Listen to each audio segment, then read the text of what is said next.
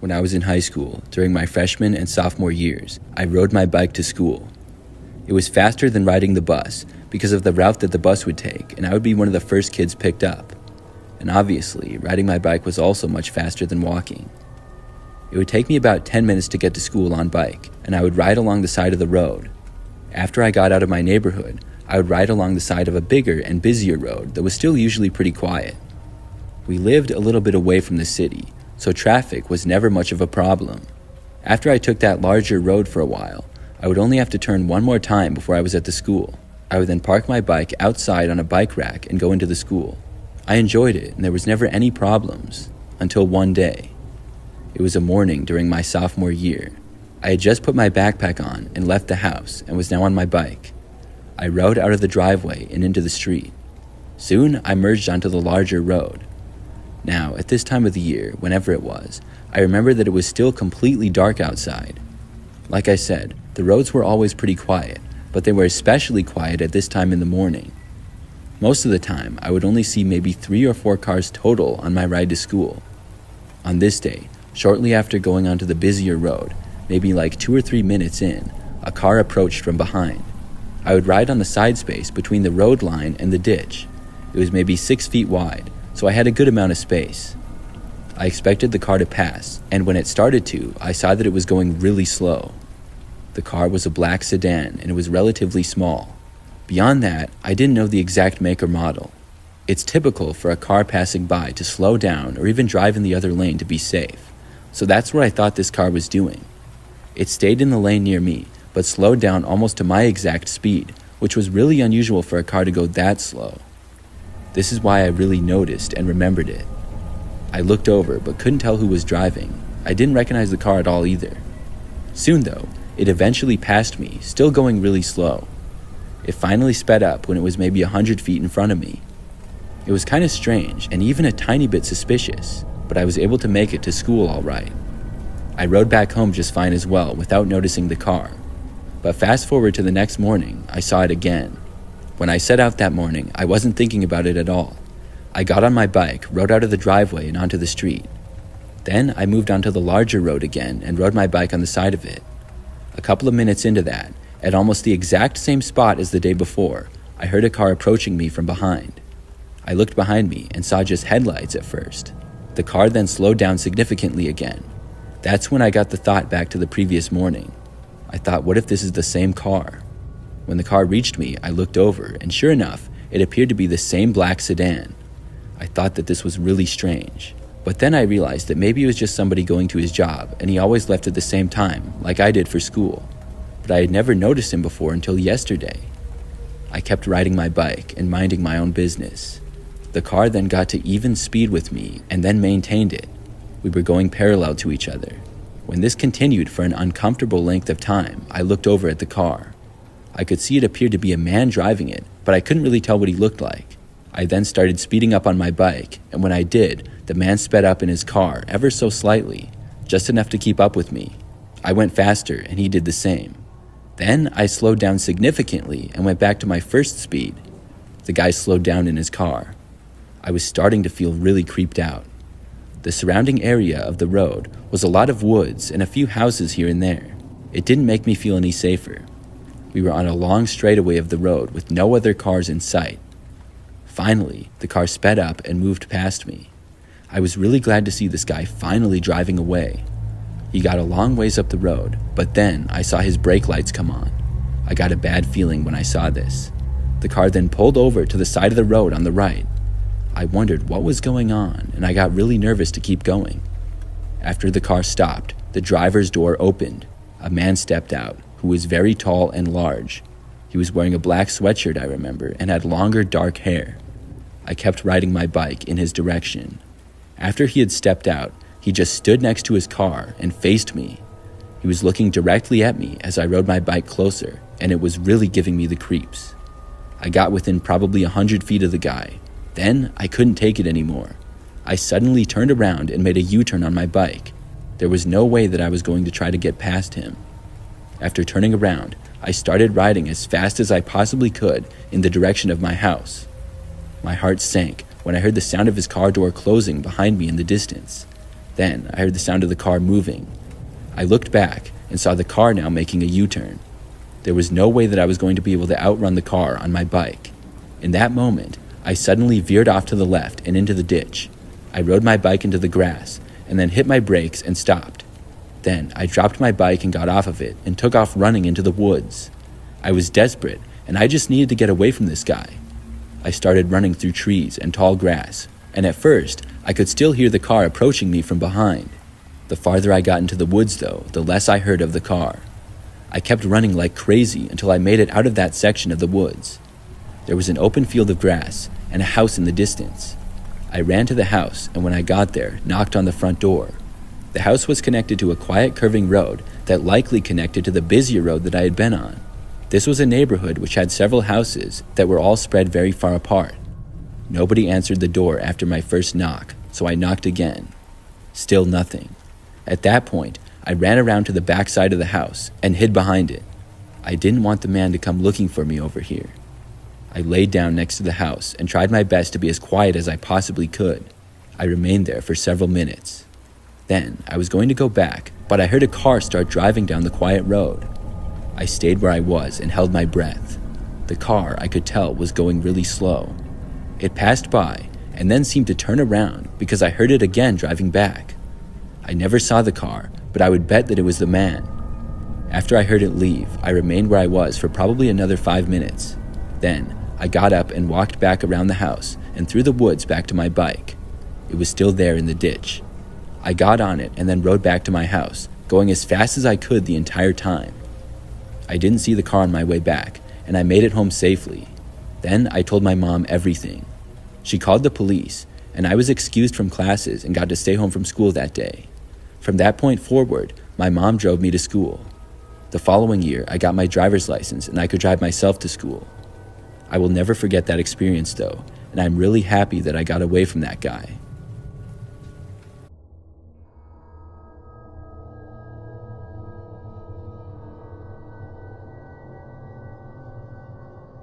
This happened last year.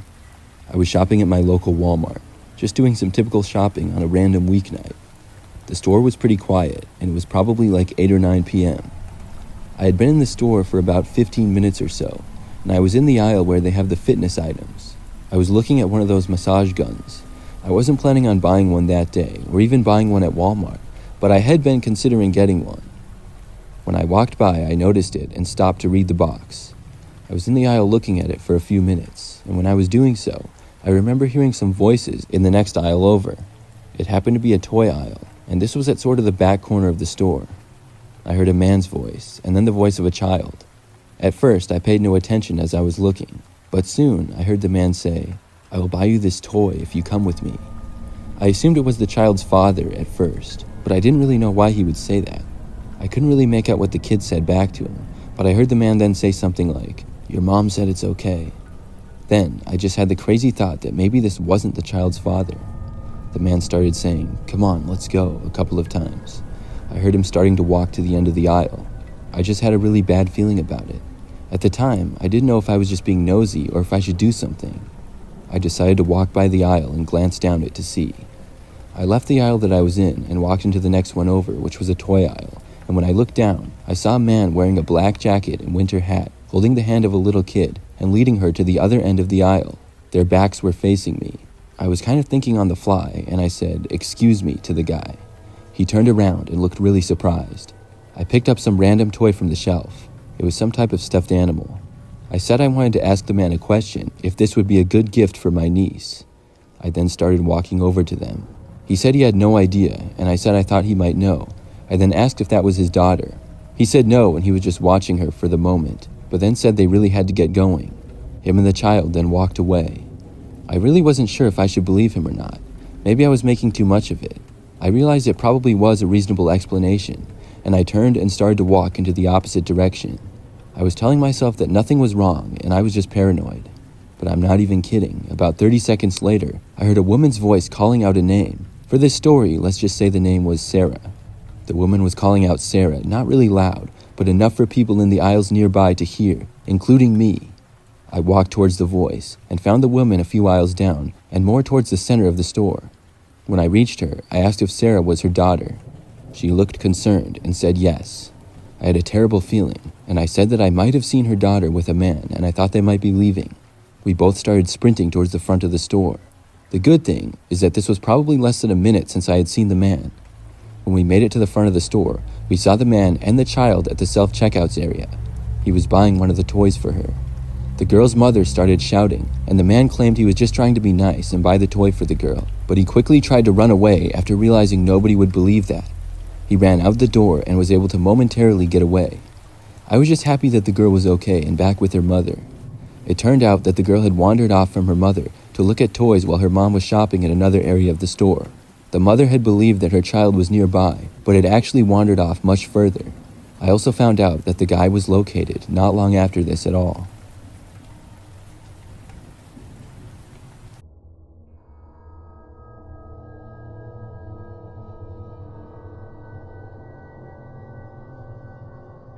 I'm going to tell you a horrifying story of my next-door neighbor I used to have.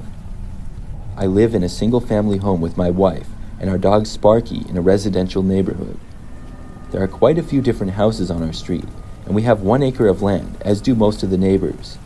We've lived here for 5 years now, ever since getting married. Our next-door neighbor had been quite a jerk since the day he moved in. He had been nothing short of a nightmare and started living next door to us about a year after we moved in. His name was Dan, and I know that he was recently divorced. I understand that that can be hard, and it's okay to be going through a difficult time, but that was no excuse for his behavior. I'm only guessing that that's what caused him to act the way that he did.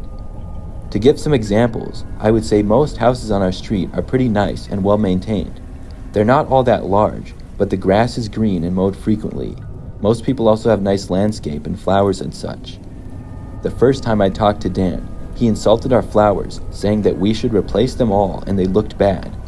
He also made bad comments about my car, a Ford Fusion, saying that it was terrible. He wasn't joking either, like my wife thought he was when I told her about it. She soon found out for herself. When she was outside in the backyard once, she said that he told her our house was the ugliest on the block. When I went outside after, I saw him standing in his backyard, seemingly drunk, telling me to F off. After these first few interactions, I tried to stay away from Dan. The next time I talked to him was like a month later when he came over to tell us that we needed to keep our dog inside at all times. We would sometimes have Sparky out in the front or backyard on a leash. The leash would be attached to a stake in the ground. We did not have a fence around our property at all, but Sparky's leash was not nearly long enough to even come close to reaching past the property line. Dan claimed that he hated dogs and did not want to have to see it in our front yard. I basically took my turn and told him to F off. He angrily walked away. And after that, we didn't interact, but he still made his presence known. He would start leaving his stuff on our property. There were no fences, but there was pretty obvious property lines. Anybody with common sense would be able to tell where it changed from our yard to Dan's. He put his old canoe in the backyard, almost completely on our property. He also had an old patio table that he put in our yard. One day, I had enough, and I moved both of these things over about 10 feet until they were completely in his yard. I was even thinking of having a fence put up because of him.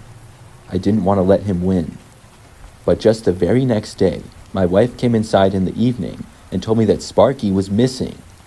He had been out in the yard on his leash like he often was.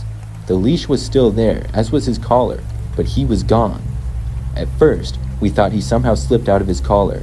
Dogs can do that sometimes, and I didn't know how else to explain it.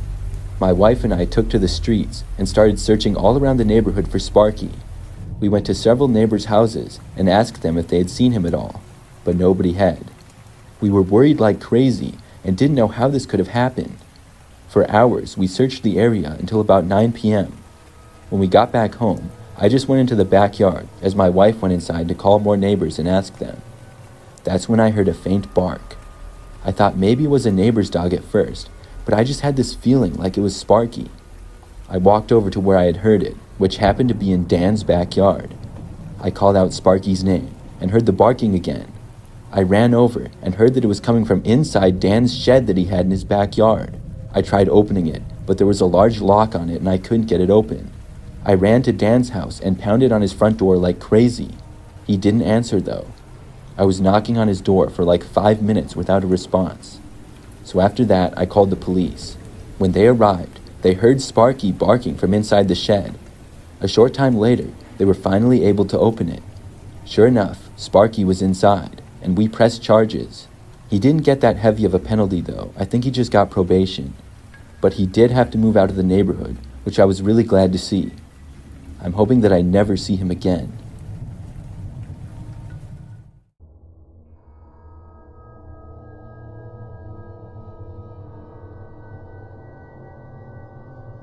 This story takes place back in the summer of 2021.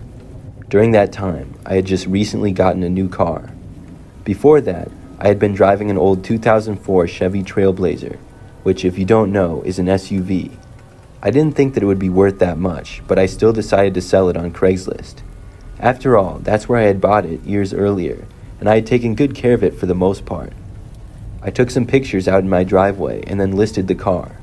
It ran pretty well and was very reliable, so I knew that somebody would be interested. I listed it for $2,000 and waited.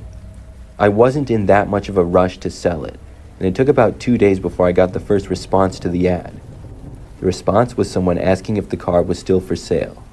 I said yes, and they texted back asking if they could take a look at it. We then arranged a meeting after the person got off work the following day.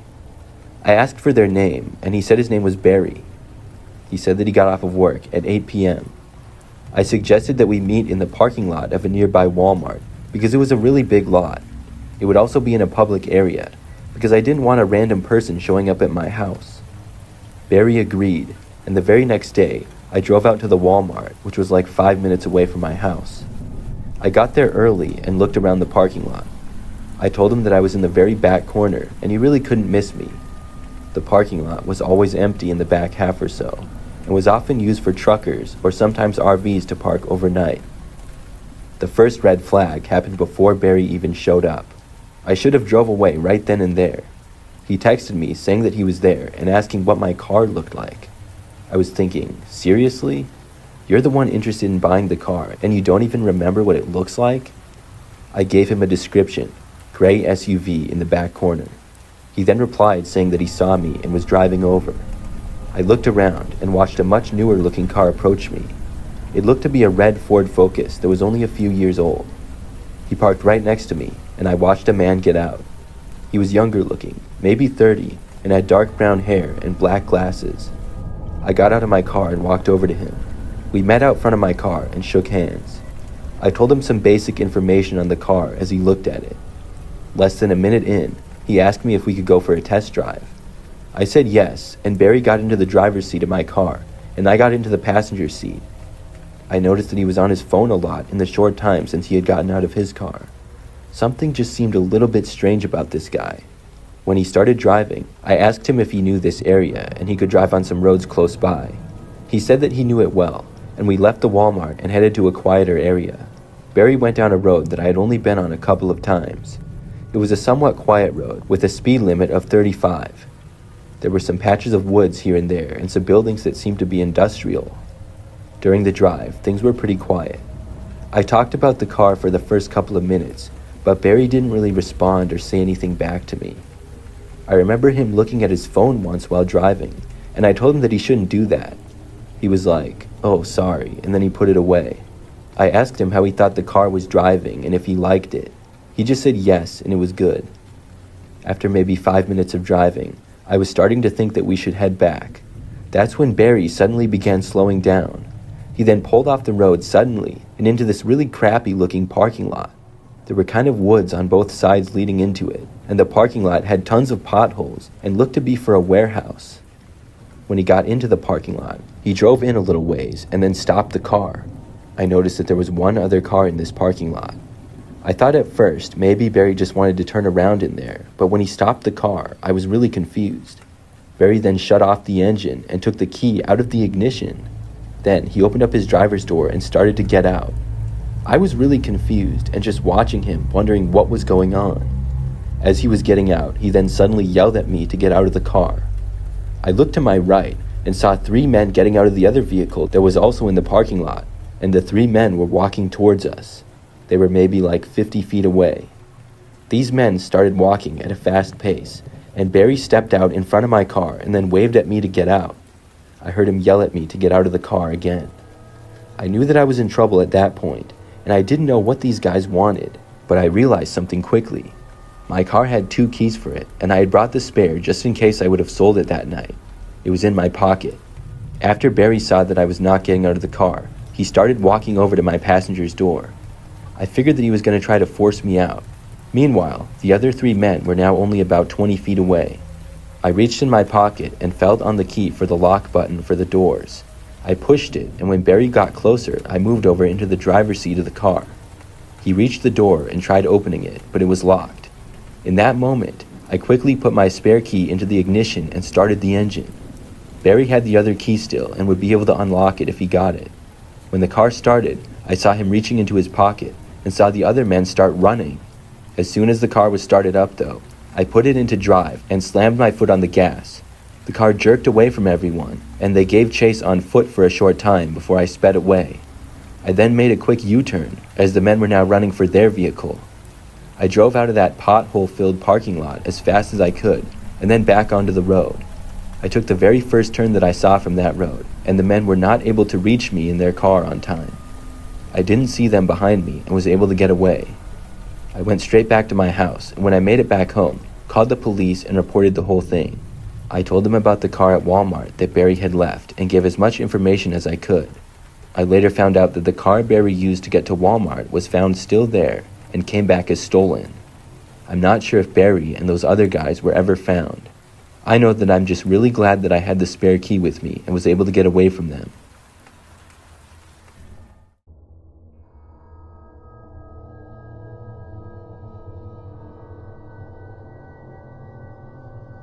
This happened when I was 15 years old and a sophomore in high school. I was hanging out with a couple of friends before school started. We were just standing around talking about dumb stuff that 15-year-olds do. Soon, the warning bell rang and we had to go our separate ways to attend our classes. I took my time heading to my class because my teacher, Coach Thompson, was pretty laid back and didn't mind if I was a bit late. He usually started class a few minutes late anyways because he was also a sports coach and was always busy with that stuff. As I made my way to class, the school bell rang again. School was now starting and I would be late, but I didn't think much of it and kept walking. The hallways were now empty. The intercom came back on and there was an announcement that the school was going under a lockdown. I couldn't understand why. I was pretty confused. Everything seemed fine to me. I kept walking towards my classroom, thinking it might be a false alarm or a drill. When I entered the hallway where my classroom was located, I stopped and froze. At the far end of the hallway, there was a large man wearing a ski mask and all black. He also had combat boots on and a huge black duffel bag around his shoulder. It took me a few seconds to process what was happening. The man in the ski mask hadn't noticed me yet, but then he turned his head and looked in my direction. I quickly ducked back around the corner, scared out of my mind. He had been standing right where my classroom was, so I couldn't go there now. The hallways were completely empty, and I started to panic. I knew the school pretty well, as I'd been there plenty of times prior to my sophomore year, so I went to the nearest place I knew, which was a nearby bathroom. I was hoping to stay safe in there until everything was over. I sat in a bathroom stall, trying to listen for any sounds, praying that the man wouldn't come inside. During the time in there, I was terrified, and I didn't dare make a noise. I stayed in the bathroom, trying to calm myself down from hyperventilating. For maybe around 30 minutes, I was in there. It was completely quiet, and I couldn't hear much. But at one point, I did hear footsteps, and it really freaked me out. I really don't know who it was, but luckily they moved past where I was, and then things went back to being silent. I just hoped whoever that guy I had seen was would not enter the bathroom. Finally, I decided that I would leave. I hadn't heard anything in the longest time.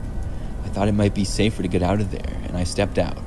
When I did, I noticed the hallways were still empty and quiet.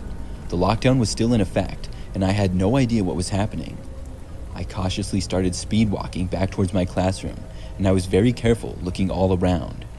I had made it about halfway back when I suddenly heard a noise that made me freeze. It was the sound of footsteps getting closer from the next hallway around the corner.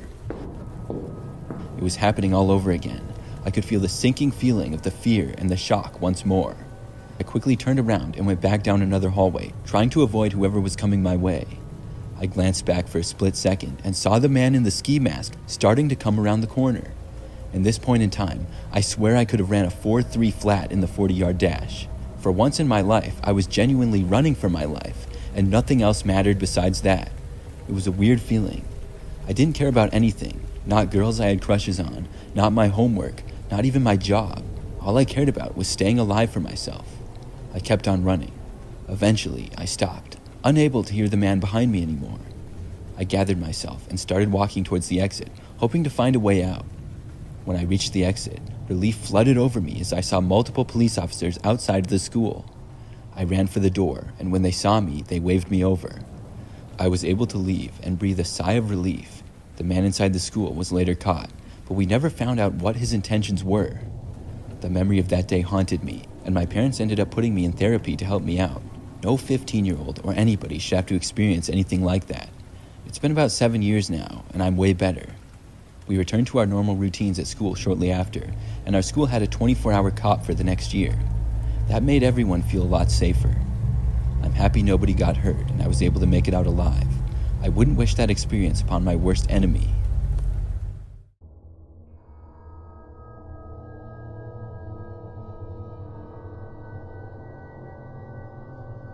This is something that happened back when I was about 10 or 12 years old.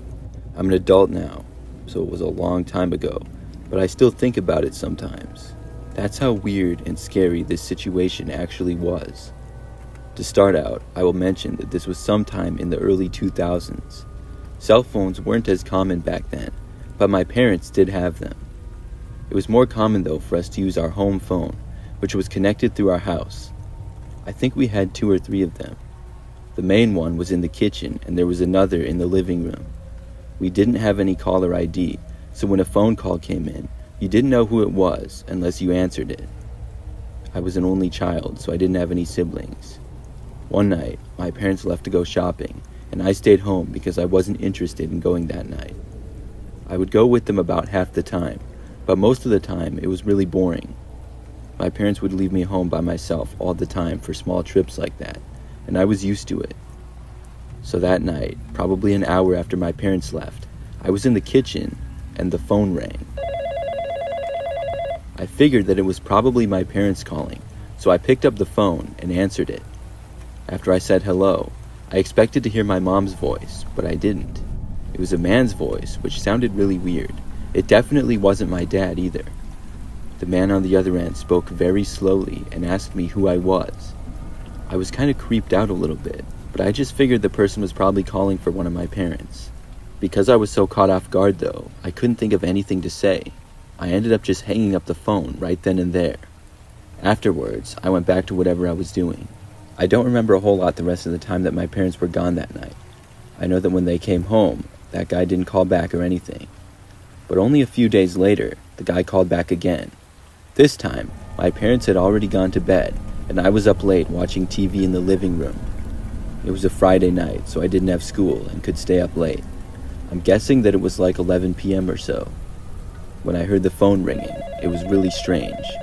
There was usually never phone calls this late at night. I wondered who it could possibly be, but I had no intentions of answering it.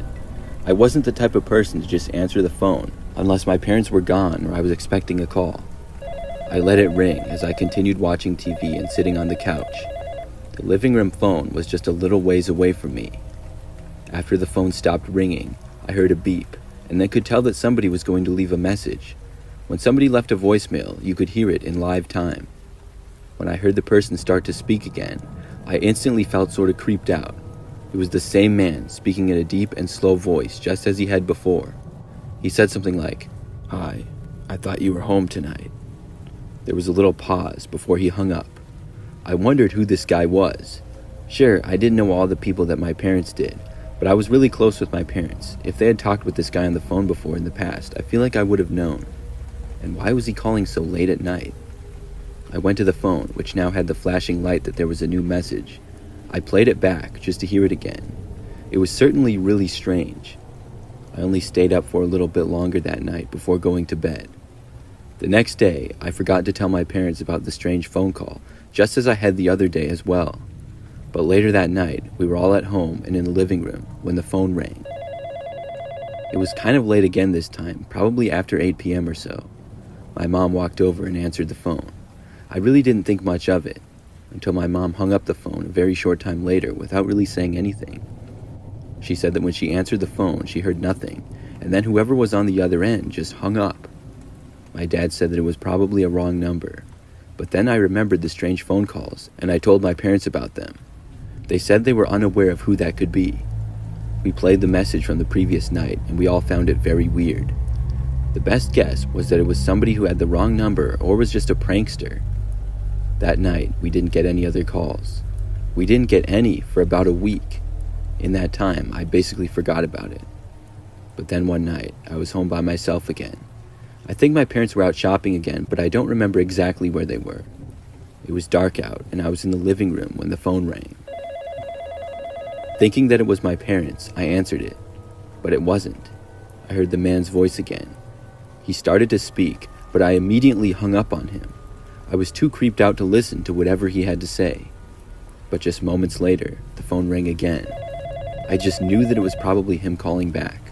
On the slim chance that it was my parents, they could leave a message.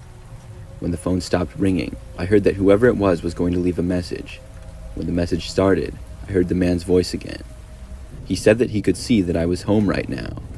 This was really weird. Could he really? How did he know that I was home? I went over to the window and opened up the curtains a little bit, looking out to the street. I saw that there was a car parked on the side of the street just a little ways back of our house. It was unusual to have any cars parked on the side of our street. I couldn't tell who was inside or anything, but the engine was on and the car was running. I watched it for like 10 or 15 seconds and it didn't move. This was possibly the man. After seeing this, I ran to the phone and called my mom on her cell phone. I told her what was happening, and she said that they would head home immediately. I was too afraid to look out the window again, and I hid behind the couch until my parents got back home.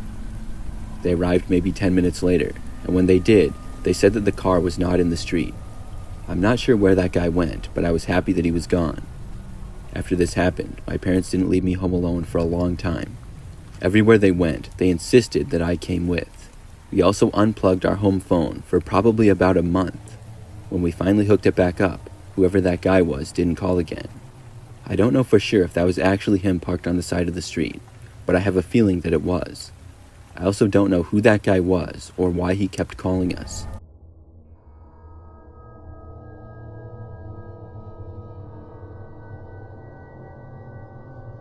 This happened back when I was a kid. I was 7 years old at the time, and the year was 2005. It was summertime, and my family and I went on a small vacation to visit my cousins, aunt, and uncle who lived a few states away.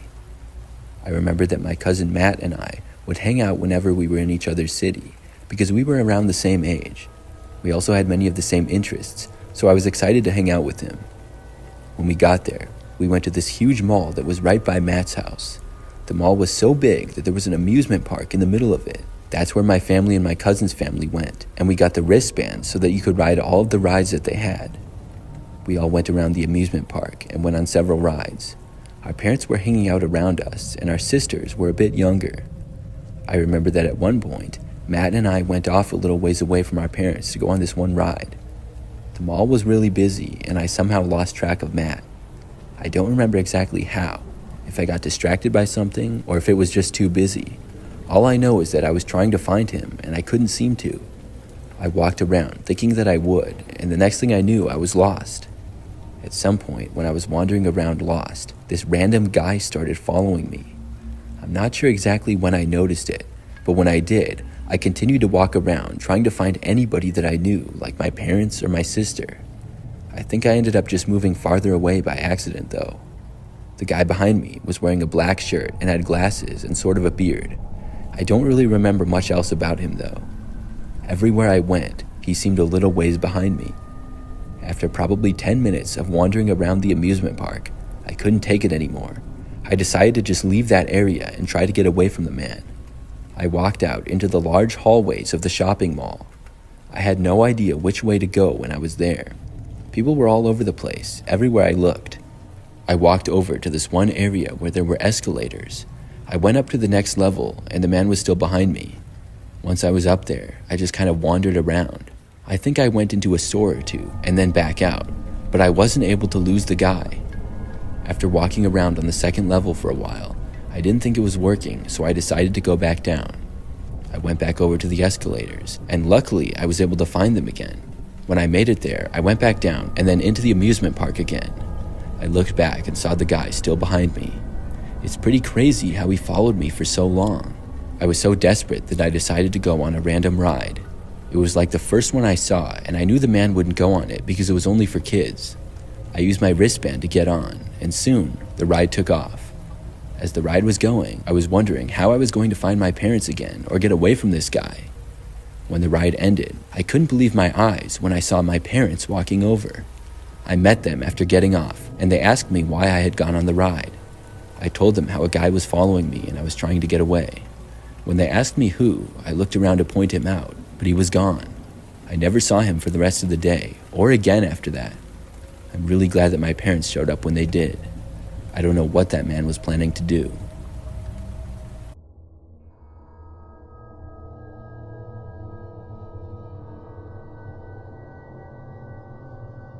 This happened when I was home alone as a kid. It was the summertime, and I was home during summer break. Both my parents were at work, and I think I was about 12 years old. I have an older brother, and he went to one of his friends' houses that day. When I was home alone, I would just hang out and do whatever. Usually, I would go on the computer that we had and play Minecraft or something like that. It was probably sometime in the early afternoon, and I had been on the computer in the living room for a while. I moved into the kitchen to get something to eat. The kitchen was at the back side of the house, and we lived in a split level. I will also mention that the neighborhood was pretty average and a little bit on the quieter side. It was when I was standing in the kitchen that I saw something out the window. I just barely saw movement at first, but it looked like somebody was walking by. I moved over to another window to see. That's when I saw a man walking to the back side of the house. He was wearing a sort of construction vest and had a hat on. I realized that it must be the meter reader. I remember that they came around every so often to our house. I calmed down almost immediately. I had been a little worried seeing a guy walking into our backyard. He went to the very back side of our house and near one of the basement windows. I went back to finding some food in the kitchen. After I was in the kitchen for a good 5 minutes though, I looked over and noticed that the guy was still there. Usually, they would come and go really quick and only be there for like a minute at most. I went back into the living room to go back on the computer, but a short time later, I just had the feeling that I should get up and make sure that the man was now gone. Maybe it was because I was home alone and a kid, so I was a little bit paranoid. I carefully walked back over to the window and could see that the man was actually still there. I couldn't believe it. I couldn't tell exactly what he was doing because I could only see part of him from the angle that I was at, which was higher up than he was. He seemed to be doing something and was near the basement window, but I couldn't tell what exactly he was doing. I thought about going downstairs and looking out of that window, but I knew that the man would see me right away if I did. I went to walk over to another window upstairs, which would have a better angle, but I had to be careful so the guy wouldn't see me. Unfortunately, I really messed up. As I was walking over, I accidentally hit a can that was near the edge of a counter in the kitchen. I knocked it over and it fell onto the ground. This made a loud noise, and the next thing I knew, I saw the man quickly walking away. He moved back to the side of the house. I moved to the front of the house, and I watched the man casually walking down the street until I could no longer see him. I felt like he was really suspicious. I questioned whether he was even a meter reader or not. Why would he leave so suddenly like that? For the most part, though, I was just happy that he was now gone. I went back to the computer. I stayed there for the most part until my brother and parents came back home. When they did, I didn't even think to tell them about the guy that had been there. I thought he was gone for good. My brother's bedroom, as well as mine, happened to be in the basement, and my parents' bedroom was upstairs. Because it was summertime, we would stay up pretty much as late as we wanted. I remember that on this night, my parents went to bed, and my brother went down to his bedroom. I stayed up and was on the computer. All of the lights in the house were off, except for a small lamp in the living room near me. I stayed up on the computer until I got really tired, which was probably at about 1 a.m. Then, I turned off the lamp and went downstairs to go to bed. When I got downstairs, I had to walk past a little living room that was in the basement in order to get to my bedroom. As I was walking past, I happened to see something in the window. The man was back. I could only see a figure of a man, but I could guess who it was. This was the same window that he had been at earlier in the day. I then heard noises coming from the window, as if it was going to come open. I was suddenly really afraid. It was really dark down there, and I hit the light switch, which I happened to be really close to. When this happened, it lit up the whole room, and I could no longer see the man very well. I heard some noise from right outside the window though, and then it sounded like he was running away. I went running as well, but back upstairs into my parents' bedroom. I knocked on their door and yelled for them to wake up. About a minute later, my dad came out asking what was going on. By the time I explained it all, the man was long gone. My dad went out and inspected the house all around though. He was able to find that the back window the man kept messing with had quite a bit of damage. It had almost came off. It was like the man had been trying to remove the window and get inside the house, and he was really close to succeeding. After that night though, the man never came back. I remember being really scared for a while that he would, and I slept upstairs on the couch because I felt safer there. Luckily, he never did.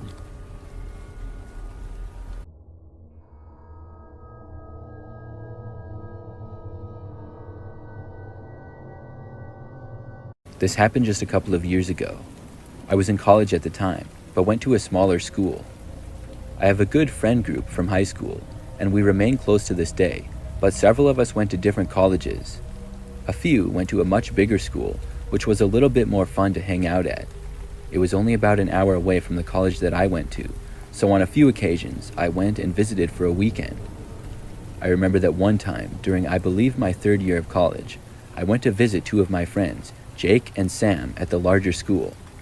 I went down on Friday after classes and hung out with my friends later that day.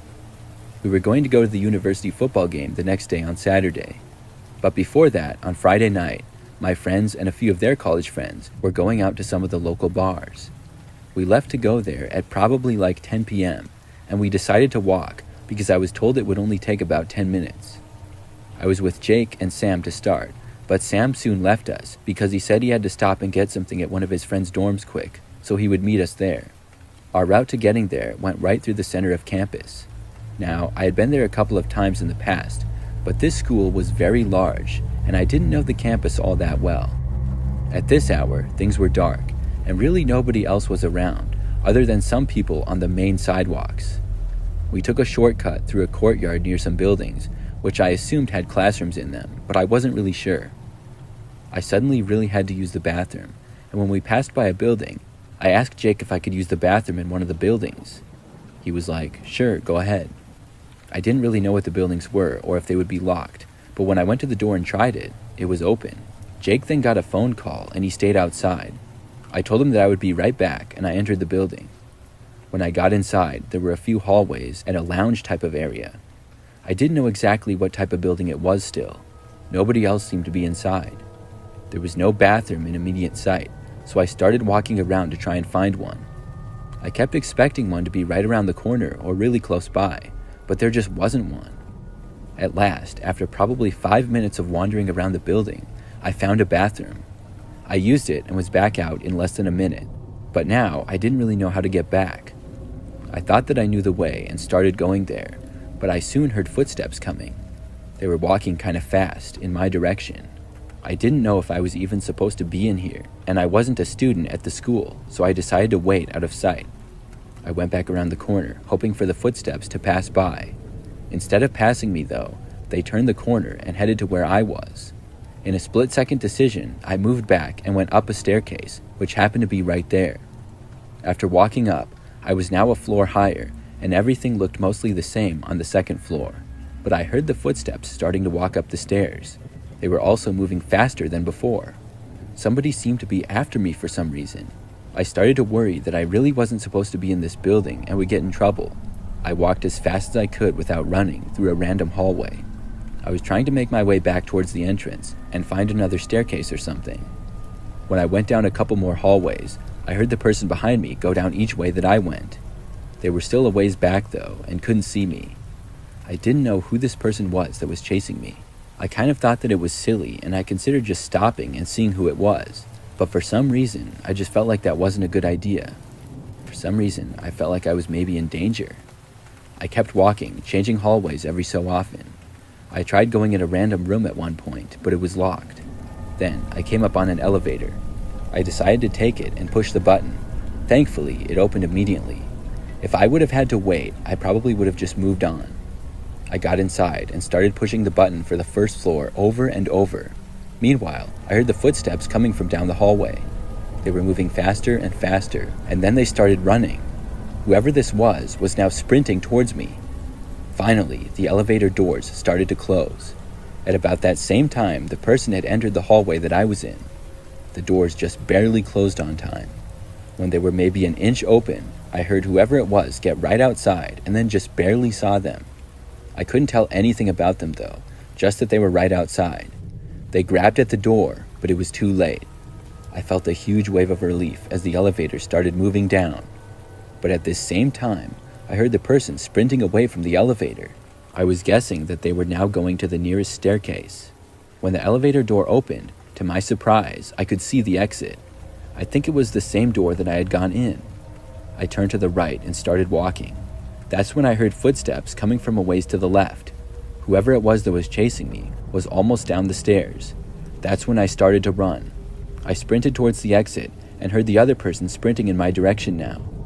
Just when I was about to get to the door, I saw something go flying past my head and I heard a loud smash.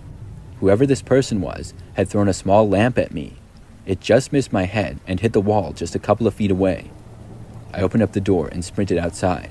My friend Jake was still on the phone, but a ways down, probably like 50 feet. He saw me running and looked confused. But as I was approaching him still, I saw the look on his face as he saw somebody come barreling out of the building behind me. Then he started running with me. We were both pretty fast, and now that we were outside, had many more options on where to run. We quickly made a right and ran a ways, then made it to another street. When we did, we finally stopped and realized that the person wasn't chasing us anymore. Jake asked me what that was all about, and I told him that I didn't know. We were able to meet up with our other friends after that, but I felt really lucky to have made it out of that situation okay. I really don't know who that person was. The crazy thing is that I never even saw them. Jake told me that it was a man, and he said that he didn't get a real good look at him, but he said the guy looked insane. I will take his word for it. The fact that the guy threw a lamp at me is really bad. It could have injured me, and I'm glad that the guy didn't catch up with me either. Who knows what he would have done. I also feel like the guy was not supposed to be in the building. I didn't see him for the rest of the time that I was there that weekend. Since then, I've been back at that college a couple of times, but I will never forget that experience.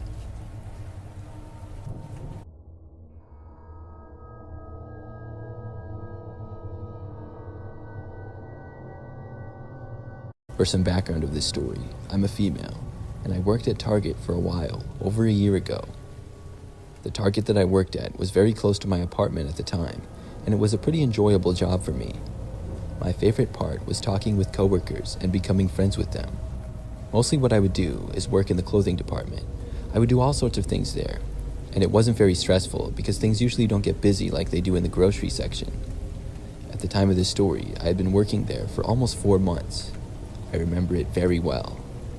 It all started on a typical day at work. I was in the clothing department, particularly the women's section, straightening up items that were out of place. It was during the daytime, and the store was calm. This is when a tall man approached me. Assuming he was a customer who had a question about something, I greeted him, asking how I could help. The man stood there, looking directly at me with a somewhat creepy grin on his face for a moment. He then said, "Yes, you can help me, by going out with me tonight." I laughed it off. I had no interest in going out with the man, but I wasn't scared of him or anything. I just told him that I had a boyfriend, even though I didn't actually have one. This was always the best way to tell off a guy that I wasn't interested in my experience.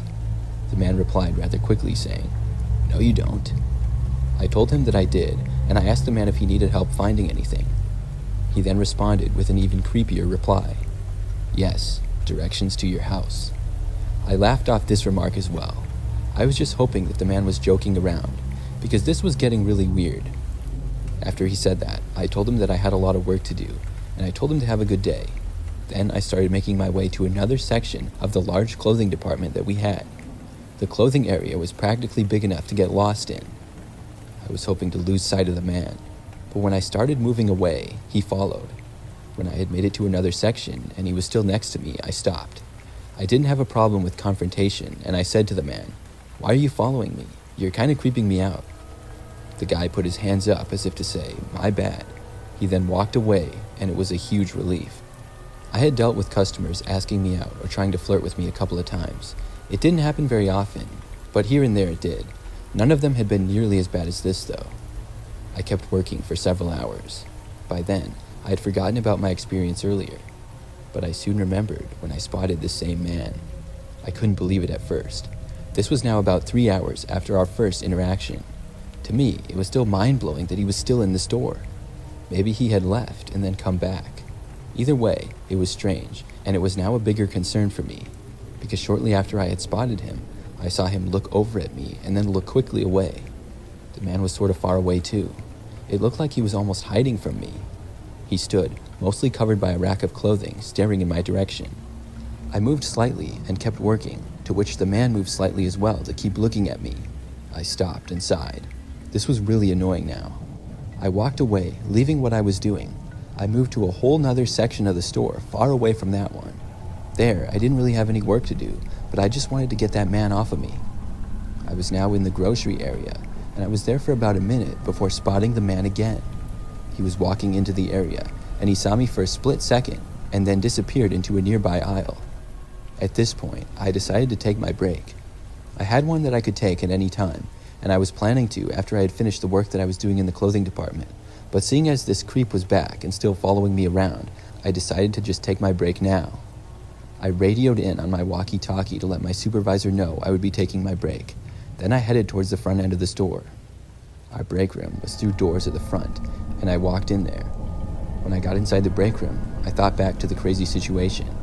Did that man seriously think he was being slick? I mean, I spotted him twice, and it was like he thought I couldn't see him. I just hoped that he would notice I was not there anymore and then leave. I'm not going to lie, I took a little bit extra time on my break. I was pretty concerned to return back out and see the man again. If I did see him, I was going to have to tell a coworker or our security team. I didn't want to have to do that, but I would if it was necessary. When I went back out though, I didn't notice the man anywhere. I went back to work in the clothing department, but was much more alert and constantly looking around. I didn't see the guy for the rest of my shift that night, which was about 2 more hours. I was really happy about this. But still, I thought possibly he was still there looking at me somewhere and had just gotten better about hiding. At the end of the day though, I don't think he was. I left work and went home, not seeing the guy at all. Soon, I forgot all about him. I worked several more times that week, mostly my usual shifts. One night, the very next week, I found myself working on a quiet evening. I was almost done, and it was past the busy amount of customers that we would usually get between 4 p.m. and 7 p.m. I was doing my usual work of organizing a section of the clothing department. That's when I got a call on my walkie. Somebody radioed asking for me, and I radioed back telling them to go ahead. I wasn't quite sure who had said it, but that wasn't uncommon. A big store like Target has so many employees, plus there are always new people. A handful of my coworkers, I could instantly recognize their voices over the walkie-talkie, but many of them I could not. After telling them to go ahead, they asked me to go to channel 3. This is how we would communicate without other employees hearing us. It was used for more descriptive details or directions on what we were supposed to do. After turning to 3, I told them to go ahead again. That's when I was told that I was needed in receiving and to help with something quick. I told them that I was on my way and began walking over. Receiving was the back room of the store basically. I wouldn't work back there a lot, but I had helped with things there several times in the past. It took me a few minutes to walk all the way back there, and when I had made it, I exited the store into the back. Things were very quiet back there. I had expected to see someone there waiting for me. I turned my walkie to channel 3 again and said that I was in receiving. Nobody said anything, but I heard my voice echo onto somebody else's walkie nearby. I then called out, asking where they were, but I didn't get a response. I walked closer to the voice, which was near one of the doors leading to outside. I noticed that it was open, and I could see outside into the night. That's when I saw the man again. He stepped out from behind a shelf back there. I couldn't believe he was here. "That was you on the walkie, wasn't it?" I said to him. The man just started walking towards me. I backed away as he got closer. I looked at how much taller he was than me. If he tried to grab me, it would be difficult to get away. He got closer, and I turned around, but as soon as I did, he grabbed my arm. Then, he started to pull me backwards. I started yelling, but back there, it wasn't likely anybody would hear me. Suddenly, I heard the doors leading back to the shopping area open. I then saw one of my coworkers, Amy, walking over. I yelled at her and she asked what was going on. The man let me go and then sprinted out the doors outside. I ran over to Amy and explained to her what had happened. Amy told me that she had heard the person asking me to go to Channel 3. She said that when she didn't recognize the voice and was just being nosy in general, she turned to Channel 3 as well. She was wondering what I was being asked to do. When she heard I was supposed to go to receiving, she found it strange because she had just been there earlier in the night and wasn't aware of anything that would be done back there. She decided to see for herself, and I'm really glad that she did. We had to call the police and report the incident, but unfortunately, not much could be done. The man had bought a walkie-talkie and got on the same frequency as us, which was not hard to do at all. Many standard walkie-talkies were capable of it. I'm just glad I was all right. I worked at Target for a few months after that, and luckily, never saw the man again.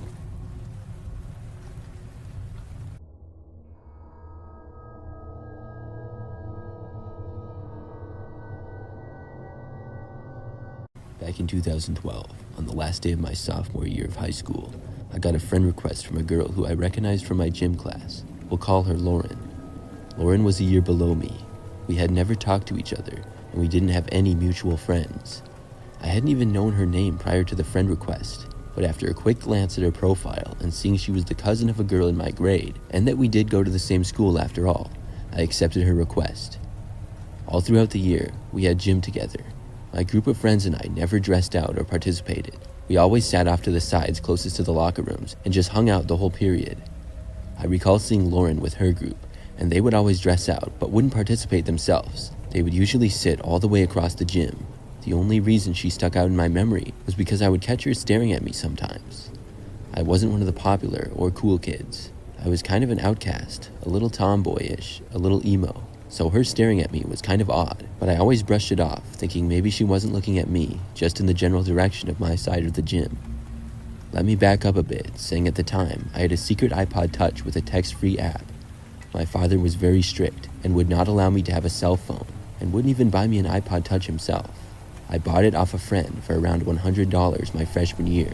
I had the text-free app to communicate with friends, but I never once made my number public on Facebook, for fear my dad might see and catch me. He was always saying that he had ways to see what I was doing on Facebook without even having one himself, and I believed him. Even though my account was set to ultimate privacy, I still watched what I was posting. Anyways, a few days into summer vacation, I started getting texts on my app from a number I didn't recognize, with an area code I had to Google. The area code was for a town in some random state that I couldn't exactly remember.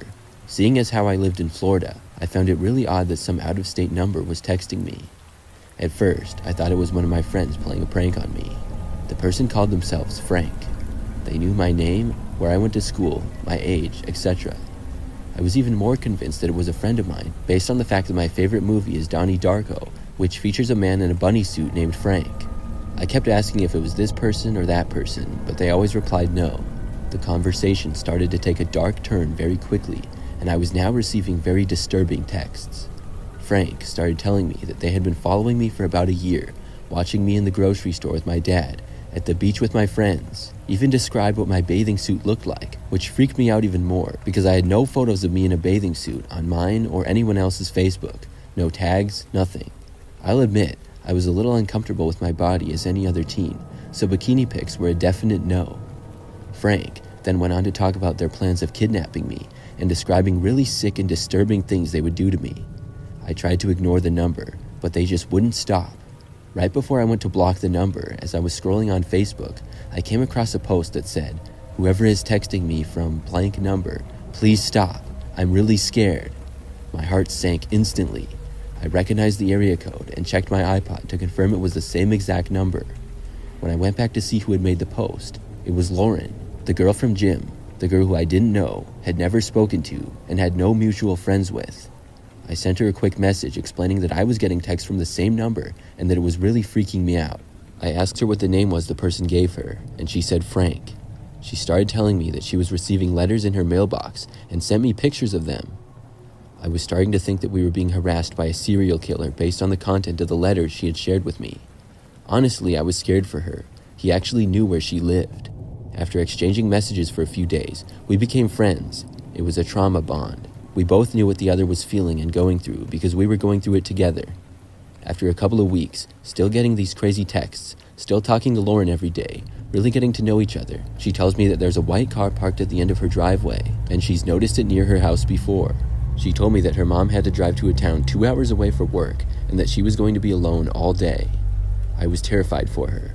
I didn't want her to be alone all day with that person hanging around, so I offered to let her come by my house until her mom would be back to pick her up that evening. Prior to Lauren coming to my house, Frank had no idea at all what my house looked like or where I lived. I wanted to give a false impression and asked Frank what they thought my house looked like. They said a white house with blue shutters. I replied with something along the lines of, "How did you know?" My house was actually brick with brown shutters, but obviously I didn't want them to know that. Lauren came over, and we spent the whole day going over everything that had been said to us, the letters she was receiving, and the white car, which she said was an old Honda. The whole time she was there, I kept expecting for one of us to receive a text, but neither of us did, which I found odd considering the days and weeks prior I was getting texts all day, every day. About 45 minutes after she left, I got a text simply stating, "Brick house, brown shutters." My heart stopped. Frank explained how he had followed Lauren to my house and watched her mom drop her off in my driveway.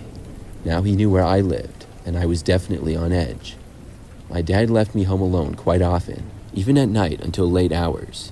I had no cell phone, no landline, no way to call the police if I ever needed to. I started keeping an aluminum bat with me as well as a butcher knife for self-protection.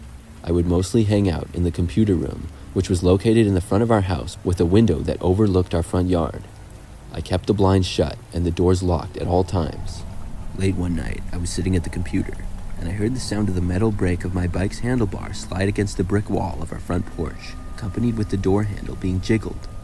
I jumped out of my chair with the bat in my hand so fast and yelled out, "Who's there?" as I ran to look out the window by my door. No one.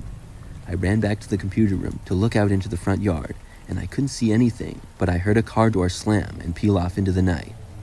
I was so scared, and at this point, I really wanted to tell my dad what was going on, but I knew I couldn't be completely honest because I wasn't supposed to have an iPod and therefore not allowed to have the text-free app. It was my lifeline for music and talking to my friends. I really didn't want that taken away from me, so I didn't say anything. Then, one day, Lauren told me that she had a cousin on the police force and that they found the guy parked in an abandoned lot outside of a closed-down grocery store a few miles away. She said they found pictures of us in his car and that he was arrested. I was so relieved to not be receiving any more texts from that creep. A couple of weeks later, junior year started, and Lauren was my new best friend. Everything was great. We hung out all the time. We had sleepovers, and we had a lot of fun together, until she started to become possessive over me. And I don't mean a little, it was a lot. If I didn't text her back right away, she would blow me up. If I couldn't hang out, she would get so angry and tell me I wasn't a real friend. At our last sleepover together, she confessed that she was bisexual and that she had a crush on me. I really didn't know what to say, but for fear of her acting out towards me, I said the wrong thing. I kinda just laughed it off and changed the subject. It made sense now that she was actually staring at me the year before in gym class, but it really got me thinking. I started to remember how when she came to my house the first time, how odd it was that neither of us received texts, and how after she left my house, Frank suddenly knew exactly where I lived and what my house looked like. And the fact that her whole story about her cousin being a deputy in the arrest, it all just seemed so fabricated to me. After all, she couldn't even give me a name of the man arrested. She kept saying her cousin wouldn't tell her. And if there actually were a stalker arrested with pictures of me in his car, wouldn't the police have to come to talk to my dad? I had all these questions and no answers. The only rational explanation that I could give myself was that it was her this entire time. She was Frank. How she got my number still remains a mystery to me. As I said, I never posted it, and we had no mutual friends. My friend group was a tight-knit group, and I know they'd never give out my number to a random girl without telling me first. I told her I suspected she was behind the texts, and she blocked me instantly, never talked to me again, and wouldn't even look my way when passing me in the halls at school. It's been 10 years, and I still don't know how or why. Why this 15-year-old girl would go to such extremes, why she would send me such vile and truly disgusting, terrifying texts, and then pretend to be getting texts and letters from the same person, ultimately forcing a trauma bond between us. It was all so calculated. The way she played me, how she baited me with that first post, somehow knowing I would reach out. All for what? Just to become my best friend? To get close to me? I'm a pretty easygoing person. She could have just been herself and struck up a conversation with me, and I would have been her friend. To this day, I think about the fact that it was her who came to my house that night and tried to open my front door. What was she planning to do to me? I'll never actually know. It's just another unanswered question still lingering 10 years later.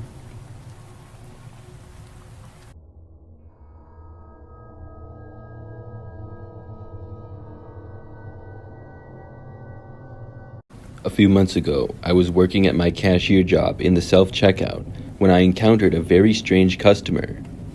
It started when a somewhat disheveled man, who looked to be in his 60s, waved me over to his register for help. He began asking me for help ringing up his items, claiming he couldn't find the barcodes. I found this a little bit odd, but initially I tried not to judge him. I thought that maybe he just had impaired vision or some other disability. He only had 2 items, a drink and a candy bar. I helped him scan both items, but it soon became readily apparent that he had only asked me for help as an excuse to have my attention. He kept chuckling, and it wasn't an innocent or friendly chuckle, but one that sounded unhinged. I realized that he was very likely under the influence of something. I started mentally plotting my end to my interaction as quickly as possible. He also kept asking for my number, which I just awkwardly laughed off every time. I had to walk him through the payment process too, since he of course also pretended not to know how to use the card reader in order to prolong the interaction. When all of that was finally over and he paid and walked off, I assumed that he left. No such luck. About 2 hours later, it was time for my lunch break. As I was heading towards the break room, I saw the man again. He motioned for me to go over to him. I told him as politely as I could, "Sir, I'm not on the clock right now. I'm headed to my lunch break. You have a nice night." I quickened my pace on my walk to the break room, looking over my shoulder the whole way until I passed through the doors to the employees-only area. My lunch break went normal, and for a while, my time back at work after that did too. That is, until around 2.5 more hours later. I suddenly heard one of our store security guards yelling. He said, "Sir, I'm going to call the police if you don't leave. You're harassing my customers. You're harassing my employees. You cannot be here." When I looked in the direction of the yelling, lo and behold, the same guy yet again was the one being yelled at. I saw him run towards the back of the store and security chase after him.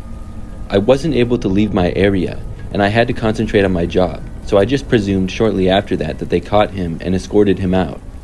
One of my other coworkers who witnessed this told me that they'd been trying to kick that guy out for hours, and that earlier he had been hitting on another female coworker of mine, who I will refer to as Lacey. She didn't elaborate on what happened with Lacey, so I just figured that the guy had pulled the same thing on Lacey as he did on me. All of this had been weird and uncomfortable already. A few days later, however, I found out more details about the situation that almost made my blood run cold. While on lunch break, I was making conversation with a work friend of mine who I will call Vera. I asked Vera, "Did you hear about the creepy guy who was here on Saturday night?" She told me that she had not only heard about it, but witnessed much of his deranged behavior. She told me that when the man tried to flirt with Lacey, Lacey firmly told him that she was a minor. His reply? "That's okay. I like 13-year-old girls." This made Lacey feel so unsafe and anxious that she ended up going home early because of it. I told Vera that the man had tried to flirt with me too, and Vera pointed out to me that the creep had probably gone for me based on the fact that I look very young for my age. I realized Vera was probably completely right about this. I'm currently in my late 20s, but I can pass for a teen and often get mistaken for one. Vera then told me that the man didn't end up leaving the store until midnight when it closed, and even then, he stood outside in the parking lot for hours after that. I thought back to what time it had been when I first encountered the man on Saturday, and I calculated that he must have been in the store for over 8 hours at least, seemingly doing little more than creepily flirting with all the young women he came across. To top off all of this, I usually walk home, but that night, one of my coworkers happened to give me a ride. If she hadn't done this, I almost definitely would have encountered the man in the parking lot, and who knows how that would have gone.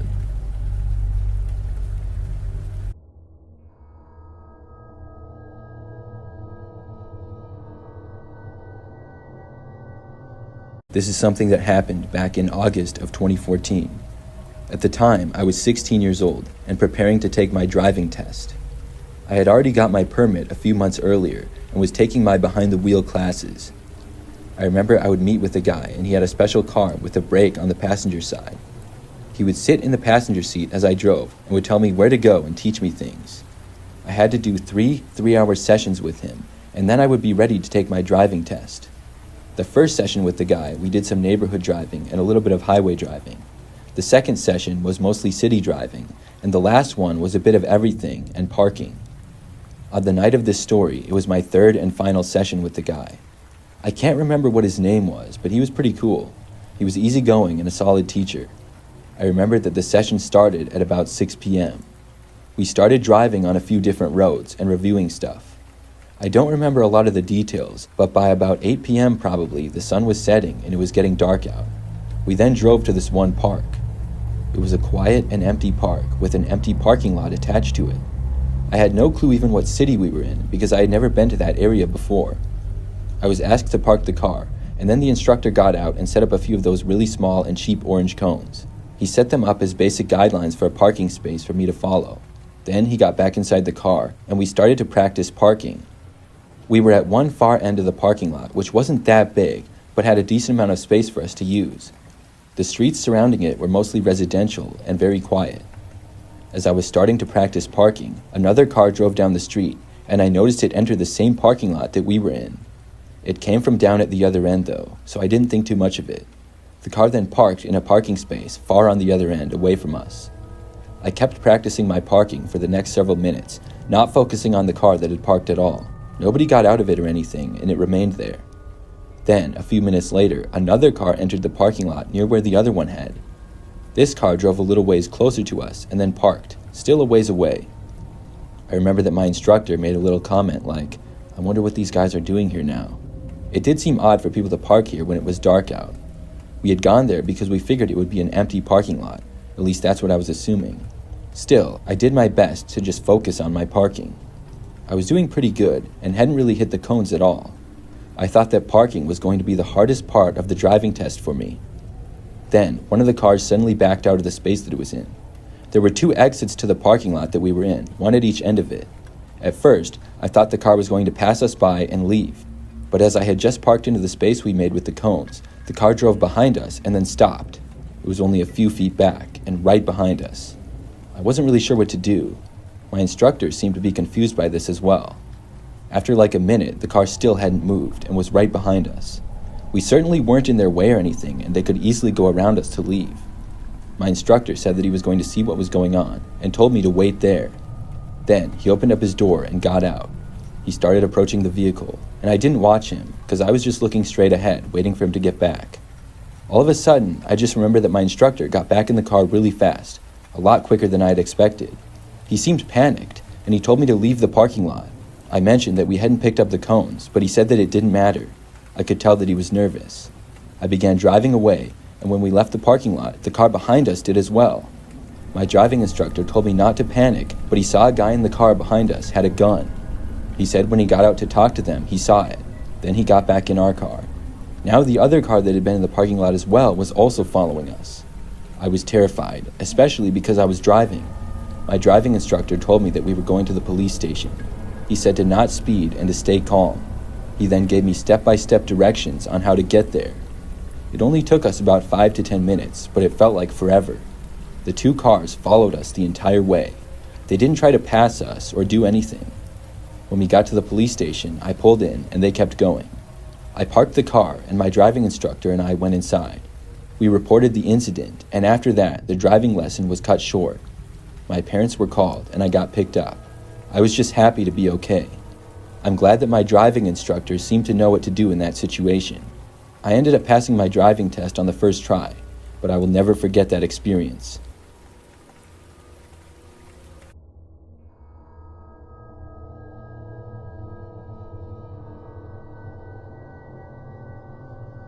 Most of you probably remember Blockbuster Video. If you don't, it was a movie rental store where you could go to rent or buy DVDs or video games. This was before streaming services were around. When I was a kid, we would often have movie night at our house on Saturdays. Sometimes we would go out to the movies, or other times we would watch one on a DVD that we had. We would also rent movies from Blockbuster quite a bit, which I always loved to do. One Saturday, My parents asked me and my sister if we wanted to rent a movie for the night. At the time, I was 12 and my sister was 14. We both said yes, and then we had a debate about which movie we wanted to rent. This was back in probably like 2005, and I remember that we finally decided on a movie. We lived in a really cool neighborhood. There were lots of houses and neighbors, and about a mile away there was a bunch of businesses. One of the businesses within walking distance from us was a Blockbuster video. I offered to go to rent the movie because I wanted to. I felt cool going all by myself to the store and getting something. My parents said that I could, but not to go anywhere else, and they gave me some money. I left and then walked there, which took me roughly 20 minutes. I walked through our neighborhood and then to a slightly busier street through a park, and then I was basically there. When I arrived at Blockbuster Video, it was sometime in the late afternoon. It was kind of busy, which it often would be. I walked around to find the movie, which I honestly can't remember exactly what movie it was that night. It took me a little bit to locate the movie, and I remember that I was walking around the store for a while. When I found the movie, I walked over to the counter to check out. They also used to have little candy and popcorn like at the movies, and my parents gave me enough money to get some candy as well. When I checked out, I got my items and then left the store to head home. I walked the same route back that I had taken there, and I remember that it was when I crossed over to enter the park, that's when I noticed there was a guy walking a ways behind me. I hadn't seen him directly, but like out of my side vision. I walked through the park and then to the sidewalk, and he continued to follow me. When I had made it to our street, I turned around briefly and noticed that he was still there. Now I was kind of worried. He was still a ways behind me, probably like 50 feet back. I didn't recognize the guy at all, and all I could tell that he was on the heavier side, and I remember that he was wearing a cap. I had maybe 2 or 3 more minutes before I would reach our house, and I was just hoping that the guy wouldn't speed up and get closer to me. But as I went on, he did. Finally, I made it to our house. The guy was only about 20 feet behind me when I made it. I walked up the driveway, and he walked past the house, but I did notice he seemed to slow down and look at me as he did. I got inside quickly and felt really glad that I was safe at home now. Not too long after that, maybe 20 minutes or so, my mom asked me to go water her flowers out in the front yard, as she was busy helping my dad prepare dinner. I went outside into the front yard, and that's when I noticed the guy was there again. He was standing on the street, like right in front of our yard, but at the end. I saw him notice me, and I tried to just water the plants without paying too much attention to the guy. I started at the end of the yard farthest away from him, and slowly worked my way to the other end. The whole time I did, the guy just stayed there. I wanted him to leave, and I was hoping he would, but when I was finally at the end closest to him, I heard him start to walk, but he wasn't walking away.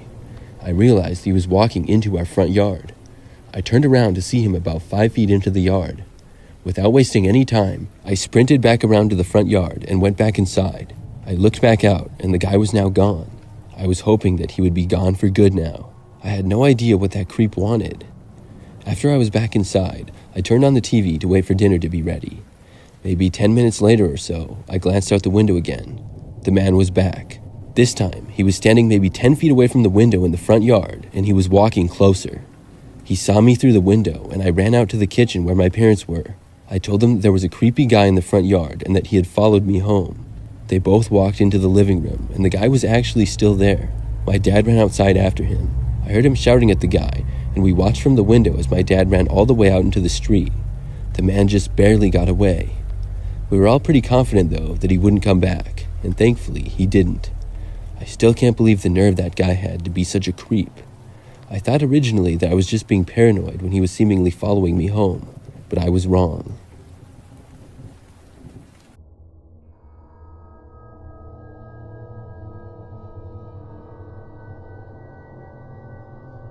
Alright, so picture this. I'm called in as a substitute teacher for a class that missed out on a field trip. The regular teacher and most of the students were out on the field trip, while I was left in charge of 4 students who didn't have their parent permission slips signed. To set the scene, I had just finished subbing for another class. Afterwards, I was asked to sub for this class, and the instructions were pretty straightforward. Play a Mythbusters video for the students, and hand out worksheets to keep them occupied. Sounds easy, right? Well, here's where things took an unexpected turn. Barely a few minutes into class with the video playing, the Fab Four, who seemed to be inseparable buddies, all raised their hands and requested to go to the bathroom. Now, being the laid-back sub that I am, I granted their wish, with a friendly reminder to return soon so we could finish the video together. They nodded eagerly, promising to be back in a jiffy, and headed out to the hallway as I paused the video. As I waited for them to return, a couple of minutes went by. Then I heard a noise come over the intercom. There was an announcement that the school was now going in a lockdown, and this was not a drill.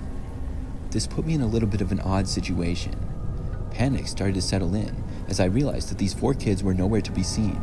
Should I go out and search for them? Or should I stick to the lockdown protocols and secure the classroom by locking the doors and turning off the lights? I figured my students should be back any second, and I stood there in my classroom doorway for about another minute or so. In a moment of concern for their well-being, I chose to go find them. I figured they must be hanging out in the nearest bathroom, right? Easy to find, or so I thought.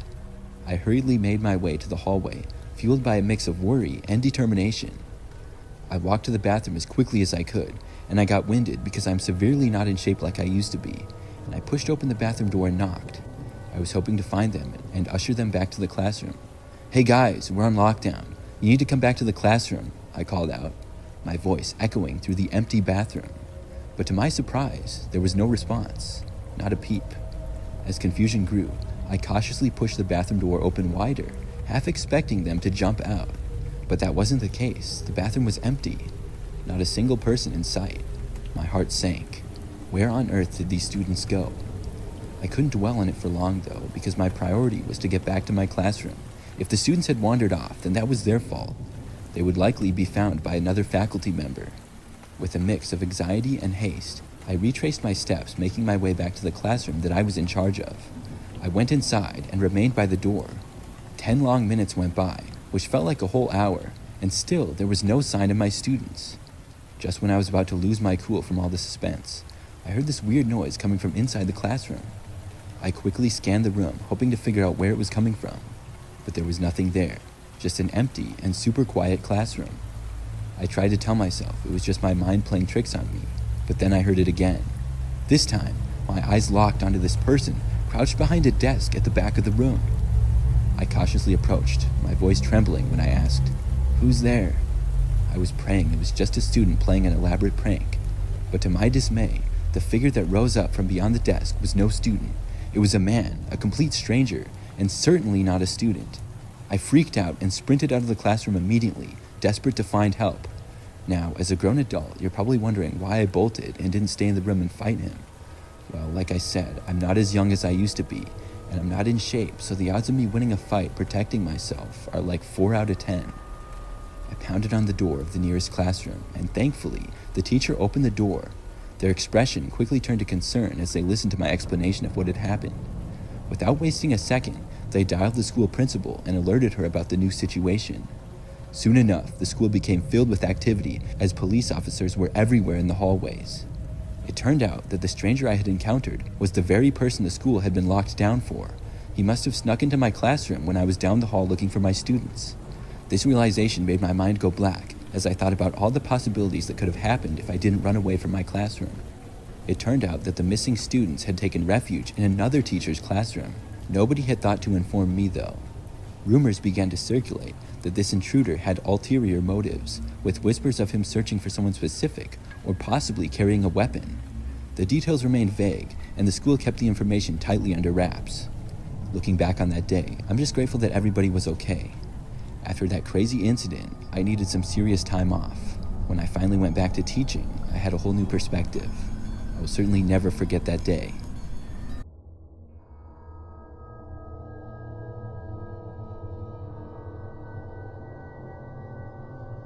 This happened several years ago when I moved into a new apartment. I should mention that I'm female, and the place was older and on the edge of the city. During that time, it was all I could afford. The apartment itself was a small one-bedroom place on the 5th floor of a pretty tall building. I moved in with all of my stuff, which was only a few boxes, and started to unpack.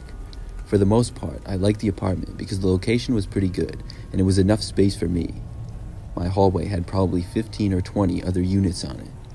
I made maybe 3 or 4 trips back and forth from my car to my apartment, bringing everything in. As I was doing this, and on the last trip I made, I saw a man leaving his room a little ways down the hallway. He was the first neighbor that I had seen. I finished bringing things in and then started unpacking. It took me basically the rest of the day to do so, and by nighttime I was all done. I didn't have to work for the next couple of days, so I got some food and stayed up late relaxing and enjoying my new place. I was up and watching TV when I heard a knock on my door. This was strange. It was almost midnight.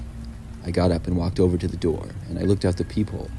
It was the guy who I had seen in the hallway earlier, one of my neighbors. It seemed a little bit strange to come to my door at this hour, but I decided to answer it. The guy was pretty tall, probably like 6'5". He had glasses and hair almost to his shoulders. When I opened up the door, he said hi to me. Then, he shook my hand and introduced himself. He told me that his name was Andrew and he lived down the hallway. The guy seemed kind of awkward. The whole situation was kind of strange, but I thought that it was nice the fact that he came over to introduce himself to me. After I introduced myself back to him, we both stood there awkwardly for a few moments. Then, Andrew asked if I wanted to come over and have some coffee at his place. I told him no and said that it was late and I was going to bed. He asked if I was sure, and when I said yes, he said okay, and then I closed the door. Then I went back to what I was doing. I wasn't really that tired, but I didn't want to go to his place. I found it a little bit weird that he chose to come over and introduce himself to me so late at night. I stayed up for a while longer and then went to bed.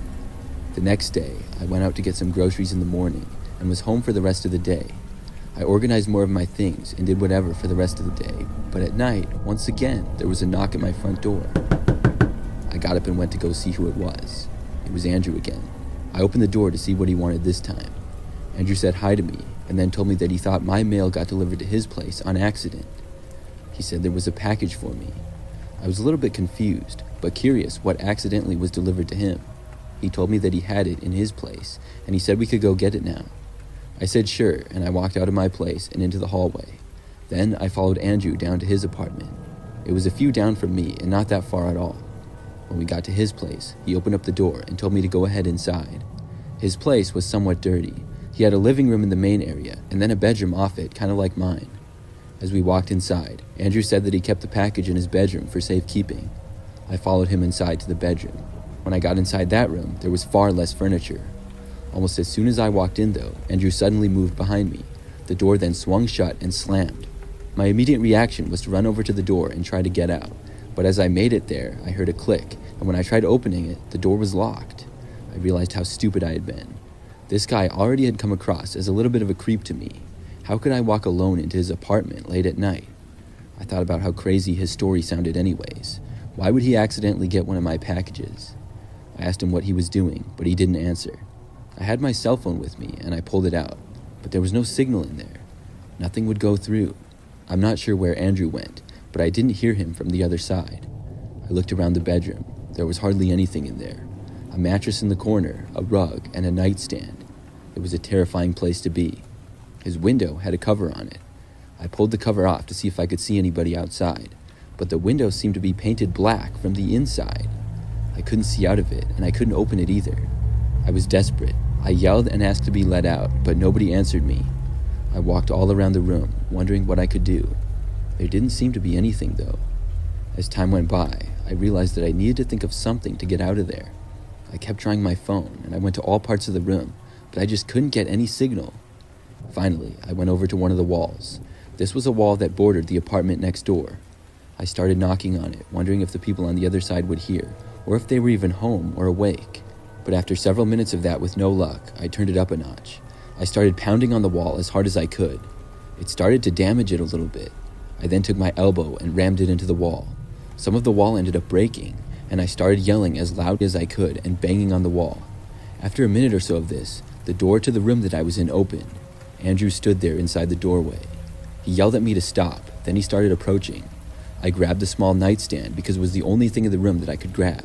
I held it up to defend myself. This didn't stop Andrew at all. He kept going towards me. I shoved the nightstand at him, which pushed him back a little bit, and this was just enough for me to be able to run past him and out of the room.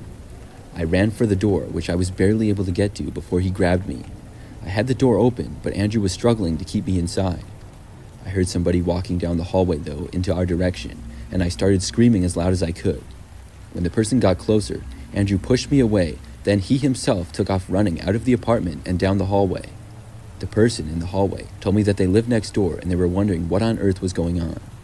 I explained to her the situation as I ran back for my apartment. The police were called, and Andrew was long gone by the time they got there. However, they were able to locate him not too long after that. I'm really lucky to have gotten away, and I'm especially grateful that the neighbor decided to come over and see what was going on.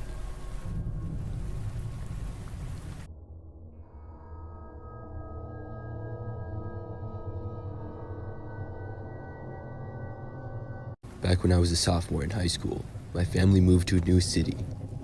We lived in the same state, but about 2 hours away from where we used to live, due to my mother changing jobs. I liked the move because we were in an area with more things to do now. Before, we had lived more out in the country. However, what I didn't like was that I didn't know anybody in the area, and I didn't really have any friends yet. I would have to change schools and go to a different high school than I did my freshman year. My old school only had about 50 kids in each grade, and my new school had about 200. When I started out, most people there seemed nice, but I didn't really make any good friends. But about the second week of school, there was a kid who I'm just going to call Joe for this story. Joe was also new to this school. We had a gym class together, and we became friends because we were partners in some gym game that we played. We also had our 5th hour class together, and he quickly became my best friend. Most days, we would talk at any opportunity and would work on homework together during class if the teacher gave us time, things like that. We also would eat at the same lunch table. A few weeks went by, and I started making some new friends, but I still considered Joe to be my best friend. Joe had sort of long brown hair, glasses, and was average height. He was pretty nice for the most part, but he occasionally would say or do some weird things. He and I did not have much in common at all, other than being new students in this school and having 2 classes together. Most of our interests were different. I would say that we mostly just talked about school and just basic stuff. One time Joe said that we should hang out after school, and I told him sure. I gave him my address, and he was going to come over after school on the next Friday. This was probably about a month into the school year now. When Friday arrived, I asked Joe if he was still coming over after school that day. He told me no. He said that he couldn't anymore because he had forgotten about something that he had going on. He said maybe next week though. I wasn't that disappointed, and I would probably just do what I usually did on Friday nights anyways, which was play video games. After school that day, I went home and did just that.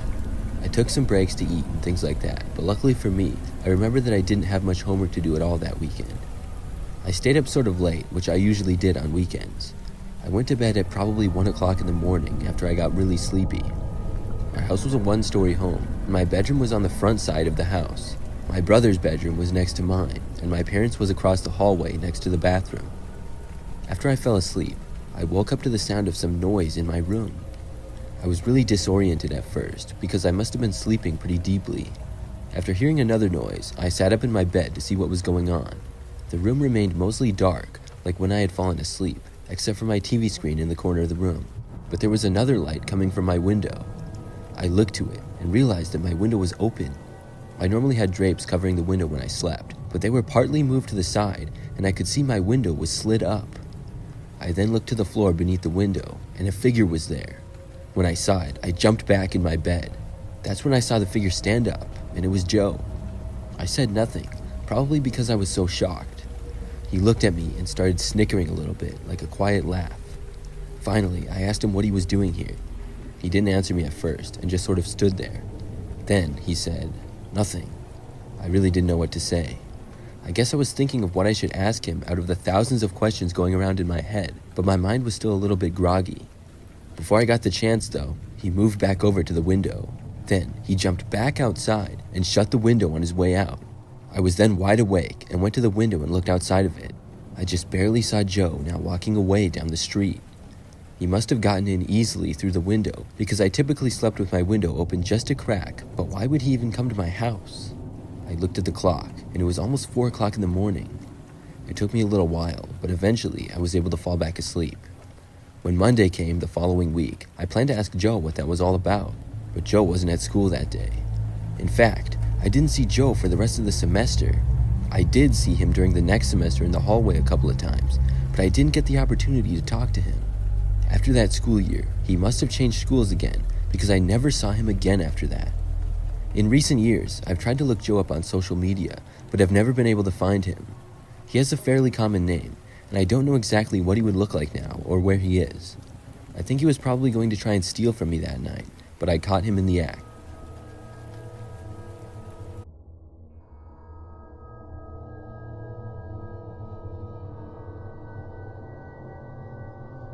This is something that happened back when I was 19. During that time period, I lived at home with my parents, and I worked at the local Dollar Tree. I was a part-time employee, and would usually work anywhere from 2 to 4 nights per week. And usually it was always night shifts, many of them closing. Our store was generally pretty quiet, and when we closed, we usually only had 1 or 2 employees working. I remember that one night, after a pretty average shift, I came home and was eating before bed. That night in particular, I had gotten off a little before close, which was 10 p.m., and my coworker had locked the doors and stuff. So it was about 10:30 at this point, and both of my parents said goodnight to me and headed off to bed. I was having some pizza and sitting in the living room watching something on TV. After this, I was going to go to bed myself. I was pretty tired from the long day. Now, our living room is at the front end of the house. There's a large window that looks out to the front yard, and you can see the driveway as well. As I was sitting there on the couch, I saw headlights through the window as if somebody was turning into our driveway. I didn't know who it could be. My younger brother was 16 and had his license at the time of the story, but he was home and in his bedroom playing video games. I turned around and looked out the window. I saw a car pulling into the driveway that looked to be a smaller sedan and was a dark color. The car stopped at the back of the driveway, and surprisingly, the headlights then turned off. This was a little creepy to say the least, and I kept watching to see if anybody would get out. But for probably 2 or 3 minutes, nobody did. I could tell that the car was still running. Then, the car backed out of the driveway and drove off. I figured that someone was either lost or had the wrong address or something. Maybe they just wanted to turn around and turned off the lights not to shine them at our house. I continued watching TV and forgot all about it. I kind of got hooked onto the TV show that I was watching, and I wasn't really as tired as I had been just minutes earlier. Probably an hour or so went by. By now, it was almost midnight. I was still sitting there on the couch, and I heard a car coming from outside, and I looked and saw a car pulling into the driveway again. It was the same car as before. Now this was really strange. By this time, the car's engine turned off. My heart started to beat a little faster when it did. Then I heard a door open, and I saw somebody start to get out. I moved from where I was. I wanted to make sure that whoever it was didn't see me, and that our front door was locked. I moved over and away from the window and saw that the door was in fact locked. Then, whoever was there made it to the front step. When they did, they tried opening the door. It was really shocking to me, and I went to the window to see who it was. I was careful not to let them see me, and I saw a man standing there. He was a bigger guy with really long, dark, and curly hair. His hair went past his shoulders, and I had never seen him before. This really creeped me out, and I ran to my parents' bedroom and knocked on their door. Meanwhile, I didn't hear any knocking at our front door from the guy who was there. It seemed like he had only tried to enter. After a minute or so, my dad got up and asked me what was going on. I told him about the guy at the front step, and my dad went over to investigate. When we got back to the living room, though, the man wasn't there anymore. I looked out the front window, and his car was gone too. Still, I was afraid that he would return. My dad checked around the house, but there was no sign of anybody. So after that, I went to bed. Nothing else happened that night. The next day, though, I worked again at the Dollar Tree. It was one of my typical shifts, which was 4 to 10 p.m., and at first, things were kind of busy, and I was working with 2 other employees. That soon turned to 1 other employee, and as the night went on, things only got quieter. Then, at about 9 p.m. or so, with the store being extremely quiet, my coworker left. I would be closing the store tonight because my coworker had done it the previous night. So during the final hour, I only recall one lady shopping for a few minutes, and then she left. That is, until probably 9:30. At that point, I saw a man walking into the store. When I saw him, my jaw dropped. I thought that I recognized him from something, and then I realized what it was. He was a big guy with long, dark, and curly hair. Was it the man who was at my house last night? I looked out into the parking lot and saw a smaller car, just like the one that had been in our driveway. This made me extremely nervous. I was all alone inside the store with him. I thought about calling my coworker and asking her to come back, but I decided not to. I tried to play it cool. Maybe it was just a coincidence. Maybe this guy didn't know that it was my house last night, or maybe he didn't know that I worked here. He seemed to be walking around the store, but I couldn't tell exactly where he was. The guy was out of my sight for maybe 5 minutes. Then I saw him appear again towards the front. He wasn't going to buy anything though, and he just left. I was glad to see this. The man walked back out to his car and got inside, but he didn't drive away. I kept an eye on him, and I hoped that he would leave. When a little more time went by and we didn't get any more customers, I decided to lock up and just leave. I wanted to get home and away from this guy. I quickly walked through the store and made sure that everything was fine and nobody else was there. I didn't bother to organize any of the shelves, and I went to lock up. When I got to the doors, the guy's car was still there in the parking lot. After I had finished and was about to walk to my car, I realized that I would have to walk past him. I was parked towards the back of the lot, and the guy was across from me, but closer to the store. There were other stores very close by in the shopping center, but in the parking lot space for Dollar Tree, it was just our two vehicles. I decided I would just go for it and began walking to my car, but I took no more than 5 steps before I saw and heard the door start to open to the man's car. Instantly, I turned around and started walking down the sidewalk area in front of the store. There were a few other stores connected to the Dollar Tree, and I suddenly had the idea to go inside one of them. I would feel much safer if I could do that. But the first few stores were closed. Meanwhile, as I walked, I could hear the man walking now behind me. He was a decent ways back, but definitely following me. I didn't bother to look behind me at all. There was a Target store that appeared to probably still be open. The parking lot had a decent amount of cars in it. When I got closer, I saw somebody walking in, and I felt much better. Soon, I had made it to the Target. The man was still walking behind me at about the same following distance. After walking inside Target, the man followed me in. I decided to start walking up and down the aisles. As I did this, I got out my phone and texted my mom.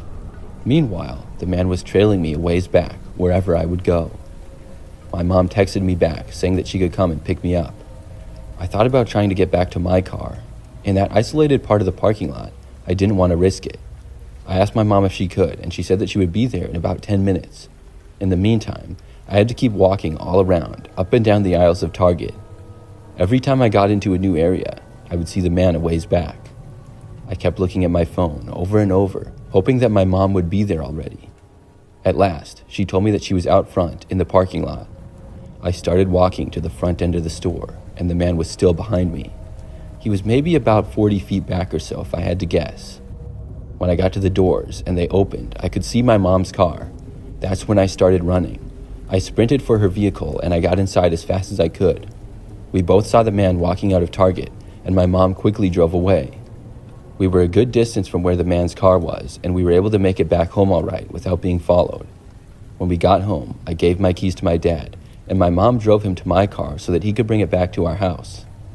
When they got back to my car, luckily the man was gone. I stayed up late that night, hoping that the man wouldn't go to our house again, and luckily he didn't. Since that experience, I never saw him after that. I realized that he probably saw me working that first night that he showed up at my house. I just hadn't seen him at all. I must have not noticed or remembered him. I certainly did when he entered the store that next night, though.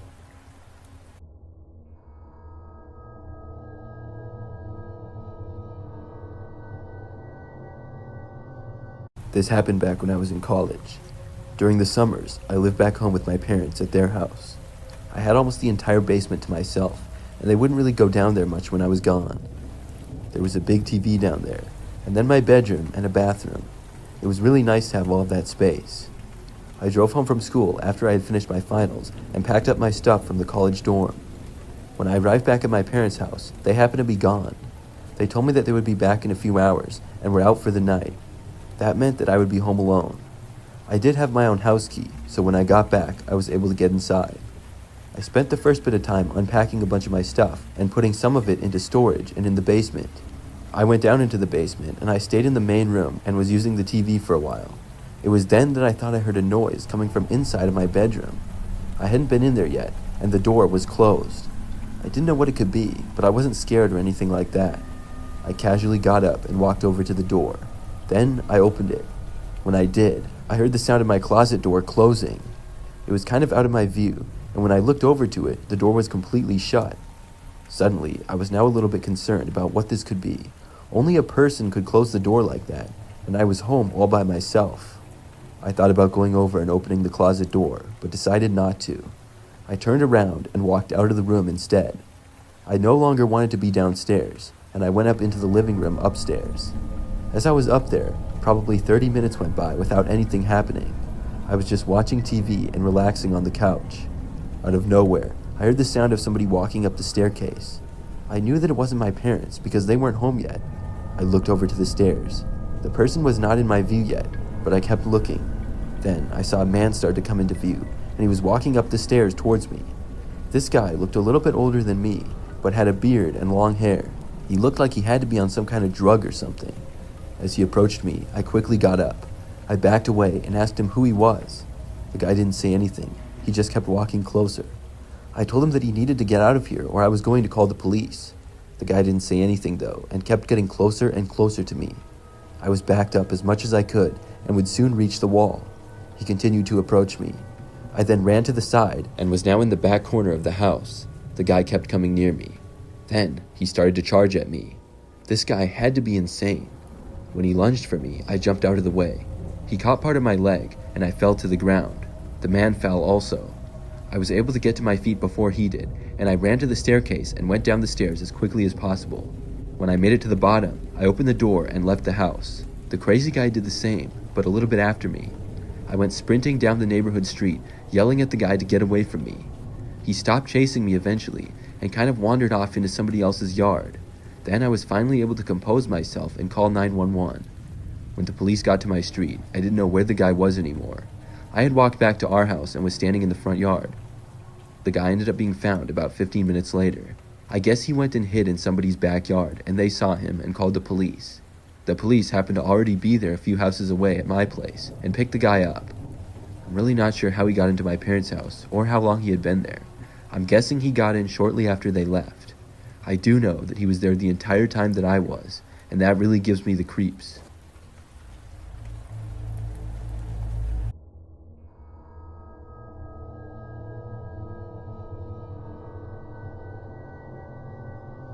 To be a trucker for several years.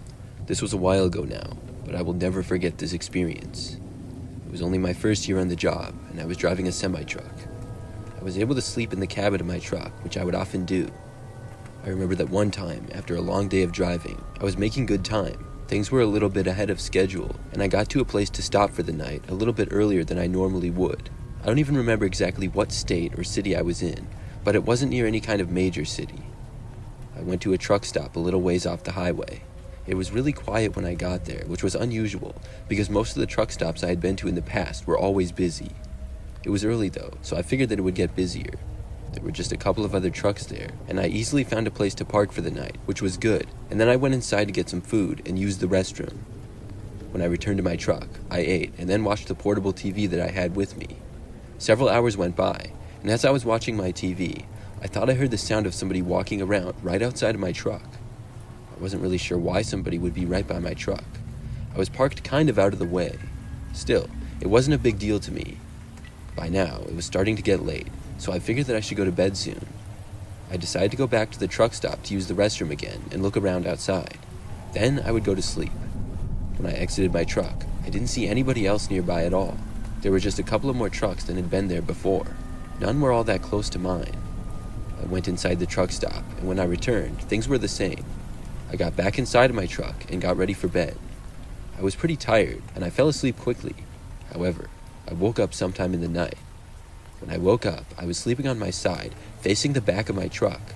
The first thing I noticed was that I heard a noise coming from inside of my truck. I couldn't believe it. Somebody was inside there with me. I would have to roll over to see them, and I couldn't bring myself to do it immediately. It sounded like somebody was going through my things inside. I kept lying there, pretending to be asleep. A couple of minutes went by. Things got quiet for a while, but then I heard the noises again. I slowly turned over, just my head, and looked. I just barely saw that there was somebody inside of my truck with me. They were not facing me, and I couldn't tell who they were.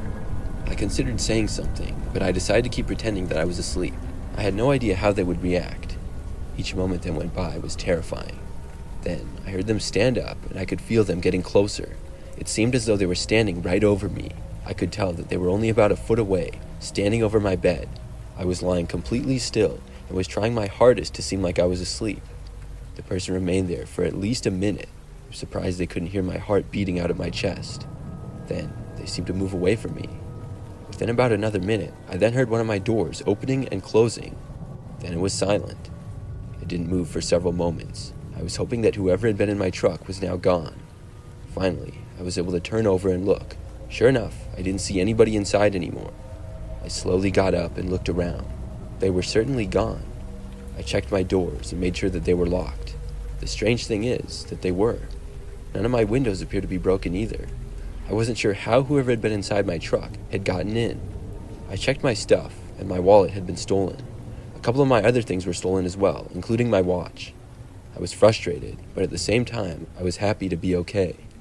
I left my truck and went inside the truck stop, and I called the police. They showed up a while later, but not a whole lot could be done. They did find out, though, that the lock on my passenger side door was broken. This was a while ago, and my truck was a little old, even back then. After this happened, I only worked as a trucker for about another year. That was by far my scariest experience.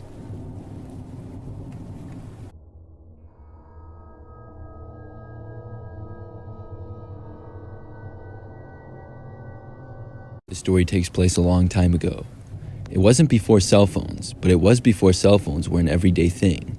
I mostly just used my home phone, and there was speed dial, but more times than not, you would have to dial the whole number every time you wanted to call somebody. Well, the story was on a Friday night, and I was home with my sister. We were both in high school at the time, and our parents were gone for the night with friends. We always liked to order pizza when our parents were gone, and there was this one spot in particular that was our favorite. My sister asked me to call, and I dialed the number. Apparently, when I was dialing, though, I messed something up, but I didn't realize it. A male's voice answered, saying, "Hello?" He sounded kind of confused, like he was wondering why I called. It seemed odd, but I said that I was calling to order a pizza. The guy responded, saying, "Okay." I went ahead with my order of a large pepperoni pizza. The guy just said, "Okay, what's your address?" I gave him my address, and he then said okay. It was kind of awkward, but we then said bye and hung up. My sister and I went into the living room and started watching TV, waiting for the pizza to get there. We had the money and tip on the counter waiting as well. About 20 minutes went by. We were getting really hungry and hoping that the pizza would be there soon. I happened to go over and look out the window, just out of curiosity. Then I saw a car coming down the street, very slowly. When I saw it come to a stop in front of our house, I told my sister that the pizza was here. She got excited and ran to get the money. I expected the car to pull into our driveway, but it drove a little bit past our house. I also noticed that there was no pizza delivery thing on top of the car. "Wait," I told my sister. The car then parked on the side of the road a little ways in front of our house. I watched the driver's door open and a man walk out. He began walking in the direction of our house, but he wasn't holding a pizza. I asked my sister to come and look, and she joined me at the window. We both watched the man walk into our front yard towards our front door. When he got closer, we both noticed that he was wearing a ski mask. When we noticed that detail, we ducked down at almost the exact same time. I was wondering what was going on. About 5 seconds later, there was a knock at the front door. My sister and I were whispering to each other, wondering who this guy was. After a few seconds of us not answering the door, he knocked again. Then, we heard a voice say, "Pizza delivery." We knew this was clearly not a pizza delivery. We were not going to answer. About 30 seconds went by with nothing. Then, he knocked again and said, even louder than before, "I'm the pizza guy with your pizza." He then knocked once more and said, "Open up." We were not going to, and we tried to be as quiet as we could. My sister and I were literally laying on the carpeted floor of our living room, trying not to make a sound. After maybe 2 or 3 minutes, he knocked again. Then, finally, we heard him walking away. I quietly went back to the couch and peeked out the window very carefully. I saw the man get back into his car and drive away. After my sister and I discussed what on earth just happened for a while, we decided to call the pizza place again. This time, we got the number correct, and we realized what had happened. We ordered the pizza for real and got it a short time later.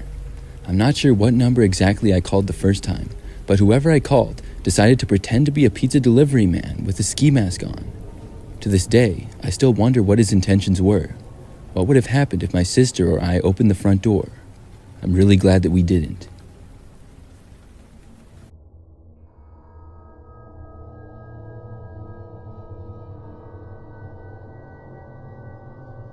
In fall of 2019, I was a freshman in college. I went to a smaller school and I lived in the dorms. I had a roommate named Danny who was a real jerk. But that's not the horror story. Sure, it was annoying to be in that small dorm room with Danny.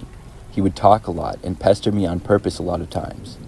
Because of this, I tried to spend as much time away from our dorm room as possible. I would do all my studying in different places around campus. Spots to sit and get work done were everywhere, in just about every building.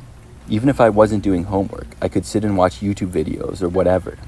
I preferred it to being in my dorm room if Danny was there. I got into a routine of this after probably the first month. So one night, I remember that I was doing homework in this one building.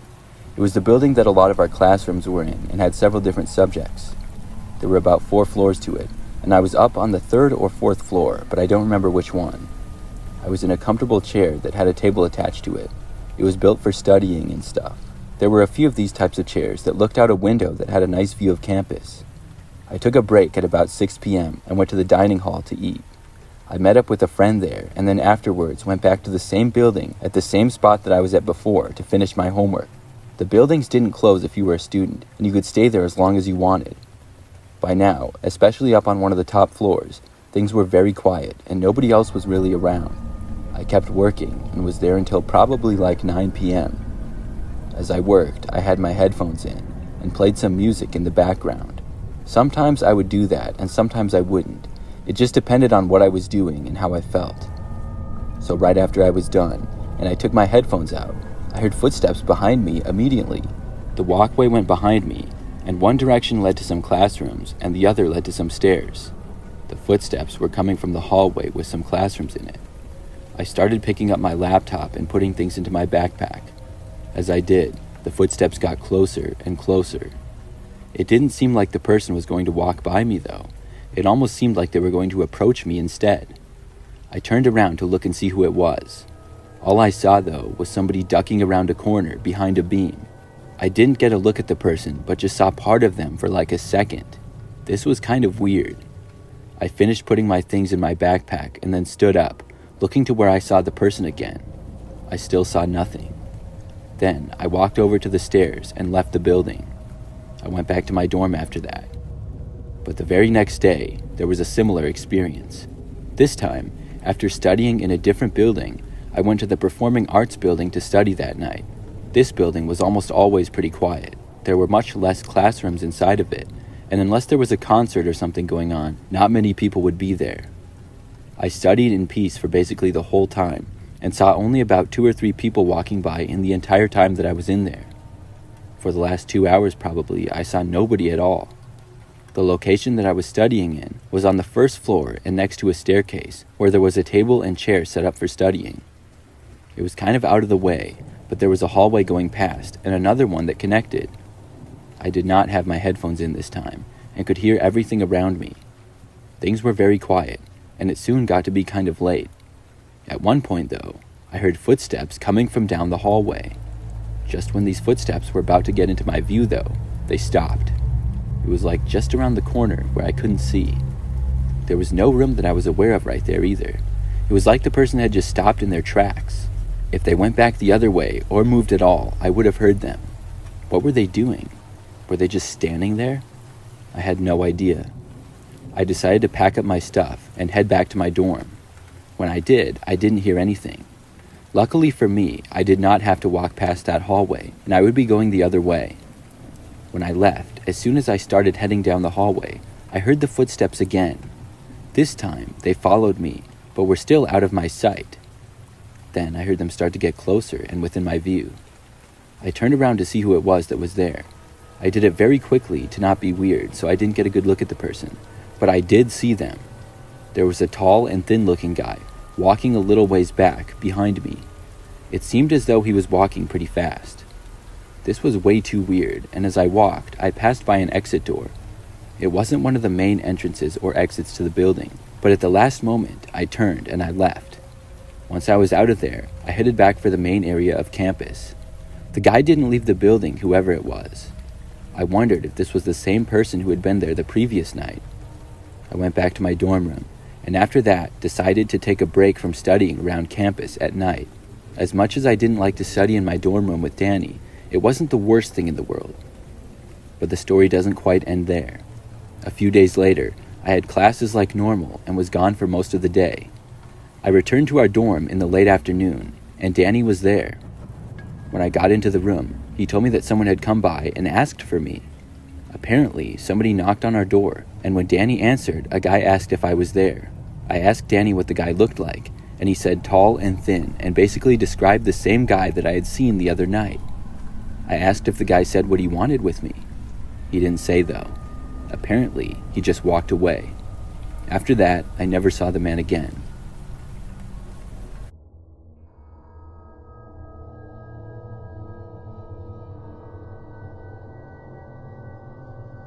A few months ago, I was bored at work one day. When I don't have as much to do, I just go on my phone or browse the internet on my computer. Sometimes I go on Craigslist and look at cars or other things for sale just for fun. So one day, I had about an hour until I got off of work and had nothing more to do. I went on Craigslist and then noticed the missed connections section. I clicked on it just for fun because I thought it might be amusing to read. This is a section on Craigslist where people will post about if they saw somebody and maybe had a conversation with them in public or something. If they didn't get the person's name or any information, they'll reach out and ask them to contact them. That's why it's called missed connections, and it seemed kind of weird to me. I clicked on a few and read them. Unlike the fourth or maybe the fifth one that I saw, it seemed like the person was writing about me.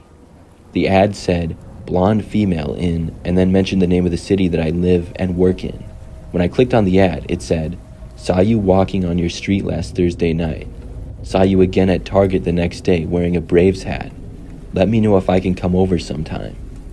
This really shocked me, because not only had I gone for a walk in my neighborhood Thursday night, but I had been at the Target as well, and I was wearing a Braves hat at Target. It made me a little bit suspicious, the fact that the person had seen me in two different places.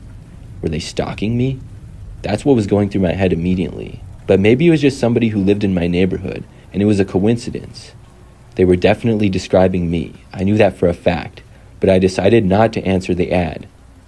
I finished work for the day and then went home. I lived by myself in a smaller house in a fairly busy street. One of my best friends, Avery, came over after work. We would hang out quite a bit. After she came over, I told her about the Craigslist post. I decided to show it to her, so I got my laptop and logged on. When I got to the missed connections part of Craigslist, I saw that there was now a new posting. The title said, blonde woman in, and then mentioned my city again. Part 2. This post was very recent. In fact, it had been made less than an hour earlier. It said, I saw you leaving work today. Hope you see one of these ads and get back to me. Avery and I looked at each other in shock. This was very crazy, and this post indicated that whoever it was possibly stalking me. We both ran to all of the windows and looked out into the street in case the guy was out there somewhere, but we didn't see anything strange. I had never noticed him watching me. My work parking lot is pretty large though, and has lots of other cars in it. It would be easy for somebody to do so without being caught. For the next couple of days, I was sort of worried. I checked Craigslist multiple times, but there were no new posts. I also paid close attention to my surroundings, but never noticed anything out of the ordinary. It would be difficult unless it was obvious, but I was never followed or anything like that. But then one day, when I got home from work, I was moving from my kitchen to the living room. When I got into the living room, I saw a car parked sort of in front of my house. I got close to the window and looked out to see if I recognized it. I did not, but no more than 10 seconds later, I saw the car drive away. I didn't get a good look at the driver though. Then, the very next day, when I was on my way home from work, about halfway back, a car started driving behind me. This was the same car that I had seen in front of my house. I got a bad feeling, and the car turned at the next 3 turns in a row that I made. I feared that it would follow me all the way back to my house. But then, when I got to the turn right before my street, the car went the other direction. I was able to make it home without seeing the car again, but I decided then that I would respond to one of the ads. I couldn't take it anymore. When I was home, I got onto my laptop and contacted the person. I asked them why they were seemingly stalking me and asked them to please leave me alone. After I sent the message, I hoped that the person would either reply and have an explanation or actually just leave me alone. I waited and went on with the day. Several hours later, at 9 p.m. or so, I checked again. There was no response from the person. I closed my laptop and went into the living room, but that's when I noticed the car out front again. It was parked in the same spot that it had been before. I went over to the window and looked closer. I saw that nobody appeared to be in the driver's seat though. That's when I noticed something out of the corner of my eye to the right. I looked over and saw a man in my front yard at the far side of it by the driveway. He was walking up and towards my front door. I was terrified. I didn't even waste any time, and I ran away from the window, got my cell phone, and called the police. As I was waiting for the operator to answer the phone, I heard the man try to enter my front door. This was followed by a knock.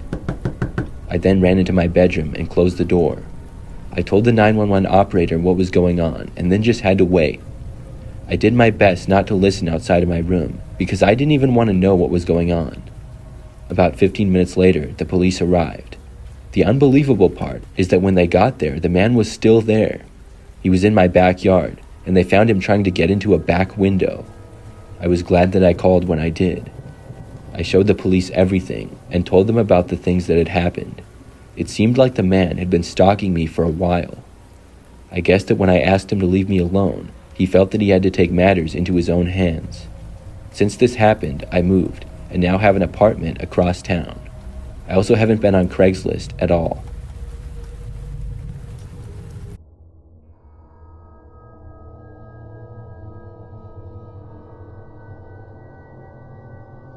This happened back when I was in middle school. I believe it was my 8th grade year. Back then, I would consider myself to be a pretty average kid. I was a decent student, but during that school year, I remember there was this kid named Jake who was in my grade, and I did not get along with him. Jake wasn't really part of my friend group, and he always seemed to be a little bit more of a troublemaker. He would skip class a lot and things like that. I knew these things because I happened to have a bunch of classes with him that year, and the year prior as well. I don't exactly remember how it started, but I felt like he hated me and was always rude to me when we would have to talk to each other during class or something. One day at school, somebody in my friend group mentioned how Jake had casually said some negative things about me. Of course, I wasn't around when he said it, and it made me really angry. I ended up confronting Jake after class in the hallway, and I said some things that I probably shouldn't have looking back. It got a little bit heated, and some friends sort of had to calm us down. After that, a day or two went by without us speaking to each other or anything. Then came that memorable day. I don't remember exactly what day of the week it was, but probably later in the week. The classes that I had with Jake were 2nd period and 3rd period. Both classes went by without us so much as looking at each other. As far as I was concerned, I was going to ignore him for the rest of the school year. Then, during 5th hour, I had gotten to my classroom and was on my phone waiting for class to start. I saw that I had received a text message from a new number. I opened it, and it said that it was Jake, and he wanted to patch things up with me. He then said that he wanted to meet me during 5th hour for 5 minutes at the South End bathrooms. I considered this, and at first didn't want anything to do with him. But then, I thought about it again and figured that it would be best to sort things out with Jake. As much as I was angry with him, I didn't want to go into high school having enemies, and I thought maybe Jake would apologize to me or something like that. I texted Jake back that I would, and he texted back saying that he would be waiting. So when a good time in class came, I asked my teacher if I could go to the bathroom, and he said yes. I then walked down to the south bathrooms. The south bathrooms were the farmost bathrooms at the end of a hallway. They were popular because of how out of the way they were. My classroom was sort of far away, and it would take me almost 2 minutes to get there. I was lucky that my teacher for 5th period was not that strict, and we mostly just did busy work, so he wouldn't really care if I was gone for a little bit. As I was probably 3/4 of the way there, suddenly I heard noises come across the school speakers. At first, I was really confused. I didn't know what it could be. Then I saw a teacher a ways up come walking out of their classroom. When she saw me, she called me over to her class.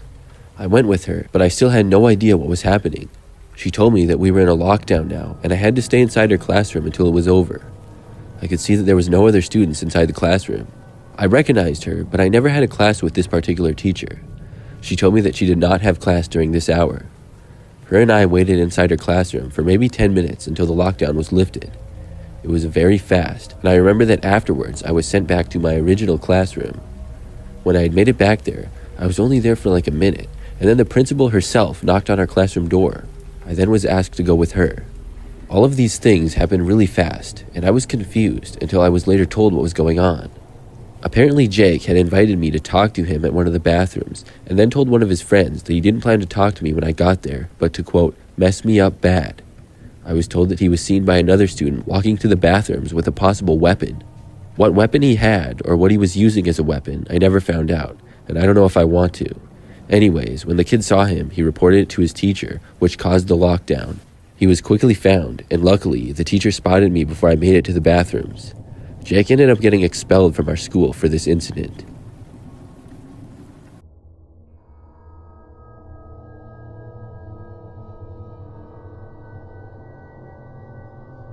I was a pizza delivery driver during the summer between my freshman and sophomore year of college.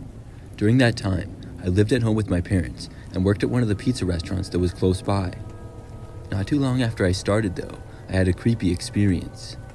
I was still pretty new to the job, and it was fairly late at night. I got a delivery, and it was probably like my 10th delivery of the night. When I got the pizza, I went to my car and started driving to the address. I drove a typical 4-door sedan and didn't mind all the driving required with the job. The address for the pizza was not a place that I had been to before. I knew the area pretty well, and we were close to a large city, so there were a lot of places there. It took me about 10 minutes to get where I was supposed to go. By the time I got there, I was very confused. There didn't appear to be any building.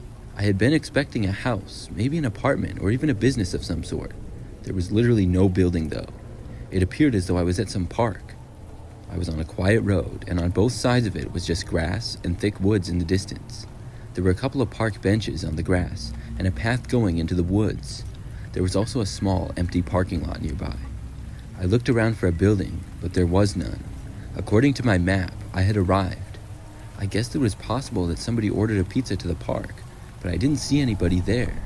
Plus, it was almost 11 p.m., which was a really strange time to be getting pizza delivered to the park, if you ask me. I wasn't really sure what to do.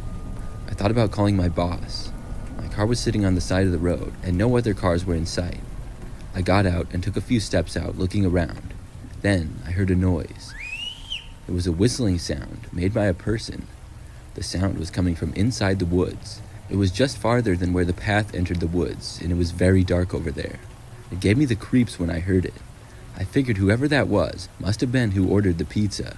Things could not have seemed any sketchier. I took a few steps on the path in the direction of the woods. There was no way that I was going into the woods though. I stopped and then set the pizza down on the grass a short ways off the path. Then I walked back to my car and got inside. I sat there and rolled down my driver's window. Then I watched to see if somebody would get the pizza that I just sat on the ground. Nothing happened for a few moments. I then yelled out that the pizza was here. It was so quiet that I was sure they would hear me. At first, nothing happened though. Then somebody shouted from inside the woods to bring it to them. It wasn't a friendly tone at all. Kind of angry actually. I didn't know what to do. I was thinking of what I should say and was about to say something back, but I was interrupted with the sight of somebody emerging from the woods. I couldn't see him very well, but I could tell that it was a man. After taking a couple of steps, he started sprinting out of the woods in my direction. I quickly put my car into drive and sped out of there. I didn't look back and went all the way back to the pizza place. I told my boss about it, but he didn't seem to think that it was so crazy. I, on the other hand, still think it was extremely creepy. The way he was just hiding in the woods was really weird. I'm not sure what exactly he was doing out there.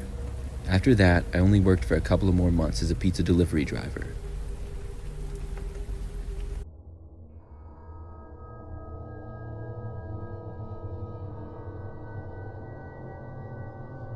I'm a female employee of a small shop in a decent-sized mall near where I live. Our store is so small that we only have one employee working at once generally. We're an actual store though, not one of those stands that are in the middle of the walkways. We sell mostly accessories and some shoes as well. So one day I was working and by myself like any other. It was sometime in the afternoon and the mall was pretty busy like usual. However, even when the mall was busy, we usually don't get too many customers. I was the only person in the store, and we hadn't had anybody come in a while. At one point, a man walked inside the store. He casually made his way closer to where I was at the very back center, behind the counter. Now, to describe the man, I would say that he was fairly short and thin. He wore a gray shirt and black pants, but they didn't seem to fit him well. He had a pretty bad haircut, to be honest, that was also rather messy. And as he got close to me, I could smell smoke and cigarettes. The man basically tried to pick me up. His method was pretty creepy though. He told me how he had been watching me today and he thought that I was beautiful. I couldn't get past the part where he said he'd been watching me. I don't remember the rest of what he said, but it wasn't much better. I was friendly to the guy until he suggested I leave right then and there and go with him. When I said no, he asked about when I got done, and I declined his offer in the nicest way I could. The man left after that, walking out of the store and going to the right. I thought that was that, only to see the guy reappear about 20 minutes later. He walked by and slowed down significantly to look inside right at me. I ignored this. The guy didn't wave or anything and just walked past. He came back less than an hour after that and pretty much did the same thing, but was farther away. I guess he really had been watching me. It was making me sort of uncomfortable, but as long as he didn't come in the store again, it shouldn't be too much of a problem. There were only a few more customers in the rest of my shift for that day. I tried to ignore what was going on outside, like if the man was walking by or watching me. Things went pretty smoothly for the most part. I ended up getting off of work several hours later. I left the store and started walking down the hallway to the parking garage where I always parked at. It was in the west side of the mall, and it took me maybe 10 minutes to walk there. By this time, the mall was still pretty busy, and there were people all over the place. As I was walking, I made it no more than 100 feet before glancing behind me and seeing the same man again. It was a terrible feeling, knowing that he was still there and he most likely saw me. I kept walking towards the exits, checking back every so often, and each time that I did, not only was the man still following me, but he was slightly closer than before. There was still a number of people between us, but this guy was going to catch up with me eventually. What he planned on doing when he did, I had no idea. I decided to turn at a spot I didn't normally to try and throw the man off. He kept following me there. The thought occurred to me that I could find a mall security guard and tell them about the situation. The only problem was that it was hard to predict where in the mall the security guards would be. We had a decent number of them, but as busy as our mall got, many of them might not be available at once. I walked around trying to find somebody, with the man still trailing me a ways back. This went on for several minutes with no luck. I went down probably 3 or 4 different walkways and saw hundreds of people, but none of them were a security guard. I decided then to just leave. There were so many people that I had to be able to lose the man if I tried hard enough. I began walking faster and more erratic. I got some strange looks from people as I did, but I didn't even care. I went in one of the bigger stores that had a lot of customers in it and saw the man enter not long after me. I went up and down a few aisles of the store and then quickly walked out. Once I was out, I turned a corner extremely fast and then didn't notice the man after me. I had finally lost him. Still, I walked a ways further just to be safe. When I was sure that I had lost him, I finally started going out to my car. I made my way through the rest of the mall, which took a while because I was on the complete other side now. I was very careful and checked for the man over and over. I didn't see him at all though. At last, I had made it out into the parking garage. As I was walking to my car, suddenly I saw the guy again. He was a pretty far ways away and wasn't looking at me. I quickly walked into the opposite direction, which is where my car was. I walked as fast as I could and finally made it to my vehicle. I wasted no time and got in, started the engine, and drove off. Luckily, I wasn't followed by the guy. I was able to make it home safely. I had the next few days off, and when I worked again, I didn't notice him at all. I haven't seen him since, and I'm hoping that I don't. When I saw the man in the parking garage, I actually think that it was a coincidence. He didn't seem to notice me, and he wasn't by my car either. Still, I will never forget the creepy feeling when I saw him there.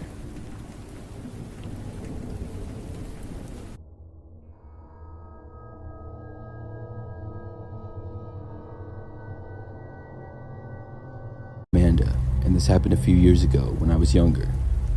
During that time, I lived with my 2 brothers, my sister, and my parents. We were hanging out one night, and between all of us, we would run out of things quickly. My siblings and I were hungry, and me, being one of the older siblings, and 17 at the time, offered to go to the store. Everyone else was busy doing their own thing, so I left the house and got inside my car. I was only planning on getting a few things and would not be gone for too long. The closest store to us was a Family Dollar that was probably less than 5 minutes away. I decided to go there because it was so close, and plus, the prices were really cheap. By this time, it was maybe 8 p.m. or so. I got to Family Dollar and I went inside. Once in the store, I saw a few other people shopping. I made my way to the snack aisle and started looking around. There were a few things that my siblings had specifically asked for. Like, for example, I know somebody wanted the TGI Fridays potato skins. I was looking around and having a difficult time finding them when a man approached me. He said, "Need help finding anything?" Just out of instincts, I said, "No thanks." I knew that what I was looking for was nearby and in this aisle. The guy then started walking away. I hadn't even looked at him, but as he left the aisle, I did. I realized that the man didn't even work there. He was just wearing a t-shirt and jeans. A little strange, but whatever. I went back to shopping.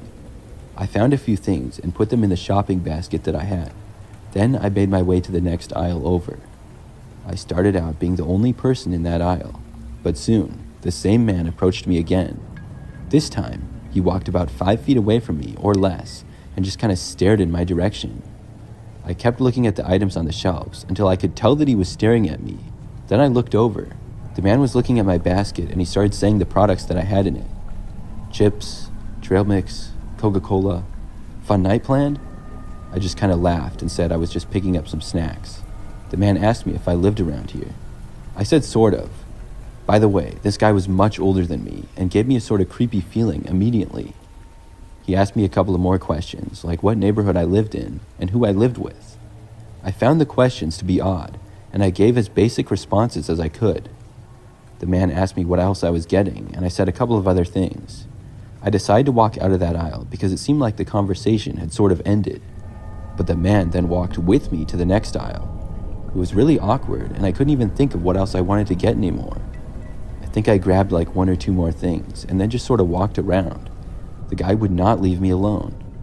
After awkward silence, he asked me if I needed a ride home or anything. I told him no, I drove myself there. The guy then asked me if I wanted to hang out with him. I told him no thanks. I headed to the checkouts then. I just wanted to get out of there and away from that creep. When I did, he started to follow me to the checkout. The uncomfortableness was unbelievable. Finally, I made it to the checkout area and the guy was still standing right next to me, as if we had gone there together. He even offered to pay for my items, but I said no and I paid myself. After that, I started to leave, but I had a bad feeling like the guy was going to follow me home. I happened to notice that there were a few bathrooms nearby. I walked over to one, and the man kind of stopped when he realized I was going to use the restroom. When I got inside, I locked the door. I didn't have to use the bathroom, but I just wanted to get away from the guy. I stayed in there for a while. I didn't really have a plan, but I thought maybe if I was in there for a long time, he would leave. I just went on my phone in there and waited for like 15 minutes. When I came out, the man wasn't there anymore. I saw the woman working at the counter that I had checked out at. She looked sort of concerned. I went over to her and asked her if the guy was still there who had been standing near me. The woman said that he walked towards the back of the store. She said that he was just standing around the bathrooms and she asked him if he needed help with anything. The guy then just said no and walked away. She asked if I knew him. I told her no, and I told her how he wouldn't leave me alone. She said she could kind of tell, and just as we were talking, the man started to come back into sight from the back of the store. He walked over to me and said, "Ready to go?" The employee asked the man if he even knew me, and he said yes. She then told him that she knew he was lying. The woman threatened to call the police right there if the guy didn't leave. And luckily, he actually did. After he was gone, I was able to drive back home and make it safely. And I'm happy to say I never saw that guy again.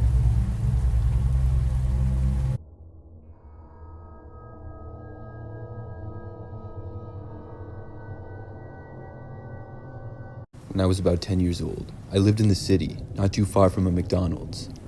I remember one day I convinced my mom to let me go there alone to get some food. She was busy with something and gave me a few dollars and told me to come back quickly. I was excited. It made me feel like a grown-up to go out on my own. I had done it several times before, and it wasn't a daily thing, but here and there I would. So I left, and I made my way to the McDonald's. It took me about 10 minutes to walk there. After leaving our house, I only had to walk to the end of the street, then cross a busy one. Then I went down a ways before the McDonald's was on the right side. As I approached the restaurant, a sudden urge to use the bathroom hit me. When I got inside, I saw that the place wasn't very busy, and I walked over to the bathrooms to use it before ordering. When I got inside the bathroom, nobody else was in there. I went into a stall, but only about a minute later, I heard the bathroom door open and close. This was followed by footsteps, but the footsteps didn't go in far. They seemed to stop just inside the door, and I thought this was kind of weird. I kept expecting them to walk further in, but they didn't. After about a minute, I ducked down and looked underneath the bathroom stall that I was in. I saw black shoes and the bottom of some black pants. They were standing right in front of the door. I wanted to leave, but I would have to walk past the person, so I decided to wait. As I sat in the bathroom stall, I couldn't believe how or why this person was standing there for so long. I decided that I was going to stay in the bathroom stall until they left. Eventually, after probably 10 more minutes, I heard the door open and the person walk out. I felt much better. The whole thing seemed really strange to me. Finally, I was able to leave the bathroom stall, and after I walked out of the bathroom, I looked around the restaurant. There still weren't very many people in there. However, not long after leaving the restrooms, as I was making my way over to order, I saw one man who was sitting in the corner of the restaurant. I noticed his black shoes and pants, and I realized this was more than likely the same guy. I hurried up and went to the counter to order, and I did not see the man as I did. After ordering, it didn't take long at all for me to get my food, and I then left the restaurant to walk home. I began making my way back along the sidewalk, but before making it more than 2 minutes, I had a bad feeling. I looked back, and sure enough, the same guy was trailing me. He was a little ways back and not right up on me, but it still made me really nervous. Could he be following me? This was the same man who had just been standing inside the bathroom door for so long. I kept looking back every so often, and the man was always behind me. When I started walking faster intentionally, the guy definitely did the same thing. I was now getting really worried. What if this guy followed me all the way back to my house? And what if he ran up behind me and tried to grab me or something before I could get home? As I approached the busy street to wait at the crosswalk before crossing, I had to stop. The man would probably catch up to me before I would make it across the street. That's when I decided to just go for it. I started sprinting across the road, with many cars still on it. I felt confident that I could make it and would not be hit by a car, but nevertheless, multiple cars honked at me as I ran. But luckily, I did make it across safely. I looked back and saw the man starting to run out into the street as well, but a car quickly approached and honked at him. He backed up and stayed on the other side. I used this opportunity to run up into my street and out of sight of the man. I ran the whole rest of the way home and made it back a short time later. After making it home, I told my mom all about the experience, and as a result, I was not allowed to go anywhere on my own for a while, but I didn't mind a bit. I was worried that the man would have somehow found out where we lived, and I worried about that for weeks, but luckily, I don't believe he did, because I never saw him again after that.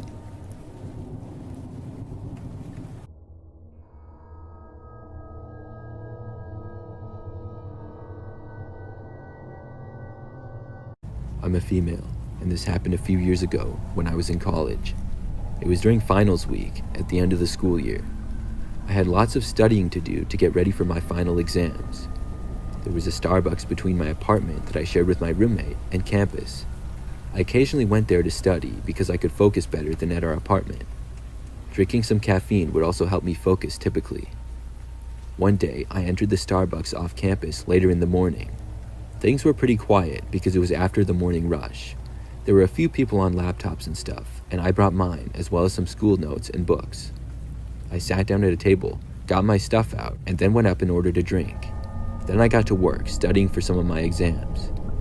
Probably an hour or two later, I was still there and going strong. I was very focused and not really paying that much attention to my surroundings. That's when seemingly out of nowhere, a man approached. He was tall, sort of thin, and much older than I was at the time.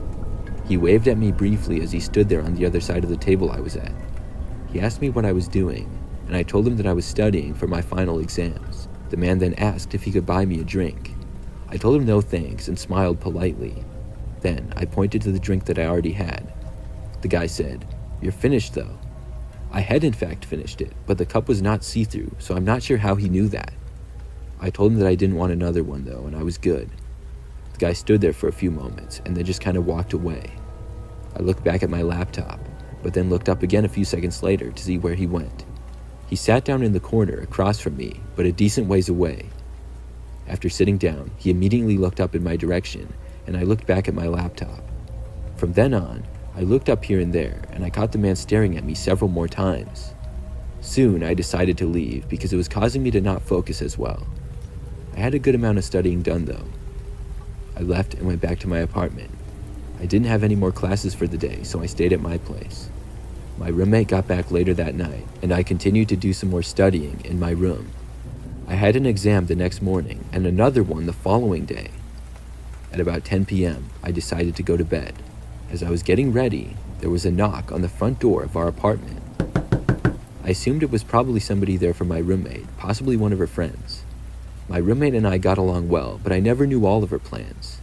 I didn't think too much of it until she came over to me and asked me if I had invited anybody over. I told her no, and she then said that some guy was standing outside of our door. We both went over to the kitchen where the front door opened up to. I looked through the little hole to the hallway, and the same guy was standing there. I jumped back when I saw him. My roommate asked me who he was, and I told her about earlier in the day. I had no idea how the man got our address. We did not answer the door. He knocked again several more times. In total, he stayed there for probably about 10 minutes, and it felt like forever. Finally, he left. I went to bed, and luckily, the guy didn't come back that night. The following morning, I took one of my exams and returned home to study for the exam I had the next day. This time, when my roommate was gone and I was home by myself, at about 5 p.m., there was again a knocking on the front door. I walked over and looked to find the man there again. This time, he was more persistent. The way he knocked was louder than before and faster. It was like he knew that I was home and was frustrated that I wasn't answering. Then, he even tried opening up the door, which was locked. I was terrified. What if he tried breaking in or something? I called my roommate and told her that the guy was back. She was on her way home, and I didn't want her to run into him. He stayed there, standing outside the door, but didn't knock again. He just stood there for a really long time. I kept watching, hoping that he would leave. After at least 10 more minutes, he finally did. I told my roommate that he was gone, and soon after she got back home. But neither of us felt safe there. Luckily, we had some friends who had a college house not too far away, and we ended up going there to spend the night. They had enough space for us, and we were both afraid that the man would return again. When we stayed at our friend's place, the guy didn't show up there. In fact, I only had to be at college for 2 more days, and I stayed at the same house the whole time. I just didn't want to go back to our apartment. My parents then came up during the day to help me move out of the apartment. I'm sure that the man probably returned, but at least he didn't break in. I still don't know how he knew where we lived though. He must have followed me back, which really creeps me out, but I had no idea. I'm just happy that I haven't seen the guy since.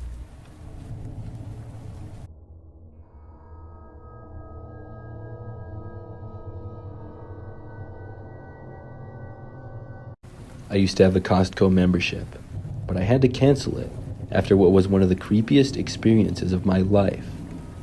It all started last summer. I would shop at Costco every single week. I had a routine that I would go every Saturday morning and buy all of my items for the week. I would usually get most of the same items as well. Most of it was food and things like that, and it would usually take me less than 30 minutes to get it all done. The membership saved me lots of money because I used it so frequently. Plus, there was a Costco just over 5 minutes away from my house. One time, I went to Costco like any other and then returned back home. Everything was fine, and later in the day, I got the mail. I lived in a small but nice house in a pretty typical neighborhood. When I got my mail, most of it was just bills and advertisements, but I had this one letter that stood out from the rest.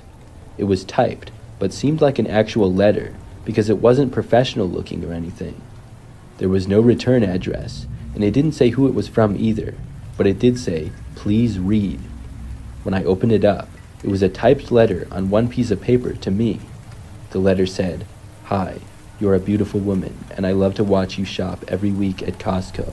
I'm writing you this because I want to meet you sometime soon." After I read this, I thought to myself, is somebody stalking me or is this a joke? I didn't really know though. I had never noticed anybody following me around Costco or anything. I never went when it was all that busy either, so I thought I would have noticed. Usually, it would be about 10 a.m. when the store was still fairly quiet. I considered not going to Costco the next week. Ultimately, though, I chose to go. I wanted to save money, and I figured that it was just a dumb joke or something. When the next Saturday came, I went back to the Costco at my usual time. It opened at 9:30, and I would get there at about 10 and be gone by 10:30. I started doing my normal shopping, going down all of the aisles I typically did, getting all of the products. I was careful to pay attention to if somebody was following me or not, but I didn't notice anyone. About halfway through, I was in one of the aisles towards the back of the store. On each side of the aisles, there were lots of pallets on the ground. There would be products on the pallets that you can buy.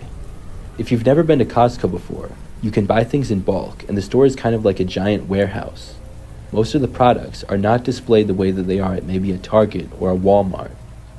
So I was shopping, and for whatever reason, looked to the right. There were these products on pallets, and behind the products, I saw a man hiding back there. He was far back and hidden really well. He was also looking right at me. When I saw him, he quickly ducked down. I walked away and immediately went to the checkouts. This guy had to be the one who wrote me the letter. I didn't get a great look at him, but he seemed to be in his 20s and had darker hair. When I got to the checkout, I told the employee at the register about him. She said that she would talk to her manager about it. I just wanted to leave though, and I figured that the guy would probably leave or hide before they got there. I left, and that same day canceled my Costco membership. There was no way that I could go back there. This really creeped me out, because apparently some guy had been watching me every time that I shopped. I had no idea, because he probably hid in the aisles just about every time.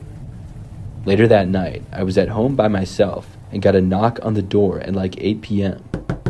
I got up and went to the window and looked outside. It was the same guy that had been hiding in the Costco. My heart started racing. He knocked again after I didn't answer the door right away. I stayed in the living room and just wanted him to leave. After about 5 minutes, he knocked once more. I still was not going to answer. I stayed where I was, and after a little while, I thought that he left until I heard a knock coming from the back side of my house. He was now at the back door. This was creeping me out too much, and I called the police on him. He wasn't trying to break in, but was certainly trying hard to get me to answer. I didn't know what he was going to do if I did. He didn't knock for a long time, and I think then that he actually left. When the police got there, they looked around outside and couldn't find the guy anywhere. They said that if he came back, for me to not hesitate to call. For the rest of that night, though, he didn't come back. I didn't see him for several days, and was not going to go back to Costco either. But later that week, I got another letter from him. This letter was a little bit longer than the first. He said that he was disappointed that I didn't want to talk to him, and even more disappointed that I called the police on him. But then he said that he was sorry and was not going to bother me anymore. I was really surprised to read that, but the crazy thing is that after that letter, I haven't heard from him or seen him since. It's amazing to me how he stopped after going to such lengths. I mean, he found out where I lived and watched me while hiding inside of Costco. I guess he had enough common sense to know that I got the police involved, and he would possibly get in some serious trouble if he continued.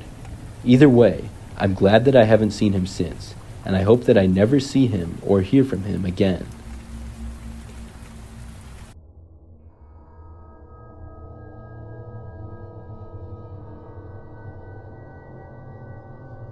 One day, I was in school for a seemingly average Thursday.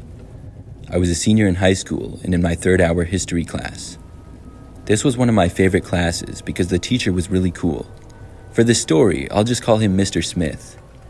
Mr. Smith was very laid back and would give us a lot of time to do homework in class.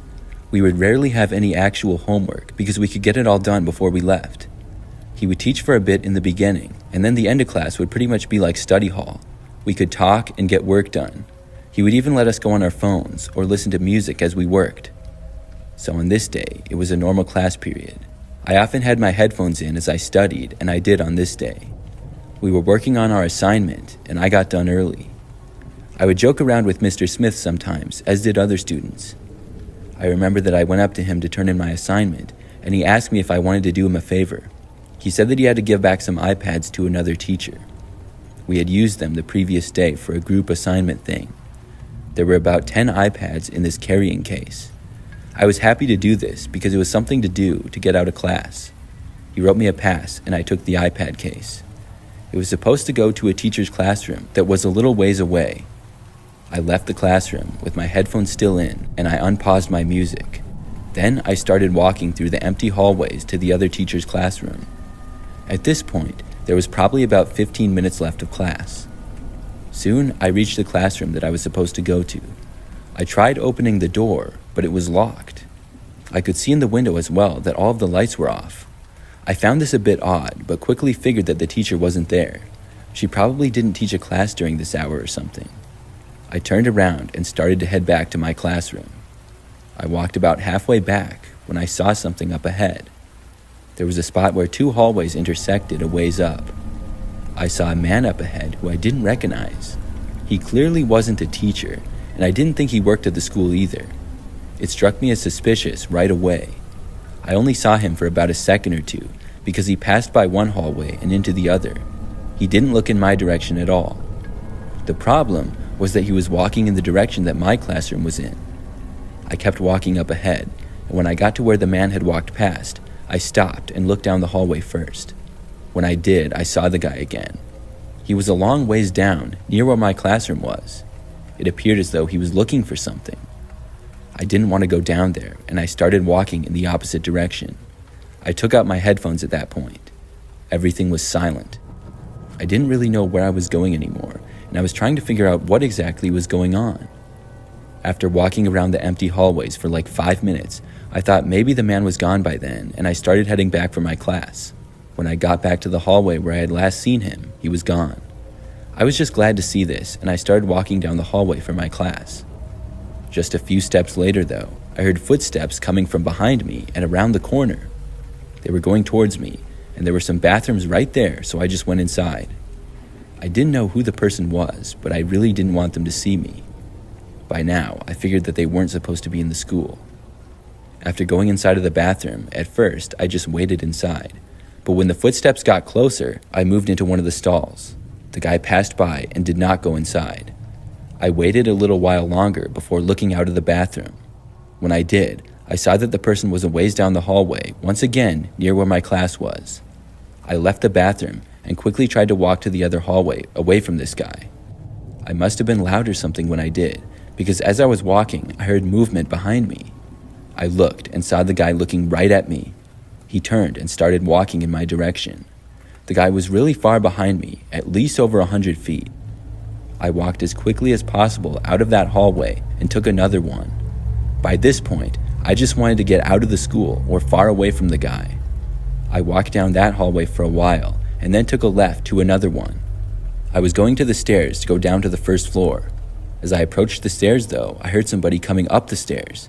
I stopped and didn't know who this person could be. When they came into view, I saw that it was a police officer. He asked me what I was doing, and I asked him what was going on. He told me that the school was under a lockdown, and they were searching for a suspicious man. I pointed him in the direction that I had last seen him. Then I went downstairs and saw several more officers. I showed them my student ID, and we found a nearby classroom, and I had to wait inside there until the lockdown was over. It lasted for probably about 15 more minutes, and then it ended. We were let out, and by then it was time for the next class period. I'm not sure who that guy was, or what he was even doing. I also don't know how he got into our school either. I hadn't been able to hear that we were going into lockdown though, because my headphones were in, and I couldn't hear anything. Looking back, if I would have known, I would have tried to go into any classroom. I don't know what would have happened to me if that guy caught up with me either, but I'm glad I didn't have to find out.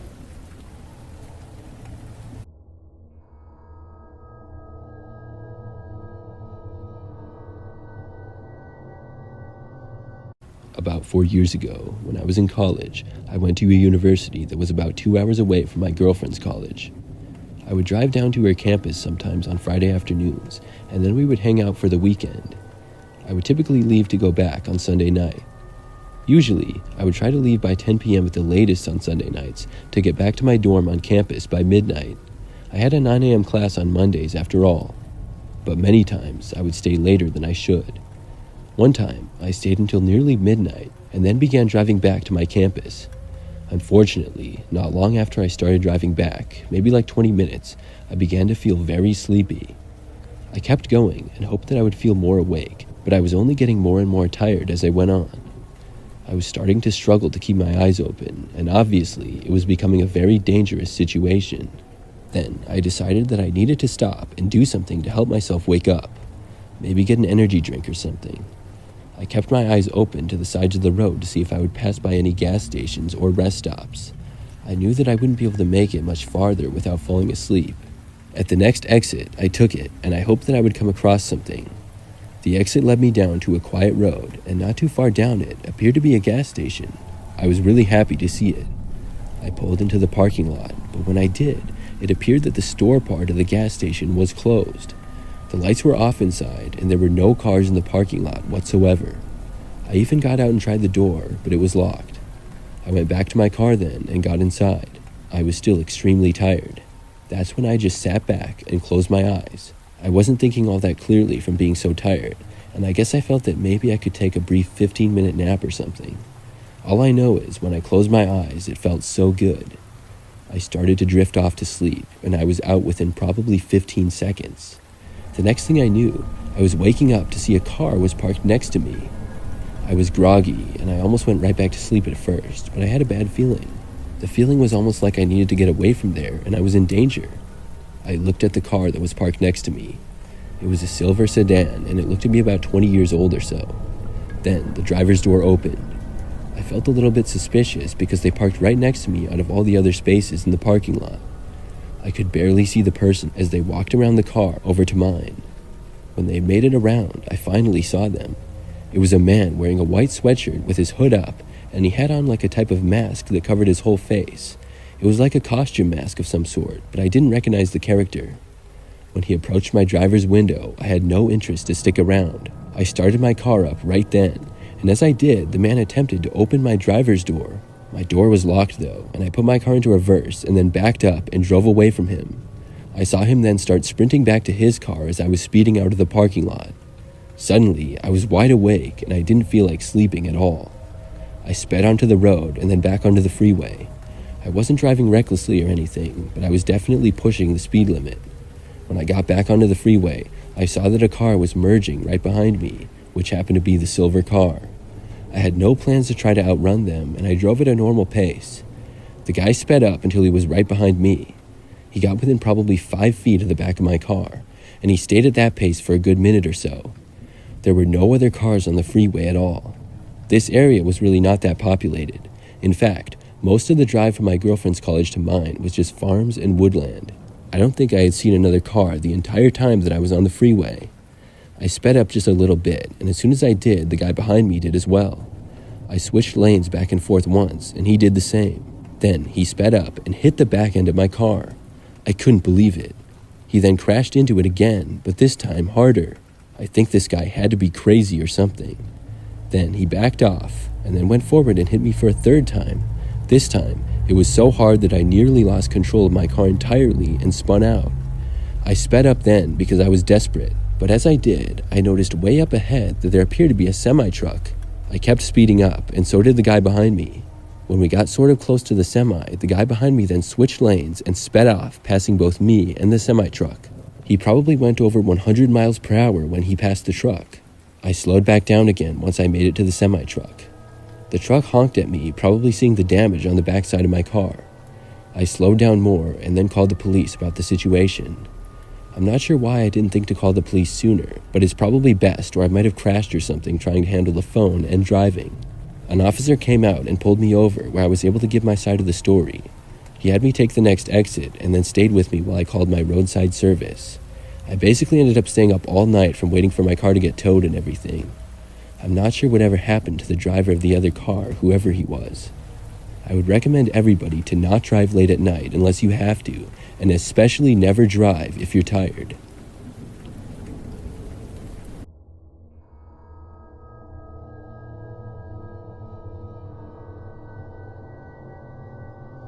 This happened to my best friend around 2 years ago, who I'll call Sarah for privacy reasons.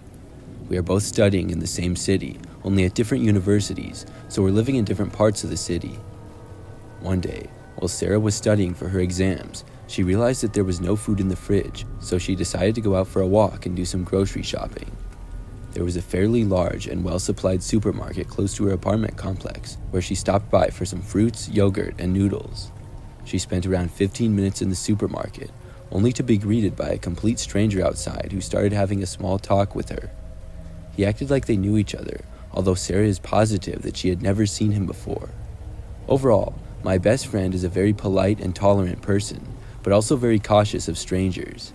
She described him as a short, overweight guy with a goatee and a wide, odd grin on his face.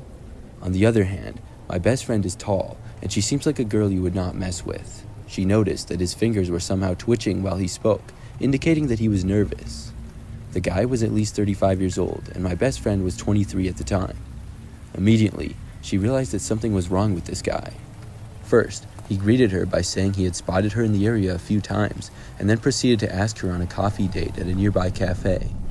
Sarah was just standing there speechless and politely declined him, saying she wasn't interested. It made him really mad, so he kept insisting that she go with him. When she refused again, he angrily told her that they would see each other again soon, calling her by her real name.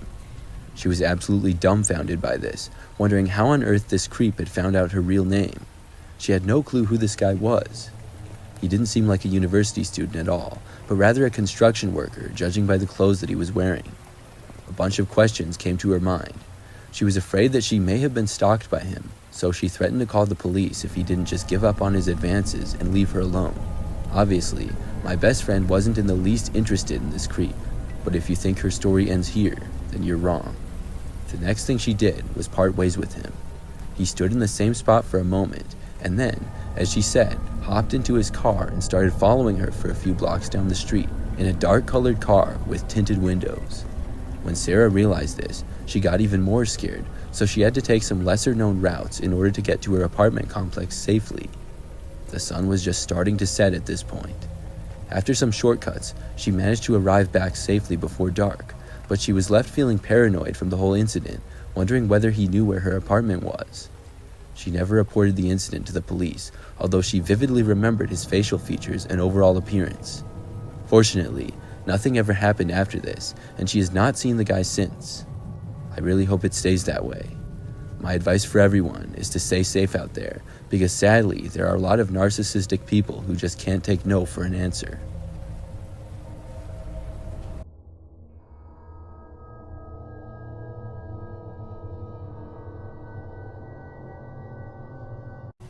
I decided to sell my old desk on Craigslist. It had been lying around in my room, gathering dust, and I figured it was time to go. I took some pictures and then listed it, but after waiting for a whole week with no interest, I was starting to lose hope. Then, out of the blue, I got a message from a guy who seemed super interested on checking out the desk. We messaged back and forth for a little while, and soon I gave him my address to come and buy it. On the day of the meetup, the man showed up, and something about him felt a little off. Anyway, I welcomed him in and led him to where the desk was. The man had sort of long hair that was blondish red. He was thin and also somewhat short. He looked at the desk for a minute or two. There really wasn't much to it. It was just an old desk. But then he looked up and asked me if he could use my bathroom. I was confused at first, but I didn't want to be rude, so I pointed him in the right direction. He was in there for a little while as I waited in the living room by the desk. Then, finally, the man came back over and told me that he really had to get going. He thanked me for showing him the desk and said that he would consider it. Then he left. I was sort of confused and also disappointed. The whole encounter seemed strange, and I was really hoping that the man would have bought the desk from me.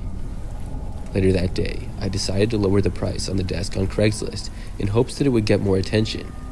That very night, though, something strange happened. I was sound asleep when I suddenly woke up to strange noises. I sat up and listened closely. The noises sounded like they were coming from down the hallway. I couldn't figure out what was causing them, and they went on for what felt like forever. After waking up a little bit, I soon realized that the noises were coming from my bathroom down the hallway. This was really strange to me, so I decided to get up and check it out. I got up from my bed and slowly walked over to my doorway.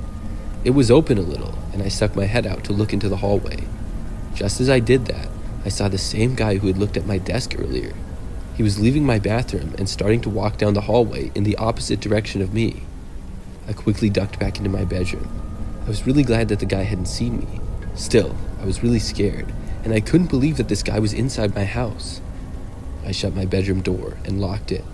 I hadn't thought to be quiet, and it made a noise much louder than I had expected. After this, I heard movement as if the man was now walking in my direction. Sure enough, his footsteps started moving closer to my bedroom. I backed up and ran to the corner of the room farthest away from the doorway, got my phone out, and called the police. In the meantime, the man tried opening my bedroom door. When he did, I started freaking out. Then he began banging on the door loudly, not as if he wanted me to let him in, but as if he was trying to break the door down. I looked around the room, but didn't really have any decent hiding places in there. I also had nothing I could really use to defend myself. As the banging continued, I worried that my door wouldn't be able to hold up. I looked to the window and decided that I would have to jump out. The bedroom was not very high above the ground, and I could make the jump to the grass pretty easily. I went to the window and started scrambling to get it open. It was a lot harder than I thought it would be because I was panicking. The bangs on my bedroom door got louder and louder. Finally, I got the window open and I jumped out onto the lawn beside my house. Then I ran down the street as quickly as I could. I didn't really know where exactly I was going, just away from there. I wound up making it to the end of the block before running out of breath. Soon I started walking and I felt much better and was relieved to be away from there. The police arrived at my house only minutes later. I saw the flashing lights from the next street over and I walked around. When I saw them, I carefully headed back, and when I got back to my house, I was able to see that they had caught the man who had broken in. I spoke with several officers for about an hour, recapping the whole situation. When I learned that officers had found the man in my bedroom with the door broken, I couldn't believe it. I'm really glad that I left. I'm not sure why the man broke into my house though, and what his intentions were.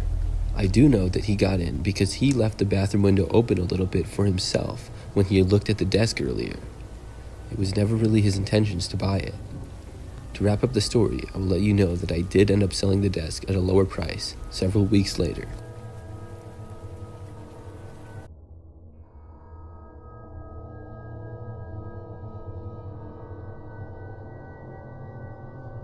When I was a kid, my parents used to leave me home alone sometimes. Both of my parents worked, and they stopped getting a babysitter for me when I was around 10. I'm an only child, so I got used to being home alone pretty quickly. I was able to make several foods for myself and have snacks, but most of the time, I would just sit and watch TV or hang out in my room. The house that we lived in was one level and had a basement as well. There were 3 bedrooms and 2 bathrooms on the main floor, as well as the living room and kitchen. It wasn't a very big house, but it also was not tiny, and it never felt like we didn't have enough space. At the time of this story, I was probably about 12 years old. So one night, I was home by myself. I really don't remember where exactly my parents were that night, but they were both gone. My mom had cooked me some food before they left, so I had it while watching TV in the living room. Then I went into my bedroom afterwards. For the next hour or so, I just kind of hung out in there playing on my Nintendo DS and watching the smaller TV that was in my bedroom. It was probably like 8:30 or 9 p.m. at this point, and it was completely dark outside. That's when I heard our sliding glass door opening. I was used to hearing that noise because my parents went in and out to the patio all the time. The sliding glass door was connected to the dining room area by the kitchen, and it was at the back corner of the house. We had a little patio with a table and a grill and stuff like that. It was like 5 seconds after I heard this noise that I realized it was strange. None of my parents were home, so who could have done that? We didn't have any neighbors who had just come over or anything like that, and I suddenly became very worried very quickly. I started to panic, and I didn't know what to do. This kind of a situation had never happened to me before, and in fact, I had never really thought about it being a possibility. The neighborhood was always quiet and calm, and it seemed just like any other to me. I tried thinking quickly of who would be there, but I couldn't think of anybody. My bedroom door was not completely closed either, but open about a foot. I thought about getting up and closing it, but I didn't want to make any noise, so I stayed where I was, sitting on top of my bed. One thing I noticed though, was that I didn't hear anybody walking around inside the house. And we had wood floors in the living room and dining room, so I probably would have heard whoever was there walking. My TV was playing with the volume pretty low, so I knew I would have heard the footsteps. I sat there on my bed, not moving, listening closely for any noise, but I didn't hear anything.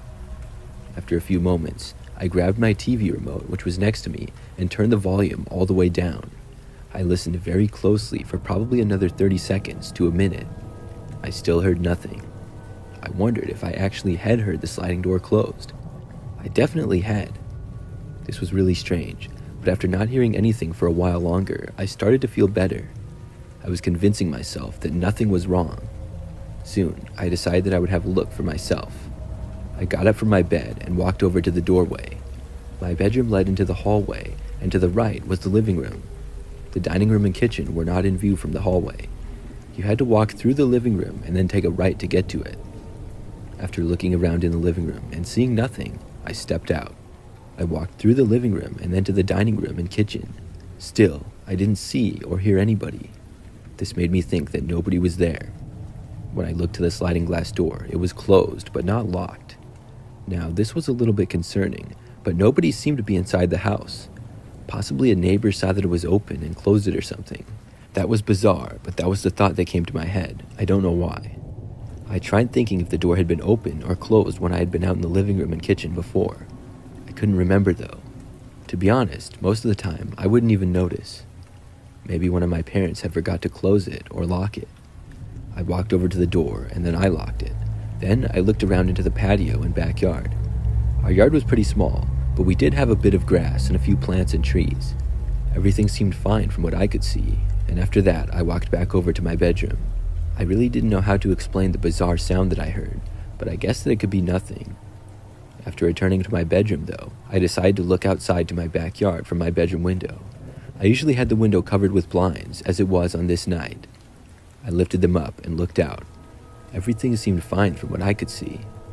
About right after this, I returned to my bed, but was thirsty, and my water glass was empty, so I picked it up and headed to the kitchen to get a refill. After I walked to the fridge, I was filling my glass when I heard another sound. It was coming from the living room. Somebody was definitely in there, and I started to hear footsteps. The closest exit that I was near was the sliding glass door, and I sprinted for it right away. I unlocked it, opened the door, and ran out without even closing it behind me. I was probably the scaredest I had ever been. I didn't see whoever was there at all, but I knew somebody was inside the house. When I got outside, I sprinted out of the yard and around the house to the street. Then I started running down the street, just trying to get as far away from my house as I could. I'm not really sure where I was planning to go, but as long as I was away from my house, I felt safe. Luckily, at this time I had recently gotten my first cell phone. I had it with me in my pocket, and I took it out and called my mom. When I told her what had happened, she said that she was calling the police, and my parents would head home immediately. I'm pretty sure in the meantime, I just kind of walked around the streets of my neighborhood. Eventually, I got another call from my mom, asking where I was, and when I told her, her and my dad were there within a minute or two to pick me up. I got inside their car, and we drove to our house, which had several police cars in front of it now. I waited in the car with my mom as my dad talked to the officers to know the situation. When he came back, he said that the guy who had been inside the house was gone. The police hadn't found anybody inside. However, the house had several things in it that were messed up. One of the blankets that was on the couch was now on the floor, and I hadn't put it there. The doors to my parents' bedroom and the basement were also left open and had been closed before. But surprisingly, nothing was stolen from the house at all. We all went back inside a short time later, and I was pretty scared for the rest of the night. The guy never came back though, and I never saw him again. I'm just glad that I left when I did and got out of there.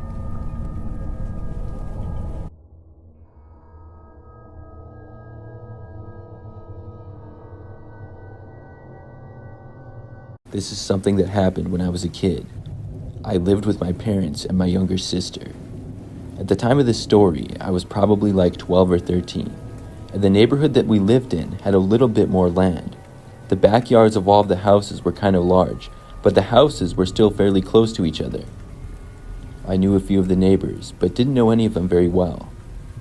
There was one house sort of close to us that was next door to the west. Both our house and theirs had decks in the back, and the one next door was kind of small. I remember that I would go outside in the backyard a lot because I was a kid. I would practice playing sports back there and things like that. One time, I remember that I went outside, and I saw the woman who lived next door out on her deck. She was pretty far away and was kind of hard to see. It looked like she had binoculars and was looking right at me with them though, and this seemed a little bit strange. I think it was just her and her husband who lived next door. They didn't seem to go outside much, and we rarely saw them. They also didn't seem to be very friendly. I know that every Halloween we would go to their house, and they would never answer the door. I ignored what appeared to be her looking at me and kept doing what I was doing. I think I was practicing some frisbee golf shots or something like that. I looked up again a while later, and she was still there facing me with the binoculars. It seemed so strange that I just stopped and stared at her to see if I was seeing correctly. She did not move. The woman was just steps from the door to go back inside. I went back to doing what I was doing and looked again a few minutes later. This time, she was gone. I was glad to see that, and I stayed outside for a while. Back then, I was outside basically every day. I'm not sure if it was the next day or a few days later though, but I soon saw her again. This time, I was in the backyard once more, but the woman was inside of her house. She was at a window, and I don't know which room it was, but it was a window on her house on the second floor. It looked sort of out to our backyard. I'm not even sure how I saw it, because it's kind of hard to see in, but I saw her again. She had binoculars on once more, and appeared to be looking at me with them. Now, our backyard wasn't that interesting. I had no clue as to why she would be looking out into our backyard. If she was just watching me specifically, then I found that very odd. I stopped and stared at her again. I wasn't necessarily mad or annoyed with her, but I was just confused. I wanted to know what she was doing and if she was looking at me. She stayed there, staring at me, and I stared at her. She barely moved at all. This went on for like a minute or two straight. Then, finally, I saw her move out of the way from the window. I went back to playing out in the yard after that. Now, each time that this happened, I never told my parents or anybody about it. It didn't seem like that big of a deal, and by the time I would come inside, I would have usually forgotten all about it. But a while after this, maybe a week or so, I really don't know, I happened to be outside pretty late one night. It was maybe like 11 p.m. or something. It was summertime, so I would stay up later, and this also meant that it was nice outside. Now, people were using both of the bathrooms that we had in our house. I really had to go, and being a guy, when this happened, I would sometimes go out in the backyard. Even though it was really late at night, I went downstairs and then out the back door to the backyard. Then I was going to go behind this one tree that we had, but before I got a chance to even walk out to the tree, I saw something. I looked over and noticed a woman stepping out onto her deck. She then put the binoculars up to her face and appeared to look over at me. She was literally right outside of the door leading to their deck. This late at night, that was really odd. I just turned around and ran back inside. It creeped me out, and I just waited to use the bathroom after that. There was no way I was going to go back outside. Still, I forgot to tell anybody. I'm not really sure how I did, but I just did. So that night, I went to bed. My bedroom happened to be down in the basement. Our house was a split level, with 2 bedrooms upstairs and 2 bedrooms downstairs. My bedroom was partly underground and had a window that looked outside. After going to bed, I fell asleep rather quickly, but at some point, I woke up. When I did, I just remembered that I could tell it was still the middle of the night. I heard a noise coming from my window, and I looked over. I was expecting to see nothing. Maybe it was a bug flying against the window with it being summertime. But what I saw was the woman literally standing right outside of my window and looking in at me. It was the craziest sight I had ever seen. I'm pretty sure I rolled off my bed to the other side away from the window and onto the carpet. Then I hid behind my bed. I didn't want to look back to the window. I stayed there for a while, and when I was finally able to look up again, she was gone. I went upstairs and told my parents about it, and the next day, my dad went over to confront them. Her husband answered the door and denied everything. He said that we were crazy, and the husband was really mad about the accusation. My dad ended up cursing him out and then leaving. The woman never even came to the door. But after that confrontation, she never did anything strange like that again. I did see her a couple of times, but she wasn't doing anything weird when I did. Those people moved away like a year later, and a new family moved in. I still think about how bizarre that situation was, though, sometimes.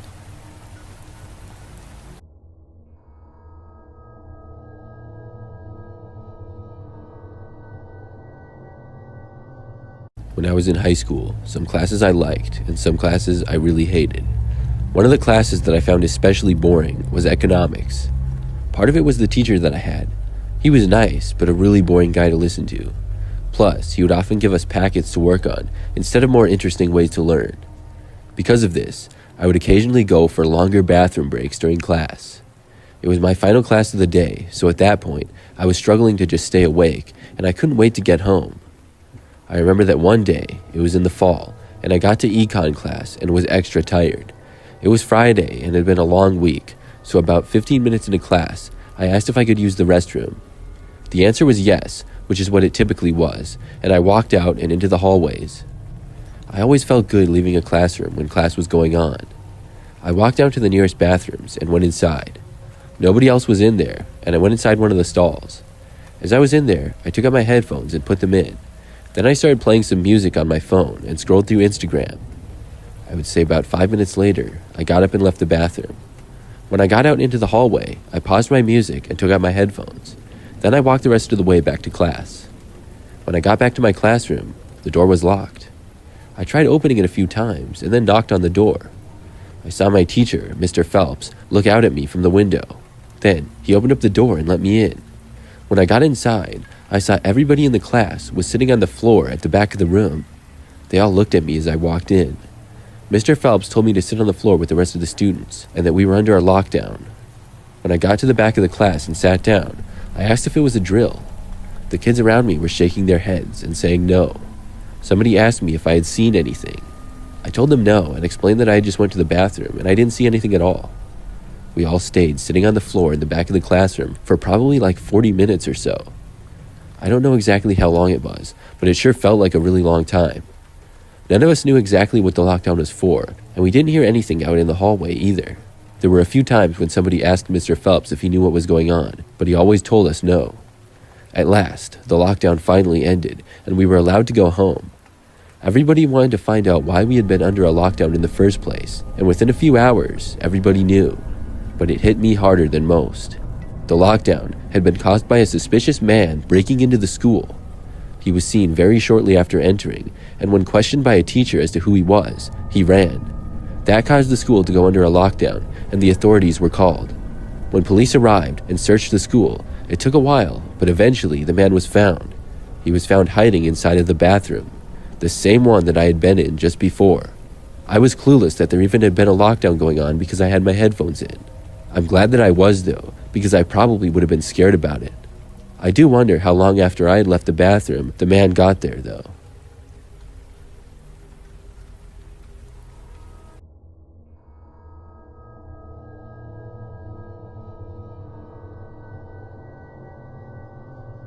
When I was in college, like most people, I didn't have a whole lot of money. During the summertime, I would work a job, and at college, I did have an on-campus job as well. But I didn't get that many hours or that much money for it. I didn't have the time for a normal or even part-time job while I was at school. I had quite a bit of homework, and school was difficult for me, so I would spend a lot of extra time studying. But during my junior year, I really wanted some more money. I decided to go on Craigslist and look for some fast jobs that I could do.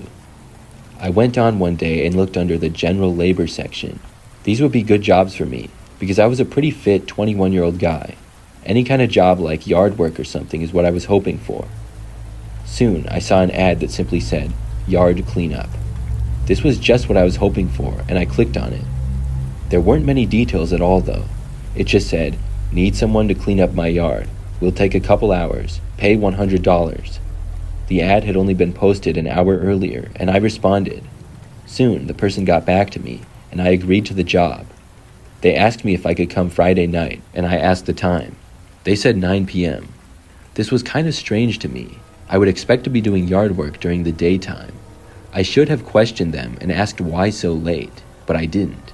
I was just afraid if I did, they would get mad and find somebody else, and I really wanted the money. Plus, I was free at that time, and it's not like I had class the next morning or anything. I agreed to it, and they gave me the address. On Friday night, I put the address in my phone and drove to the location. I had never been to that area before, and it was almost 20 minutes away. The location was a house with a pretty decent-sized yard. It was in a residential neighborhood, but I couldn't tell a whole lot about the area because it was nighttime and really dark. There were only a couple of dimly lit street lamps around. I let the person know that I was there, texting them, and then I got out of my car. I was about 5 minutes early and started walking up to the house. It was a 2-story house that looked pretty average to me. There were some overgrown bushes in the yard, as well as leaves and such. I walked up to the front door and rang the doorbell. All of the lights in the house appeared to be off, which was kind of strange. About a minute went by, and nobody came to the door. Then I knocked. Maybe their doorbell was broken or something. After knocking, I still heard nothing. I waited and then double-checked on my phone that I was at the correct address. I was. Nobody responded to my text either. I knocked one more time. Still no one came to the door, But then I heard something out in the yard. It sounded like footsteps, and they were to my right, coming from almost the side of the house. I looked over, but it was very dark, and there was also a tree in the way of my view, so I couldn't see anything. I took a couple of steps back to look. The footsteps were a ways away, but clearly in the yard of the property that I was at. When I moved back, the footsteps stopped. I called out, asking if somebody was there. I thought maybe it was the homeowner, but I didn't get a response. I was starting to feel kind of creeped out by this situation. Then I heard the footsteps again. I couldn't take it anymore, and I started walking away. I didn't look behind me, and I walked all the way to my car. I got inside and locked the doors. I looked out to the yard and didn't see anyone. Then I checked my phone for the last time to see if there was a response yet. Still nothing. Then I left. I started driving back to my college apartment, but when I was still on that quiet street, I saw a car appear behind me. I hadn't seen exactly where it came from, but it looked like it might have actually come out of the driveway to the house that I was at. The car followed me off that street and onto the next one. When I got back onto the highway to go back to campus, the car did as well. It stayed with me when I took the exit too. By then, I was getting really suspicious.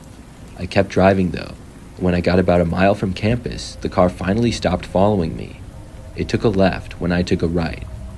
I was able to make it back, but after that decided not to go on Craigslist anymore. I don't know if the car that followed me had anything to do with it or not. I feel like it did, but I don't have any proof. What I do know is that the experience was very strange. The person never contacted me at all after that, and I still don't know who was walking behind the tree. They definitely heard me when I called out to them, but didn't respond.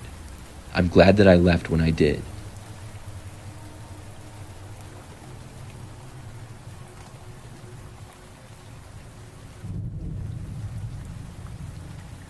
Last month, I decided to sell my big TV with the TV stand on Craigslist.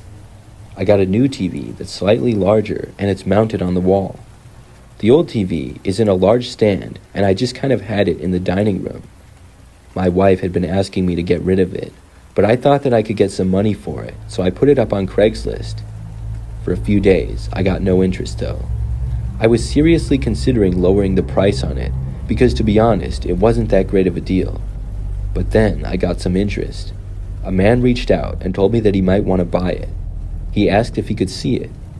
I told him only if he was serious about it, and he said that he was. I gave him my address and we arranged for him to come and look at it the next night at 7 p.m. I live in an average-sized 2-story home that's just me and my wife. Because the TV stand and the TV were kind of bulky, I really didn't feel like lugging it into my car to drive it to some local parking lot. I figured it wasn't a big deal that I was giving my address to him. The next night at 7 p.m., I waited for the guy to show up. After 30 minutes went by, I sent him a text asking him if he was still coming. He responded saying yes he was and he was on his way. I kept waiting. By the time he got to my house, it was 8 o'clock and dark outside. When I saw his car, I was disappointed. He arrived in a small little 4-door sedan, and there was no way that the TV or the stand would fit inside of it. I watched the car drive slowly in front of our house, but then the car passed by, and I thought for a moment maybe it wasn't him, or maybe he was confused on the address. But he later parked a ways down, almost out of my sight. I wasn't sure why he parked so far away, but whatever. The guy then walked up, and I met him at the front step. He was wearing a hooded sweatshirt with the hood up, and he appeared to be in his 20s. I invited him in and showed him the TV and stand, and they weren't too far away from the door at all. I asked the guy if he wanted to buy it. The guy just stood there and looked at it for a few seconds. Then he said that he wanted to buy it, but he didn't get paid until Friday and would have to wait until then. I was pretty annoyed by this. I started walking the guy to the door, kind of leading him out. I asked the guy why he would come over today if he wouldn't be able to buy it. The man said that he just wanted to see it. He then walked out my front door and back outside. We said bye to each other, and then I shut the door. During this whole meeting, my wife had been upstairs in our bedroom. I sat down on the living room couch and turned on my larger mounted TV. My wife then came downstairs and asked me why the guy had gone into our backyard. I was like, "What are you talking about?" She told me that she had been upstairs and saw out the window. When the guy left, he walked straight around our house and into the backyard. I got up and went to the front window and looked out. I just barely saw within my vision the car down the street. It was still there. I didn't know why the guy would be back there, and I told my wife that. Then I went around to the back windows and looked out of them. At first, I didn't see anything. I asked my wife where in the backyard he had gone, and she told me that he had disappeared behind a bush. I kept looking through the windows, and then I turned on a light. I then leaned to the side and looked out one of the windows towards the bushes. Just barely, I saw the guy crouched down, hiding. I could only see part of him, but that was enough. I cracked open the window just a tiny bit and yelled out that if he didn't leave now, I was going to call the police. Just seconds later, the guy got up and sprinted away. I went to the front of the house and looked out the window, and my wife and I watched the guy sprint all the way to his car, and then he drove off. After that, I took the listing off of Craigslist. I also reported the incident. I regret giving that guy my address, and I should have known better. I'm glad my wife saw him go behind our house, because who knows what his plans were.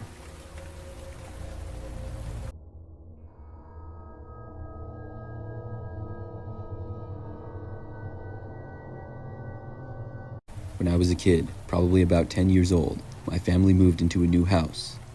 It wasn't that big of a move, but maybe like 10 minutes away from where we had lived before. My siblings and I didn't have to change schools, but the neighborhood was different. When I was a kid, I loved to be outside. Probably my favorite part of our new house was that it had a basketball hoop in the driveway. I had always wanted one, but our old driveway was too small, and the car took up most of the space. My brother and sister did not like to go outside as much as me, so I would often be out there by myself. Our house was bigger than our old one too, and the neighborhood was busier. I was hoping that I would meet some of the neighborhood kids and make some friends. I remember that shortly after moving in there, I was outside playing basketball in the driveway, and I saw a guy walking by down the street. The next day, I saw him again. I figured that he was one of the neighbors, and he lived on our block. I remember noticing that he looked at me both times as he went past. Then, one day, I saw him walking down the street for the third time. This time, the man stopped at the end of our driveway and faced me. I wasn't really sure what he wanted. I kept playing basketball and looked over every few seconds or so to see if the guy was still there. He didn't move. After maybe 2 or 3 minutes, when I looked over, the guy waved at me. I waved back, but I was a little bit confused. The guy was wearing sunglasses, I remember, and for the most part seemed pretty average. He then waved me over and said hi. I started walking down the driveway to the guy, and when I reached him, he asked me if my family had just moved in. I said yes, and the man told me that he was my neighbor. He asked me how old I was, and then he told me that he had a son around my age. He said he was always trying to get his son out of the house, but he mostly just liked to stay inside and play video games. He told me that his kid would probably play basketball with me, and asked if I wanted to come over and meet him. It sounded good to me. I would have loved to have a friend to play basketball with, and I told the man sure, and he told me to follow him. We both began walking down the street to the right. When we did, I expected it to be maybe a few houses down or something like that. I thought about telling the man that I had to let my parents know I was leaving. They had always told me that if I was going anywhere to ask them or to let them know, like if I was going to the local park or something. However, I felt like that would be an inconvenience, and I decided not to. We made it past a few houses, and then I saw that there was this one car parked on the side of the road. It was literally the only car that was parked on the side of the road.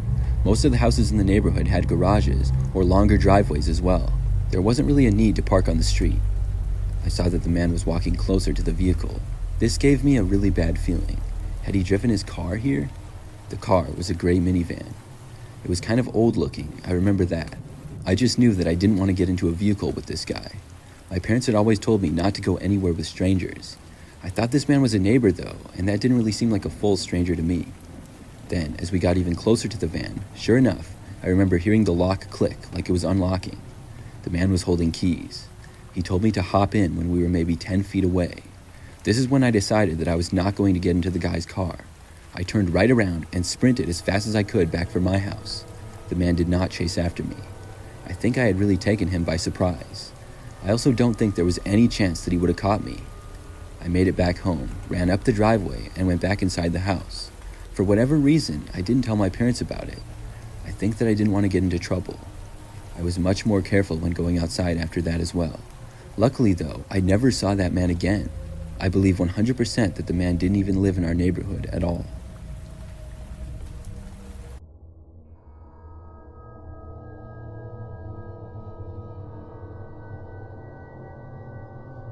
I worked at Target up until as recently as 6 months ago. It was a job that I had for a total of 1 year and 5 months, working in multiple departments. I started out as a cashier, but then moved to mostly the customer service area. This is something that happened towards the end of my career there. I remember it like it was yesterday, as it was still pretty recent. It was a Friday afternoon, and I was working in the customer service desk. This store was a super Target, and we had 2 entrances. The service desk was near the entrance doors, and it was at the front facing the rest of the store. Things were somewhat busy, but manageable during the first few hours. Generally, working at the service desk was pretty easy for me, and I liked it a lot better than being a cashier. At one point, a few hours into my shift, a man came in the store, and I noticed him walking directly over to me. He had a big Target bag in his hands, and I was expecting him to be making a return. The man was average height, looked to have blonde hair, but wore a hat, and wore shorts and a t-shirt. Things started out normal. He told me that he wanted to make a return, and then pulled a laptop out of his Target bag. He didn't have the box for the laptop or anything, but he did have a receipt. It was one of the laptops that we sold, and it went for about $400. The man told me that the laptop did not work as soon as he opened it, and that it must be defective or something. He said that he wanted a full refund and was upset that it didn't work, and he would buy another laptop elsewhere. He opened up the laptop and tried turning it on, showing me that it didn't work. I told the man that he could return it, but I would need to see a proof of purchase. He then took the receipt that he had and showed it to me. I asked to see it, and the man handed it over. Immediately, I could tell that the receipt was fake. Working in customer service, I saw countless receipts and dealt with many returns. Sometimes, people would try and return stuff with no proof of purchase at all. Other times, they would try to return things that we didn't even sell. It was crazy the things that some people would do, but it didn't happen very often at all. I asked the man if he had any other proof of purchase, and he started to become angry. He told me that he had a receipt and said that that should be enough. He then started to complain about the laptop being broken again. I told the man that I was having a little bit of trouble with the receipt because I could tell that it was not a real one. I pointed out some of the differences to him. Some points of information on the receipt were in the wrong areas. The man insisted that it was real though. I took my walkie and called for my boss. They would have a better understanding of how to handle this situation than I would. When I did that though, the man grabbed the laptop and quickly walked away and out of the store. When my boss got to where I was, I told him about the incident. However, the man was gone by then. We talked about it for a while, but after that, I just continued with my shift. I took a break soon and then returned back to work. By the time it was the early evening, several hours had gone by. We were always pretty busy then, and things would eventually get quieter. It was when things started to quiet down and it was getting dark outside that I saw the same man come inside the store again. He walked in the doors that were near me and made his way into the store without looking at me. But then he walked closer. A couple of minutes later, I noticed him staring at me. He was sort of behind a display that we had, and there were quite a few things that would obstruct my vision from the rest of the store. I hadn't seen him for several minutes, but I found this kind of creepy that he was looking at me. I had to ignore it though. I didn't know what the man was doing here, and if he was going to just buy something, or if he had any bad intentions of some sort. Clearly, he had just tried to scam us earlier. I went on with my work. Things only got quieter for the rest of the night until I was off at 9 p.m.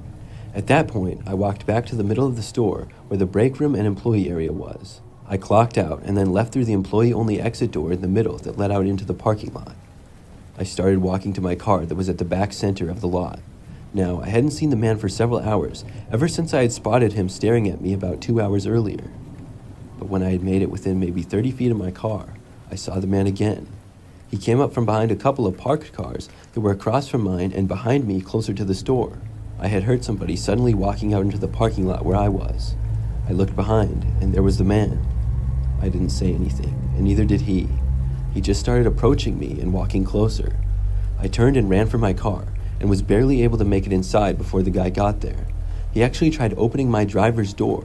Luckily, I had locked it just in time. I didn't bother staying there to see what the man would do next. I immediately backed out and left the Target.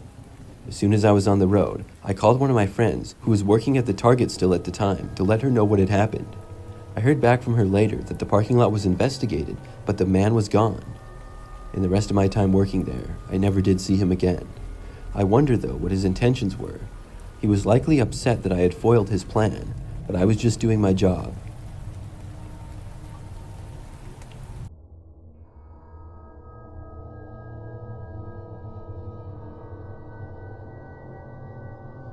I live out in the country, and I also enjoy bike riding. There are a lot of quiet roads around where I can go. Biking is also probably my favorite form of exercise, and I used to ride on an almost daily basis. One time, I went for a bike ride late at night. It was probably like 9 o'clock, and I hadn't been able to go earlier in the day. Still, I wanted to get some exercise in. The roads were very quiet, so I headed out to ride around the area. To describe the area, there are a lot of woods and some areas of farmland and open fields. I would see this all on my bike rides. I went about a mile down a nearby road and then connected to another one. This road I was going to take for a while and then turn around and head back. It was a route that I had been doing quite a bit at the time. On this night, I got to the final road, and maybe 2 minutes into it was passing by thick woods on the left side. The woods lasted for a while, and as I was passing by it, I heard some noise, as if something was moving just inside of it. I looked over and saw some leaves moving lower near some bushes and trees, but I couldn't tell what it was. I figured maybe it was an animal, like a deer. Still, it was a little bit spooky to hear that late at night when it was very dark the way it was. I kept riding and looked back again and still saw nothing. Whatever it was stayed in the wooded area. I moved on from that and kept going. After maybe 5 or 10 more minutes, I turned around and started heading back. Soon, I made it back towards the spot that I had heard the noises in the woods. I didn't know exactly where it was, so I wasn't thinking about it or anything. But suddenly, I heard more sounds coming from up ahead as I was quickly approaching. I saw some movement, and the next thing I knew, a large tree branch came flying into the road, right in my path. When it landed, I was only about 10 feet away from it. As fast as I was going, I couldn't get out of the way. I turned my bike to the right to try and go into the grass and avoid the large log, but I couldn't do it on time. I hit it and was sent flying off my bike as the bike fell to the ground. The good news is that I landed in the grass. It still hurt, but it would have been much worse had I landed on the pavement. I had been able to turn my bike just enough to avoid that. It all happened so fast, I didn't know what was going on at first. After landing, I slowly sat up and gathered myself. For the most part, I was all right. That's when I heard more noises from inside the woods. It was just a little bit behind me. I looked over, and soon, a man emerged. He was dirty looking. He had long blonde messy hair and a slight beard. The man started walking closer to me. I scrambled up to my feet and ran for my bike. I quickly got on it as the man approached me. He got within maybe 5 feet of me, and I started to ride off. Something then flew past my head as I was starting to leave, and I saw that it was a rock. The man had tossed it at me. The man didn't say anything at all the entire time. I didn't know what his problem was. I rode off quickly and was able to make it home safely. I called the police and told them about what had happened. After that, I stopped riding late at night, and I tried to go during daylight hours if possible. I don't know what that guy was doing, but I could have been severely injured by him. I'm grateful that I made it away okay.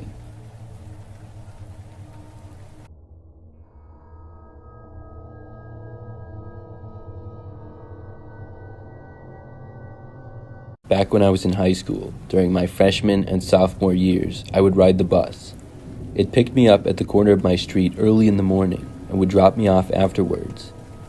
I went to an average-sized high school about 10 minutes away from where I lived. At least, the place seemed average to me.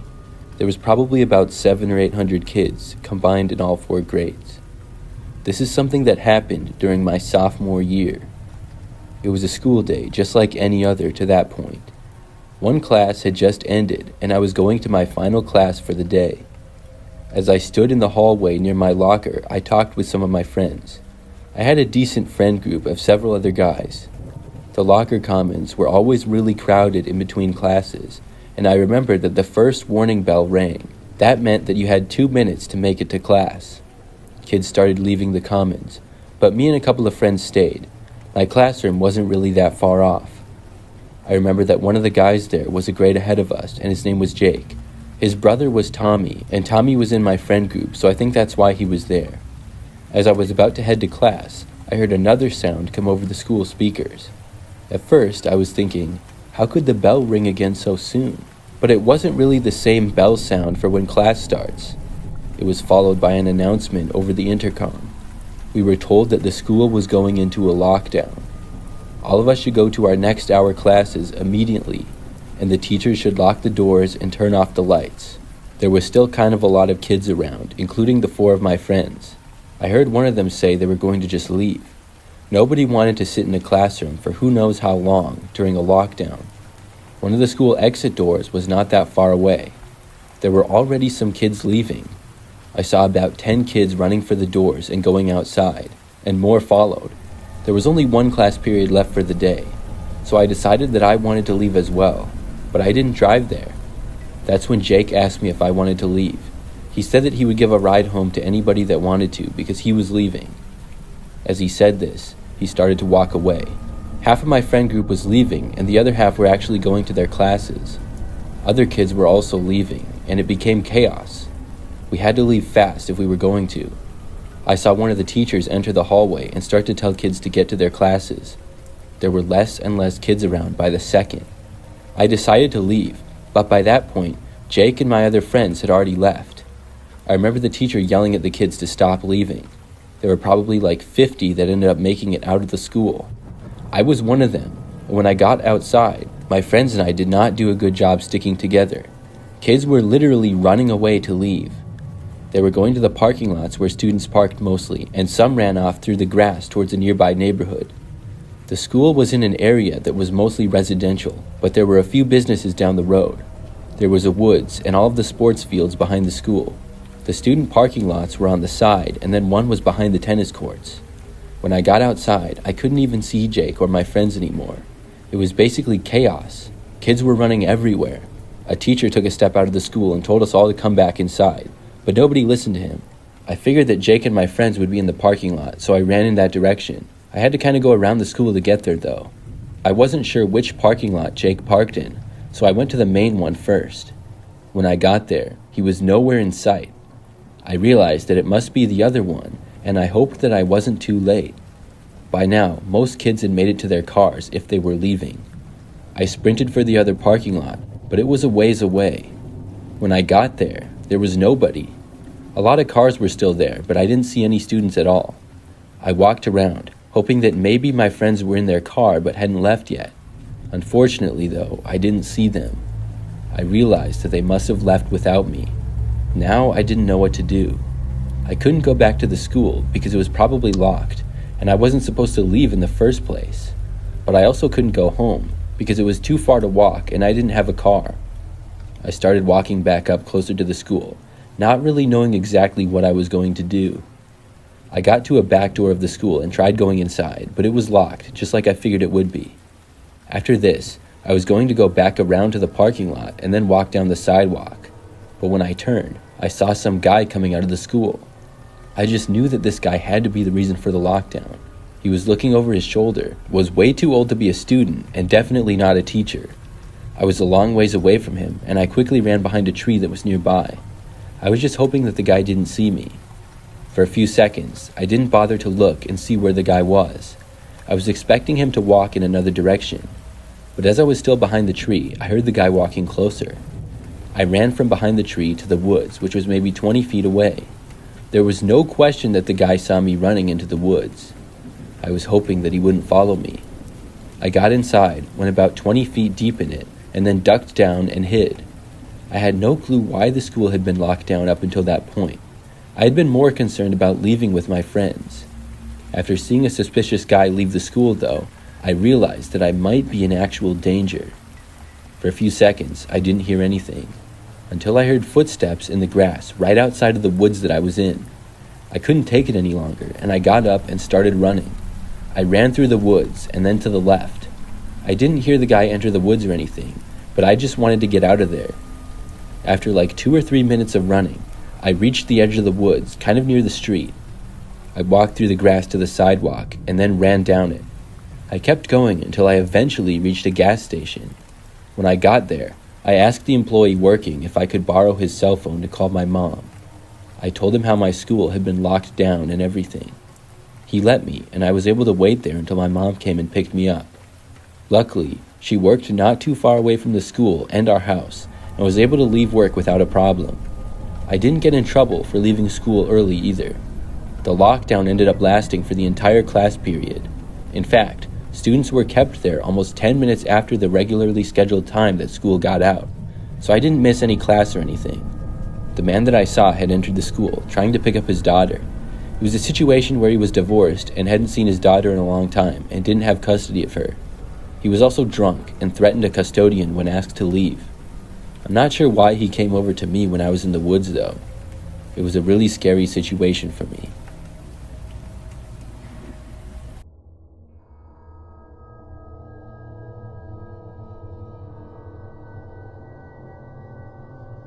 This is something that happened to me in the 1990s.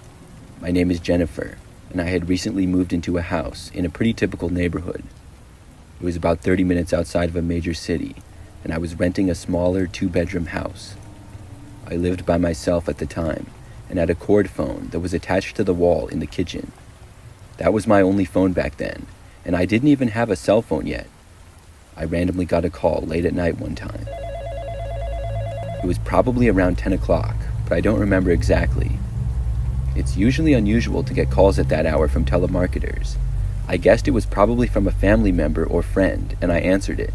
When I picked up the phone, there was a man on the other end. I didn't immediately recognize his voice. He said, "Hi, is this Jennifer speaking?"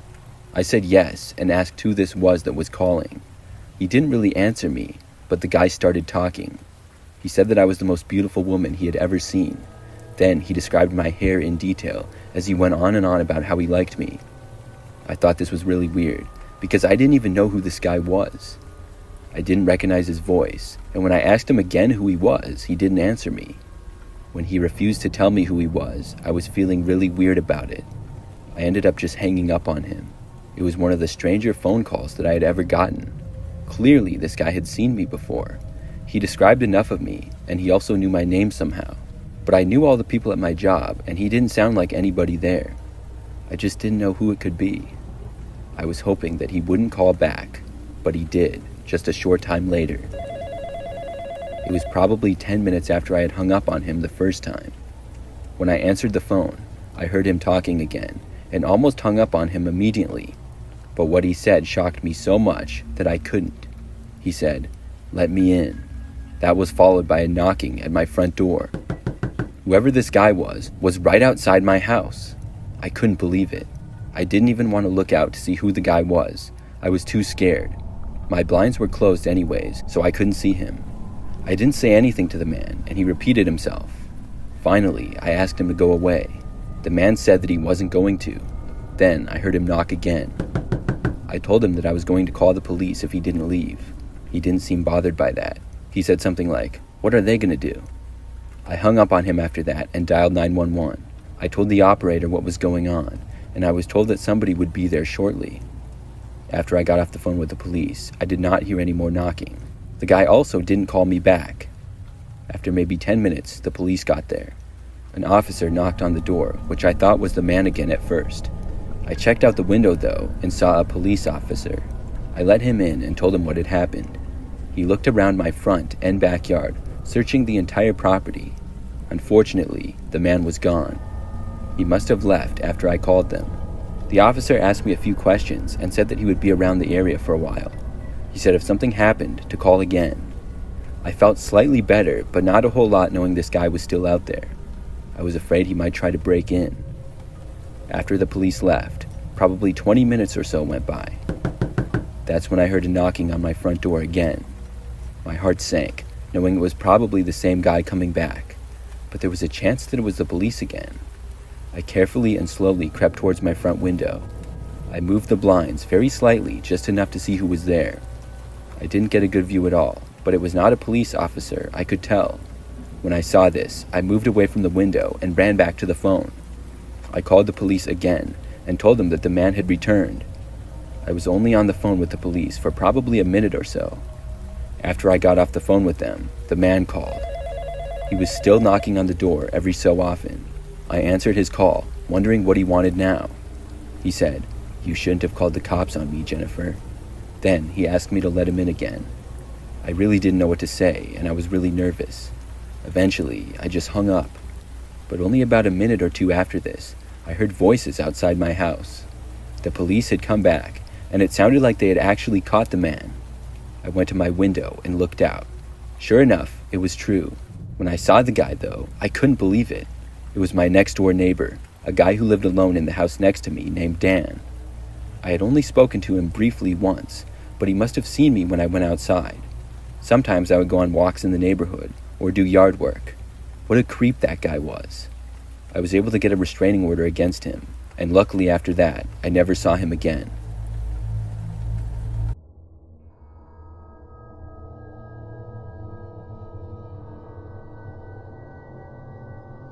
This is something that happened back when I was a kid. I think I was 7 years old. Back then, my parents had a membership to Costco. Both my mom and dad would go there all the time. It was probably the main store where we would get most of our groceries and stuff. One time, I went there with just my dad. I don't remember why my mom or any siblings didn't go, but it was just us. After we got inside, we got drinks from the cafeteria that Costco has where you could buy food and stuff. Then we shopped for all the things that we had to get. I'm not sure, but it probably took like 30 minutes or so. I remember that we went up and down just about every aisle, it seemed. My dad would take longer than my mom to shop because he wasn't as organized. He had a list, but he never seemed to know where everything was, and we'd go up and down the same aisles. After we were finally done shopping, we checked out. My dad said that he had to use the bathroom quick before we left and asked me if I had to go. I did, but I didn't want to use the bathroom at Costco and felt that I could wait until we got home, so I said no. So I waited by the shopping cart right outside of the bathroom while my dad went in. Probably less than 30 seconds later, I saw this guy coming up towards me. I thought that he worked there for some reason. The guy was sort of big and had glasses on. He asked me if I was waiting for my dad, and I said yes. Then he told me that I wasn't allowed to wait right there, and it was a new rule. This sounds so stupid years later, but I actually believed him. He said that he would show me where I could wait, so I took the cart and started to follow him. He said I could leave the cart there though. The guy went right around the corner, only about 10 feet away, and opened these doors. They led to some hallway that I didn't even know was there. We both went inside, and the guy kept walking to this door, which led to the parking lot outside. By now, I was very confused. It looked like we were going to leave. I stopped where I was, knowing that something was seriously wrong with this situation. The guy then stopped and turned back to me. He told me to follow him, but I wasn't that stupid. I started turning around to go back. The guy then walked over to me and he grabbed my arm. But then the doors that we had come through opened up. I saw my dad there, and the guy who had me turned around, letting me go. The guy then ran to the door into the parking lot and left. My dad came in and got me and asked me what was going on. I told him what had happened, and the police ended up being called to the Costco. I didn't realize just how serious of a situation that was at the time, but I do now. Years later, I still feel very lucky that I got away from him. I mean, my dad wasn't even in the bathroom for 1 minute, and I was right outside of it. After that day, I don't think I ever went back to Costco.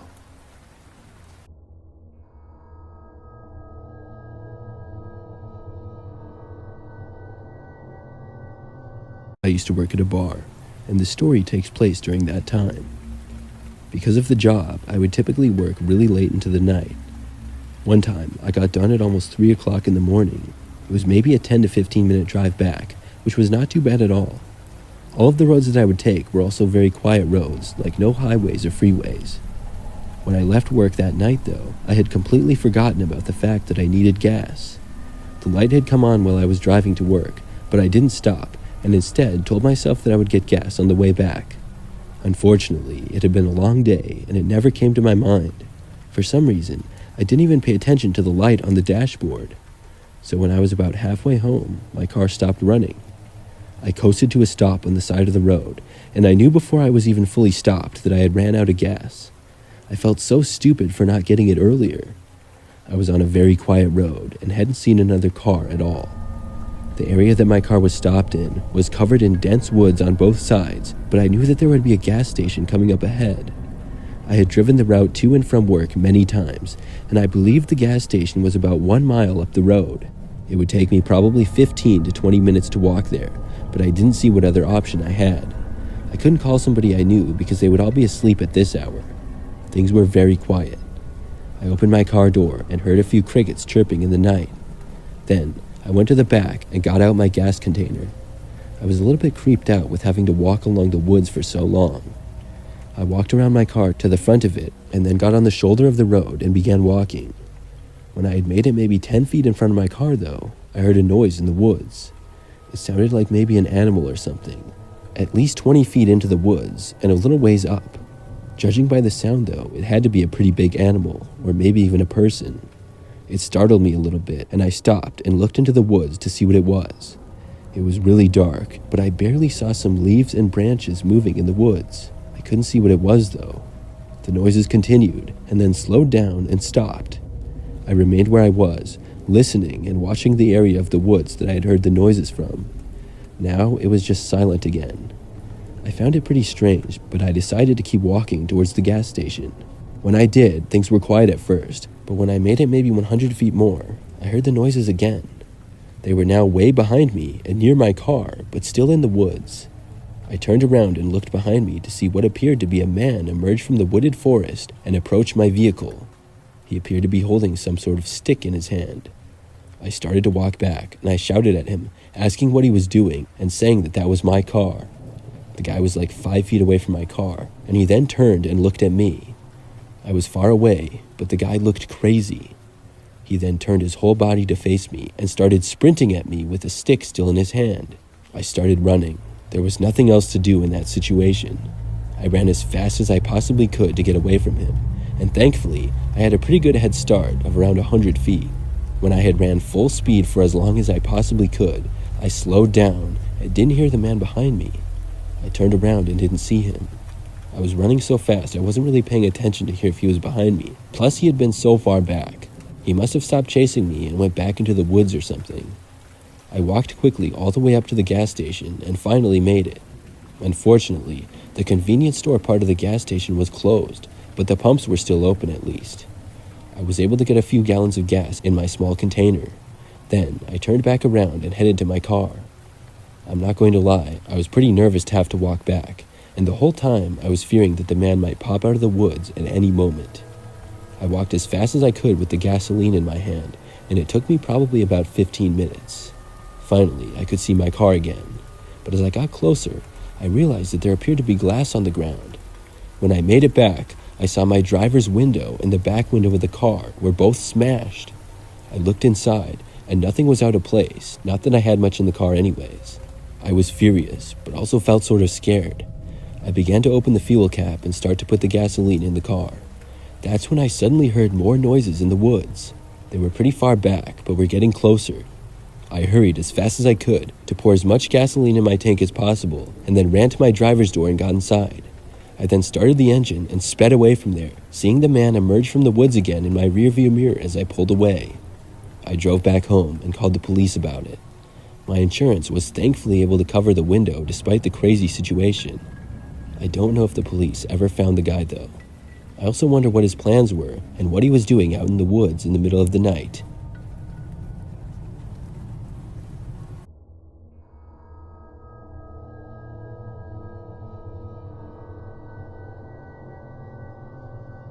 I went shopping one quiet night last year.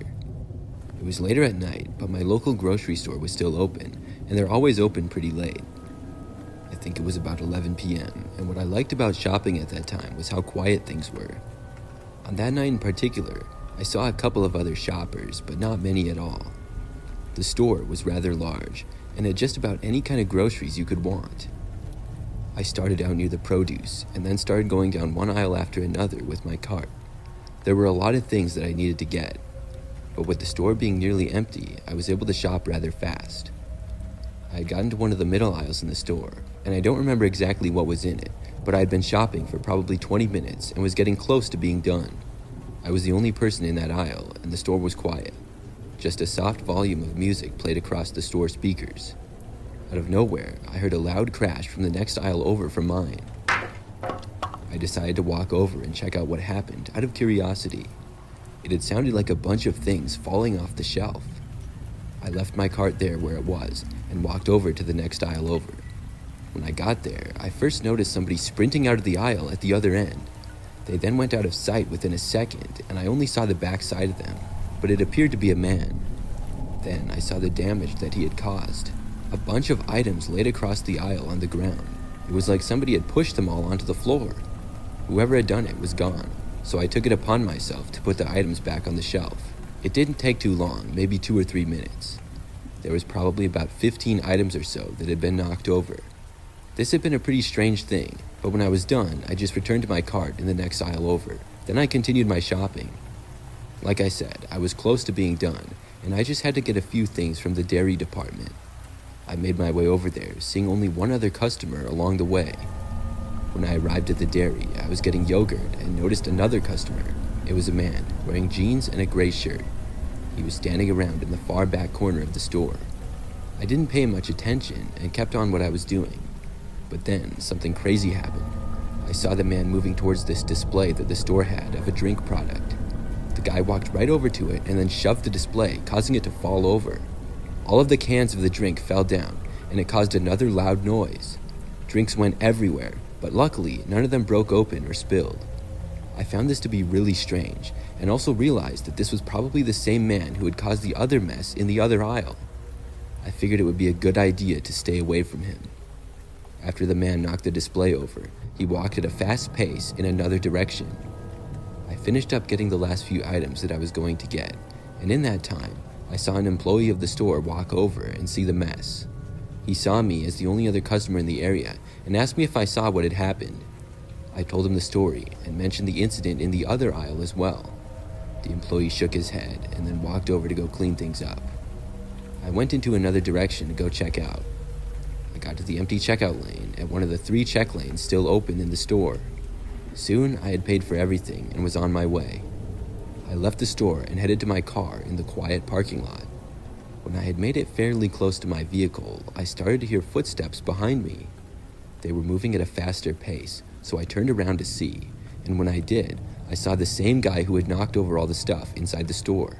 He was walking aggressively in my direction. It seemed as though he wanted something with me, but I didn't know what. I kept walking to my car, but there was no way I was going to make it before he got to me.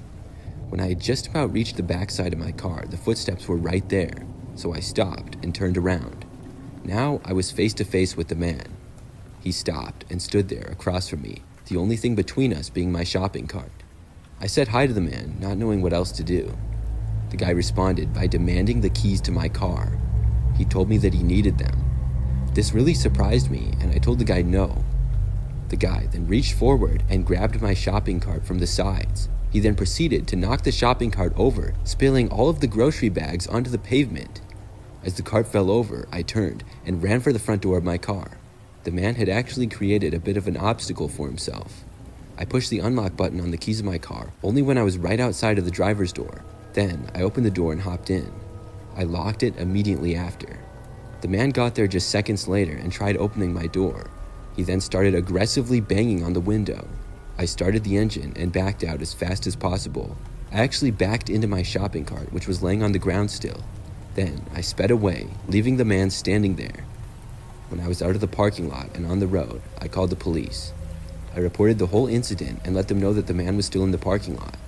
Unfortunately, all of my groceries were left at the store. There was no way I was going back there, and I had to go shopping again the next day. At the end of the day, though, I'm just happy that the man didn't catch me.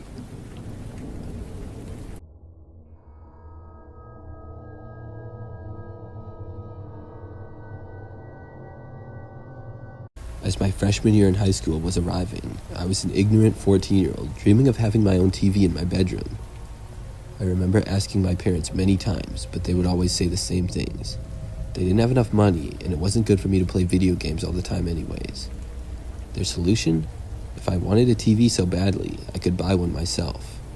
The only problem was that I couldn't get a job because I was only 14, and I had no money.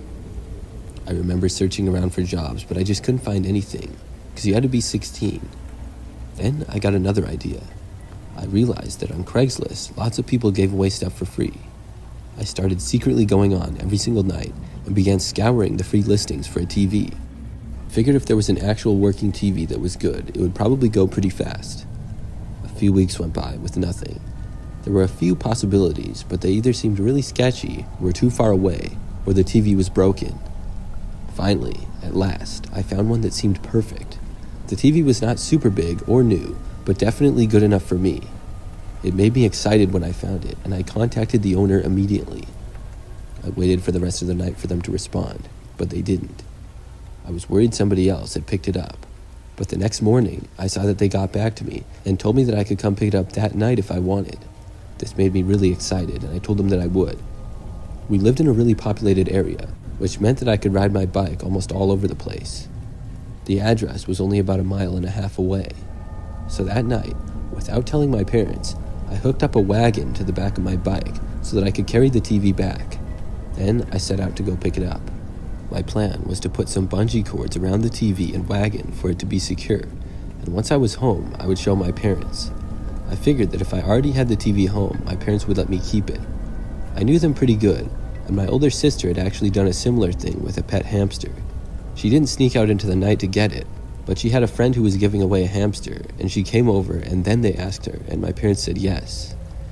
Anyways, the sun was set, and it took me about 15 minutes to get to the address that I had written down as the house. When I got there, it looked like just another house in the dense neighborhood. I parked my bike at the end of the driveway and then walked up to the front step. When I was there, I knocked at the front door, but saw that it was already open. Still, I didn't want to be rude, and I waited outside. I heard a voice coming from seemingly the back of the house. It was a man's voice, and he said something like, "Are you here for the TV?" I yelled back, "Yes." The guy said that it was his son's, and he was in the basement. He then told me to go ahead. I found it a little strange, and I never saw the person, and they never bothered to come and answer the door or greet me at all. I helped myself to walking inside, and saw that there was a basement door that was open with stairs going down. The basement was very dark and looked really creepy to me. As a 14-year-old kid, I'm not going to lie, I had a feeling of, what did I get myself into? Still, I wanted a TV, and I wanted one bad, so I pressed on. I started walking down the stairs into what appeared to be an unfinished basement.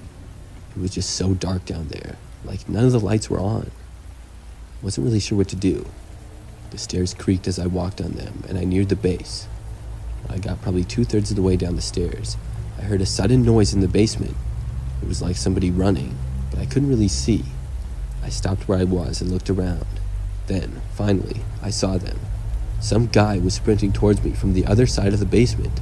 He looked insane. I turned around and ran as fast as I could back up the stairs. When I had almost made it all the way back up, I heard the man running up the stairs behind me.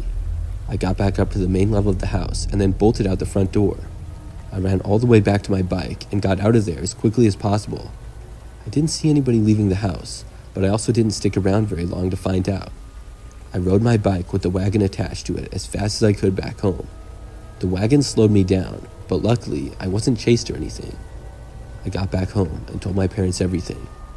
I thought that I was going to be in trouble, but they were surprisingly nice about it. I think they were just really glad I was okay. They went on to find the listing and reported it, and I think that they reported it to the police as well. They told me not to worry about the situation anymore. Moving forward, if I wanted to find something on Craigslist, my parents told me to let them know, and they could possibly go with me. I did end up getting a TV not too long after that.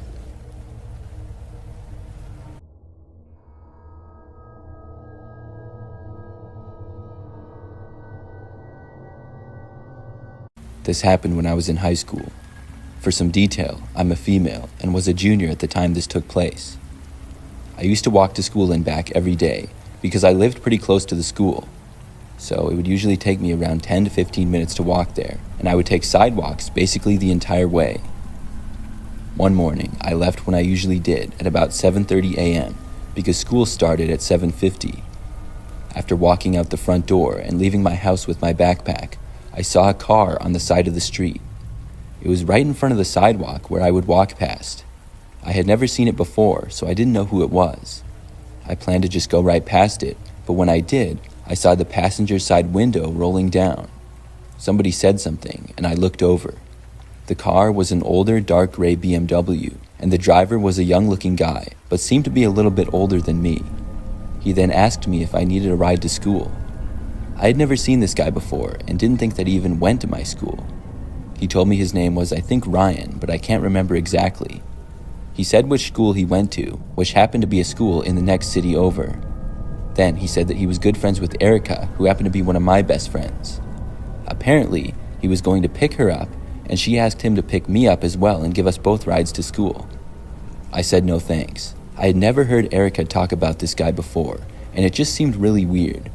The guy asked me why not, and I said maybe some other time. I wanted to confirm with Erica if she knew this guy at all. I figured there was a chance that she was friends with him, but she hadn't said anything to me about this. Obviously, it was a little bit suspicious. The guy seemed disappointed, but ultimately said okay. I kept walking down the street as he pulled away in his car and drove past me. But right when he got past me, he stopped his car on the road. He rolled down his window again and said, "Last chance." I said no again, and then he finally drove off. I walked the rest of the way to school and got there at basically my normal time. As I was walking, I texted Erica about it. In that semester of high school, my first hour class was English.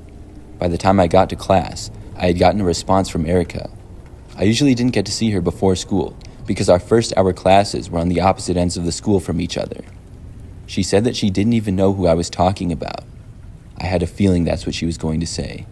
This was a mystery to me of who this guy really was and why he tried to pick me up in his car. He knew that I had a friend named Erica, and he also knew where I went to school, but I didn't know him at all.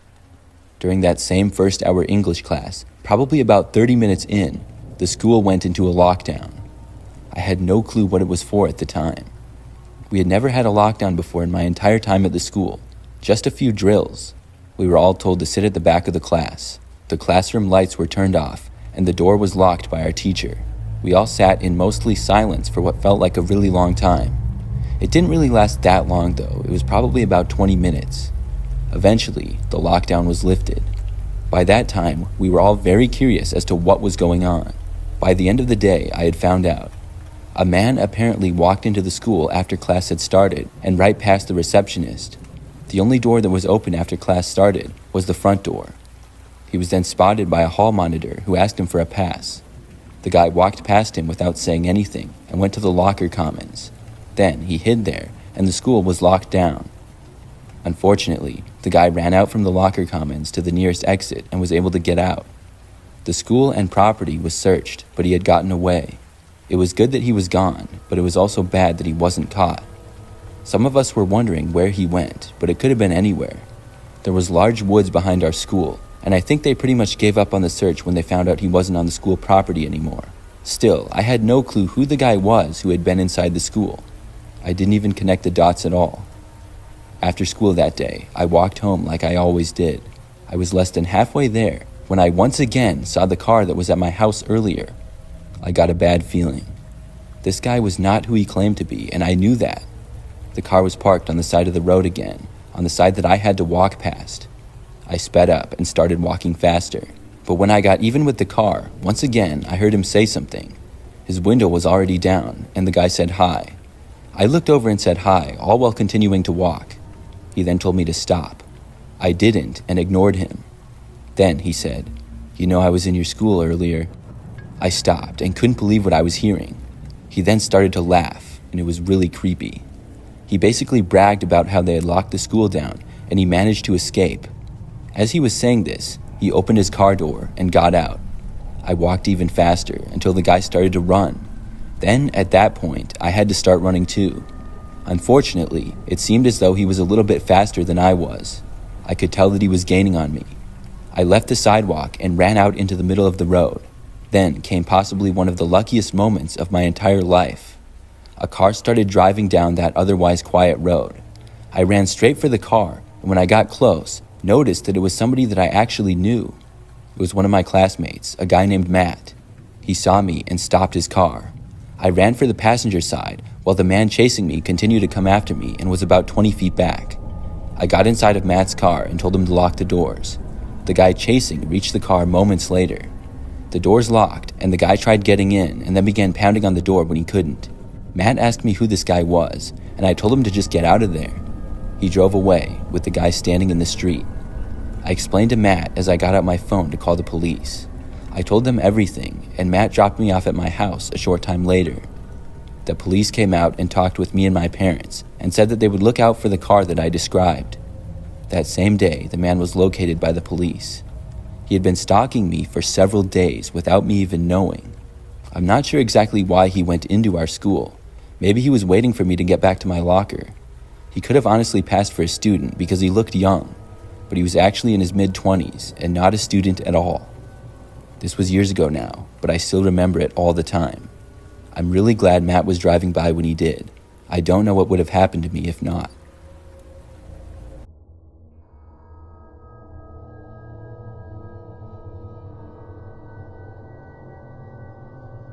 I used to work at a Walmart a couple of years ago. This was my strangest experience.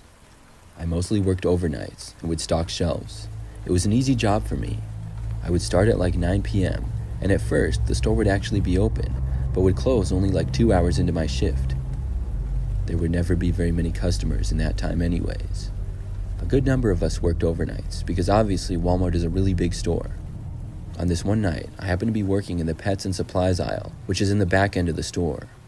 I had been working in that general area, but not that exact aisle earlier in the night, but by now it was about 11:30 p.m.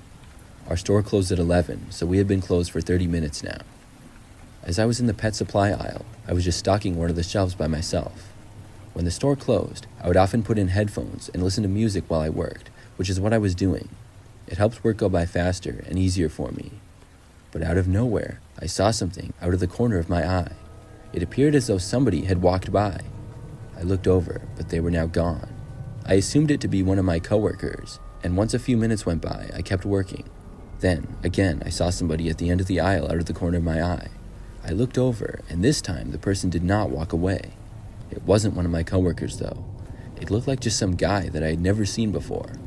When I looked at him, he disappeared behind the next aisle. I got up and walked over and then looked down the next aisle. When I did, I saw the man disappearing out of that aisle and into the one after that. I took out my headphones and then radioed in on my walkie that I thought I saw somebody inside the store who wasn't supposed to be here. After that, I kept doing my work. About an hour later, I went to the back room. That area was pretty large in our store, but I was the only one back in that section at the time. When I was walking over there, I was sure that I saw the man again. I could see him hiding behind a box underneath one of the shelves there. I didn't stare at him, and I acted like I never saw him. I was going to walk past, but I decided to turn around and then go the other way instead. He was maybe 30 feet away. When I began walking back, I heard noises behind me, even with my headphones in. I started running for the exit to go back into the sales floor. I heard footsteps behind me when I did. When I got there, I opened the door and the man did not come out after me. I ran to find the nearest employee. That was Al, who was working in the electronics overnight at the time. I told him that I saw a man in the back, and he decided to come back and see.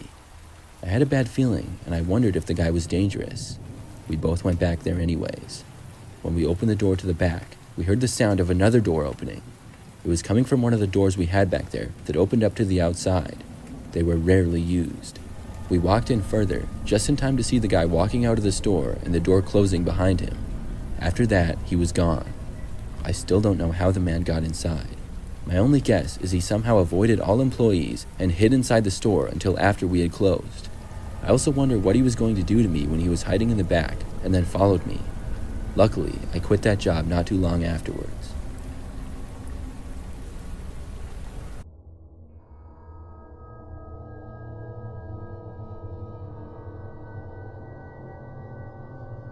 This happened back in my freshman year of high school. It was an average school day, just like any other for the most part. I remember I was sitting in my history class, which I think was the third period of the day. That's when somebody came to the door of the classroom with a note. I remember back at my high school, a couple of students would work for the office each hour and deliver passes to the students. The passes would usually be for the students to leave school for things like dentist appointments or whatever. When the student got to our class, she handed the note to my teacher, Mr. Watterson. He read the note and then called my name. I was really surprised because I wasn't aware of having any reason to leave the school that day. I thought maybe I forgot about a dentist appointment or something, but my mother hadn't mentioned anything, and I know she would have. When my name was called, I looked around and then got up and slowly walked to my teacher. He said something like, "See you later, pal, here's the homework." Then he grabbed the assignment from his desk and handed it to me. I took the note, which also served as a hall pass, and left the classroom. I remember that's when I read the pass for the first time.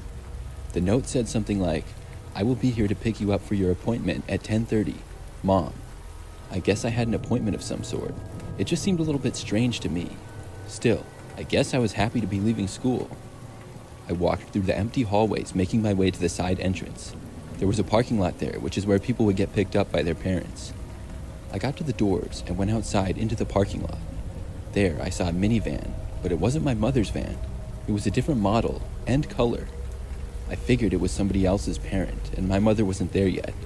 The time was not quite 10:30, but I think it was like 10:28 or something. I don't remember exactly. I stood there, looking around, waiting for my mother to get there. And then I saw the minivan that was sitting there with the engine running, and the front passenger's window started to roll down. I looked and saw a woman turn her head over and look at me. We made eye contact, and I could tell that she was going to say something. Then she did. The woman said that she was there to pick me up, and my mother had asked her to. She then said that she was a friend of my mother.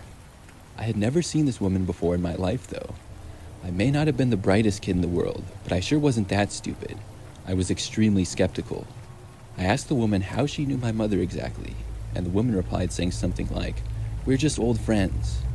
I then told the woman that I didn't feel comfortable going with her, and I was going to wait for my mother. The woman tried to get me to just go in the van. I then turned around to head back into the school. This situation was starting to feel really sketchy.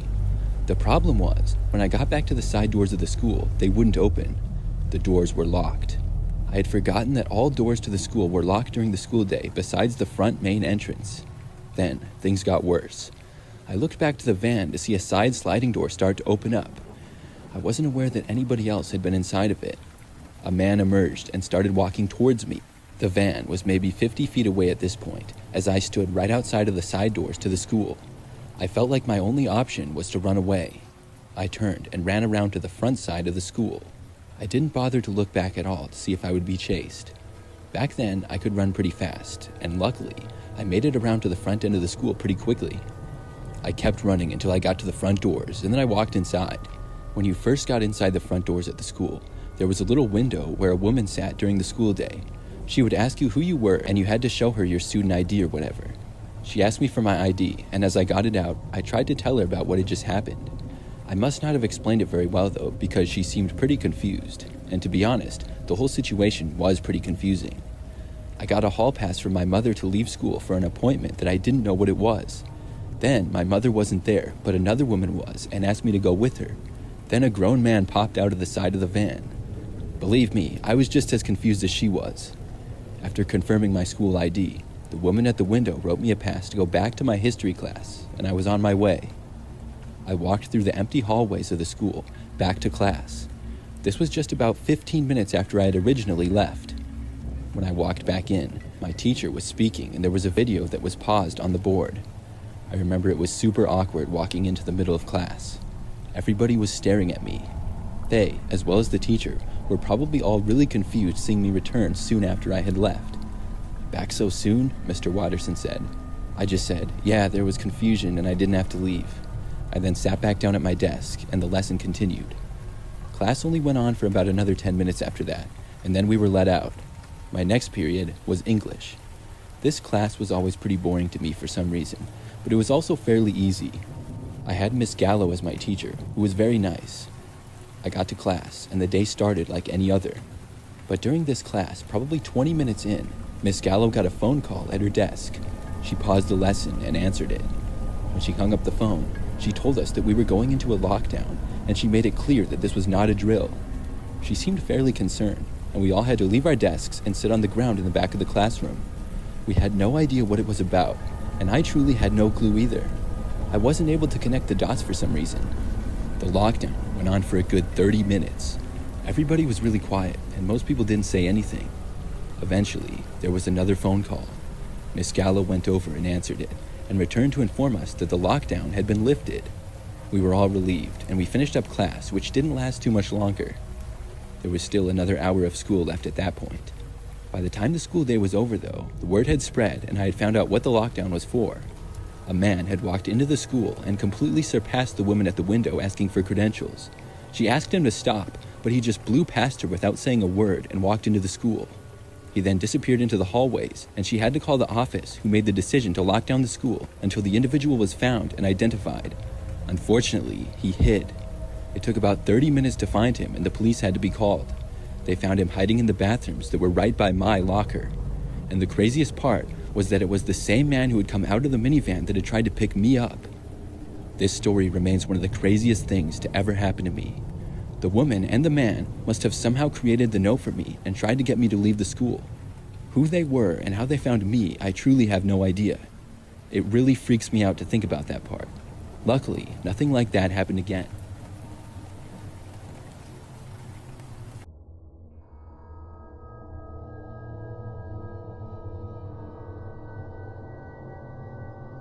The story takes place about a year ago. I was traveling all by myself on a road trip to visit family. It was a really long drive, and it would most likely take 2 whole days to get there. During the first day, I booked a hotel for a little bit past the halfway point. I wanted to get a little bit more driving done in the first day if possible. Things started out really well, and I only stopped a couple of times for gas, food, and to use the bathroom. I would stop at places that were the quickest, usually rest stops and gas stations just off the highway. I had been up since early in the morning, and if I had enough caffeine, it would usually keep me going. In the afternoon and early evening, though, I hit a rough patch of traffic. I think there was some road construction, and that was just a popular time to be on the road as well. Things got backed up and significantly slowed down for a few hours. I found myself now a bit behind the schedule I was hoping to be on. The hotel was already booked though, so I had to make it. Finally, at probably like 7 p.m., things started to clear up and the roads were much quieter. I was still almost 5 hours away from the hotel though. I stopped for gas, but then went right back on the road to try to save some time. At about 10 p.m., I was still on the road driving. I had an hour and a half to go, and I had no idea where I was. By now, the roads were very quiet, and I was one of the only cars driving. The area that I was in seemed like it was almost in the middle of nowhere. I was getting really tired as well and had to use the restroom. I decided that I should stop and try to get an energy drink or something. My car was good on fuel, so I wouldn't need to get gas. I started looking for anything off the side of the road that I could go to. There didn't really seem to be anything though. Finally, I saw a sign for a rest stop just up ahead. I pulled off the road and was happy to hopefully get some energy to finish off the drive. As I approached though, the rest stop was a little underwhelming. It was very small, just a little building. There were some parking spaces along the road that went past it and then back onto the freeway. The place was very dimly lit as well, and nobody else was there besides me. I parked my car and then got out and stretched my legs. I'd been driving for quite a long time without a break. Then I walked inside the small building that the rest stop had. Surrounding it was a little grassy area with a picnic table and what looked like a woods behind it. I had been to a similar rest stop before earlier in the day. Once I was inside, I used the restroom and then left. There was nothing inside the building besides a men's and women's restroom and a small lobby area with just some brochures. There was no vending machine, which is what I was hoping for to get an energy drink or something. At some rest stops, they have the vending machines outside on the side of the building instead of inside of it. I decided to walk around and see if they had one. I went around one side, and it was amazing how much darker and quieter it was over there. I heard some crickets chirping in the distance. The ground went slightly downhill as I walked around the building, but there were no vending machines. I got completely behind the building and was walking around to the other side. That's when I got a kind of eerie feeling for some reason. I stopped and looked around at the woods in the night. Then I heard a noise. It sounded like something was moving just inside of the woods, which was about 50 feet away probably. I thought maybe some kind of animal was there, and I sort of saw a tree branch moving a little. I stopped to see what it was, because I was curious, but part of me was wanting to just turn and run back to my car and get out of there. Still, I stood there looking to see what it was. As my eyes adjusted more to the darkness, I started to notice something. There appeared to be a man crouched sort of behind one of the trees. The guy was looking at me. I couldn't really tell any details about him at all, but he appeared to have a beard. After looking at him for a few seconds, he suddenly stood up. There were no other cars at the rest stop, so I didn't know what he was doing there. After standing, the man took a few steps towards me. I had a really bad feeling, and then the guy suddenly started sprinting in my direction. I took off running for my car as fast as I could. I ran around the building and into the parking area. When I was running, I could hear the man gaining on me from behind. I made it to my car and threw myself inside before slamming and locking the door. As I was scrambling to start my engine and drive away, the man reached my car. He started pounding on the window, and I backed out and drove off after he had smacked my window several times. I got back onto the highway and was really happy to be away from him. I decided to call the police and let them know about what had happened. I didn't want somebody else to stop there and have to encounter him. As for me, I was able to stop a little ways down the road and get an energy drink. I was in the middle of nowhere, but I made it to my hotel just after midnight.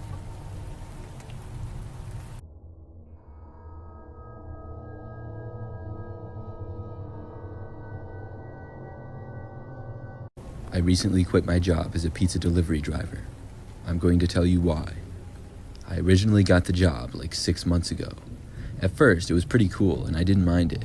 Most of the deliveries were all in the same general area and the pay was good. I would get a lot of money in tips, plus I didn't have to work too many hours. Sometimes delivering pizzas really late at night, I would drive on some really quiet roads. It always felt a little bit spooky, but obviously nothing actually scary ever happened. But then one night, about 2 weeks ago, that changed. I was working late one weekend.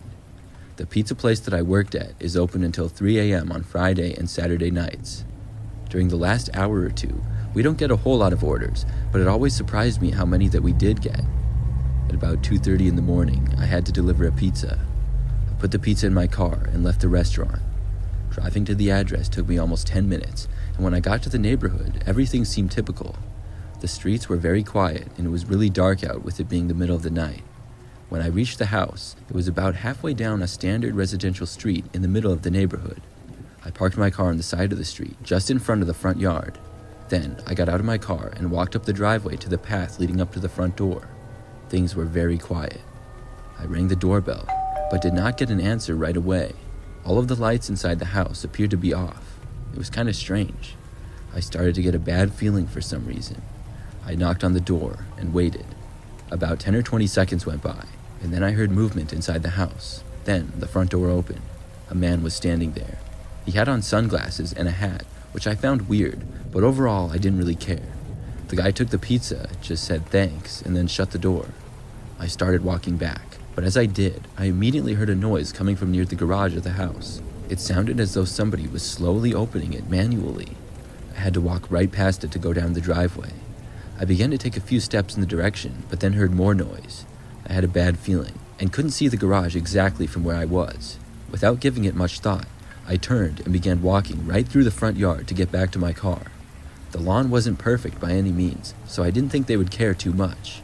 But as I started to, I heard the noises again, followed by immediate footsteps headed in my direction. It sounded like 2 people were walking after me. As soon as I heard that, I started running for my car. I did not stop to look back.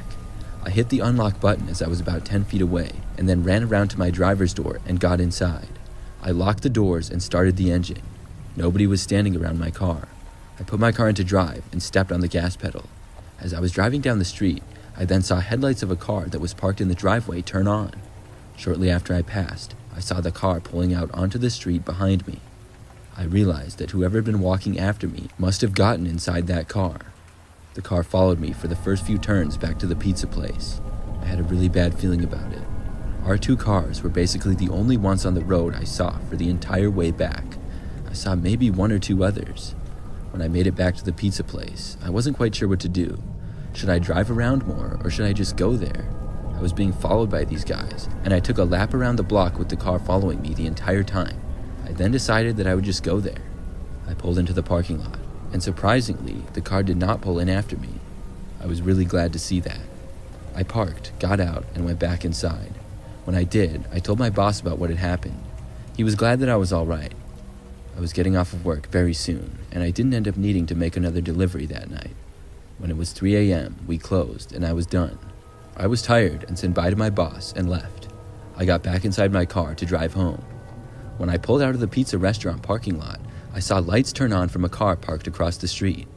The pizza place that I worked at was on a corner, and there were a few other businesses with parking lots across the street and down the street. The car was in one of the parking lots, and it then pulled out behind me. I was being followed again. I really didn't know why anybody would do this. As I was being followed, I drove my way home and hoped that the car would stop following me soon. I was thinking of what I could do. Obviously, I didn't want to drive all the way back to my place being followed, but still, I didn't know what could be done. It was after 3 a.m. and there was no traffic. It would be nearly impossible to lose a tail. My place was a little over 10 minutes away. I got closer and closer and couldn't really think of any ideas. I would have to keep driving because there was no way that I was going to my place. When I got about 3 minutes from home, I saw a police car. It was parked on the side of the road in a small parking lot. I always would see police cars there when I came home from work late at night. It was a common place for them to sit and patrol the area. I had forgotten about it though. Right after I passed it by, I got the idea to drive over to it. I slammed on my brakes and the car behind me, still following, did the same. I then made a U-turn and the car did as well. Then I pulled into the parking lot that the police car was in. The car behind me started to, but then peeled away and kept going in the other direction. I pulled up right next to the police car and parked. I spoke with the officer and told him what was going on. He then said that he would drive around the area and see if he could find the car, but if I saw the car again, I should call the police. I then drove the rest of the way home and did not see the car. The whole experience really creeped me out. I decided to put in my 2 weeks after that and get a new job elsewhere. I'm glad I don't have to work those late nights anymore.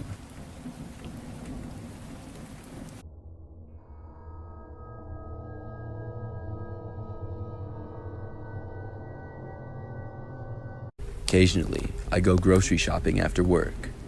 I work a pretty standard 9-to-5 job, and that's the most convenient time for me to go.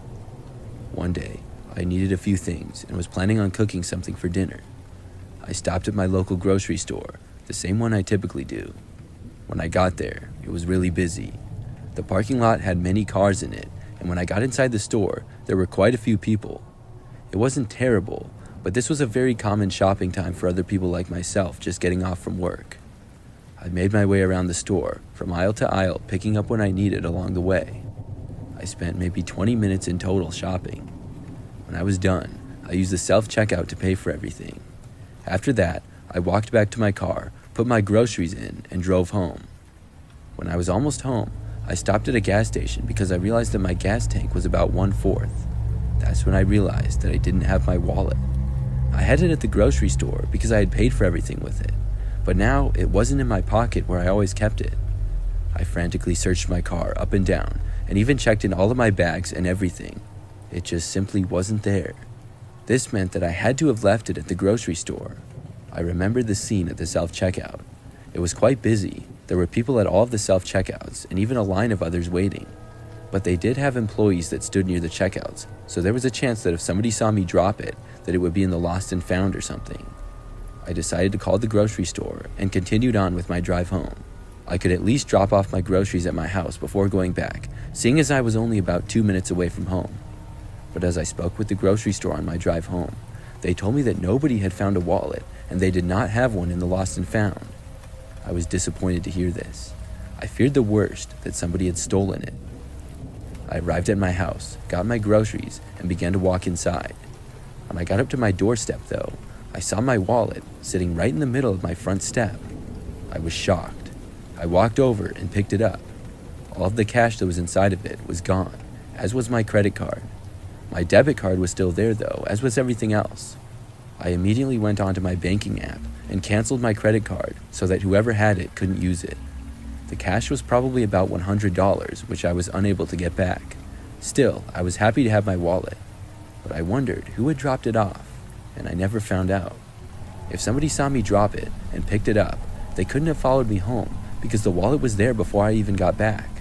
It was like they knew where I lived, and my driver's license actually had my old address on it, so they couldn't have gotten it from there. I didn't have my address anywhere in the wallet. The only thing I can think of is that maybe it was one of my neighbors or somebody that somehow knew me or where I lived. To me, it still remains a mystery to this day.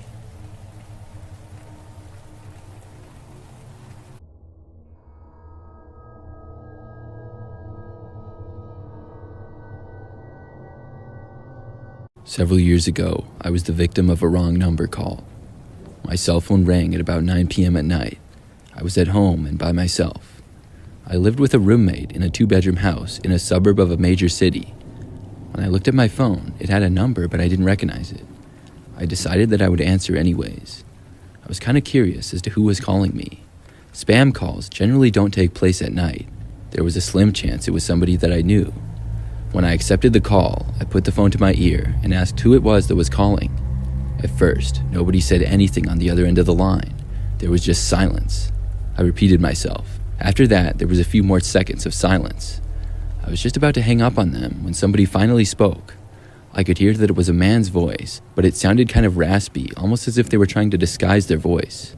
They said, "Is this Jake?" I said, "No," and I thought they had the wrong number. The person responded saying no. Then they asked, "Who is this?"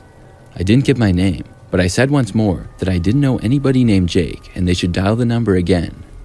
The person didn't respond, but I heard them breathing heavily. I then hung up on them. This call was pretty creepy in itself, but it doesn't end there.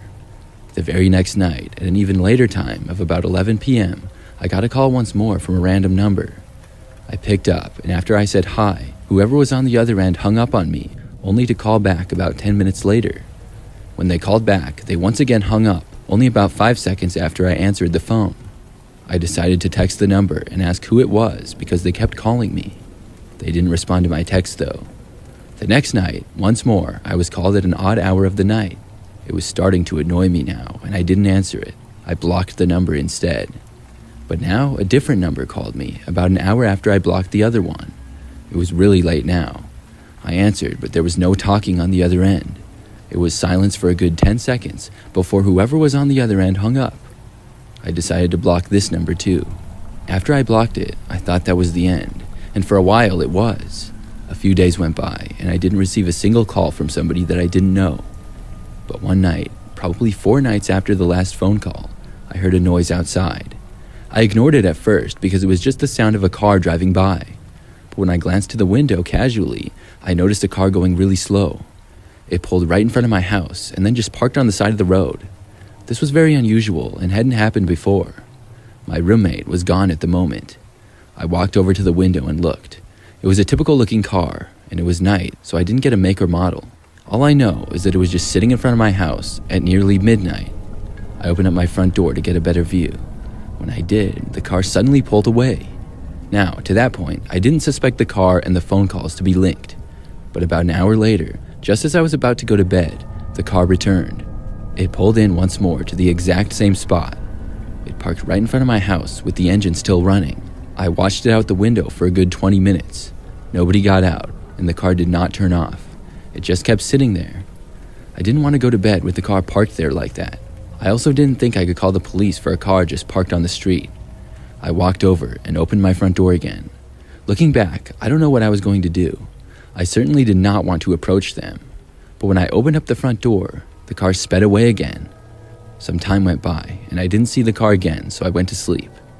After that night, I never noticed the car parking in front of my house after that, and I never got another call either. I still think it was the same person, but what they were doing, I don't know.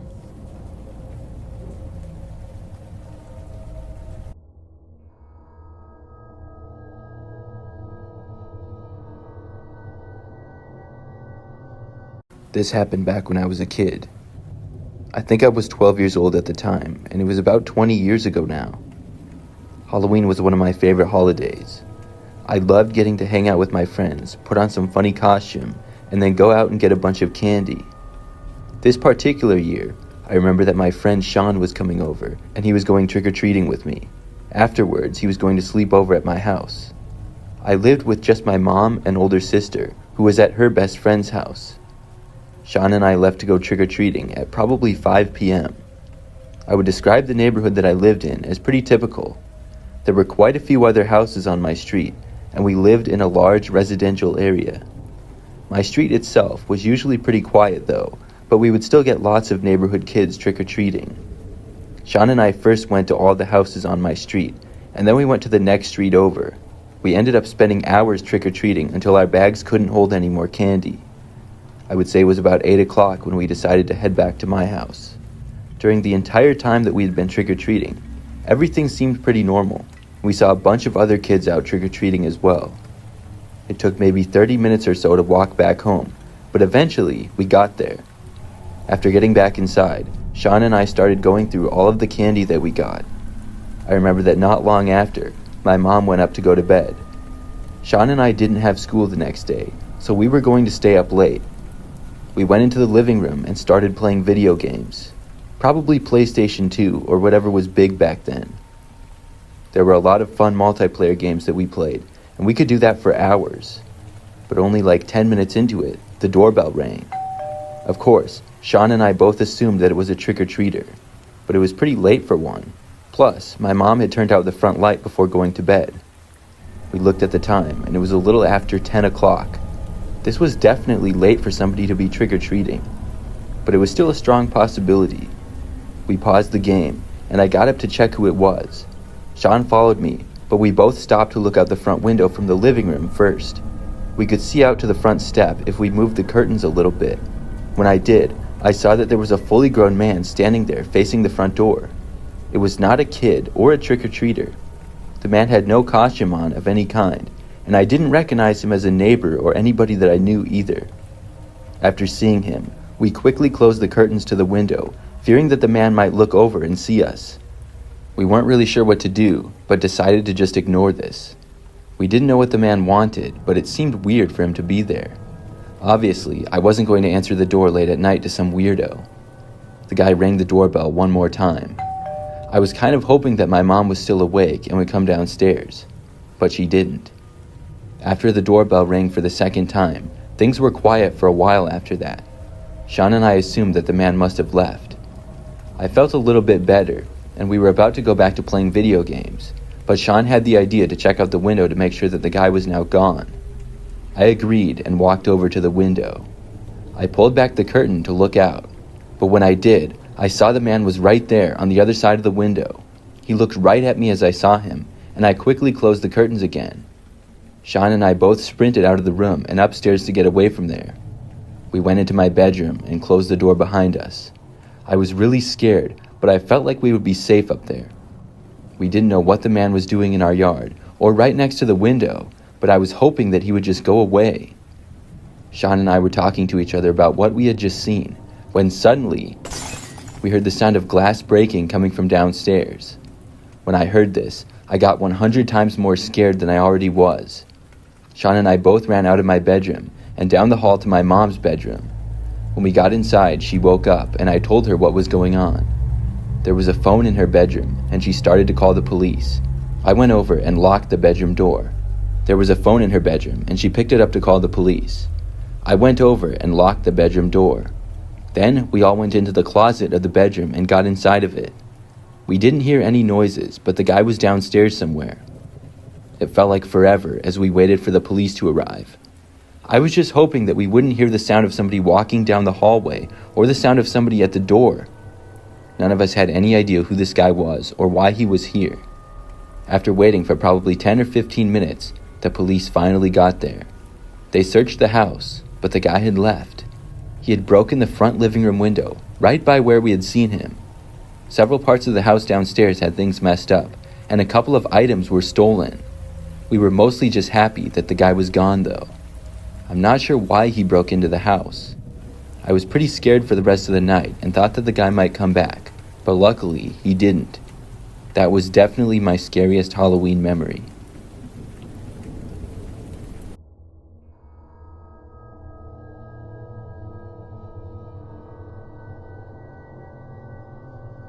This happened not too long ago. I live and work in a major city. I have a small apartment and do not own a car yet. My job is also in that same city and I ride my bike there every day. The city can get busy at times, but riding my bike has never been too big of a problem. There are bike lanes and other people out riding as well, but never too many. So just about a week and a half ago, I rode my bike to work one day. It takes me about 15 minutes to do so, and when I get outside of my work building, I park my bike there. There's a bike rack, and I'm able to lock it there. I had been riding my bike since I moved to the city a little bit over a year ago. After parking my bike just like any other day, I went inside to work. When I left, I returned to my bike to ride home, except I noticed that my bike tires had been slashed.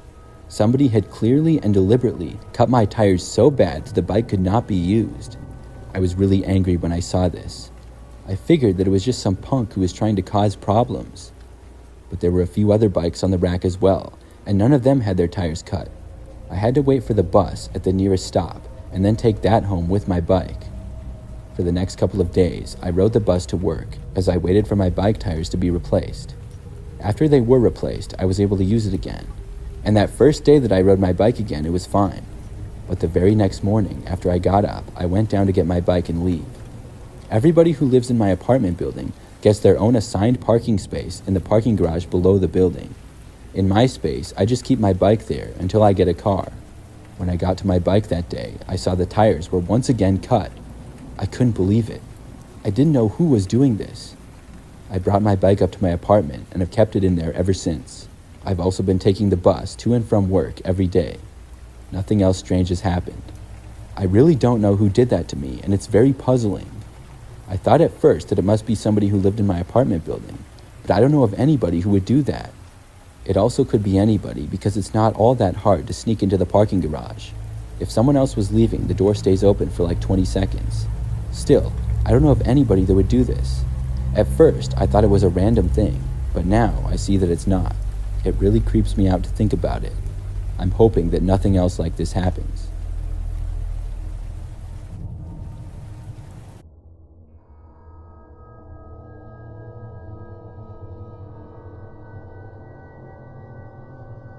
This story takes place years ago when I was in high school. It happened after lunch period. The way my school worked is that we would have class, then lunch, then study hall. Class was an hour long, and lunch and study hall were about 25 minutes each. Your study hall classroom would be the same classroom that you had directly before lunch. But for me, I had gym class that period. It was 10th grade PE. The class was very easy and enjoyable for me. When we would have study hall, though, we would have to use a different teacher's classroom who had prep hour at that time. But a couple of times, we were unable to get the classroom and then had to spend study hall in the gym, which was kind of weird. If that happened, we would sit in the bleachers or on the gym floor and do homework. Usually, the teacher would let us know before we went to lunch where it would be, and most of the time, we had a certain classroom. So on this school day, after lunch, I started heading back to the classroom. It was a decent ways away from the lunchroom on the other side of the school. I talked with some of my friends that I sat with at lunch for a while. My gym teacher was not very strict at all, especially with study hall. He didn't mind students coming back a minute or two late. The lunchroom cleared out, and I began walking back to class. The bell rang when I was still like a minute away. By then, the hallways were empty besides me walking them. Soon, I got to the classroom. The door was closed, which was odd, and when I tried opening it, I couldn't. The door was locked. I also noticed that inside the window, the lights appeared to be off. I turned and walked away, realizing that we must be meeting in the gym today. I hadn't known, though.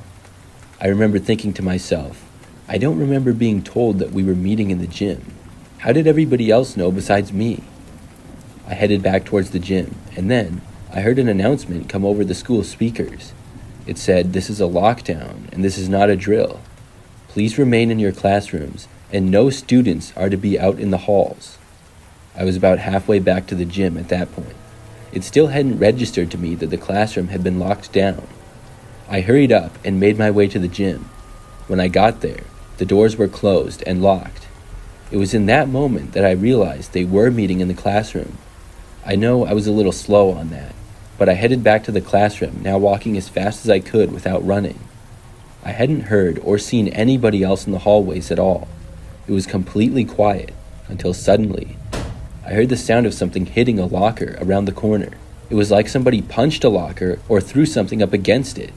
The sound was very loud, especially to break the dead silence.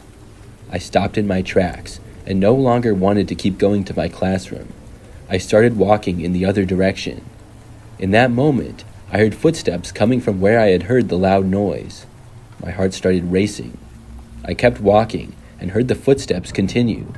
They were about to come around the corner now. I saw a staircase on the left and darted over and quickly went down the stairs. After getting down, I ran about 30 feet down the hallway to the first classroom that I saw.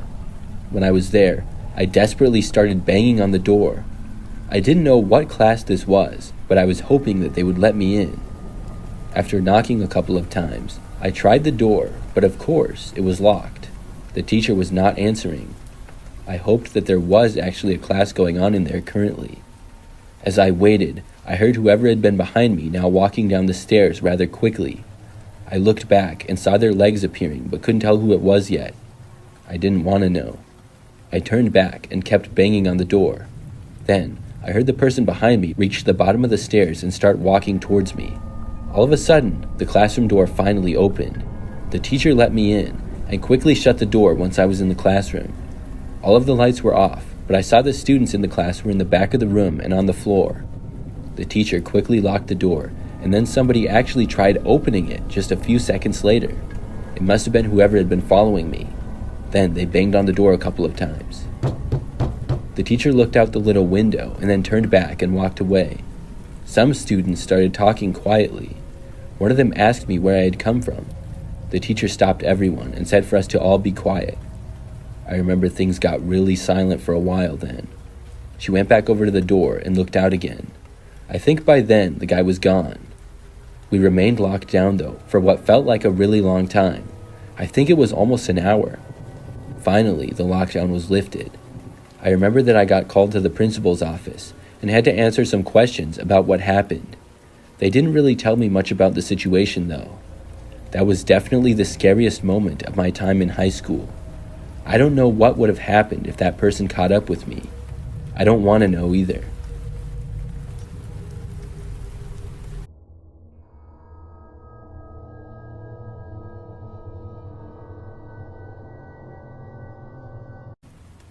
I used to work at a McDonald's.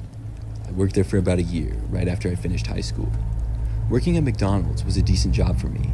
I made a few friends with coworkers, and I didn't love the job, but I didn't hate it either. Mostly, I would work behind the counter taking orders or passing out food to customers. One busy Saturday, I found myself working a shift, starting in the morning and ending in the afternoon. For basically the entire time, it was really busy. Our location would always get tons of customers, and it was really close to a shopping center.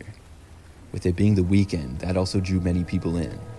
Time sort of flew by that day, as we all scrambled to keep up. There were quite a few of us working, and I remember at one point, probably about 1 p.m., the place was really crowded. I got an order to hand out to a customer, and I called the number. A woman walked up and accepted it, then walked away, only to return about a minute later. When she did, she was extremely upset. She sought me out and told me that this was not her order. She then angrily demanded her real order. I asked her for her order number, and when she told it to me, I realized that she had grabbed the wrong one. The number that I had called was different. This was her mistake. I told her that her order would be out soon, but she then demanded a refund and said that it should be free. That's when I tried explaining the whole situation to her. It ended up being a total disaster. The place was loud, and the woman would not listen to my explanation. It's like she could not accept the fact that she had made the mistake. Honestly, it made me really frustrated, but I kept my cool. Eventually, I called over a manager to help resolve this situation, and I remember the woman specifically reading my name off my name tag and telling it to my manager as if I should get in trouble for this. I just kind of stood there. My manager then told me that she would handle the situation and I could go back to work helping the others. The woman was raising her voice and sort of causing a scene. Just about everybody else in earshot was looking over and staring. At last, after maybe 10 minutes, the woman ended up taking her order and finally leaving.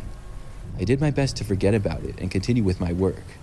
I helped other customers like normal for about 15 more minutes. Then it was time for my break. During that time when I worked there, I liked to take my breaks in my car. It was quiet and peaceful away from the busy McDonald's. I would just sit in there and go on my phone or whatever. Then I would go back inside to work. So on this day, I walked out and left the restaurant to head to my car in the parking lot. Almost immediately though, after leaving the building, I saw the same woman who had put up such a fuss.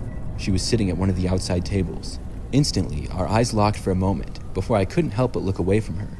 This was really awkward, and I decided to just ignore it and keep walking out to my car. As I passed her by, I cringed as I couldn't help but notice that she was getting up.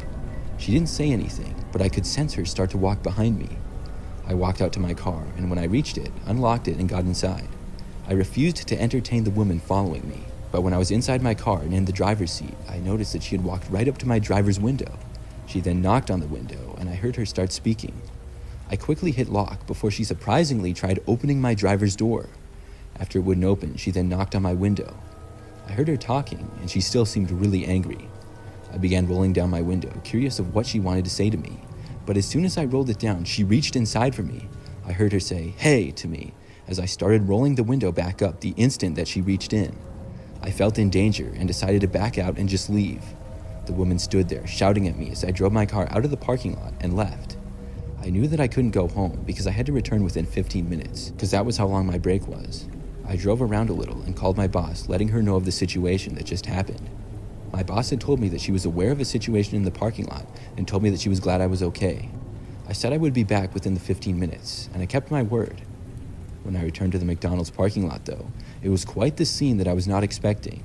There were multiple police cars and flashing lights. I parked and went back inside to learn of what had happened. A few police officers stood around, one talking with our manager. Apparently, after the woman had yelled at me in the parking lot, another employee went outside to try to calm her down. There was another shouting match, and a customer ended up calling the police. The woman got arrested for disorderly conduct and attempted assault after she apparently tried punching one of the other employees. All I have to say is that she must have had anger problems or something like that, because I couldn't believe what happened. I've seen some crazy customers in my days working at McDonald's, but none will ever top this woman.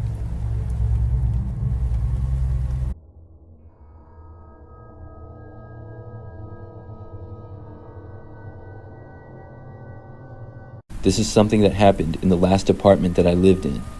I moved into it in June of 2021 and lived there for 2 years before moving. After I'd lived there for about a year, I had a new neighbor move in next door. For some details on the apartment building, it's relatively new and was built, I believe, less than 10 years ago. I lived on the second floor and was the right before last unit on one end of it. The building has just straight hallways with units on both sides. My apartment had 1 bedroom, 1.5 bathrooms, a living room, and a kitchen. The new neighbor next door got the very last unit on the end. In my time living there, most of the other neighbors were very friendly. I got to know almost everyone who lived on my floor. The person who previously lived next to me was very nice and we would talk sometimes. A man moved in who didn't seem to be quite as friendly. I just talked to him once shortly after he moved in. I didn't really see him much after that at all though. Maybe like once or twice, but I can't specifically think of a time that I did. Probably like 6 months after the new neighbor guy moved in next door. I was up sort of late one night. I heard some pounding on the wall coming from his side.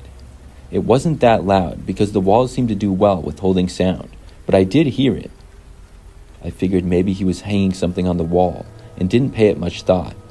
However, probably the next night, I was actually woken up hearing it again.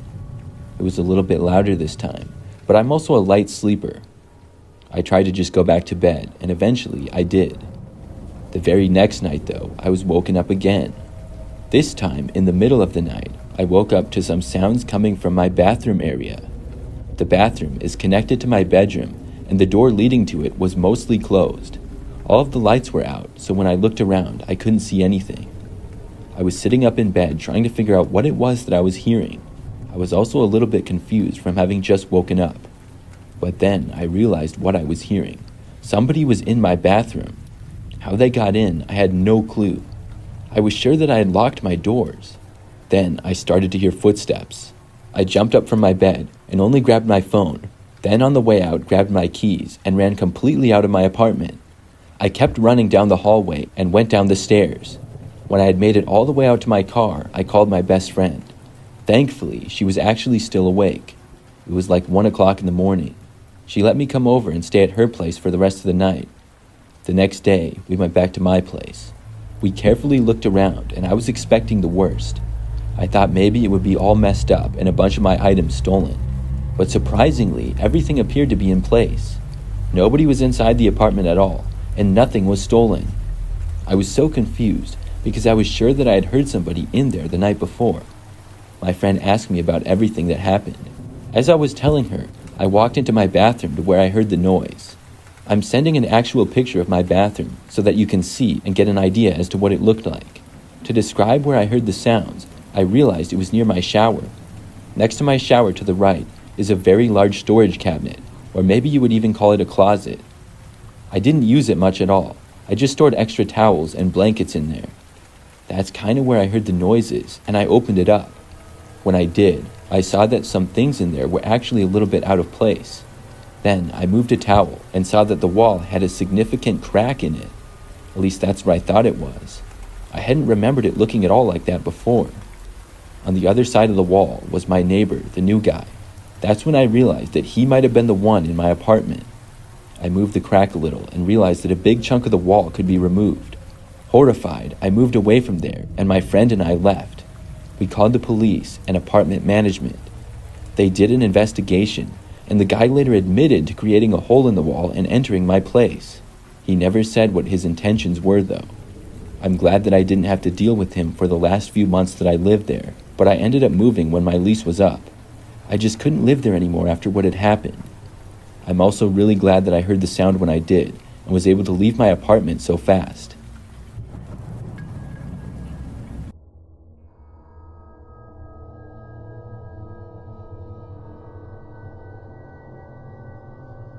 I used to work at a Blockbuster video store many years ago. When I had the job, I was about 18 years old. My main job was working as a cashier, and typically there would be about 2 or 3 of us working at once. I liked all of my coworkers and was friends with most of them. One night, I was working with Lisa, who was my same age, and we had gone to the same high school. We closed at 8 p.m. on weeknights and 9 p.m. on Fridays and Saturdays. This was a weeknight, and it had been a pretty quiet day. For the last hour or so of our shift, we only got one customer. Both myself and Lisa were tired from the long day, and we were excited to go home. When it got to be 7:50 p.m., we decided to just close early. Now, we weren't really supposed to do this, and we were supposed to stay open until 8, which was our official hours, but we didn't think anybody else was going to come in. I went over and looked out into the small parking lot and made sure nobody else was there. It was just my car out there because Lisa had gotten a ride there, and I was going to be giving her a ride home. I locked up the doors, and then we waited until 7:55 to clock out and actually leave. We had already done the cleaning that we were supposed to do and made sure that everything was in order. The store wasn't all that big, and it was pretty easy to maintain when there weren't too many customers. When it was 7:55, Lisa and I left the store and headed for my car. We got inside my car and drove through the parking lot to a larger connected parking lot. Then we would take the exit onto one of the main roads, but as soon as we got into the bigger parking lot, I noticed that another car was pulling into the Blockbuster lot. The car drove right up to the side of the building in front of the door and then stopped. I stopped the car because I was curious to see if the people were going to try to get inside. Maybe they were just going to return something, is what I figured. We watched the car stop, and then all of the passengers' doors opened and 3 men got out. They walked up to the front doors and seemingly tried to go inside.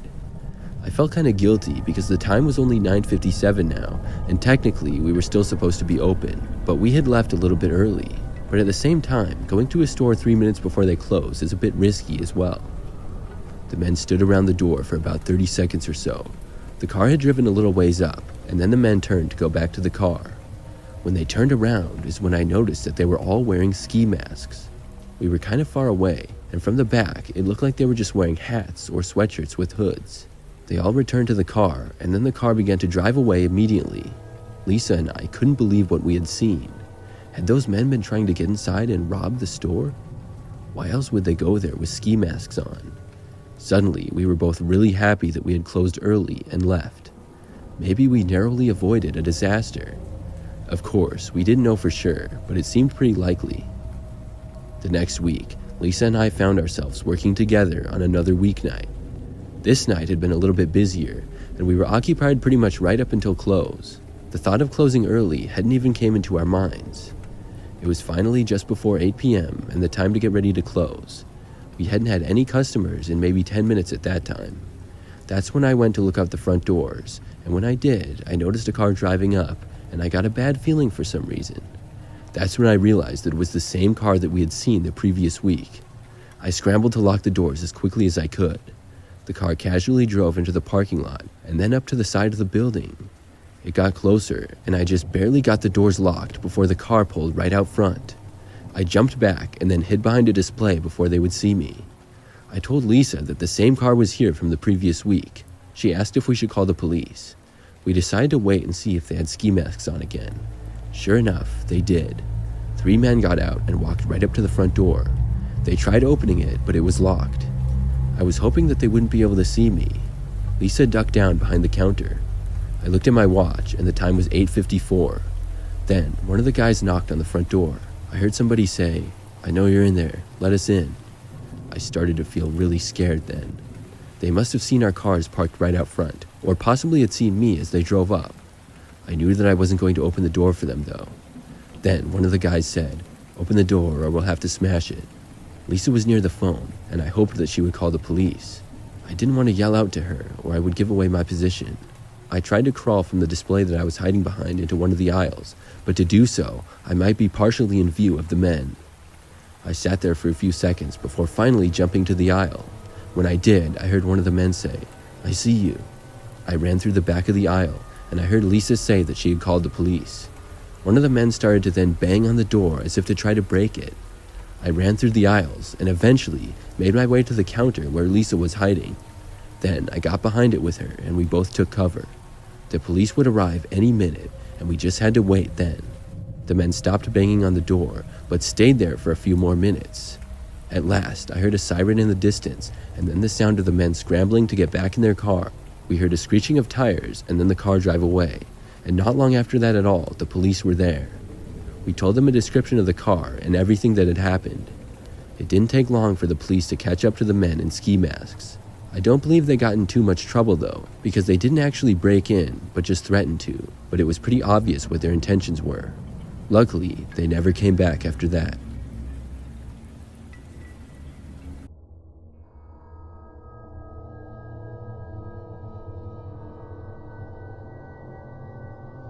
I used to work at a JCPenney department store. For those who don't know, it's mostly a clothing store, but also has things like home decor. I worked there for a year and a half, and this was back in 2018 and 2019. One night, I was working until 9 p.m. Things were busy for a while, but then got very quiet. I didn't have as much to do during the last several hours of my shift. Things were pretty quiet around the store, and there were very few customers shopping. I was just sitting behind the service desk and didn't really have much to do.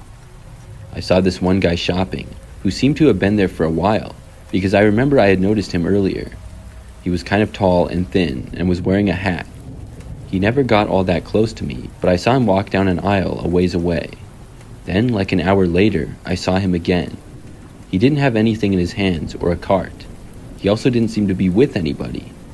I wondered why he was here for so long, but it didn't seem like all that big of a deal to me. As the final hour that we were open went by and 9 o'clock approached, I saw him a couple of more times.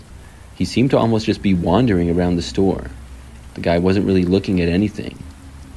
As we got to closing time, the announcements were made over the store that we would be closing soon, and customers should finish up their shopping and make final purchases. When it was less than 5 minutes to close, I saw the man again. He still didn't have any items that he was going to buy or anything. Then, he kind of went out of my sight. When it was 9 o'clock, I could just go over, punch out, and leave. I did not have to do anything afterwards, like cleaning or organizing. A few other people would stay after for a bit doing that. I headed out the doors just after 9 p.m. The JCPenney's was located in a large shopping area. There were a couple of stores directly to the right and left of us, and there was a very large parking lot for all of them. By now, the parking lot, especially in front of our store, was almost completely empty. My car sat a long ways back, and I walked out to it by myself. It didn't take long though, and I soon noticed the man that I had seen inside. There was a little curb with several feet of grass, which ran along the end of our parking lot, separating ours from the next business over. The man was walking in the grass along the curb. I wasn't really sure why, but I didn't really care either. I was just trying to get to my car. I will admit though, I found it to be a little bit odd, especially after seeing him so much in the store. He was probably about 100 feet away though. When I was still walking to my car, I heard the man suddenly start to yell something. I looked over at him and he was waving at me. I waved to be friendly and was wondering what was going on. The man then waved at me again and called me over to him. I said that I really had to get home and then kept walking to my car. I looked away and kind of had a bad feeling, but tried to just ignore it and get to my vehicle. I heard footsteps a ways back and could tell that the guy was coming over. When I turned to look, I saw that the man was now jogging over to me. He wasn't aggressively running or anything. I didn't feel endangered by it, but I was certainly suspicious and I wanted him to stop. When he was jogging over, I got to my car and went inside. When I did, I looked up to see the man was now about 10 feet away from me. I locked my doors just to be safe. As he approached my driver's door, he was smiling and seemed sort of friendly, but he still had some bizarre behavior that made me suspicious of him. I rolled down my window slightly, and the guy said hi to me. He then asked me where I was going in such a hurry. I said I was just going home. Then he made some comment about when he was jogging over, I looked nervous. I said that I was just tired from a long day of work. The guy then asked me if I wouldn't mind giving him a ride home. Obviously, I wasn't going to. I said no thanks, and then told him that there was a bus stop not far away from here. The guy then asked me if I could just give him a ride to a nearby convenience store. Once again, I said no. Finally, he said okay, and started to walk away from my vehicle. After that, I drove home. In all of my time working at JCPenney after that, I never saw the guy again. I still wonder, though, why that guy was acting so strange. I'm really glad that I got inside my car when I did, and that I didn't let that man inside my car.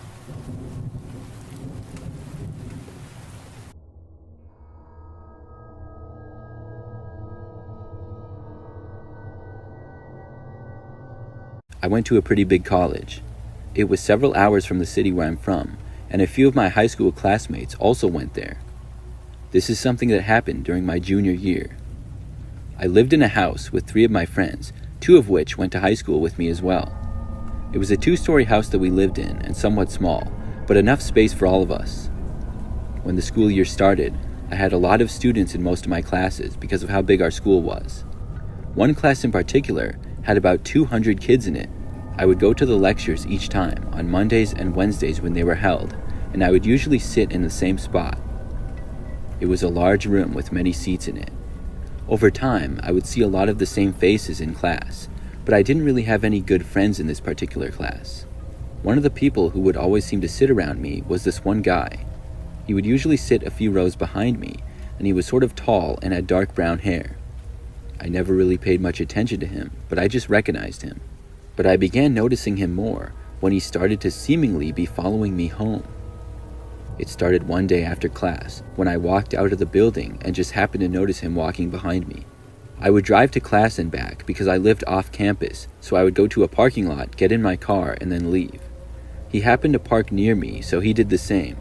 As far as I knew, this was just a coincidence. I would never pay attention to who was driving behind me. But there was this one time that I didn't go straight home, but went to the school cafeteria instead. I noticed this guy walk behind me the whole time, and he also went to the cafeteria. I still didn't think much of it and thought it was maybe a coincidence. After I got inside and got food, I'm not really sure which way he went because I was just minding my own business. But the very next day of class that we had, I left to go straight home and went to my car. For whatever reason, I noticed the guy again as he went to his car, which was parked a little ways from mine. But this time, I noticed him driving behind me all the way until I got to my place. When I parked on the side of the street in front of our house, he kept driving past me. One of the next times that we had class, he followed me in his car again, but I wasn't driving back to my place this time. This time, I went to a gas station to get gas, and he just happened to do the same thing. Something about this seemed really weird. Was it a coincidence, or was he always following me? I decided to ask around the class the next time that we had it. There were a few people who I usually sat by.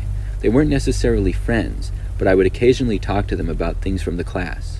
I pointed out the guy to them and asked if they knew anything about him. None of them did, though.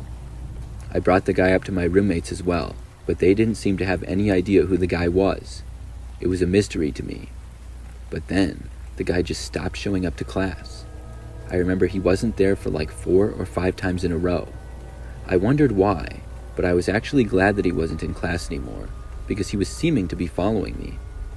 Then, one night, I was returning home from my on-campus part-time job that I had. It was dark out, and when I got to my street, I saw a man walking down the sidewalk in front of our house. As I got closer, I noticed it was the same guy. I did not want to park my car in the street close to him, or have to see him at all, so I kept driving and passed by our house. I couldn't believe that I saw him. I was telling myself that he must have lived close to me in this general neighborhood. After I left our street, I drove around the block to get back to our street again. It took me maybe a minute or so, and I was expecting the guy to be gone when I got back. But when I pulled around again, he was still there. He was just kind of standing around, or pacing almost. The area that he was in was right by where I park my car every day. I had a really bad feeling, and I didn't want to take any chances, so I kept driving and decided not to go home. Instead, I headed back towards campus and called one of my roommates. I told her about the guy in front of our house, and she went to check out the front window and told me that she saw him. She did not know who he was and told me she would let me know if he went away. I got a call about 20 minutes later that he had finally left the area. Then, once more, I drove back home. After getting back, I looked around the street and was quick to get inside the house. I didn't see the guy at all. Not too long after that, I went upstairs to go to bed. I fell asleep pretty quickly, but one of my roommates soon woke me up. She told me that the guy was back and that she had already called the police. I was really confused at first and didn't know what was going on, but she led me into her bedroom, which had a window that looked out to the back of our house. In the backyard, we looked down and saw the guy was standing at the back door, seemingly trying to open it. She said he had been there for a while. It was almost 1 o'clock in the morning at that time. We waited upstairs and hoped that the guy wouldn't get in, and luckily, he didn't. When we heard the sound of a car driving down the street, it stopped by our house, and then we saw the man try to run away. However, he ended up being stopped by the police not too far from our house. I remember I heard that he claimed he was trying to get to his friend's house, and he mixed up the address. We all knew that was a lie. It turned out the guy didn't even go to our school and was never enrolled there. All those times he was in class with me, who knows what his real intentions were.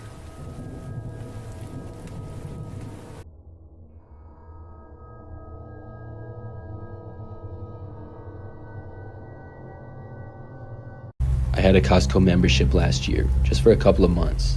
It seemed like a good deal, and at first I liked it a lot. I would shop there at least one time per week, but usually more. One day, I went there to get some groceries and everyday items. I had a lot of shopping to do that day, and Costco was not the only store that I had to go to. There was one other store that I would be going to afterwards. I spent a while shopping inside Costco, and when I was done, I was really hungry. I stopped at the cafe that they had at the front of the store. There was an area to buy food and drinks and some tables set up around it. I got some pizza and churros and went to one of the tables to eat. I did not want to eat in my car. I was at a table on the side, kind of in the corner of the cafeteria area. I was just minding my own business, eating, and looked up to see this guy staring right at me. He was sitting in front of me, and there were 2 open tables in between us. The guy was staring at me so intense that it instantly creeped me out. He had these wide eyes, and I looked down right away. When I looked up again, he was still staring. Was this guy joking around? It didn't really seem like it. I didn't know him either, and couldn't think of why he would be staring at me like this. I didn't bother to try to talk to him or anything. It was really weird, and I decided to just go out to my car and leave. I got up from the table and walked away. When I did, luckily, the man remained at his table sitting there. I went out to the parking lot and found my car. I got inside and finished eating my churros in there. Then I headed to my final stop of the day, one last store. This store was just 5 minutes away, and it was pretty busy when I got there, just like Costco had been. I drove to find an open parking space towards the back and parked my car. Then I went inside and did my shopping. It didn't take as long in there, maybe about 15 minutes. I came back out and got to my car and went inside of it. When I did, across the parking lot, I saw the same guy. He was sitting inside of a car in the driver's seat and staring at me almost the same way that he had been earlier at Costco. This creeped me out even more so than before. I immediately backed out and started driving away to leave. The problem was that I kind of had to drive by his car to exit the parking lot. As I drove past him, I saw his car pull out and began driving behind me. My heart sank when I saw this. Now I was leaving the parking lot with this creep right behind me. I turned right and he did the same. Then I drove down the road for a little ways and turned again. He remained right on my tail. I didn't even care about going home anymore at that point. I just started randomly driving, turning at almost every opportunity. Soon, I didn't really even know where I was anymore. I was just going down random quiet roads. I got inside of a residential area, and the guy was still following me. It became clear to me that this guy would follow me wherever I went. I wasn't sure what to do, but that's when I finally got the idea to go to the police station. I put the closest one in on my phone, and then followed the directions to get there. It took maybe 10 minutes, with the guy following me the entire time. When I got there, I pulled into the parking lot, and the guy didn't. He kept driving down the road. It worked, just as I hoped it would. I waited there for a while before actually going home. I was afraid that the guy would be waiting around some corner or something and then keep following me, but luckily he wasn't.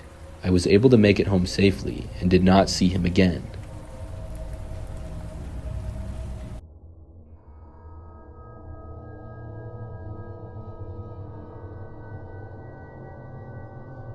This story takes place last year.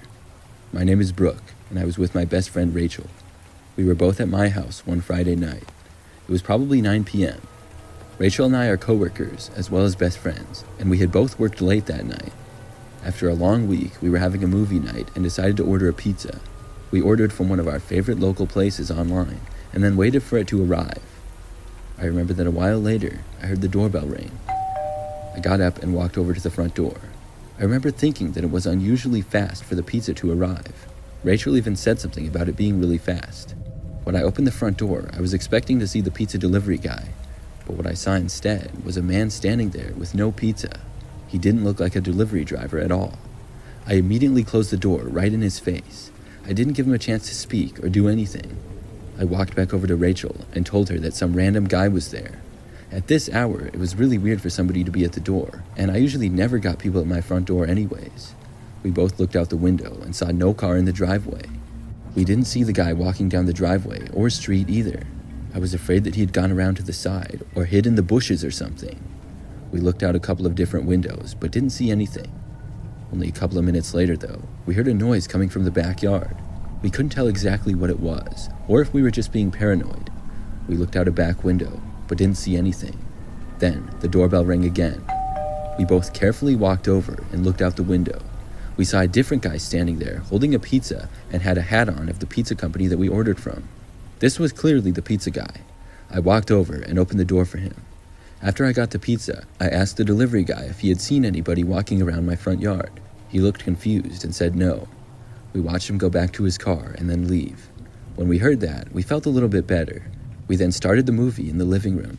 But only about 10 minutes into the movie, we heard the doorbell ring again. Instantly, we knew it had to be that one guy again. I got up and walked over to the window. I very slowly and carefully peeled back the curtain to look. I saw the same man who had been there before, and he was staring right at me. I jumped back and ran into the living room. Rachel suggested calling the police, and honestly, I should have done it right then and there, but I'm sad to say I didn't. I just didn't think we could call the police on somebody for knocking on my door twice. Just because it was nighttime doesn't make it a crime. We had no proof that he had gone in the backyard, and the noises we heard could have been anything from the wind to an animal to just us being paranoid. I went back over to the window and looked out of it again. The man was now gone. I just barely saw him walking down the end of the driveway and into the street. I once again felt relieved. We unpaused the movie and went back to eating our pizza. Unfortunately, this didn't last for very long. Maybe 10 minutes after that, the doorbell rang once again. We paused the movie and looked at each other in disbelief. Why was this guy ringing the doorbell so much? I decided that this time I was going to answer the door and see what he wanted. But as I was walking over there, I heard a noise outside. And when I got to the door, I looked out, and the man was not on the front step anymore. Instead, he had gone to the side and in the front bushes area. I just barely saw him moving over there. I wasn't sure why exactly he would go there. It became apparent that the man was now hiding in the bushes. That was it for me. I was going to call the police. I called and then explained what had happened. In the meantime, we kept an eye out to see if the man would leave. He was still hiding in our yard somewhere in the bushes. I was told that somebody would be there shortly. Maybe 2 minutes later is when there was a sudden banging noise on the window. It was the living room window, a little to the left of the place that we had been looking out of. We both moved to the opposite side of the house to continue waiting. It was really freaking us out. The banging on the window stopped and we waited back there. But only a few moments later, there was a sudden banging on one of the back windows not far away. He must have known that we moved to the back. We then ran off to hide in a closet that was not immediately near any side of the house. We waited there and occasionally heard bangs on the windows. At last, we stopped hearing it. The police had arrived. We emerged to find that they had caught the man on my property and he had been located in the backyard. I really don't know why he was messing with us. I didn't know the guy and had never seen him before. Neither did Rachel. We were just happy that he was gone.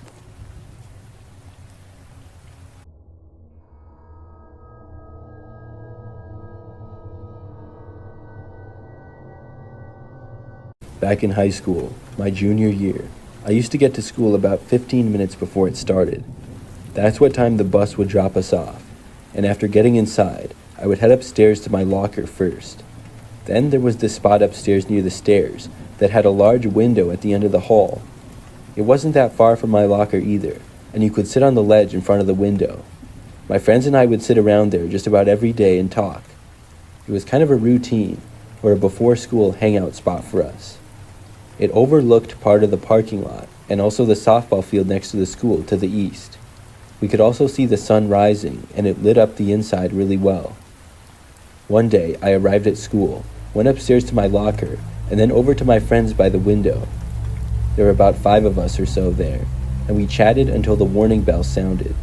When we did, we all started to disperse to our classes. The hallways had been really crowded, but things were quickly becoming more quiet. I looked out the window and saw a few kids hurrying in at the last minute to make it to class. Then I saw this one guy hurry into the school. He was too old to be a student, and I didn't recognize him as a teacher. I thought maybe he was a substitute at first, but he was not dressed for the part. He just wore an old baggy-looking sweatshirt and sweatpants. He entered the school on the floor below, and then I headed to my class. I walked through the hallways down towards the other end. My classroom really wasn't that far away, and it was also on the 2nd floor. As I got there, I noticed down at the end of the hallway, the same guy who I had seen entering the school was now coming up to the top of the stairs. I went into my classroom at that point. Class went on as usual, as did my next few classes after that. Then came lunch period. I remember that as I was sitting with a couple of my friends at a table, I saw the guy again. He walked briefly into the lunchroom and then out another way. I was surprised to see him again, and I also thought that it was weird that I even noticed. The school that I went to was pretty large, with a lot of students, and it would be easy to blend in with the crowd. Later in the day, in my last hour, we were in class, and about halfway through, the phone in the classroom then rang. Our teacher picked it up at the desk. Afterwards, he told us that the school was being locked down. We had to get up and move to the back end of the classroom. Then he locked the doors and turned out the lights to the classroom. We were all really confused. I didn't even think about the guy that I kept seeing around the school earlier. I was as clueless as everybody else. All of us in the class were talking to each other, wondering what was going on. Nobody knew, though. The teacher wouldn't tell us either. He just said for us to keep calm and to be quiet. About an hour went by, and finally, the lockdown was lifted. We still didn't know what was going on. School was let out, and we all went home. I rode the bus, and when I got home, my mom was there and asked me about the lockdown. I guess she had heard more about it than I did. I found out that a man, the same one who I had seen multiple times in the school, was the cause of it. During the last class period of the day, he was seen suspiciously walking down a hallway. The school was then locked down. Police were called, but unfortunately, the man was able to escape through an open window. Nobody knew who he was. I told my mom that I had seen the guy enter the school and had seen him again later multiple times. It blew my mind that the guy was able to fly under the radar for so long. He had been there since the start of the school day, but it wasn't until the last hour that anybody seemingly noticed him. I'm just glad that the guy didn't cause any harm. I don't know who he was or what he was doing.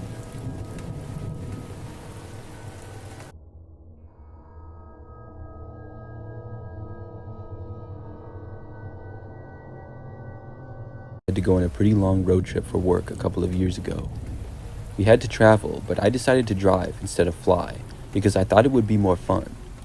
I had a couple of days off before work started in that location, and when we were done, I had a whole week off.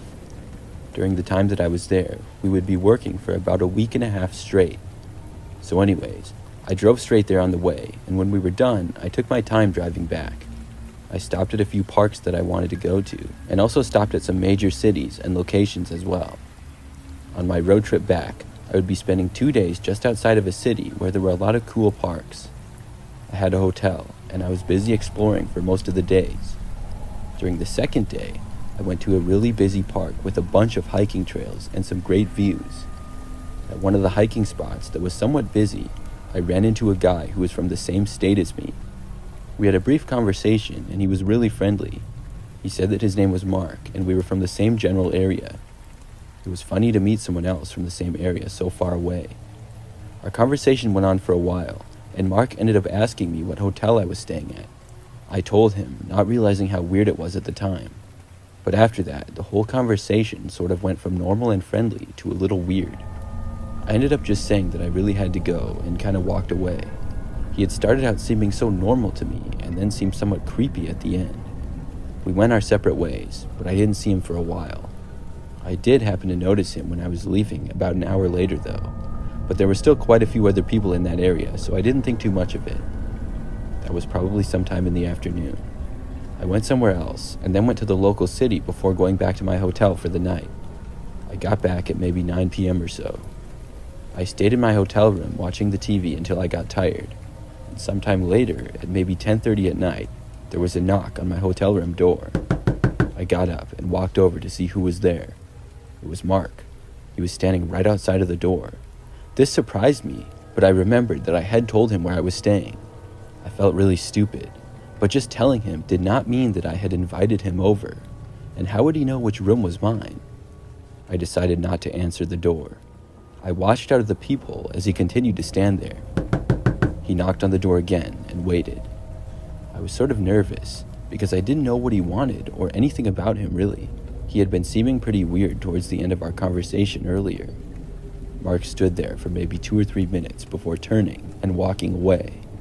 I was glad to see him go, but I had a feeling that he might return. The hotel that I was staying in was pretty average. It wasn't fancy or anything, but it also wasn't that bad. My room was on the first floor and on the back side of the hotel. Maybe 2 minutes after Mark left, I had returned to the bed that I was sitting on. That's when I heard a knocking on my window now. I looked and saw Mark standing there, right at the window and looking at me. He waved me over. I got up and walked over to the window, but to close the blinds. When I did, Mark started banging louder on the window. It didn't last very long though before he stopped.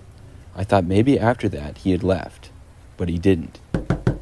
There was another knocking on the front door of my hotel room again just a few minutes later. I got up to check, and sure enough, it was Mark again. I went back over to my bed, and this time I called the police. I wasn't even going to bother calling the hotel and complaining to them. They didn't have a security guard or anything, so there probably wasn't much that they could do. I explained the situation to the 911 operator and was told that somebody would be there shortly. Mark had stopped knocking by then and was now gone. I wasn't sure where he went, but I expected him to come back either to the window or the door. The police arrived several minutes later, and I spoke with them as they looked around for Mark. Unfortunately, he had taken off and left. The police found that he had broken into my car. My rear passenger's window was smashed. Items inside were messed up, but surprisingly, nothing was stolen. I'm not sure if he did that because he was mad at me, or if he was trying to steal something. Either way, I never saw him again, and I'm hoping that I never do.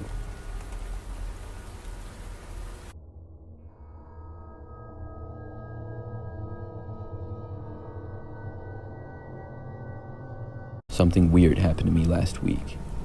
I was having a movie night by myself in my apartment. I live alone and on the second floor. My apartment building is fairly new, and I really like it.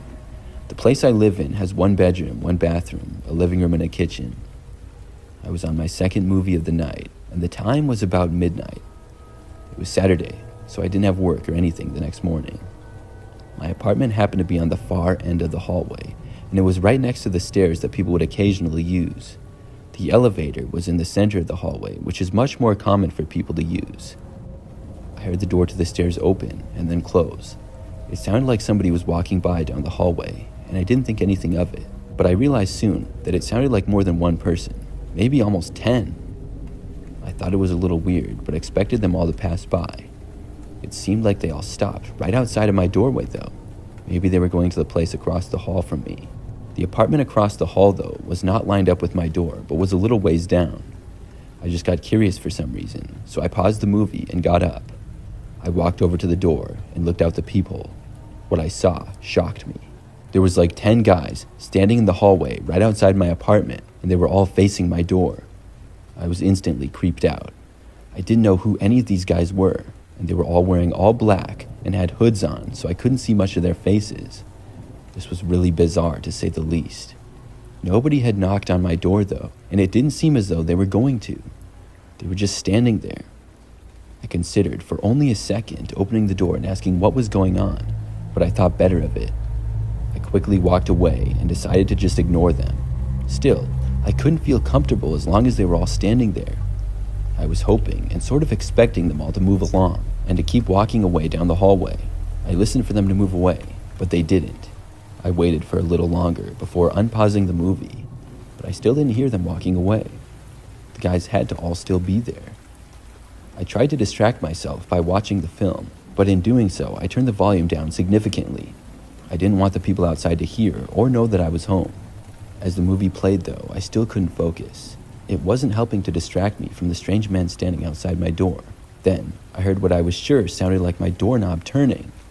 It was very quiet, and the only reason I had heard it was because number one, I was already thinking about the guys at the door, and number two, my TV volume was now very quiet. This made me feel really creeped out, even more than I already was. I also started to feel like possibly I was in danger. I stayed where I was, not sure of what to do. For the next probably 10 minutes, I didn't hear any other noises or anything. I got up to see if the men were gone, and I was really hoping that they were. When I got to the door and looked out though, they were all still there. I ran back as quietly as possible. I sat back down on my couch and had no clue what to do in this situation. I didn't think I could call the police for this. They were just standing in my hallway. Yes, I thought they tried opening my door, but it's not like they were trying over and over or banging on the door. Looking back, I probably should have, but I was just hoping I wouldn't have to. After maybe 5 more minutes or so, I went back to look again. This time, when I looked out, they were all gone.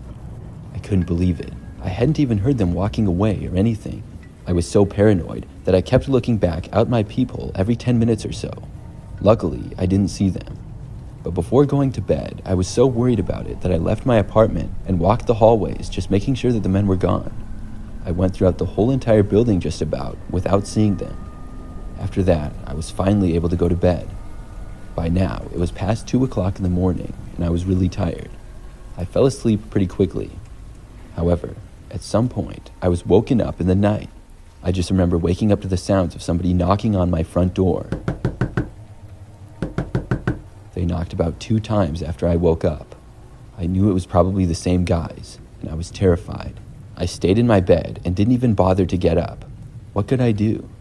Then, there was just silence. I was afraid they would break in or something. I couldn't believe that they were back, if that's in fact who was at the door. I really didn't want to get up and check though.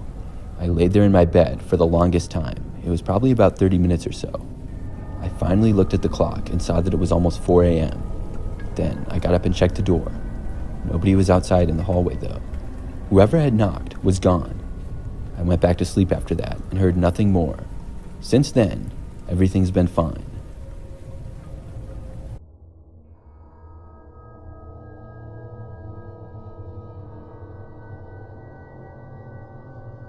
I work at a grocery store, mainly stocking shelves. This is something that happened a few months ago.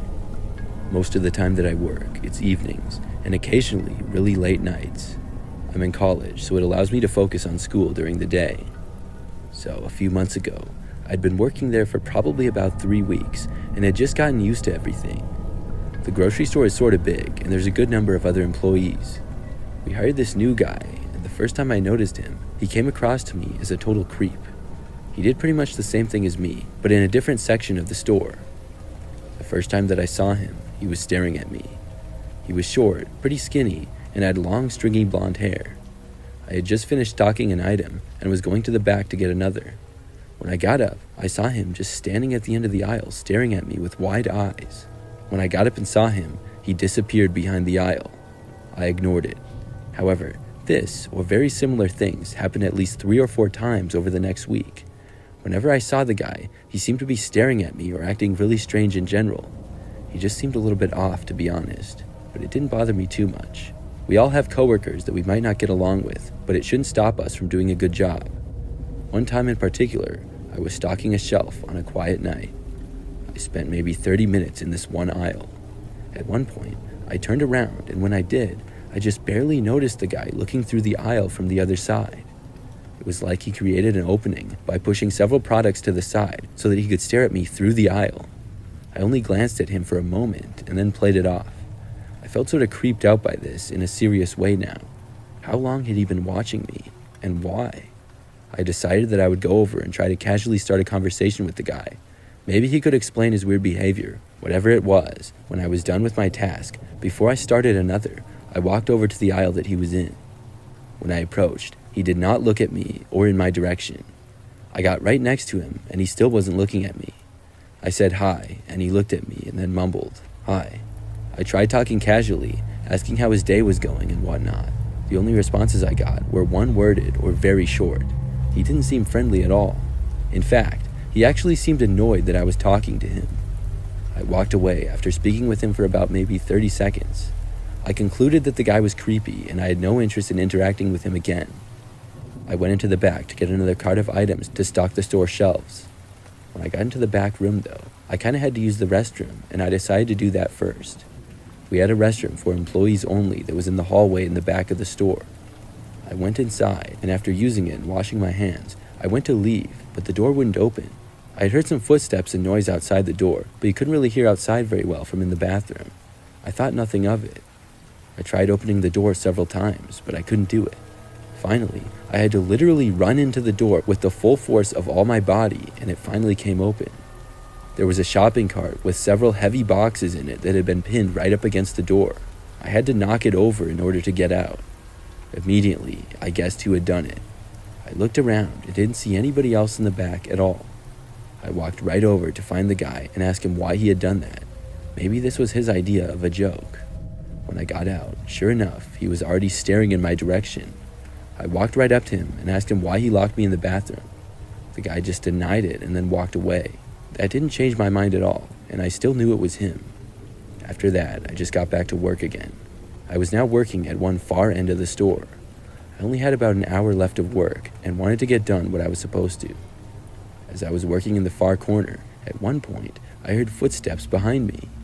They were really slow, and I glanced over my shoulder to see the same guy. He was pretty far back, but staring at me. He was really getting on my nerves, but I chose to ignore it. A couple of minutes later, though, he was closer. It was like he was trying to creep up on me and was slowly and quietly moving closer and closer. I looked back to see him standing directly behind me, now about 5 feet away. He wasn't hiding behind anything. I immediately got up and literally ran out of there. He remained standing there, expressionless. I went to the farthest aisle of the store away from him as I could, and basically spent the rest of the night just walking around the store, looking over my shoulder every 5 seconds, trying to avoid the guy. Luckily, I didn't see him again that night, and I got off a short time later. I didn't see the guy again at all after that. One day, another coworker asked me if I had heard about Marty. I asked him who Marty was, and when he described him to me, I realized that was the name of the weird guy. I was told that he had been fired and also arrested for punching our boss and trying to choke him. I was surprised, but also not surprised to hear that. I still wonder, though, if he had been planning to hurt me when he was sneaking up on me that night.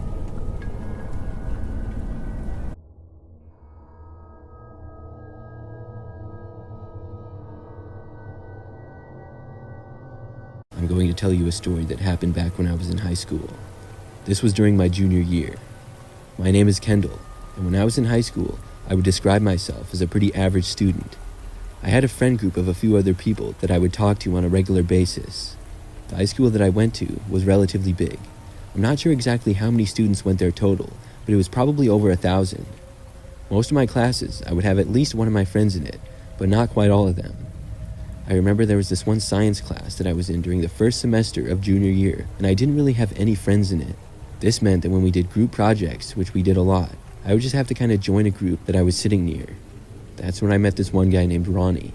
Ronnie was in a group that I was in with 3 other people. We were doing some science experiment, and I got to know everybody in the group a little better.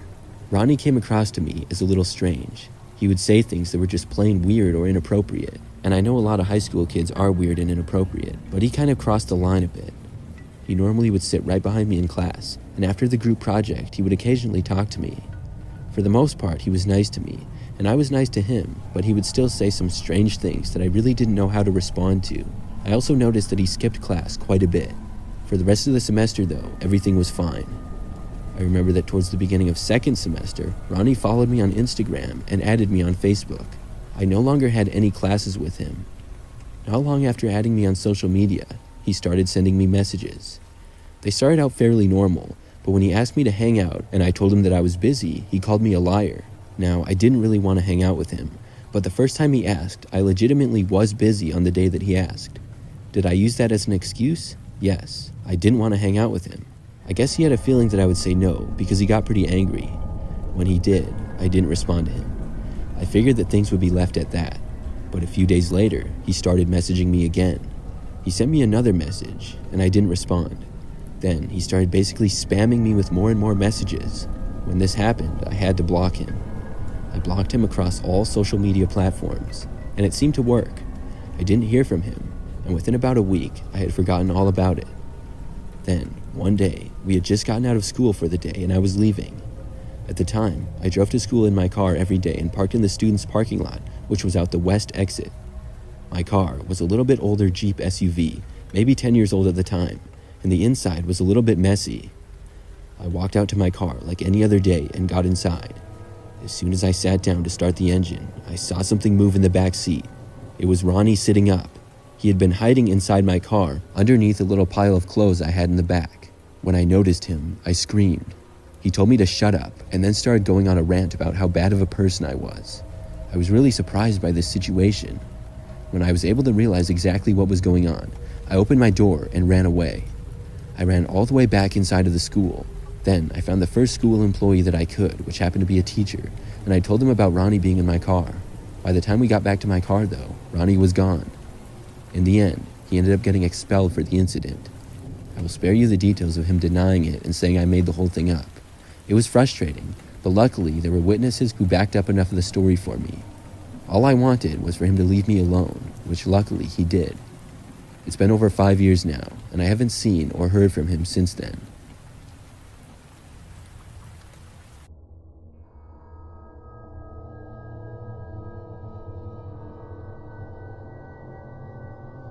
This happened back when I was 10.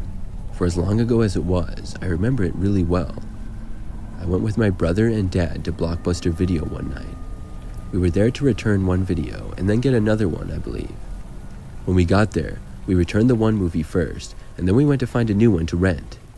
The store was pretty busy, and quite a few other people were there looking around. We walked through a few aisles and then stopped in one where there were a few different interesting movies. My brother and dad were interested in a couple of them, and I saw something that caught my eye a little ways away. It was across to another aisle, and I walked over there to look.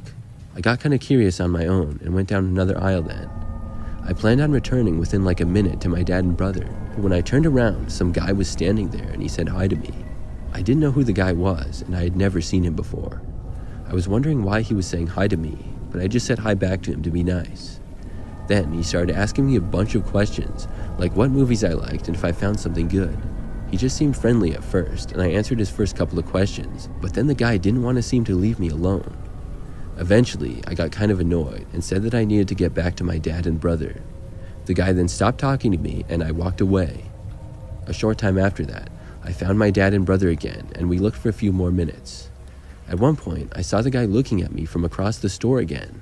He seemed kind of weird. We found a movie and then checked out and left. I then forgot all about the weird guy. We drove home, and we lived pretty close to the Blockbuster, and back then, there were Blockbusters at seemingly every corner. It took less than 5 minutes to get back home, and we weren't planning on watching the movie that we had gotten that night, but I think the next night. Anyways, I don't remember exactly what I did for the rest of the night, but I went to bed later. I think it was a Saturday the next day, so I didn't have school and I was staying up a little bit later. I finally got tired and went to bed. That's when I saw a man come into view of my bedroom window. The man was the same guy who had spoken to me at Blockbuster. He was right up against the window now, and he smiled at me in the creepiest way imaginable. Then, he held up his fist and knocked on my window. I jumped back and hid underneath my bed. That was the first thing that I could think to do. As I hid there, I heard the guy keep knocking. I'm not sure why, but I didn't want to move or say anything. This went on for I don't even know how long, maybe like 2 or 3 minutes. That's when I heard my brother coming from down the hallway. His bedroom was across from mine, and he then opened my door and asked what the knocking noise was. That's when he saw the guy at my window and me hiding under my bed. My brother yelled something like, "Who is that?" That's when I was finally able to get out from under my bed and look again. I looked just in time to see the guy now moving away from the window and leaving. My brother then ran to the window to look out of it. I followed him because I wasn't as scared anymore. We both saw the guy run off down the street. Then we went to wake up our parents, who got up and went outside, but the guy never came back. I never did see him again, which I'm happy about. We did go back to that Blockbuster many more times, and thankfully nothing else weird happened.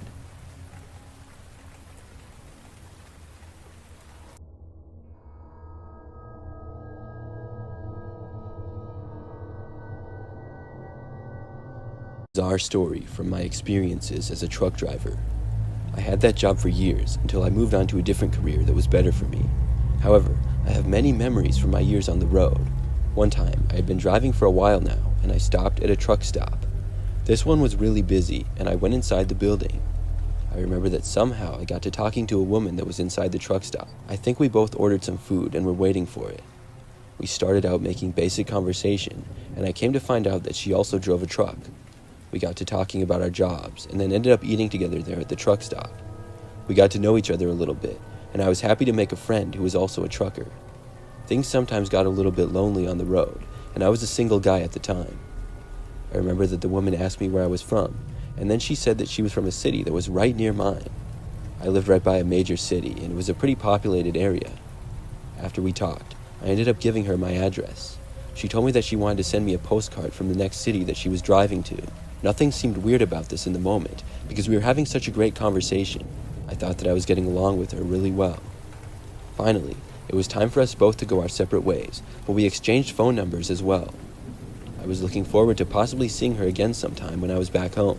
I went on with my driving after that. For the next few days, I was on the road, but I returned home after that. I had a few days off, and I had been texting with the woman who I had met on a daily basis.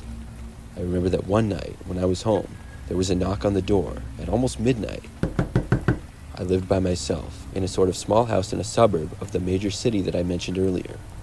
When I went over to the door, I decided to look out the window first. I was unsure of who would be knocking on my door at this hour. I saw there was some guy standing there.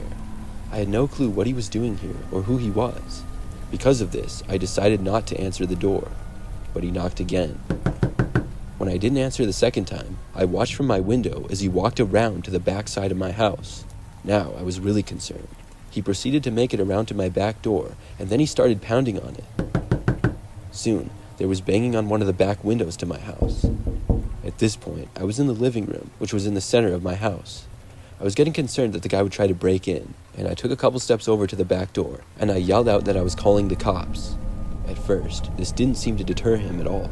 The man didn't say anything, and then stayed where he was. I decided that I would call the police then, and that's exactly what I did. I can't imagine he had any good intentions. I told the police exactly what was going on. When I got off the phone with them, the man seemed to be in the same spot. I would say about a minute after this, there was a crashing of glass from the back end of my house. When this happened, I got inside my bedroom and closed the door, but I didn't really hear any noises after that. I wasn't sure if the man was inside my house or not. After about 10 minutes, I heard the police at the front door.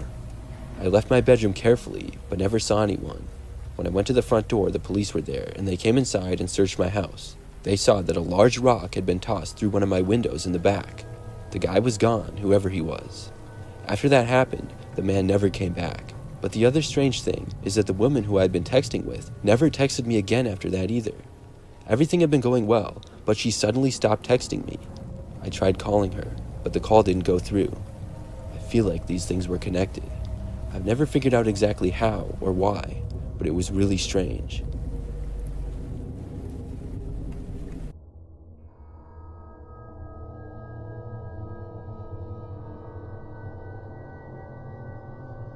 I live alone and have a smaller house in a quiet neighborhood. I don't really celebrate Halloween, but I do enjoy decorating a little bit, and every year I hand out candy to the kids who come to my house. Usually, I would get about 10 to 20 trick-or-treaters if I had to guess. A couple of years ago, it was a typical Halloween. I had a few decorations on the front step, but not too many. I also had a bowl of candy inside for the kids, and I was just hanging out in the living room when I got home from work. Kids started arriving pretty early, but about the typical number showed up. When things got dark, and it was maybe like 7:30, there was another ring of my doorbell. I got up and answered it to see two kids dressed as some type of superheroes. They were probably about 10. I said hi to them and gave them some candy. One of the kids asked me who the guy was who ran behind the house. I was a little confused. The kid asked me if the guy lived here and was trying to scare them. He said he almost didn't go to the front step because of the guy. I still didn't know what he was talking about, and I asked him. The kid said that when they started to head up the driveway, they saw a man dressed in all black, including a mask covering his entire face. The guy was standing by the door, and when they got about halfway up the driveway, the guy suddenly ran around to the back of my house. I told the kids that I didn't know who that was, and he must have been another trick-or-treater. The kids told me that the guy was definitely an adult. I was a little bit concerned, but I told the kids that I didn't know and then sent them on their way. When they left, I wasn't sure if the kids were just messing with me or not. I didn't think that they were, but I guessed it was possible. I decided to go around to the back of my house from the inside and look out the window to the backyard. When I did, I didn't really see anything, but the lighting back there was not the greatest. I wasn't quite sure what to make of it, but figured that it was nothing really.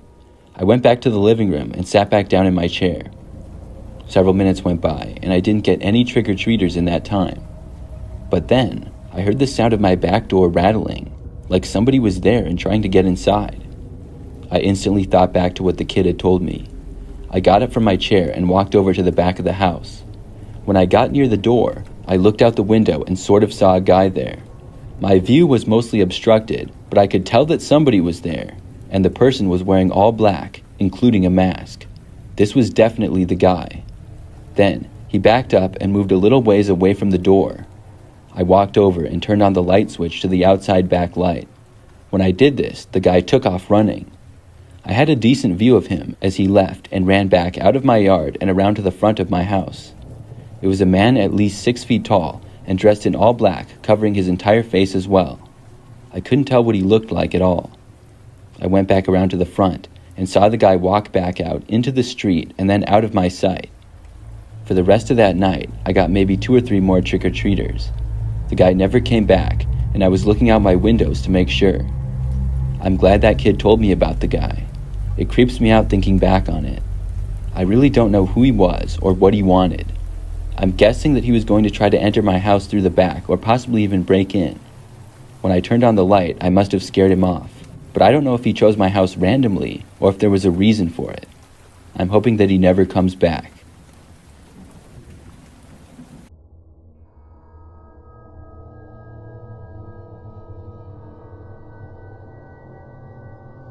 When I was 7 years old, I went to McDonald's one sunny afternoon with my mom and little sister. The first thing that I remember about it is how busy it was. The place was packed. People were everywhere. I remember that shortly after going inside, I saw the Happy Meal toys in a case and I stopped to look at them. I always liked seeing all the possible options of toys that I could get in the Happy Meal. I wanted to collect them all. When I looked back up though, maybe a minute later, my mom and sister were gone. I thought they had still been standing there right near me. I looked around the crowded restaurant. People were everywhere, but none of the people that I saw were my mom or sister. As I was standing there looking around, about a minute went by, and then a woman approached me. I had never seen her before in my life, but she seemed like she somehow knew who I was. I looked up at her when she was right in front of me. She said that my mom was looking for me. The way that she said it was kind of stern, like I was in trouble. I was afraid that I might actually be in trouble because my mom had always told me to stay by her when we were out in public. The woman then told me to come on and started walking. She grabbed my hand and I followed her. As we were walking, she told me that it was dangerous to wander off like I had been. The woman led me towards the exit of the McDonald's going outside. When we were just about at the doors, I got a really bad feeling. I hadn't really questioned this situation up until then, but I then realized that something had to be off. My mom hadn't even ordered yet, and we had been planning to eat inside the restaurant, so why would she have left? As we were crossing through the exit doors, I suddenly yanked my arm away from the woman. I broke off from her and then ran away through the crowd. I ran around in a panic, searching for my mom and sister like crazy. As I did, I went as far away from the woman as I could. At last, I found my mom and sister at the far left front counter, about to order. When my mom saw me, she said, "There you are, it's time to order." She then ordered our food, and after getting it, we went and sat down. I didn't see the woman who had tried to make me leave with her again. I also didn't tell my mom about it or anybody else. At the time, I was afraid if I told my mom that I would get in trouble or she would be upset, so I decided to just keep it to myself. But looking back, I know that I should have said something and that I wouldn't have gotten in trouble. The older I got, the more I realized how close I came to possibly getting kidnapped.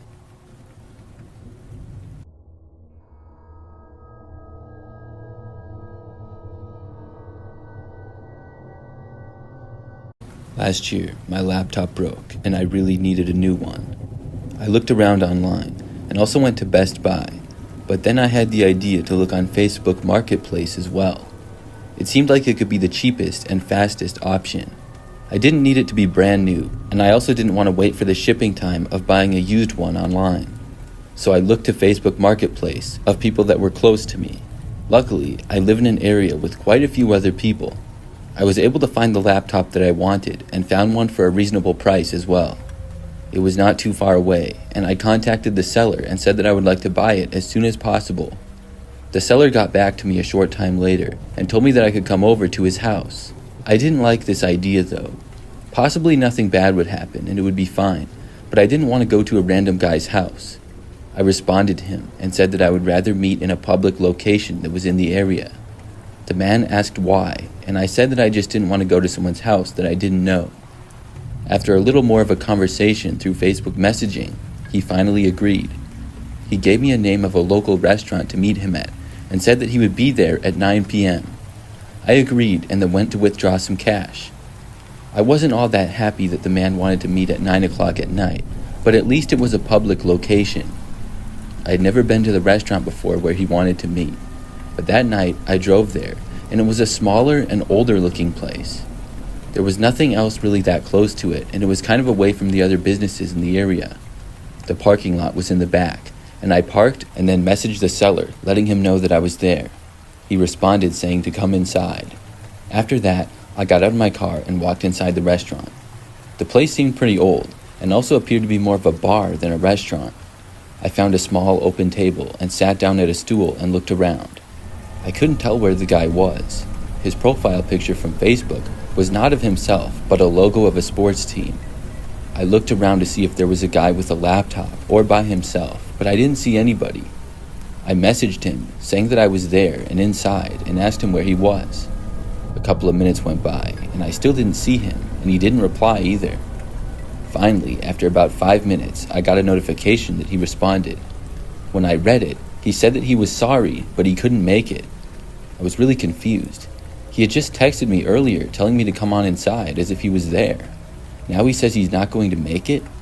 I was frustrated and decided to just leave.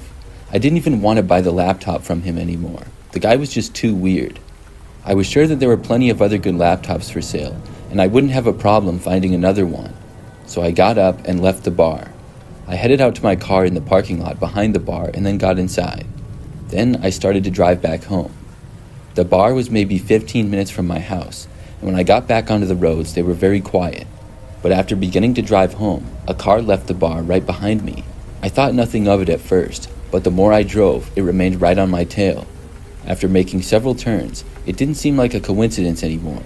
It seemed like whoever was driving that car was deliberately following me, especially because of the fact that they were following really close behind, and if I went faster or slower, they would maintain about the same speed as I was going.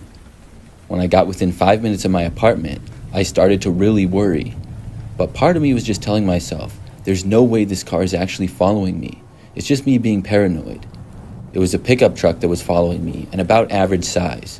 I really could just see the headlights though, and couldn't tell who was behind the wheel.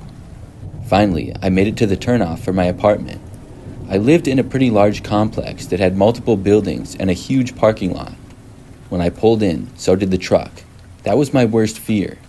I drove through the parking lot but did not stop. Instead, I drove all the way through and then left the parking lot on the other side. The truck also left with me. At that point, it was pretty much confirmed 100% to me that I was being followed. My adrenaline was rushing, and I was desperate to lose the car. But still, I knew better than to speed or drive recklessly. Instead, I started turning onto random streets and into random businesses and restaurant parking lots. Then I would exit out the other side and go back onto the road. It was probably very clear to whoever was behind me now that I knew they were following me and I was trying to lose them. This went on for quite some time though, probably 30 minutes. Soon though, my light came on signaling that I needed to get gas soon. I got really worried. I couldn't keep this up for much longer. The truck was still right on my tail. I kept doing what I was doing and would probably be able to go for about 40 more miles or so. Then, when I made a turn, the truck just went the other way. I couldn't believe it, but it was finally over. I guess he finally gave up. After the truck drove away, I went and got some gas and then went back to my apartment. I was very careful the entire time, and I did not see the truck for the rest of the drive. After getting back home, I realized that the driver of the truck was likely the seller of the laptop. I hadn't really thought about it when I was being followed, but it all made sense now. He told me that he was inside the bar to try to get me to go in. I went back to look at the listing, and it was now gone. The user had blocked me as well, whoever he was.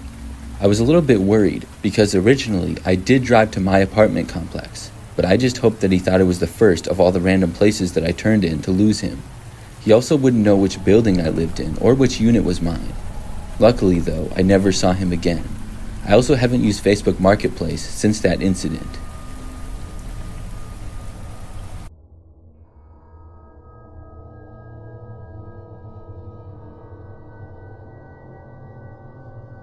I used to work at Target when I was younger.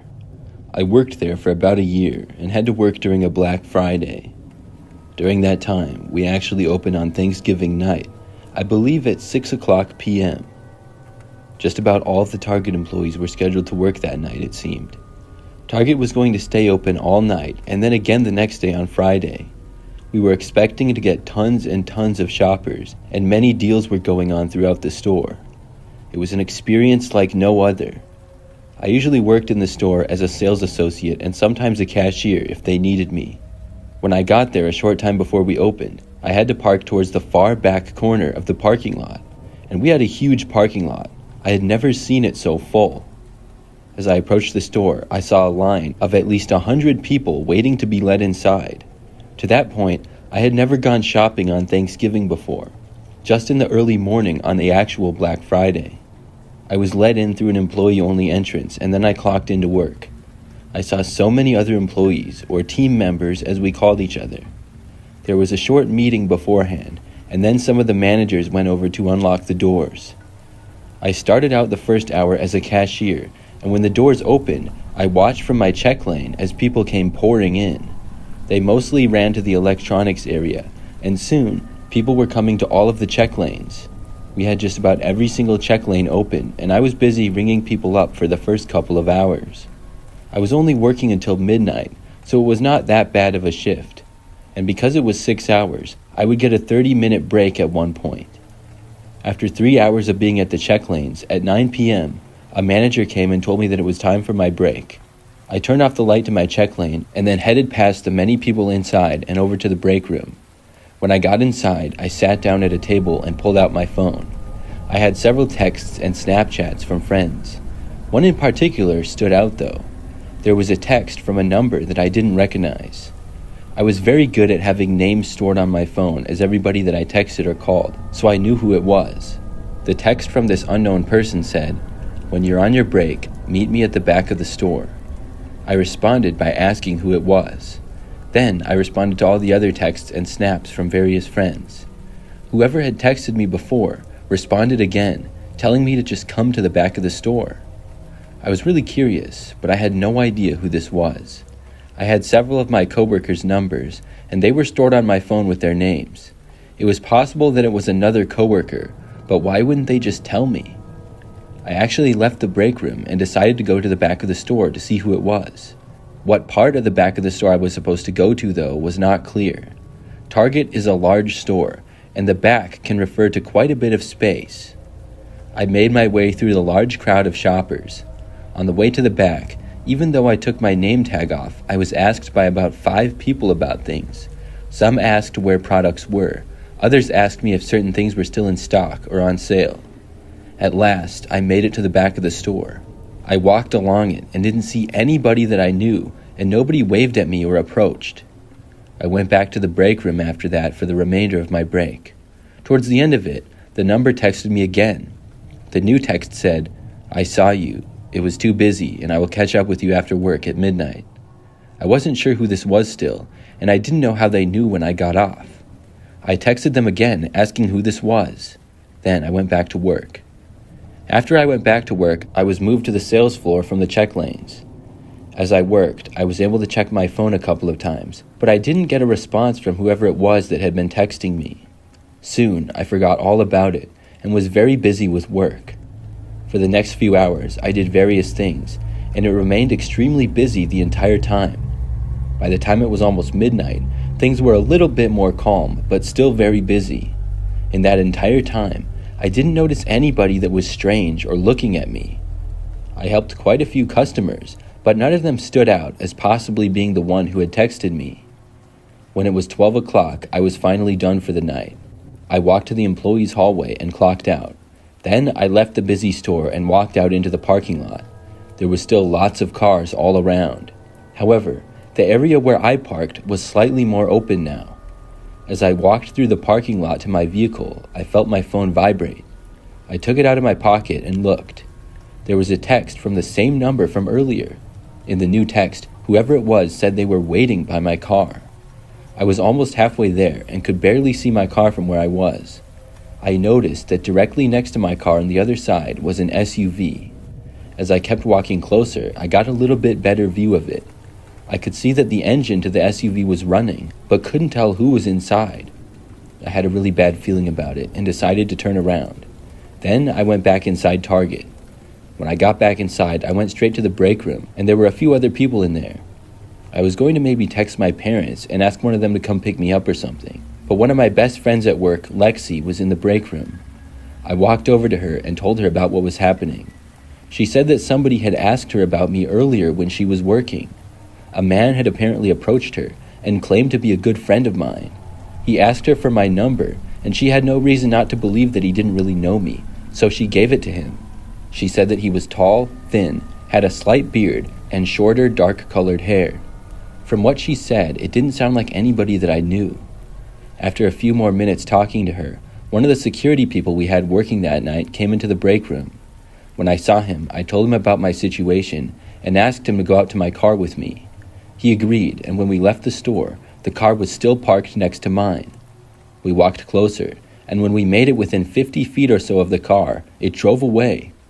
I was able to get to my car safely and then carefully drove home, making sure that I wasn't followed. There was a lot of other cars around, going to Target and other nearby stores, so if the guy wanted to follow me, it would have been pretty tough. But he didn't. I was really glad to make it back safe. When I got home, I saw that I had another text from him. He called me a curse word, and then I blocked his number.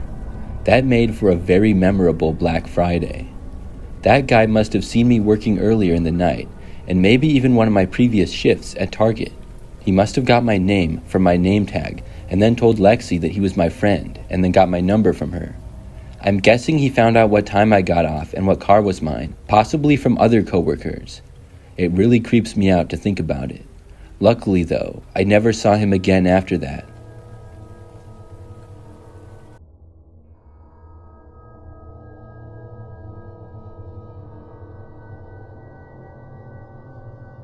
This happened back when I was a college student. During that time, I shared a house with a roommate named Stephanie, and we each had our own bedroom. When I was in college, I used the Snapchat app on a daily basis. Quite a few of my friends are on Snapchat, not just from college, but from high school and other places as well. I snap with quite a few of them regularly. One night, I got added by someone new on Snapchat. When I looked at the username, I didn't know who it was. It was a guy, and I thought that possibly he had went to my school or something. Maybe I had met him at one point. At that time, I had been in college for a couple of years and had met lots of people in my time there. I added the user back, seeing that his Bitmoji was a pretty typical looking guy. Not long after this, I received a snap from him. I opened it, curious as to who he was and what he was sending me. It was just a blank picture of nothing really. It seemed to be all black. I wondered why he sent me this, but I just opened it and did not respond. A couple of hours went by. Now it was a little bit later at night. My roommate Stephanie was gone, and I was at home by myself and in my bedroom. I was doing some homework, but was planning to go to bed soon. I received another Snapchat from the same guy though. Like before, it was a picture. This time though, I opened it, and the picture looked like it was of my house, and the picture was taken from my street. When I saw this, I wondered how this person could be there. Did they know this was my house? I sent a chat to the guy and asked him what he was doing. He opened it, but did not immediately reply. I went to my bedroom window, which was covered, and lifted the blinds slightly to look outside. When I did not see anything. I couldn't see the whole street from my window, but did see part of it. I was hoping that maybe he was just walking by. And maybe this was one of my friends who actually knew me and was playing a joke. It seemed pretty unlikely for that to be the case though. Hopefully the guy was gone now. About 5 minutes or so went by. I had gone back to my homework and was just about done. I saw that I got another snap from the same guy though. This time, it was not a picture, but a chat. It said, "Open your front door." I got up and left my bedroom. Carefully, I walked over to the living room and looked out of the window that had a view of the front step. I saw a man standing there, right outside of the front door. From where I was, I couldn't see the guy's face, but about up to his shoulders, so I really didn't know who he was, but he didn't appear to be anybody that I recognized. I had no plans to open the door for him. I responded, asking who he was. He did not reply. I threatened to call the police. I said, "If you don't leave or tell me who you are, I will call the cops." He opened that, but did not respond to it. I watched him continue to stand at the front step. Then, after about a minute, I saw him leave the step and go to the left. It was out of my sight, and I hoped and assumed that he was leaving. I went to another window and looked out of it in the direction that he went. I didn't see anything though. This probably meant that he was gone now. For the next several minutes, I went around the house and looked out just about every side of it, but did not see the guy. This made me feel better, and I figured that he was gone. Then I went back into my bedroom. I should have gone to sleep right then, but I wasn't that tired anymore. It wasn't all that late either. I was done studying though, and went into my room and turned on my TV. About an hour later, I felt my phone vibrate next to me on the bed. I picked it up and saw yet another snap from the same guy. At first, I didn't want to open it, but ultimately, I decided to. It was a picture, and after opening it, I saw that it was a close-up of my bedroom window. I looked over to the window, but couldn't see out of it at all because of the thick blinds that I had. Then I heard a knocking on the window. I took out my phone and dialed 911. I couldn't take it anymore. Then I ran out of my bedroom and into the bathroom down the hallway. I locked the door and waited for the police to arrive. In the meantime, I blocked his account on Snapchat and did not want any more snaps from him. When I was inside the bathroom, I didn't hear anything after blocking the guy. He wouldn't be able to contact me, and I didn't hear any noises from the window or anything. I really had no idea what was going on. I just hoped that he wouldn't try to break into the house or anything. Eventually, the cops got there. It was only then that I finally left the bathroom. They told me that they found a man hiding in my backyard. He was a man that I did not recognize at all, and I'm not sure how he knew me or got my Snapchat. I did have my location on through Snap Maps though, which is how he knew where I lived. Since this incident, I only accept friends on Snapchat if I actually know them and who they are.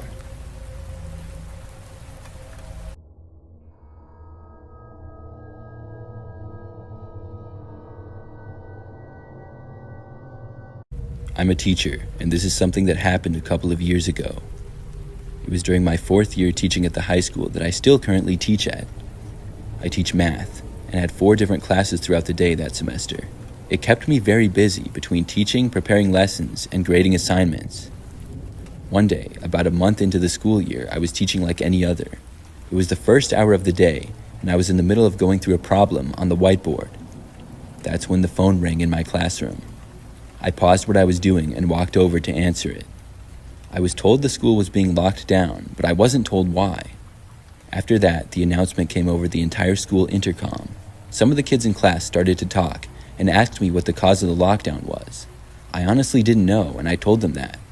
I did what I was supposed to do and turned out the lights and locked the doors. I instructed the students to the back of the classroom. There were 20 kids in my class, and they all did what I said, but still wanted to know why we were in a lockdown. I knew this was not a drill, and I was pretty curious myself. I went to my desk and sat down in the chair. Then we all just waited. Minutes went by, which felt like forever. After about 10 minutes, my cell phone started vibrating. It was on top of my desk, and I picked it up to see who was calling me. It was a number that I didn't recognize. I was about to let it ring, but I thought it was possibly information about the lockdown. It may have been from another teacher whose number I didn't have yet. It could have been from another staff member as well. That's what was going through my mind in the moment. At the last minute, I accepted the call. I held the phone up to my ear and listened as I heard a man start to speak. I didn't really recognize his voice. He spoke professionally and told me that I was needed in the principal's office immediately. I asked why, and I was told that it would be discussed when I got there. I was very confused. I said I couldn't leave my class, and I was told that I needed to go anyways. Then he hung up. I saw my students looking at me, no doubt wondering what I was told on the phone. Then one of them spoke up and asked. I told them the truth and said somebody asked me to the principal's and I really didn't know why. I was debating whether I should go or not. I got up from my desk and walked over to the door. Then I looked out the window and into the hallway. It was very empty. But then I saw someone. It was sort of far to the left, just barely in my sight. There was a man standing there wearing all black, including a ski mask. I quickly moved back after seeing him. One of the students asked me if I was going to go, and I said no, I wasn't. I told everyone to stay at the back of the class, and I joined them. I had no clue who the person in the hallway was, but the fact that they were wearing a ski mask could not be good. They were likely the reason for the lockdown. I didn't want my students to know that the person was so close, though. Things were very silent for a few minutes. We couldn't hear anything from out in the hallways. It felt like forever, and the more time that went by, the more worried I became. I got another phone call on my phone from the same number, but I ignored it. They called back again, and at that point, I turned off my phone entirely. We all waited in the classroom for almost an hour. Finally, I got another call on my phone in the classroom. I walked over and picked it up. I was told that the lockdown was over, and then there was an announcement over the intercom letting us know. Class was over, and I let the students out. When I found out more details from the lockdown, I couldn't believe it. The person in the ski mask was a former student of our high school. He was also a former student of mine, who I had failed. He came back to the school, and he was the one who called me on my cell phone as well. I'm not sure how he got my number, but he did. He was trying to get me out of my classroom. I'm not sure what he was planning to do then, possibly attack me. I don't want to think about that. Luckily, he was spotted by a faculty member, which sent the school into a lockdown. Eventually, the police came and were able to locate the suspect and catch him, although he was able to evade them for quite a while. I still can't believe it, even to this day. I can't imagine what would have happened had I left the classroom. It was too strange though, and I never really seriously considered it. I could tell that something was really suspicious. Still, I will never forget seeing him in the hallway. It was one of the scariest sights of my life.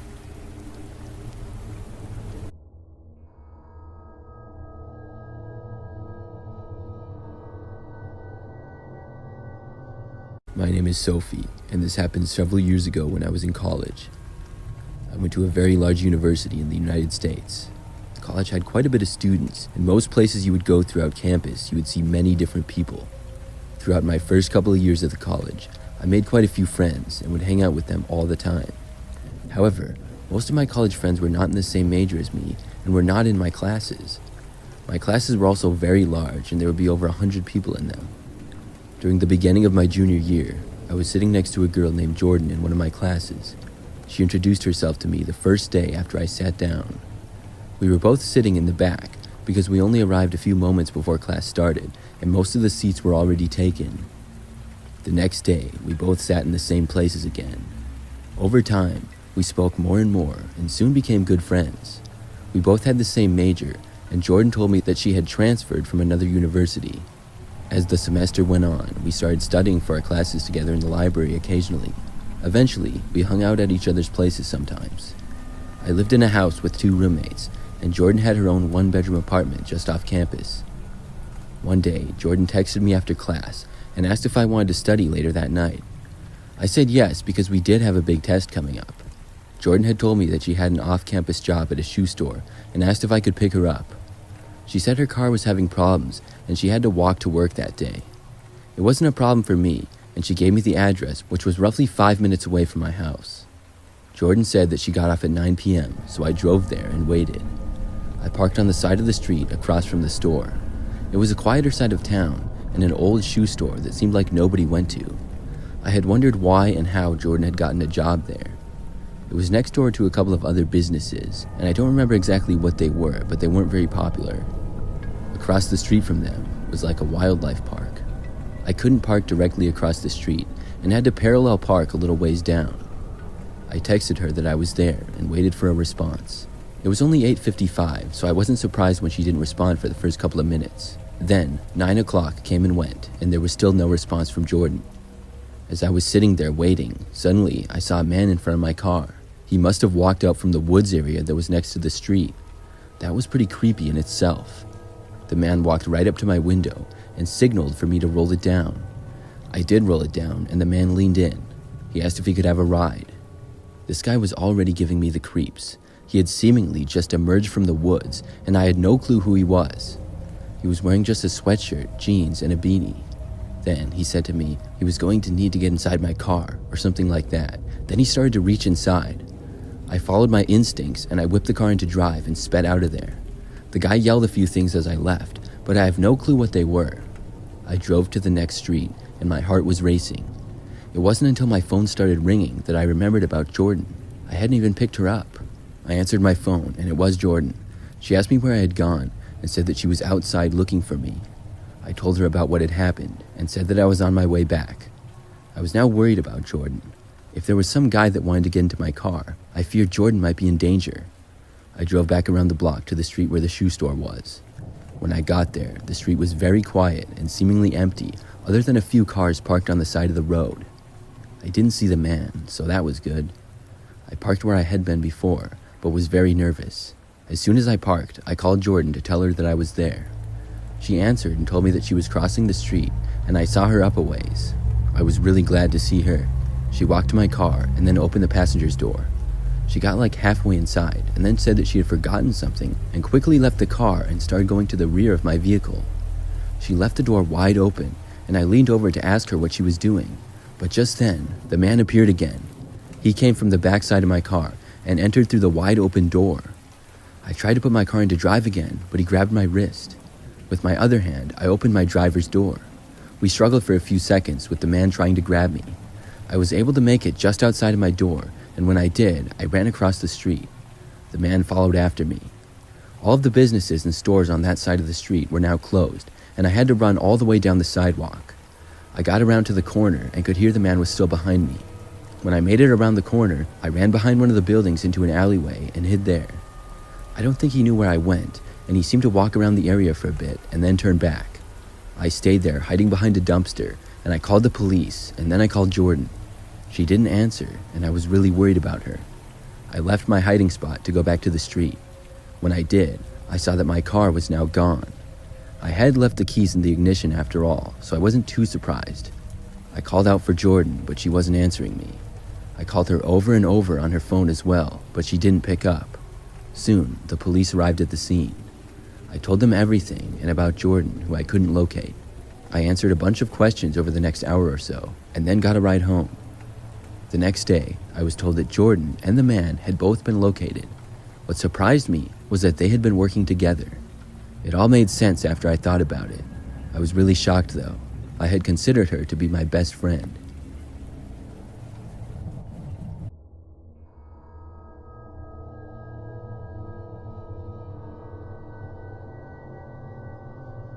I worked at Burger King during my senior year of high school. I think I worked there for a total of 5 months before quitting. There was one experience in particular that stands out when remembering my time there. It happened towards the end of my 5 months at work. I remember it was a weekend, and I was working a shift which started in the daytime and ended in the late afternoon. During that time, I was working behind the counter and taking orders from customers inside. In the hours that I worked that day, I interacted with so many people. For the most part, everything had seemed normal. Because it was the weekend, we were pretty busy during my entire shift. After I was done, I got off and drove back home. During that time, I lived with my parents and brother, maybe 10 minutes away from the Burger King in a house. When I got back home that day, I remember that my parents and brother were gone. I wasn't sure where they went at the time, but they would occasionally go places, and I didn't mind being by myself. When I got back, it was probably like 6 or 7 p.m. I made some food and then went into the living room. I was home for probably an hour and still by myself when there was a knock at the front door. It seemed a little bit odd because it was dark out by now. The sun had just set. Not knowing who it was, I got up and walked over to the door. I looked outside and saw that a man was standing there. He was about average height and just wearing a t-shirt, shorts, and appeared to be in his 40s. I didn't think he was a neighbor, but I thought that maybe that was possible. I was curious and decided to answer. After opening up the door, the guy said hi to me. He looked a little bit familiar for some reason after I got a closer view of his face. The guy asked me if I remembered him from earlier. I tried to think if I did, but I couldn't place exactly where I had seen him. I asked him from what. The man said that he was disappointed I forgot. He then told me that he was at Burger King earlier today. He said that I took his order, and when he said that, I did kind of remember him. It's just that I dealt with so many customers, it was all kind of a blur sometimes.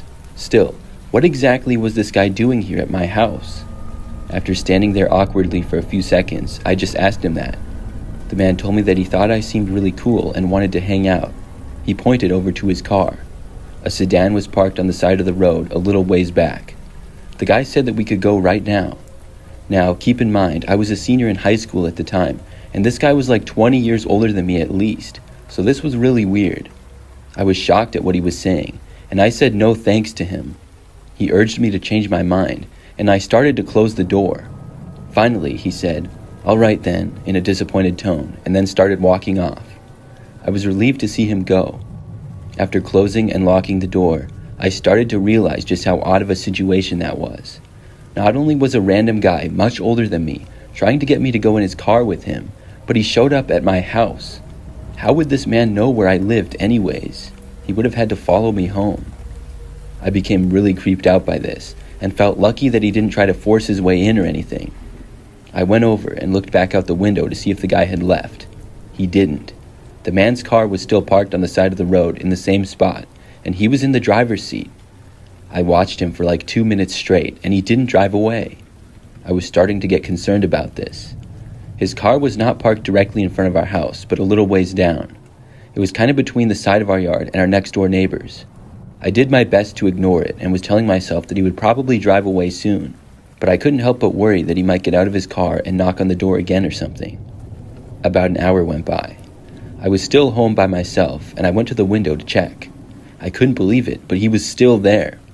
I could also see that he was still inside of his car. I didn't know what to do, and thought that he would have been gone for sure. But just about a minute later, I heard my parents pulling into the driveway. I was glad that they were home.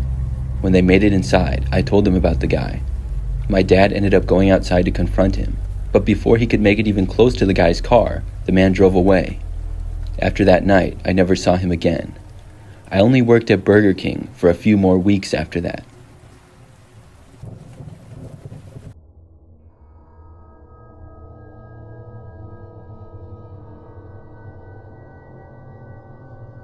I'm a former movie theater employee. The one that I worked at I would describe as very typical. It was near a shopping center about 10 minutes away from where I lived. At the time, I was a high school senior and 18 years old. One night, I was working there until 11 p.m. I believe it was a weekend, and I know that it had been pretty busy. As it got to be a little bit later at night, things got quieter. I'm not sure exactly what time it was, but I know that one of the theaters ended its last movie for the night. I was sent to go and clean it about 30 minutes after the movie ended. The theater wasn't all that big, so it probably wouldn't take me too long. Usually, there was some trash left behind, and popcorn on the floor and things like that. When I entered the empty theater, I started cleaning up, first closer to the screen. It was a little messier than I thought it would be. I worked my way up, and probably about 10 minutes later, I was looking down at the floor and cleaning, when suddenly, something hit the ground right in front of me. I saw that it was a cup that appeared to be empty. I had no idea where it had come from. I looked up towards the top of the theater. When I did, I saw nothing. But I knew that somebody else had to be in there to throw that at me. I called out, asking who was there, but got nothing in response. Then I started to walk up an aisle towards the top of the theater. When I made it about halfway up, I saw a man suddenly stand up and appear from behind the second to last row. He had a strange-looking beard and long hair. Before I had a chance to say anything, I saw him wind up and throw something at me again. I ducked, and what appeared to be an almost empty water bottle flew past my head. I stood up and asked the guy what he was doing. I kind of thought that he was joking around at first. He was standing up and facing me, but still didn't say anything. I saw that based on the seemingly angry look on his face, he was not joking around. I told him that we were closing soon and I needed to clean, so he had to go. The man's response to this was to start to take a few steps closer to me. Then, without saying anything, he began running towards me at full speed. I knew nothing else but to run away from the guy. I sprinted down the stairs and then out of the theater back into the hallway. When I got out there, I noticed that the guy didn't leave the theater. He was still inside. This would pose a problem with me being able to clean it. I walked down the hallway back towards the front until I found a coworker. I found a guy named Cal who was one of my coworkers, and after I told him about the guy, we decided to go back. I felt like it would be easier for the two of us to get the guy to leave than just one. If he still refused, then we would probably have to call the police on him. We both entered the theater, but didn't go in very far. We remained just a few feet away from the door in case the guy tried anything. We couldn't see anything at all, but I was pretty sure that the guy was still in there. We yelled out that he had to go now, and if he didn't leave, we would have to call the police. At first, it was just silence. Then, suddenly, we heard a noise. It was coming from above us, and I looked up. The railing from the stairs of the aisle was above us and directly to the left. I saw the guy for a second, and a bunch of popcorn falling down on us like snow. He had dumped it over the rails right onto us. We both left the theater after that, and then called the police. We waited by the entrance for the next 10 minutes or so, and the guy didn't leave. When the police got there, we told them where the guy was. It took them a while, but eventually they were able to get him to leave the theater. I'm not sure what his problem was. The guy clearly had some issues. I'm just glad that he didn't actually cause any harm to the theater or employees. Later on, I found out that he never bought a ticket to a movie and had snuck in towards the end of a film. I guess he stayed in there towards the back, and when the movie was over, continued to stay in until I went in to clean. I worked at the theater for a few months after that, before quitting.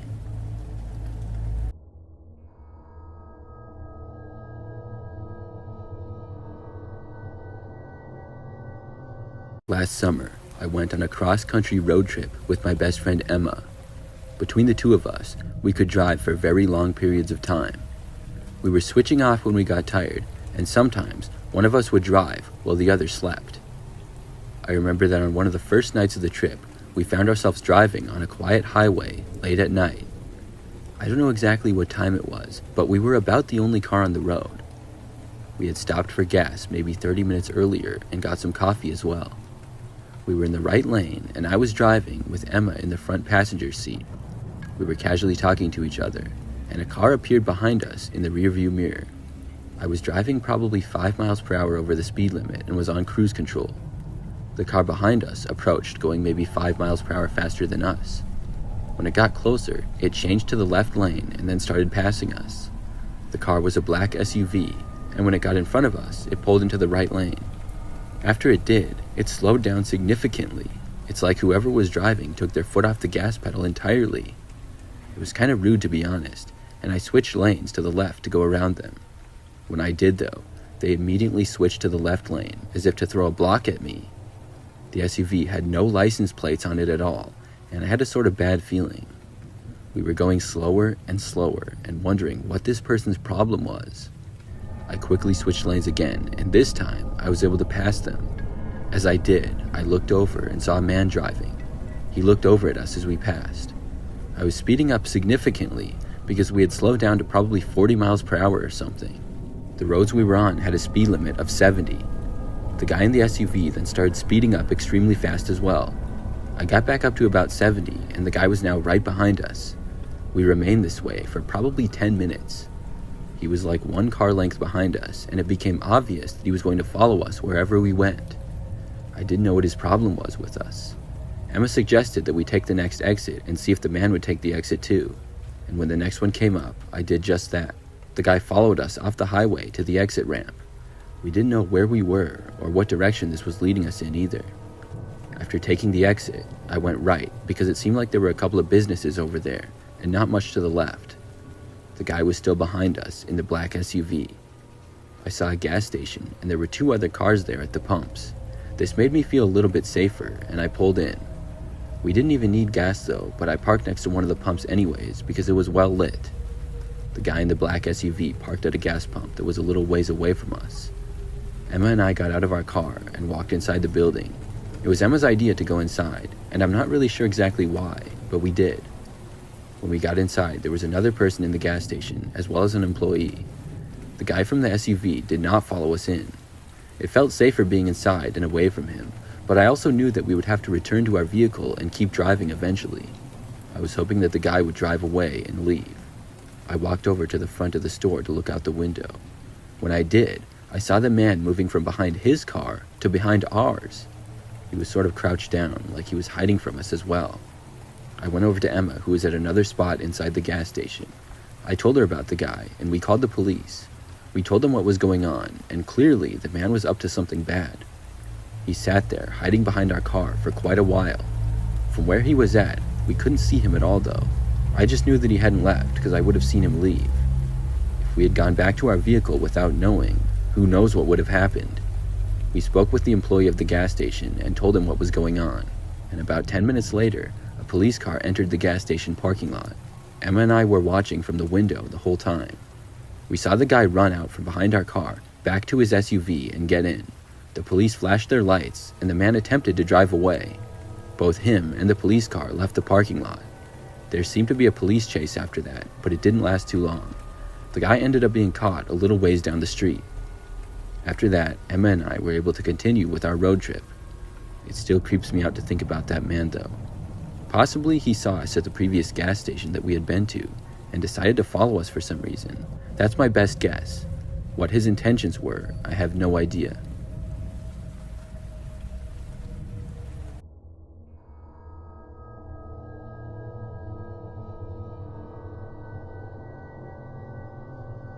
I worked as a pizza delivery driver a few years ago. One night, I was working a late night shift. I made a few deliveries, and I remember at about 10 o'clock, I had to deliver one for the street that I lived on. At the time, I was 17 and lived with my parents on a long street in a neighborhood. It was pretty close to the pizza place, and I was excited to deliver to my street. I thought maybe it was one of the neighbors that I knew. I was friendly with a good number of them, although there were quite a few houses on our street, and I didn't know them all. Besides my own address, I didn't know anyone else's address on my street by heart, so I didn't know who exactly it would be. I got onto my street, drove past my house, and then further down. It ended up being a ways down the street, but when I arrived at the address, I was confused. This was a house that I knew nobody lived in. It was a well-known fact that the house was actually abandoned. I had to do a double take at the address to make sure that it was correct. It was in fact where I was supposed to deliver to. I looked at the house, and all of the lights appeared to be off. This seemed a little bit strange. However, I had a job to do. I got out of my car and walked up the driveway. When I got to the front door, I rang the bell. I heard the sound move throughout the house. Then I heard someone walking outside from the side of the house. I looked to my right and saw a man approaching. He walked over to me and said that he would take the pizza. The man then said that he had the money in the back. I asked the guy if he lived there. He said yes without hesitating. I knew that was a lie, and I was really suspicious, but I was following him. He said that he and some friends were hanging out in the backyard. I was walking really slowly as if I knew I shouldn't be going back there. The backyard appeared to be very wooded. I also didn't hear any noises at all coming from the back, and didn't see any light either. If there were people back there, I would have been able to tell. I made it about halfway back, but I had a really bad feeling. I knew that I shouldn't go any further, and I stopped. I turned around and started running for my car. When I got back to it, I got inside and drove away quickly. I went all the way back to the pizza place that I worked at, and I used my own money to cover the pizza that I had just delivered. I worked the rest of the night and went home later. When I got home, I asked my parents if anybody lived in that house, just making sure. They told me that it was still abandoned. I then told them about what had happened that night, and we actually drove by, but saw nothing. The lights were still off, and I didn't see anybody in the yard. I didn't have to deliver there again, but I still wonder what happened.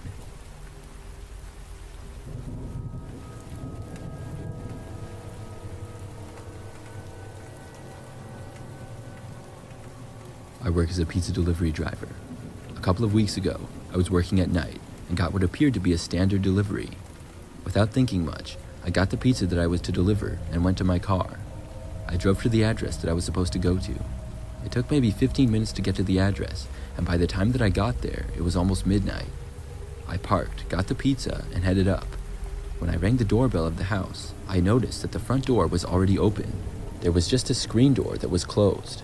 I looked inside the house. There was a hallway going forward and some stairs, and most of the lights appeared to be off. I heard a man's voice from inside somewhere ask if I had the pizza. I replied saying yes.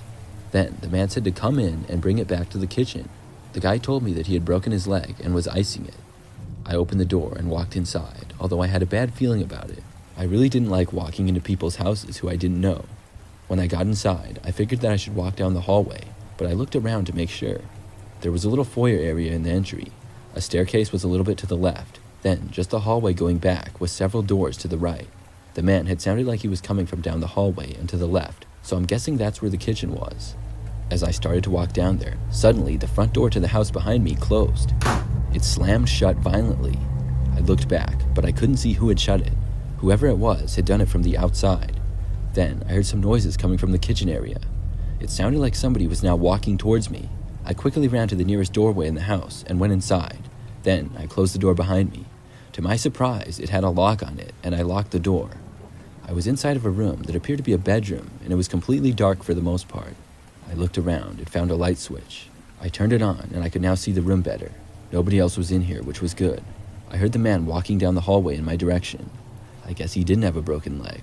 He then tried opening the door to the room that I was in. I looked around the room, and I found a window. I needed to get out of there.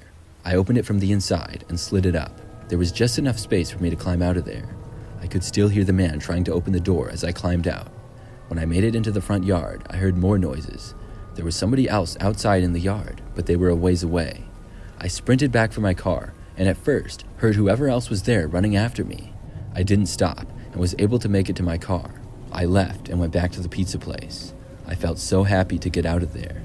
My boss was really nice and didn't mind that I was unable to get the money for the pizza. I'm not sure what the plan was at that house, but I'm glad I was able to get away.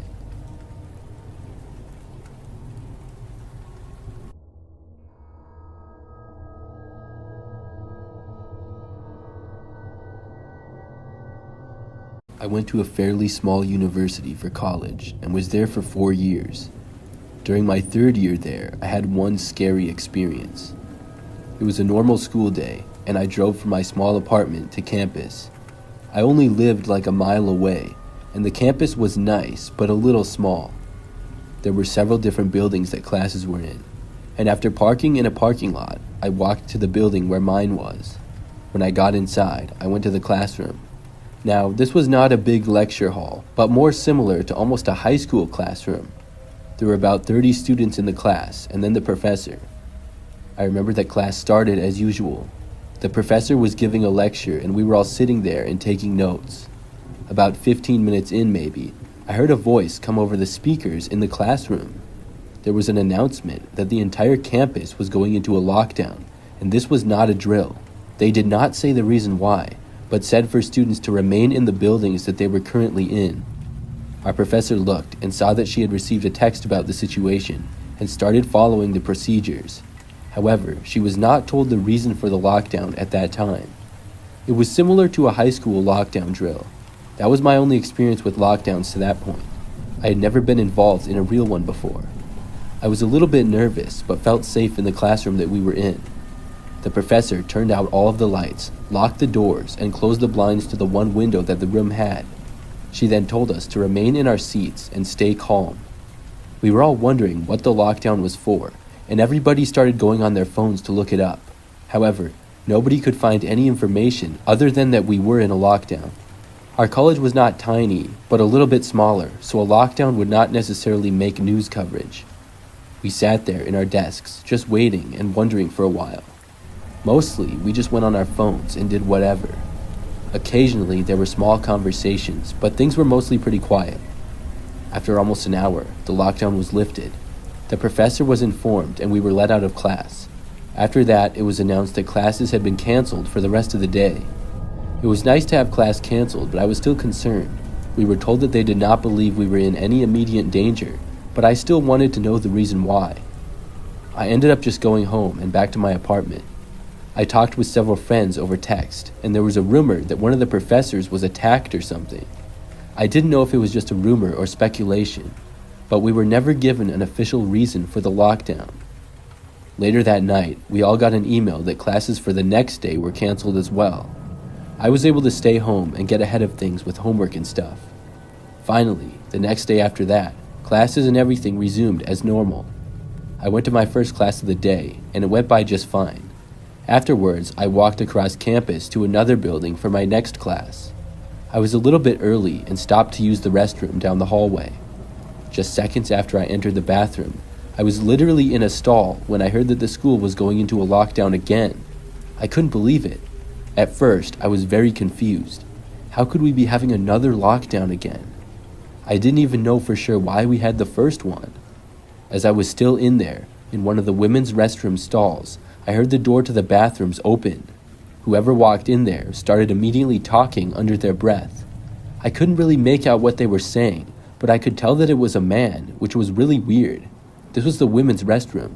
I lifted up my feet so the guy wouldn't see me, whoever he was. It sounded like he was walking around towards the front of the bathroom near the door and just talking to himself. After a few seconds of that, he kind of stopped and then seemed to stand by the door for a while. Then the door opened again and the guy left. I felt relieved and then checked my phone to see if there was any information on the lockdown. I couldn't find anything, so I walked out to leave the bathroom. I didn't really know what was going on out there, but I didn't want to stay in the bathroom anymore, especially after a guy had walked in it. As soon as I left, though, I saw several police officers in the hallway. They seemed to be walking down the hall to the left, past where I was. When they saw me, they said that I should go back into the bathroom, so I did. I waited just inside and didn't know what on earth was happening. I stayed in the bathroom for almost 20 minutes until it was okay to come out, and then the lockdown ended. Once again, classes were canceled for the rest of the day. I found out all of the details afterwards. A man had in fact attempted to attack one of the professors the day of the first lockdown. He fled the building and was actually able to get away. A few days later, he came back and went after the professor again. This time, he was seen by a campus security guard, and he ran away again immediately. He was later found in a hallway, not far from the bathroom that I was in. I'm pretty sure he was the person who had been in the bathroom with me. It creeps me out to think about it.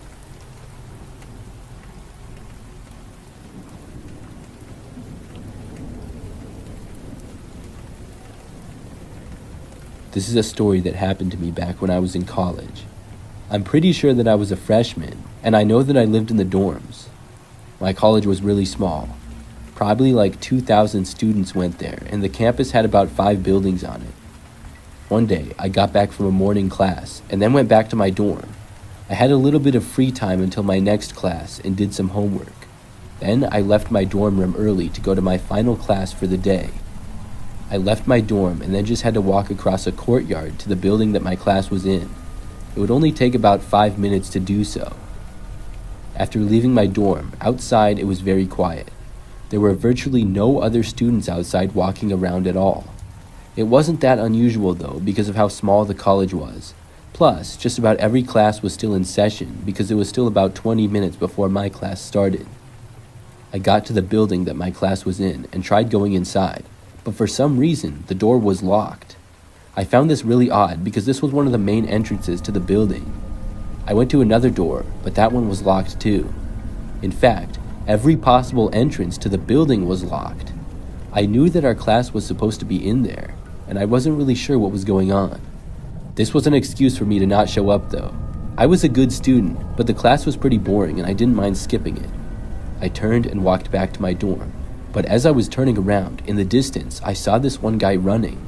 I thought it was kind of weird. He ran from behind one of the other buildings and then went behind a bush, probably about 100 feet away from me. As I started to walk back to my dorm, I saw the guy come out from the bush and then kind of start to walk in my direction. I turned back and kept walking. My plan was to go back to my dorm and take a nap. I remember getting to the door of my dorm building and opening it up. When I got inside, I was starting to walk to the hallway when I heard somebody trying to open the front door. I looked back and saw the same guy who I had seen outside running. He looked in the window right at me and waved. Then he knocked on the window a few times. The guy wanted me to let him in.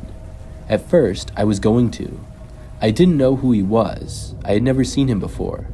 I thought maybe he lost his key to get in or something. But for some reason, as I took a step in his direction, I just got a bad feeling, like it would not be good to let him in.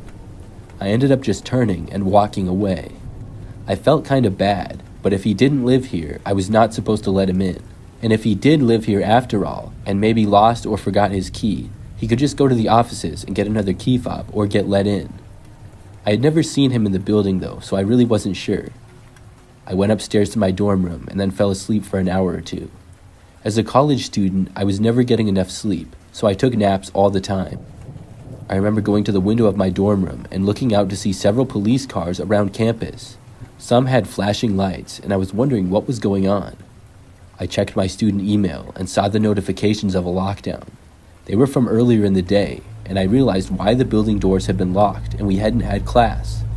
In that first email, there were not many details. We were told to stay in the buildings that we were in and would be notified when the lockdown was over. We were also told that classes were canceled.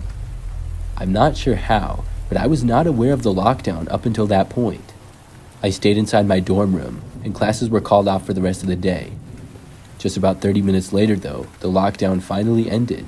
It took a few days for me to get all of the information of what happened, or at least most of it. But a guy who did not attend the college, but lived in the area, apparently made several threats against the university. Somebody who did go to the college knew that guy and reported him. He later showed up on campus, and after seeing him, he was reported and the place got locked down. He was locked out of buildings and hid on campus for several hours. There were multiple reports of him trying to get inside buildings. He happened to be the same person that I had seen outside, and I almost let him into my dorm building. I'm really glad that I didn't.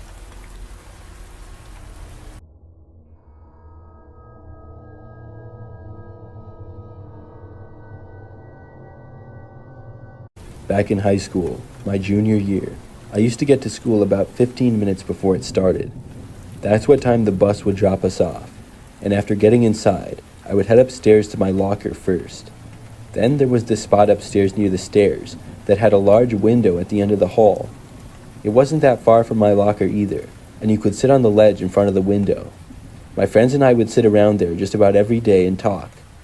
It was kind of a routine, or a before-school hangout spot for us.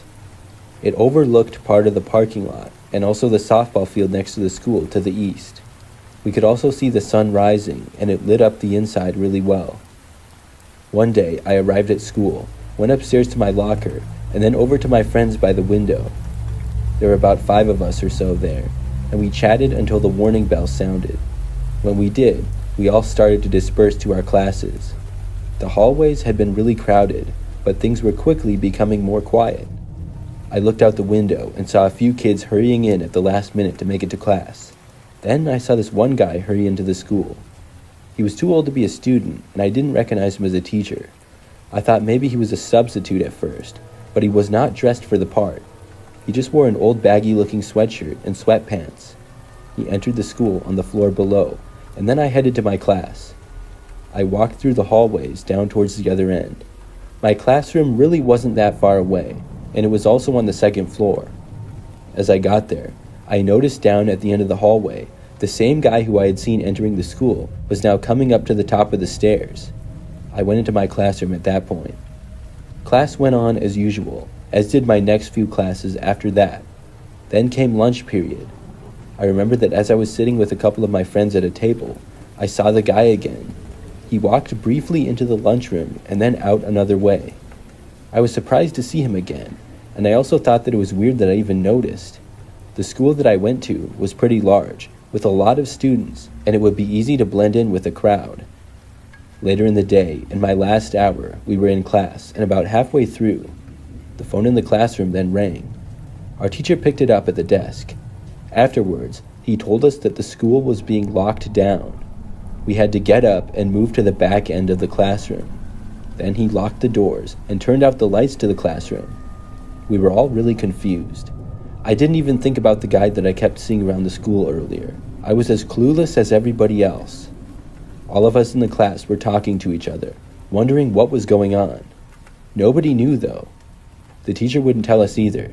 He just said for us to keep calm and to be quiet. About an hour went by, and finally, the lockdown was lifted. We still didn't know what was going on. School was let out, and we all went home. I rode the bus, and when I got home, my mom was there and asked me about the lockdown. I guess she had heard more about it than I did. I found out that a man, the same one who I had seen multiple times in the school, was the cause of it. During the last class period of the day, he was seen suspiciously walking down a hallway. The school was then locked down. Police were called, but unfortunately, the man was able to escape through an open window. Nobody knew who he was. I told my mom that I had seen the guy enter the school and had seen him again later multiple times. It blew my mind that the guy was able to fly under the radar for so long. He had been there since the start of the school day, but it wasn't until the last hour that anybody seemingly noticed him. I'm just glad that the guy didn't cause any harm. I don't know who he was or what he was doing.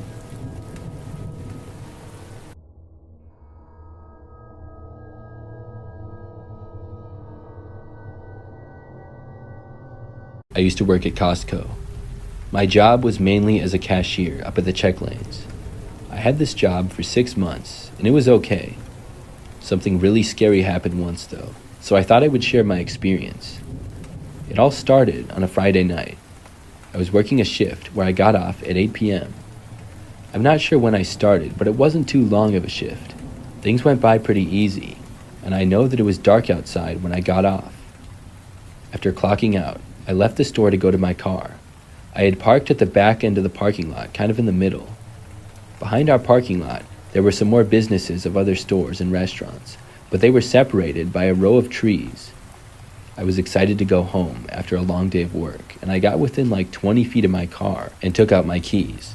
I was about to push the unlock button on my key fob when I saw something. Somebody was inside of my car. I stopped in my tracks and looked. It appeared as though there was a man sitting in the back seat of my car. He was looking in the other direction and not towards me. I double-checked to make sure that this was in fact my car. I knew that it was. But why was somebody inside of it? I didn't go any further and turned around and walked back for the Costco entrance. My mind was racing. I was trying to figure out how and why somebody would be inside of my car, and I was also wondering what I should do about it now. I found a coworker inside of the store who I was friendly with and told her about what had happened. She offered to come outside with me and look to see if the person was still there. We both walked out and slowly approached my car. We stopped at about 50 feet away and looked. It looked like he was gone now. We didn't see anything. We walked closer to the car. Very carefully, we made it within probably 10 feet. That's when we could see the guy was still there and ducking down in the back. Luckily, he did not see us. We walked back a ways, and my coworker told me to hit the unlock button to my car to see if the guy would leave. I did, and we waited, kind of hiding behind another car. The guy did not leave my vehicle, though. We could no longer see him because he was ducked down still, but we would be able to tell if he left my car. He stayed inside. After waiting for like 30 seconds to a minute, we both headed back inside of Costco. We were thinking about calling the police. After talking for several minutes inside and talking to another coworker about it, I decided that I would. I walked back outside to call the police and stood near the entrance doors of Costco as I began dialing, but it was at this point that I saw the guy actually get out of my car. He left out the rear passenger side door, which was the farthest away from me. Then I saw him slip away behind the trees leading to some other businesses nearby. I carefully walked back to my car. I kept my eyes on the trees the entire time. The guy was now out of my sight, and who knows where, but if he came back, I would see him. I was able to get inside of my car and lock the doors. Then, finally, I drove back to my house. When I got home, I looked throughout my car. Everything seemed the same. I never really kept anything of value inside of it. In fact, I didn't really have anything in it at all, so nothing was stolen and nothing was damaged either. I don't know what the guy was doing in there, but it really gives me the creeps. Did he know that it was specifically my car, or was this a random thing? I don't know. I figured that I must have forgotten to lock my car doors though. Usually I always remember to lock them, but it must have slipped my mind. I don't know how else to explain him being able to get inside of my car. I'm just glad that he left though. He must have realized that I knew he was in my car when I unlocked it, but never got inside.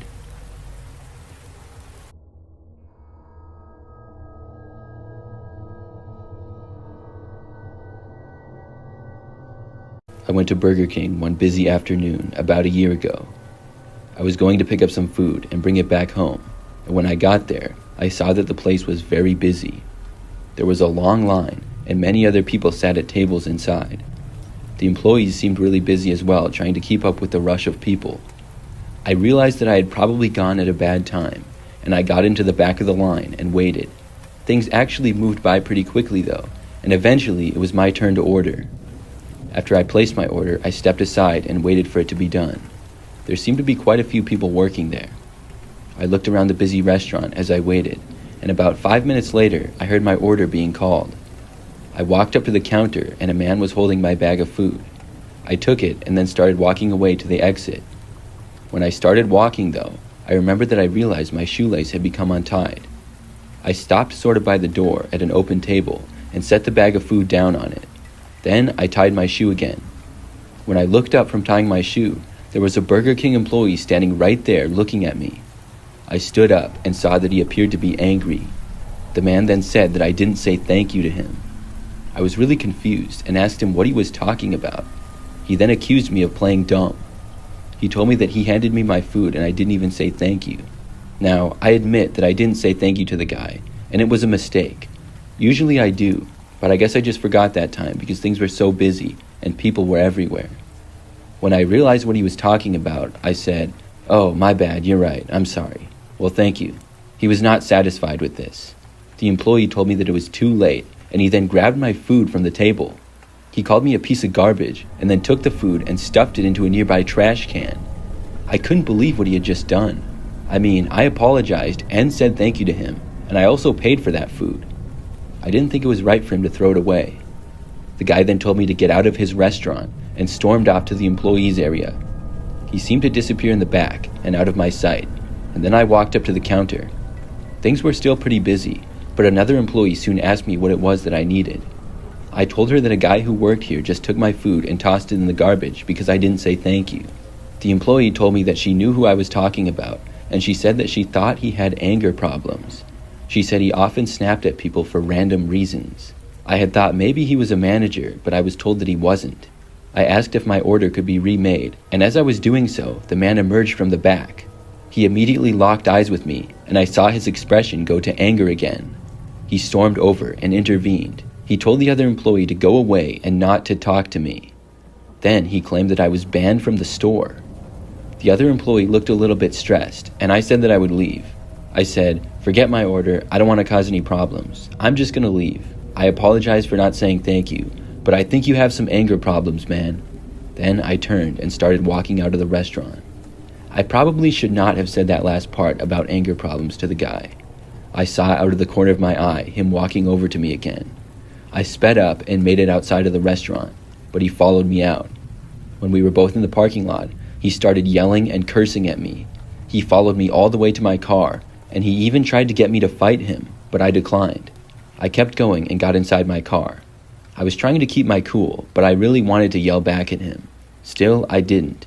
When I got in my car and was in my driver's door, I told him to leave me alone or I would call the police. The guy just flipped me off with both hands as I drove away, leaving the Burger King. After that experience, I never went back. It was interesting to hear the other employee's take on the guy. She seemed to know right away who would do something like that. That tells me that he probably did have some anger management issues. I'm just glad that he didn't actually try to fight me.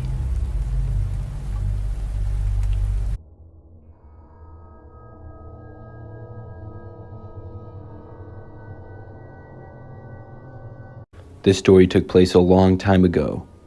I was looking to buy a new TV, and when I saw the Black Friday deals at Walmart, I couldn't believe their prices.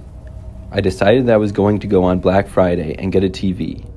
The store was opening really early in the morning, I think at like 5 a.m. On Thanksgiving, I didn't bother to go to Walmart early and camp out or anything. I had a normal time with my family and then got up super early at like 4 a.m. I got to Walmart about 30 minutes before they opened. What I saw was a large line of people waiting for the doors to open. I even saw somebody had a tent. I was a little bit worried that all of the TVs were going to sell out before I had a chance to get one. I got in the back of the line after what was probably hundreds of people in front of me. Some more people ended up getting in line behind me as I waited, and eventually it was time for the store to finally open. I heard some cheering up ahead from the crowd. Then the line finally started to move. At first, things were very organized, but then people started walking faster and there was kind of like a traffic jam. I witnessed a few people getting shoved a little bit and some people passing others before they got inside the store. I was by myself, so I was just trying to make sure that I didn't get run over and I didn't run over anybody else in the process. When I finally made it into the store, I headed straight for the electronics department, which happened to be in the back middle of the store. Unfortunately, just about everybody else was going in that direction too. I wasn't running to get there or anything, but some people were. I felt like if I was able to get the TV that I wanted, then great, but if I wasn't, it wasn't that big of a deal. I would get another one sometime soon. It wasn't worth going crazy for. It took longer than expected to make it to the electronics department with all of the other people. When I got there, I could not physically walk close to the TVs. It was like something out of a movie. People were packed in like sardines, and I saw several employees trying to keep the place in order. I was slowly inching my way closer, maneuvering through the crowd without stepping on anybody's feet. I got closer and closer. At one point, though, I saw a kid, maybe 12 or 13 years old, grabbing a box of a gaming system off of a shelf. As the kid turned, I witnessed a man literally grab it right out of his hands. I thought it was the kid's father at first, but based on the kid's reaction and the man's reaction, I realized that it wasn't. The man quickly turned and then started walking away, and the kid tried to go after him. I saw the sadness in the boy's eyes, and I felt horrible. The worst part is that nobody else seemed to notice. It was literally chaos, so it was hard to see everything happening. They were pretty far away from me, and I decided to try and see if I could get to the man. He was now fleeing, visibly walking as fast as he could away from the boy, who was trying to get after him, but couldn't because of the crowd. Soon, the kid stopped going after the man and returned to what seemed to be his parents. I was looking back and forth between the man and the boy. The boy was with his parents trying to point out where the man had gone, but he couldn't seem to find him. I looked over and saw the man was now farther away. The entire store was busy with people, but this was the busiest part. I started to go faster through the crowd to try and cut the guy off. He didn't notice me getting closer to him, and after about a minute, I had made it within 10 feet of the guy. I called out to him, but the store was pretty loud with all of the people. I maneuvered my way around a few other people and finally caught up with the man. I tapped his shoulder, which he actually ignored. Then I grabbed his shoulder, kind of turning him around. He looked back at me, already with an angry look on his face. He appeared to be in his 40s, had dark brown hair and an average build. I asked him why he took the game from the kid. The man said he didn't know what I was talking about, and he didn't take anything from a kid. Then he turned to keep going. Now I knew that he was lying. I stopped him, and then I reached for the gaming console that he held. The man was very defensive and pulled it away, then in almost the same motion, shoved me so hard that I almost fell. I bumped back into like 5 other people who looked at us very confused. I quickly got up and ran back over to the guy.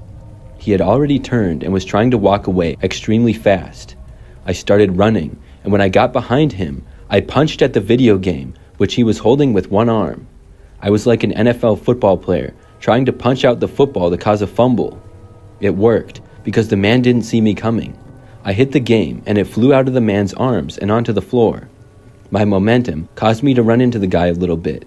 We both went forward as the video game now lay on the floor behind us. The guy turned around and so did I. We started to go after it, but as we did, I saw someone else, a totally random person, swoop in and pick up the video game. Then, that person literally ran off down another random aisle. The guy started to run after him, but whoever it was extremely fast and out of sight by now. They disappeared around a corner. The man then turned to me, realizing he couldn't get to the game, and started screaming and cursing me out. I gave it back to him a little bit, as we were both very heated. This lasted for maybe 30 seconds before a couple of Walmart employees approached us. I told them the story, and the guy told his version. His version was that he simply picked the system up off the shelf, happened to get the last one, and then I chased him down, tackled him, and tried to steal it. As we were both pleading our cases, it was like a miracle when I saw the boy and his family walking over. When I saw them, I called them over and told the Walmart employee this was the kid who had the game stolen from him. As soon as the kid started walking over, the other guy turned and just left. A Walmart employee yelled for him to come back, but he was already too far gone. The employees realized that I was right after a small discussion, but it didn't mean a whole lot anymore. The gaming system was gone, and so was the man who took it from the kid. The bottom line is, the kid didn't get it. It did make me feel slightly better, though, to know that the man didn't get it either. I talked with the boy and his parents for a bit, and they were grateful that I tried to help. They said their son had saved up his allowance and had mowed lawns all summer to save up to buy the game. They had also waited in line for almost 5 hours. It was a sad situation, but the kid seemed to take it pretty well.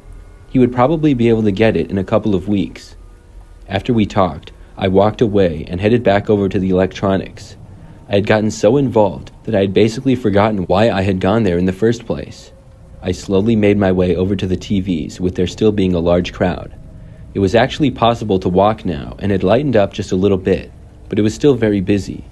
When I got over to the TVs, I couldn't believe it, but they still had a couple of the ones that I wanted. I picked one up and then headed to the checkouts. It probably took another 30 minutes, but eventually I was able to pay for my TV and then leave the store. When I left and got out into the parking lot, that was very busy too. There were people constantly walking in and walking out. There were cars all over the place, both parked and driving. I had parked pretty far in the back, and when I finally got to my vehicle, I opened up the back door to put my TV in. It was in this moment when I heard the sound of a car driving really fast, faster than it should be in a parking lot. I looked to where I heard the noise. That's when I saw a gray sedan driving from the back end of the parking lot towards me. I finished putting my TV in the car and closed the door. The car then slammed on its brakes and stopped right behind my vehicle. I looked and saw the man who I had fought with earlier. He was driving the car. I quickly ran for my driver's door and opened it. As I was doing this, I heard the man's car door opening. I got inside as fast as possible and then locked my doors. Just seconds later, the man arrived at my window. He started pounding on it and tried opening my driver's door. He was yelling and cursing at me like crazy. I ignored him and just put my car into drive and pulled out. Luckily for me, nobody was parked in front of me, so I could do that. The man started running back to his car, but I got out of there as quick as possible, and the parking lot was so crowded that the man was unable to follow me. There was no doubt in my mind, though, that if he was able to, he would have. I drove back home and never saw the guy again. Looking back at that experience, I don't regret what I did. I'm glad that I tried helping the kid, and I'm sad that he didn't get his game. The man was just a really greedy person. But Black Friday shopping can get crazy like that sometimes. I've gone Black Friday shopping a few times since then, but never had an experience quite like that.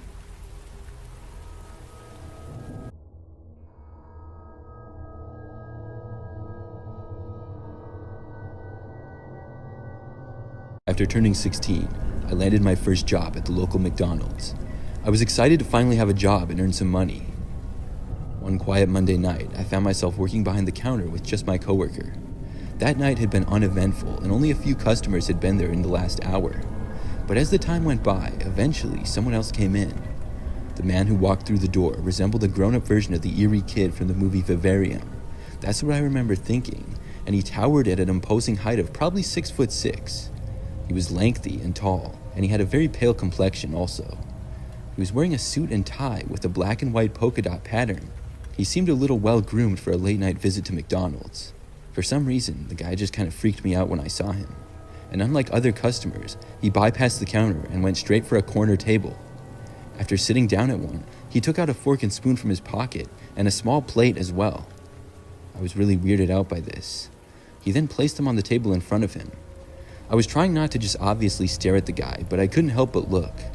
It was a bizarre sight, as if he had come prepared for a meal, yet without any intention of ordering. I was noticing, though, that he kept looking over in my direction. This was pretty strange, and I decided to just ignore the guy. I went back to minding my own business and standing behind the counter. Soon, though, it was time to close up. I didn't really want to have to tell the guy that he had to leave. He seemed off, and I was nervous to approach him. I decided to go back and tell my coworker, hoping maybe he would rather tell the guy to leave. After talking with him in the back for maybe 30 seconds, we came out to see that the man was now gone. I hadn't heard him leave, but he was nowhere in the restaurant. We checked all around, even in the bathrooms and everything. I was so relieved, and we went on with closing up the place. The rest of the night, I drove home from work, got to my apartment, and got ready for bed. It was late, and I was really tired. But as I laid awake in bed, I glanced out my window and couldn't believe my eyes. The same tall, creepy man was walking down the sidewalk. I sat up in disbelief. As he walked by, he stopped and stared, looking right at me. I got up quickly and sprinted over to the window to close the blinds. My heart was now racing and I was breathing heavy. I took a few moments to catch my breath and calm down. I had no idea why this creepy guy was walking right in front of my building. After a few moments, I opened the blinds slightly to look. I saw him walking off far away in the distance. I kept my blinds closed and went back to bed. I still think about this all the time. Maybe it was a coincidence that he happened to be walking by, but it sent shivers down my spine, especially when he looked at me.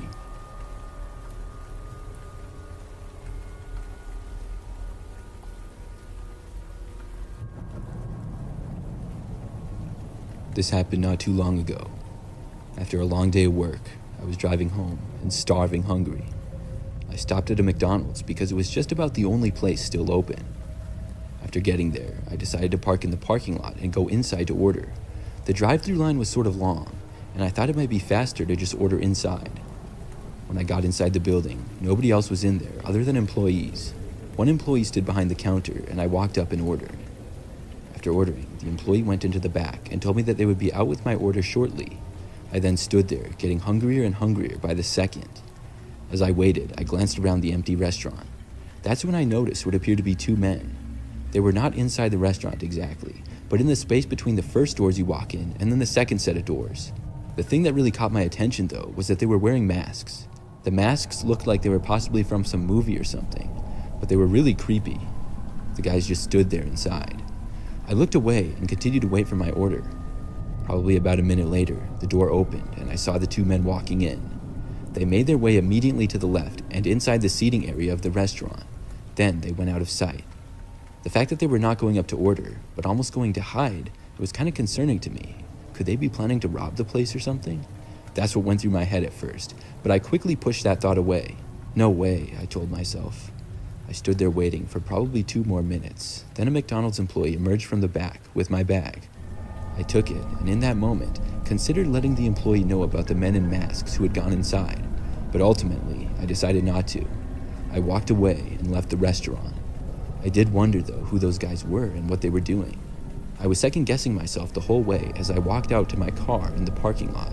Maybe I should have said something, but as I was reaching my vehicle, I heard a noise behind me. I turned around as I was just a couple of feet away from my car door.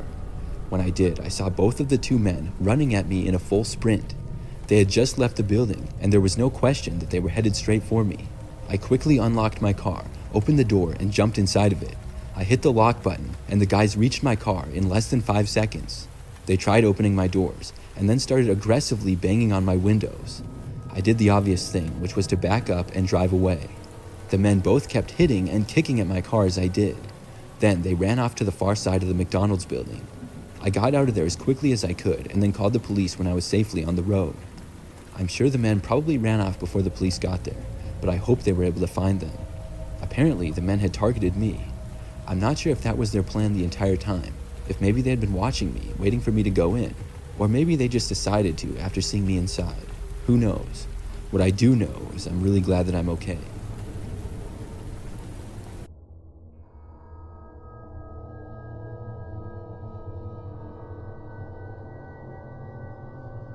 Back when I was a kid, I used to have sleepovers with my best friend all the time. His name is Joe, and we remain friends to this day. I'm guessing I was like 10 or 12 at the time. I really don't know exactly what year it was, but I remember that night really well. It was the summertime, and we were having some really nice weather. I went over to Joe's house, along with my older sister. Joe also had an older sister that was my sister's age, and they were also best friends. So all 4 of us were at Joe and his sister's house, and my sister and I were going to spend the night. For most of the day, Joe and I were outside playing basketball in the driveway. He lived in what I would describe as a pretty typical neighborhood. There were many other houses on the street, and they all had around the same size house and yard. The backyard was not very big, but was fenced in, separating it from his neighbors. There was enough space to play catch and things like that, though. I remember that we went inside for a while to eat, and we were playing some video games. Then somebody, I'm not sure who exactly, had the idea to sleep outside in tents. Joe's family went camping sometimes, so they had a few tents in the garage. I know it was either Joe's or my sister who had the idea, and Joe's parents thought it would be really fun as well. Joe and I would probably rather stay in and play video games until we got too tired to stay awake, but we ended up agreeing. We all took 2 tents and set them up probably 50 feet away from each other at the end of Joe's backyard. One was for us, and the other was for our sisters. We took out sleeping bags as well, and then Joe's parents made a campfire. They had a little fire pit, and we roasted marshmallows and made s'mores. When it got late, Joe's parents put out the fire and went inside. Then it was time for us kids to go to bed. Joe and I got inside our tent, and we went into our sleeping bags. I remember we played on our Game Boy Advances for a while. It was really quiet out there. We could hear our sisters talking in the distance from their tent at first. Eventually, they must have went to sleep because things got really quiet. Joe and I were still up though and playing our video games. Then we suddenly heard a noise as if somebody was walking in the yard and approaching our tent. They were walking slowly, but the strange part was that they were coming from the back side of the yard, not from the direction that the house was in. At first, we assumed it was one of our sisters. They were probably trying to scare us. Still, I had a bad feeling about it for some reason. Joe and I whispered to each other, asking if we had heard that. I remember Joe saying that it was his sister confidently, as if he knew that's who it was for sure. But for some reason, I didn't believe him. Then, suddenly, we could see the shadow of who was there. It certainly wasn't his sister. The shadow appeared to be of a grown man. We were both frozen with fear. The shadow got closer until it was right outside of our tent. The guy stood there for the longest time, but didn't open the tent. Then he started walking away. But he was walking closer to the house, or possibly towards our sister's tent. Joe and I moved over to the end of the tent, and we quietly unzipped it to get a look at who was there. I remember that we both stuck our heads out to look. We thought we were being inconspicuous, but apparently we were not. As soon as we saw the guy, he was like 20 feet away, halfway between our tent and our sister's. He immediately started sprinting to the end of the yard and hopped the fence like it was nothing. Neither Joe or me got a good look at the guy's face. He pretty much turned away as soon as he saw us. After that, we all went inside. I felt much more safe in there. I don't think the guy ever came back, but I'm really glad that he left when he did.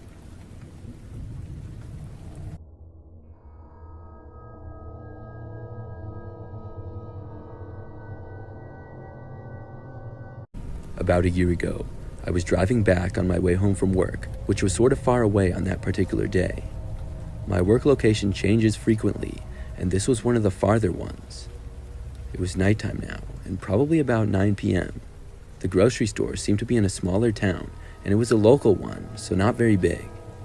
I parked in the small parking lot, got out of my car, and walked into the front doors. When I got inside, things were very quiet. I didn't need a whole lot of things, just like 4 or 5 items. I started out in the produce and made my way throughout the store. After a while, I realized that I might be the only customer shopping in the entire store because I hadn't seen anybody else at all. I finished up my shopping, which didn't take too long, and then I made my way to the check lanes. This grocery store only had 4 check lanes, but when I got to them, there were no employees at any of them. None were self-checkouts, so I had to wait there for an employee. I stood around waiting for a minute or two, and then took a look around. Nobody else was in the entire store. There was a sort of eerie feeling, though. I wondered where everybody was. I took a few steps and looked down several aisles. When I happened to be looking down the last aisle, I suddenly saw a man. He hadn't been there before. He was walking slowly from what appeared to be a back area. When he saw me, he almost looked surprised. I asked him if he worked there. The guy walked a ways closer to me before saying no. The guy then asked me how long I had been in here. I told the guy I had just gotten a couple of things and wanted to check out, but couldn't find any of the employees. He told me that he thought he saw a guy in the back and offered to take me to him. I told him no thanks. I thought that sounded kind of weird. Suddenly, I looked out the window because I noticed flashing lights coming down the street. I had no idea what they were for, but the man that I had been talking to darted away in the opposite direction. Less than a minute later, the flashing lights were at the grocery store that I was in, and I saw police approaching the door. I had no idea what was going on, but I was told by an officer to leave the store as several more police walked in. I was told that the man who had been inside the store had assaulted the only employee who was working, and then the employee had fled the store and called police. Things started to make sense to me then. The police were able to get the guy who was inside, but after this experience, I feel really lucky to be okay. I can't believe that I was alone with that guy in the store for so long, and even talked to him.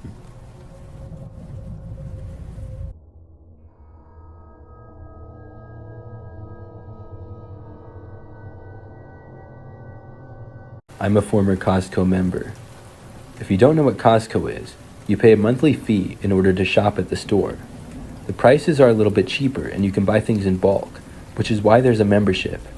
The store is massive, and they also have a gas station at most locations. This is generally at the back of the parking lot, and you can get cheaper gas if you're a member.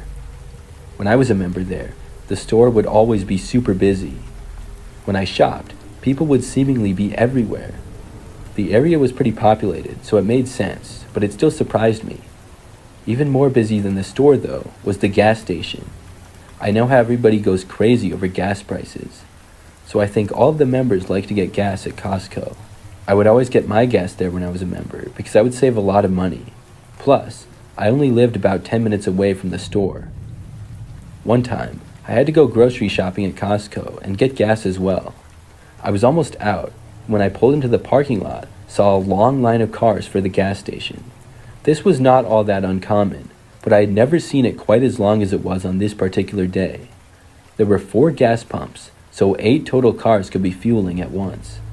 Costco had a few employees out there to work near the gas station, and had 2 people literally there to help control the line.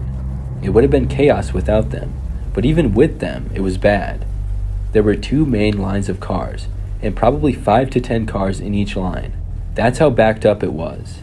I considered waiting until later to get gas, but ultimately decided to just get in the back of the line. I went into the left line and committed to it. Things actually started to move faster than I expected them to. I moved up a couple of spaces, but was still last in line. Soon some other people joined in behind me and in the next line over as well. Luckily for me, the line that I was in for some reason was moving faster than the other one. I guess I just got lucky. When there was just one car in front of me waiting to get gas, somebody left. The car in front of me moved up. I was about to drive up and then I would be on deck, but as I started driving, I saw the car in the other line to the right try pulling in front of me. I couldn't believe it. This guy was supposed to stay in his line. Nobody was just switching lines. I didn't let him in and quickly pulled forward. He had to stop and then was like diagonal between the line that he had been in and my line. He then honked at me, but I didn't care. After that though, I saw his door open up. He actually got out and started yelling at me. He was a bigger guy, but not that tall. He had a dark mustache and his head was shaved. I rolled down my window a little and yelled back to stay in his line. The guy started cursing and yelling at me, saying how I wasn't moving up fast enough and he was in a hurry. He started going, "Some of us have places to be." The guy was causing a whole scene. Someone else actually rolled down their window and told him to get back inside of his car. Within minutes, one of the employees that was working over there came over and tried to calm the guy down. He finally went back inside of his vehicle. Then it was finally my turn to get gas. I did, and then left the gas station and headed to the Costco parking lot. I parked my car and then went inside. When I was inside, I got a cart and started shopping for the things that I was getting. Not a whole lot, just a few food items. I pushed my cart down one aisle and got some things. As I was pushing my cart further to the back of the store, I heard another person walking behind me. I didn't think anything of it. The person was walking really fast and passed me on the right side. When they passed me, I saw who it was. The same guy who had yelled at me before. After passing me, he went right in front of my cart and then abruptly stopped. I had to stop quickly, and my cart hit the guy in his back a little. He then turned around and asked me what my effing problem was and flipped me off. I had enough of this guy. I told him to leave me alone and I was tired of his nonsense, but probably didn't say it quite like that. The guy cursed at me one more time and then walked away. I watched him go back towards the front of the store. I was really glad to see him gone. Our interaction inside the store lasted for no more than a minute. I was able to continue my shopping without any more problems. I looked around almost constantly to make sure that I wouldn't go near the guy, in case he was still inside the store. I just wanted to avoid him, because he seemed to be nothing but trouble. But luckily, I didn't see him for the rest of the time that I was shopping in there. I checked out and then left the store. I walked back to my car in the parking lot, only to see that it was all scratched up. The guy had keyed my car. My car is black, and both sides had about 4 or 5 long scratch marks on them. I was so angry and knew exactly who had done it. I called the police right there and waited for them to arrive. Then I told them the whole story. I didn't know the man's name or license plate, but I did know his car. Plus, I figured that he was a Costco member. He ended up being located and was forced to pay for my car to be repaired. He was also banned from Costco. After that experience, though, I hope that I never see him again. I no longer have a Costco membership. That's not the reason why I stopped it. I just prefer to go to other stores now. I will never forget that experience, though.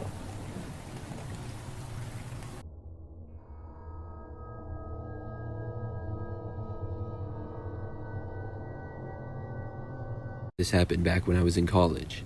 It was just after my freshman year had ended. I was driving back home for the summer, which was pretty far away. The school that I went to was about a 10-hour drive from home. I hoped to make it home in one day, but things did not go as smoothly as I would have liked. Originally, I was going to leave the day after my final exams from my dorm room. I didn't have too much stuff and could fit it all in my car just fine. However, my exams finished a little bit earlier than I had expected, and I had the thought to leave just right then. I didn't really like my roommate that much, so I thought the sooner I left, the better. I left that day instead of waiting until the next. The drive was really long, but mostly just on freeways. By the time it was 10 o'clock at night, I found myself with still 3 more hours to drive. That's when I started getting extremely sleepy. The more I drove, the harder it was for me to stay awake. I knew that I wouldn't be able to make it home that night and would need to stop and rest. At that time, I didn't have enough money for a hotel room. I mean, I technically did have enough, but I didn't want to spend it.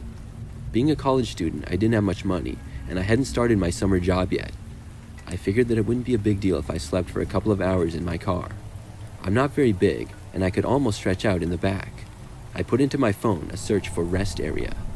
I was hoping that there would be a place coming up soon that I could stop at, and thankfully, there was one just a mile up the road. I did my best to stay awake until then. I opened my windows, turned the radio up, and drank some water. None of that really seemed to help me much, but I was able to make it to the rest area. When I pulled in, it wasn't quite what I was hoping for. I had been hoping to see a sort of large rest area with a decent-sized building and gas station, something with a lot of other people. What I saw instead was a very quiet and small rest area with just a little building that was probably just bathrooms and a couple of vending machines. There were only about 3 other cars parked along the long line of parking spaces. I drove down to the far end and parked my car. I was facing a small grassy area, and beyond that was surrounded by woods. This area was kind of creepy to me, but I was far too tired to really care that much. Most of my things were in the trunk or my front passenger seat, but I did have a few bags of clothes in the back seat. I took a couple of pieces of clothing and covered the windows, but I was unable to cover the front window. Instead, I took a blanket and created a wall by hanging it over the front seats. By the time I was done doing that, I laid down and fell asleep almost immediately. My original plan had been to sleep for just a few hours. I didn't set an alarm or anything, but sleeping in the car, I figured I wouldn't be asleep for very long. I remember that when I woke up, it was still dark out. I didn't know what time it was, and I looked at my phone and saw that it was 1 a.m. Things were completely silent, but the silence was quickly interrupted by a noise. It sounded like footsteps that were very close by. I leaned over to the window my head was closest to, which was the back seat driver's side. When I looked out, I didn't see anything.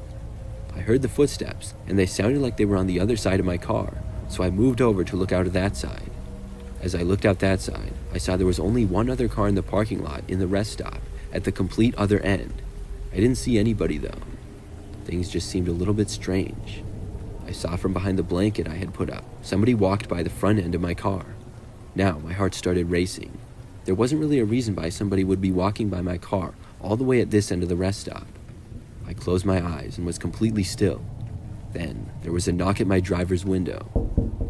I almost jumped up, but I didn't. I stayed there and was silent. All I wanted was whoever was there to go away. After they knocked, things were completely silent for a few seconds. Then whoever was there tried opening the driver's door.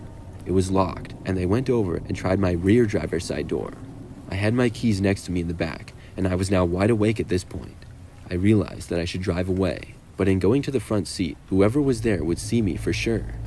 Then there was a loud bang on my window right by my head. I tore the blanket down, dividing the back seat and the front, and then hopped into the driver's seat of the car. I tried not to look out of the window, but then saw a man jump right in front of it. I didn't get a good look at him, but he was right next to my car, and it was terrifying. I started up the engine, and as soon as my car was running, I put it into reverse and backed up. When I did, the man started running alongside of me. I put the car into drive and sped away back onto the road. The man was unable to reach me again. I drove all the way home after that, only stopping to get gas once. I was wide awake the entire time after my experience. I ended up getting home at 5 o'clock in the morning, which was a really odd time to arrive back, but I was able to get some more sleep after that. I'm not really sure who the guy was messing around with my car, or what he wanted. I'm really glad I don't have to find out though.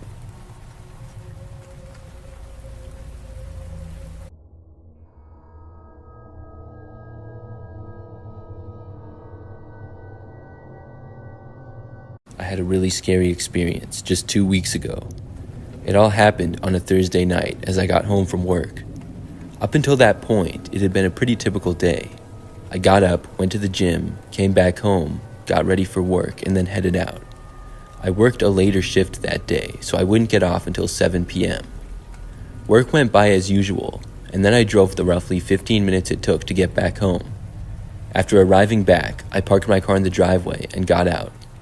I currently live alone in a 2-bedroom house on half an acre of land. I walked up to my front door and went inside.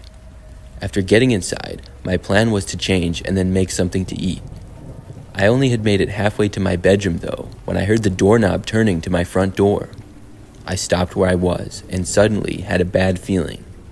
Obviously, I wasn't expecting anybody to come over. I started to turn around and walk back. Then, whoever was there started knocking on the door. I walked back over, but was kind of suspicious. When I got within view of the front door, I carefully looked out of a window. There was a man standing there on my front step, and he was right against the door. I didn't want to answer it, but he kept knocking. Then I heard him yell something. I didn't know who this guy was. Maybe he was at the wrong house.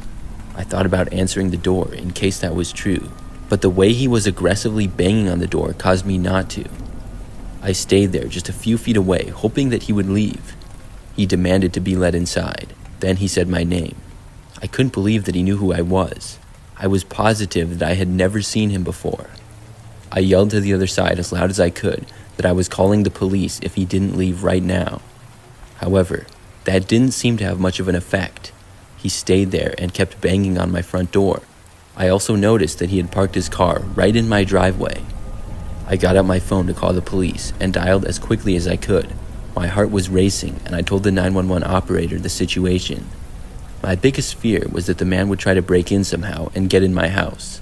At almost the end of my conversation on the phone, the man stopped and I noticed him running back to his car. Then he got in and drove away. I watched closely and made sure that his car left my street. I felt a little bit better and told the 911 operator this new information. They sent an officer out anyways, so that I could tell them what happened and stuff. After that, the guy was still gone, and after looking around a little bit and talking to me, the officer left as well. It was a little bit scary being home by myself that night, and I had a difficult time trying to go to sleep, but eventually I was able to.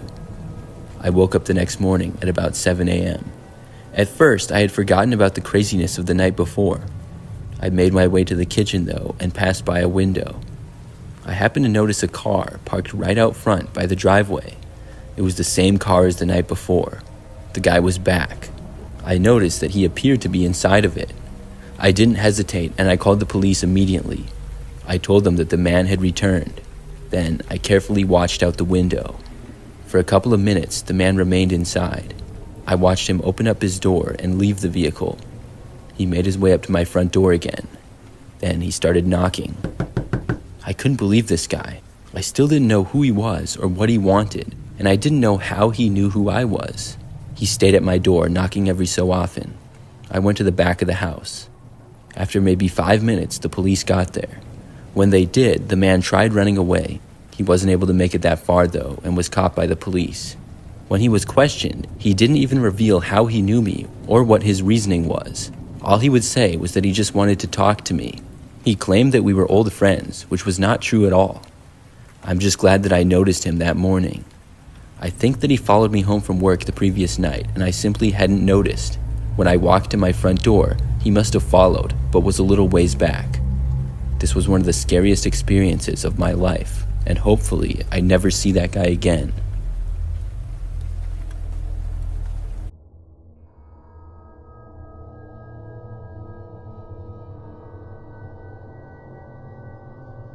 Last month, I decided to sell my big TV with the TV stand on Craigslist.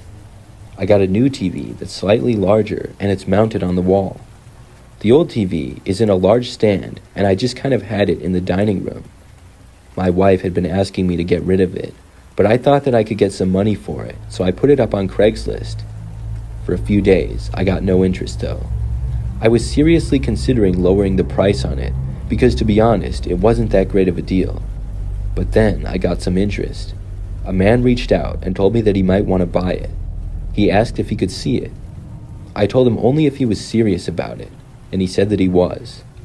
I gave him my address and we arranged for him to come and look at it the next night at 7 p.m.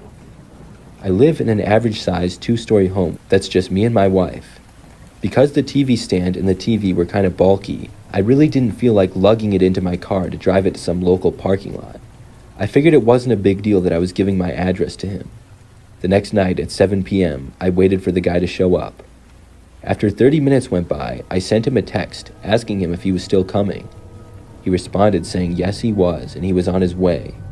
I kept waiting. By the time he got to my house, it was 8 o'clock and dark outside. When I saw his car, I was disappointed. He arrived in a small little 4-door sedan, and there was no way that the TV or the stand would fit inside of it. I watched the car drive slowly in front of our house, but then the car passed by, and I thought for a moment maybe it wasn't him, or maybe he was confused on the address. But he later parked a ways down, almost out of my sight. I wasn't sure why he parked so far away, but whatever. The guy then walked up, and I met him at the front step. He was wearing a hooded sweatshirt with the hood up, and he appeared to be in his 20s. I invited him in and showed him the TV and stand, and they weren't too far away from the door at all. I asked the guy if he wanted to buy it. The guy just stood there and looked at it for a few seconds. Then he said that he wanted to buy it, but he didn't get paid until Friday and would have to wait until then. I was pretty annoyed by this. I started walking the guy to the door, kind of leading him out. I asked the guy why he would come over today if he wouldn't be able to buy it. The man said that he just wanted to see it. He then walked out my front door and back outside. We said bye to each other, and then I shut the door. During this whole meeting, my wife had been upstairs in our bedroom. I sat down on the living room couch and turned on my larger mounted TV. My wife then came downstairs and asked me why the guy had gone into our backyard. I was like, "What are you talking about?" She told me that she had been upstairs and saw out the window. When the guy left, he walked straight around our house and into the backyard. I got up and went to the front window and looked out. I just barely saw within my vision the car down the street. It was still there. I didn't know why the guy would be back there, and I told my wife that. Then I went around to the back windows and looked out of them. At first, I didn't see anything. I asked my wife where in the backyard he had gone, and she told me that he had disappeared behind a bush. I kept looking through the windows, and then I turned on a light. I then leaned to the side and looked out one of the windows towards the bushes. Just barely, I saw the guy crouched down, hiding. I could only see part of him, but that was enough. I cracked open the window just a tiny bit and yelled out that if he didn't leave now, I was going to call the police. Just seconds later, the guy got up and sprinted away. I went to the front of the house and looked out the window, and my wife and I watched the guy sprint all the way to his car, and then he drove off. After that, I took the listing off of Craigslist. I also reported the incident. I regret giving that guy my address, and I should have known better. I'm glad my wife saw him go behind our house, because who knows what his plans were.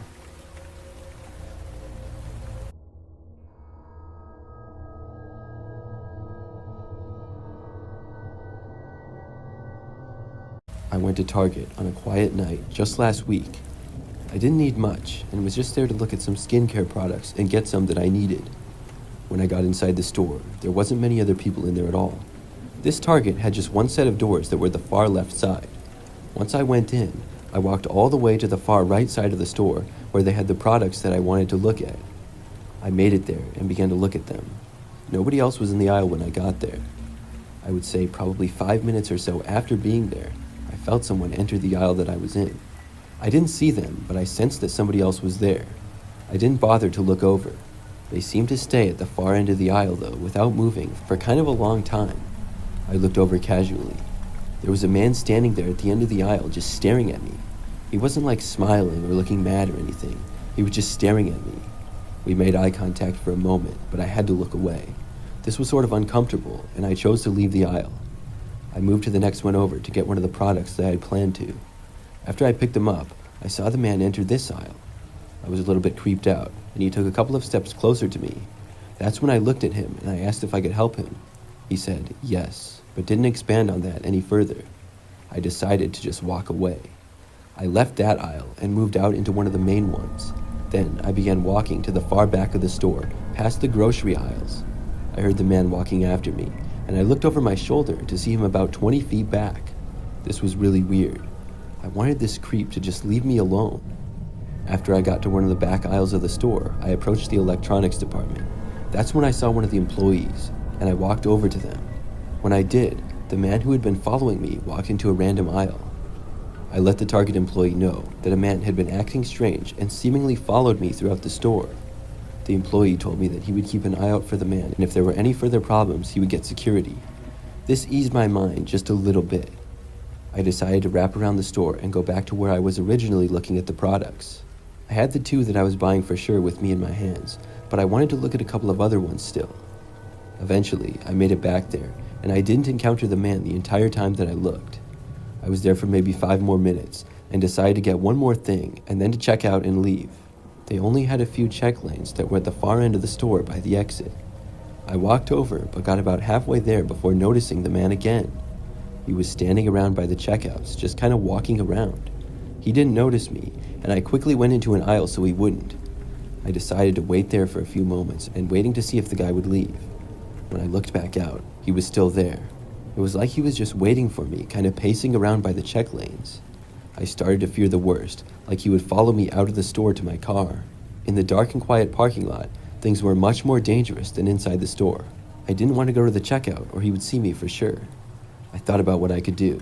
There was the option to let the employee know, but I felt like if he just asked the man to leave, the guy would be waiting outside for me in the parking lot, which would be just as bad. I also knew that the Target security guards couldn't really do a whole lot. I decided not to do that and that I would just leave. The things that I was buying could wait, and I didn't need them on this night. I put them back on the shelf. Then, I walked carefully over to the starting area of the checkouts. The man was much further down, because the first several lanes were closed. I very carefully went from behind one aisle to behind one of the closed check lanes, making sure that the man didn't see me. I ducked down behind one and went to the end of that check lane. I very carefully and slowly walked down to the exit. Then, when I was close to the doors, I got up and I left the store without the man noticing. Anybody else who saw me, I'm sure, thought I was acting weird, but I didn't care. I just wanted to get away. Just to be sure, though, I went as fast as I could through the parking lot to my car, and then I drove home. Luckily, I didn't see the man again. After that experience, I haven't been back to that Target. When I go back, I'm hoping nothing else strange happens.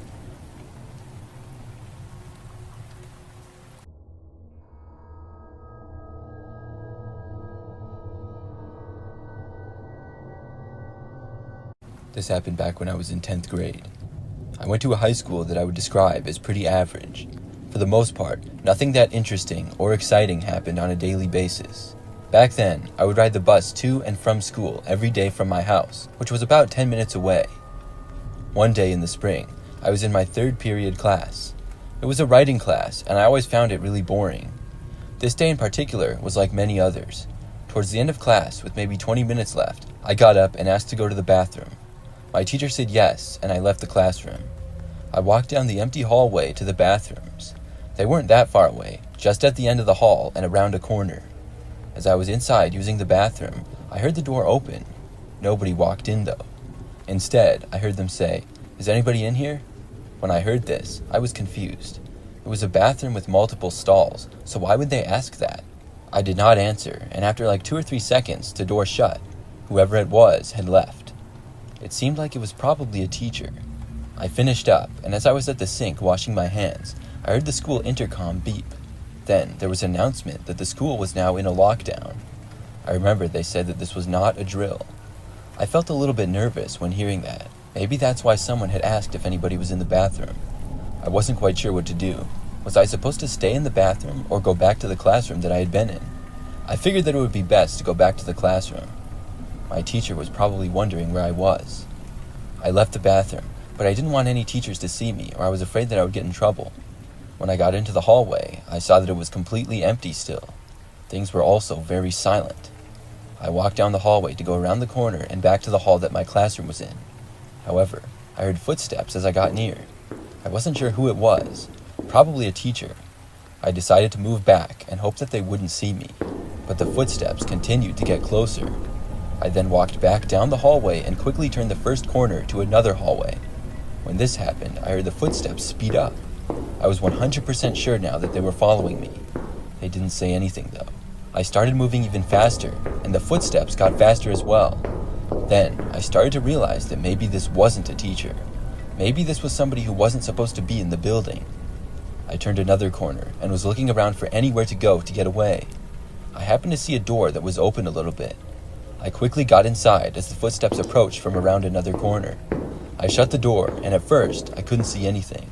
The lights were off, but it looked like I was in some kind of closet. There was a bunch of stuff in there, like extra desks and boxes. I couldn't see well at all, but I could make out those things. I was completely silent, even holding my breath. I could still hear the footsteps, and they continued to get closer and closer. Eventually, they reached right outside of where I was, but they just walked past. I felt so much better when I heard that. I could hear them walking farther away down the hall at the same fast pace. The footsteps got quieter and quieter as they moved away. It then got very silent. I was feeling better and feeling like whoever that was now gone and it would be safe to leave. Just to be sure though, I was waiting a little bit longer. Then, out of nowhere, I heard a noise. But it was coming from behind me, inside the room that I was in.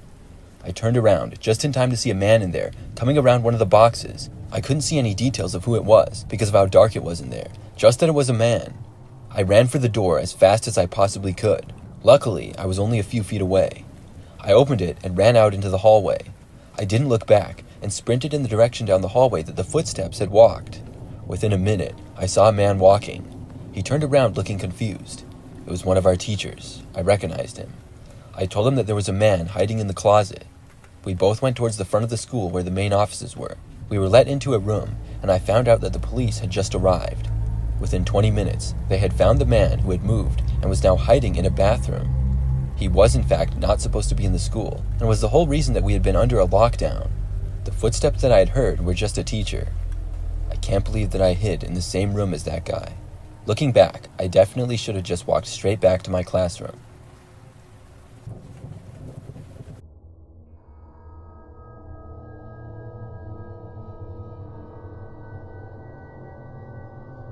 I'm a female. I work a pretty standard job in an office 5 days a week. One thing I really like to do, though, is cook.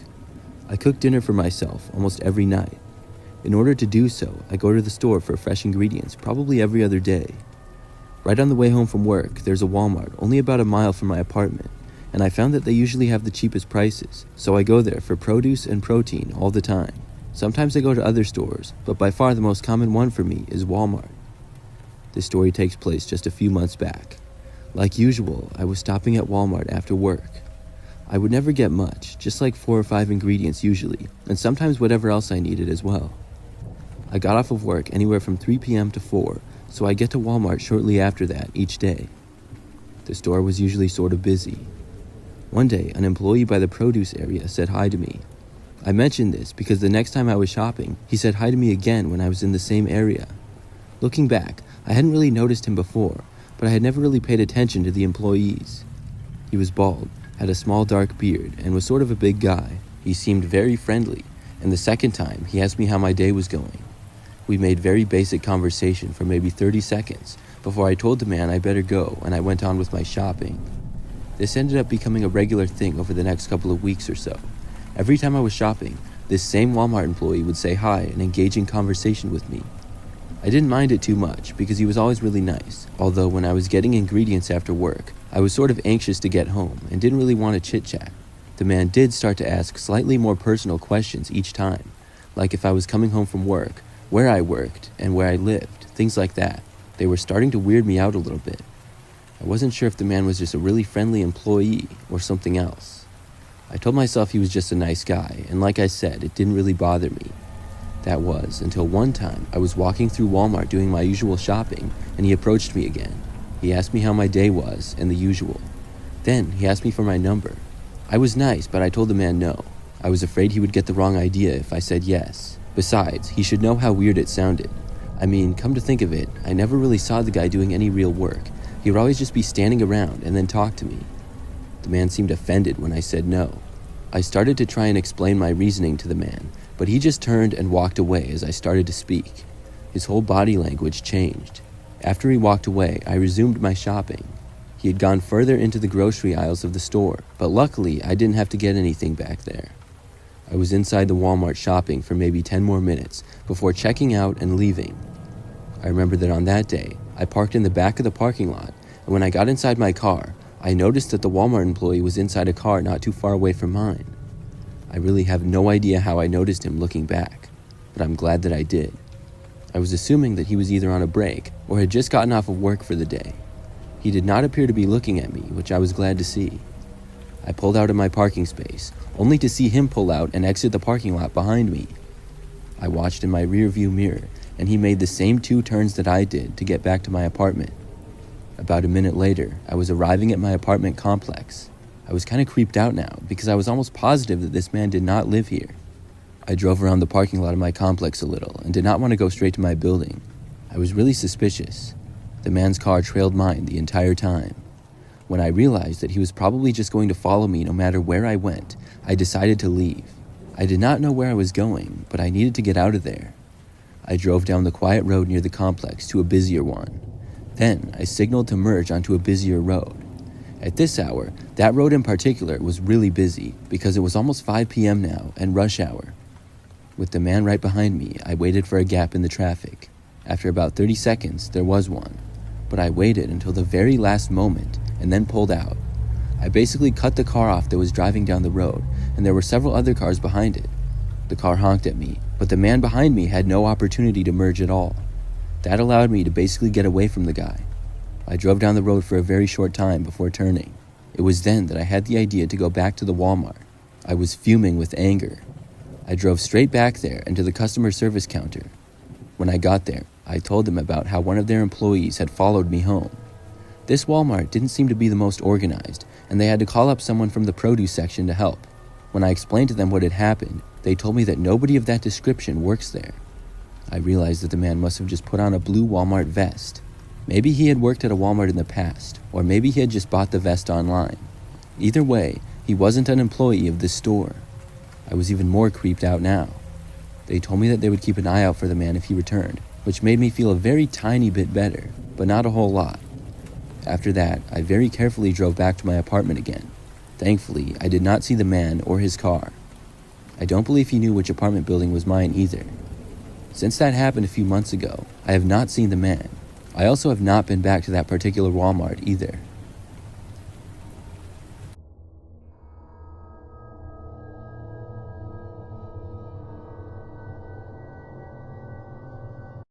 Before I tell you this story, I want to point out that I was much younger and less mature than I am now. Since this experience, I've learned a lot. At this time, I was 20 years old and had just recently moved out on my own and was living in an apartment. I had a job and had just enough money saved up to get a car. My budget was low, and I knew that the only car I would likely be able to buy was an older vehicle with a lot of miles. As long as it was durable and ran well, I didn't care though. I was just happy to be able to purchase my own car. I lived close enough to the city that I could take buses places, but having a car is much more convenient. I started looking on Craigslist for a car and set my budget. After a few days of looking, I found one that I thought would be really good. The price was reasonable, the car looked to be in good shape, and the listing was very recent. I reached out to the seller and was contacted. He seemed friendly at first, telling me that his name was Mark. I decided that I probably wanted to buy this car, but I should go look at it and maybe test drive it first.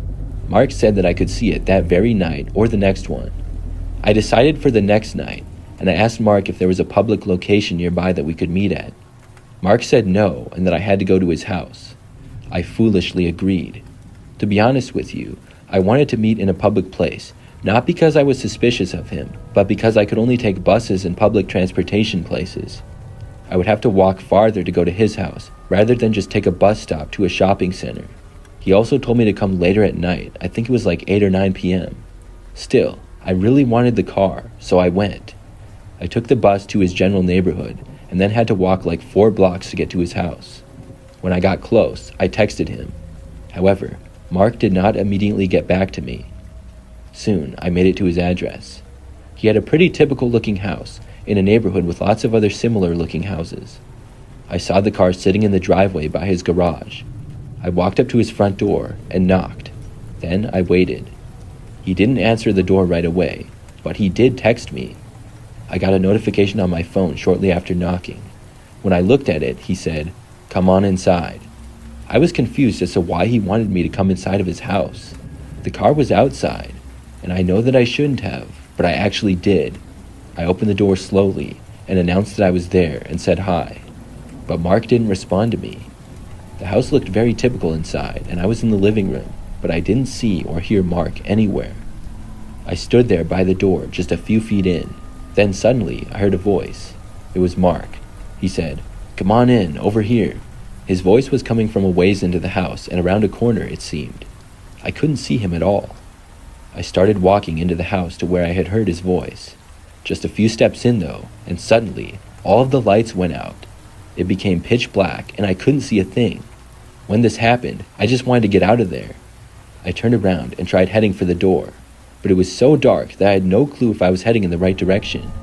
Meanwhile, I started to hear footsteps quickly approaching from behind. I sped up, running into a wall, and then tried feeling my way to the door. But just moments later, the footsteps reached me, and I felt somebody grabbing for me. They got part of my left arm, and then I sprinted forward and away from them.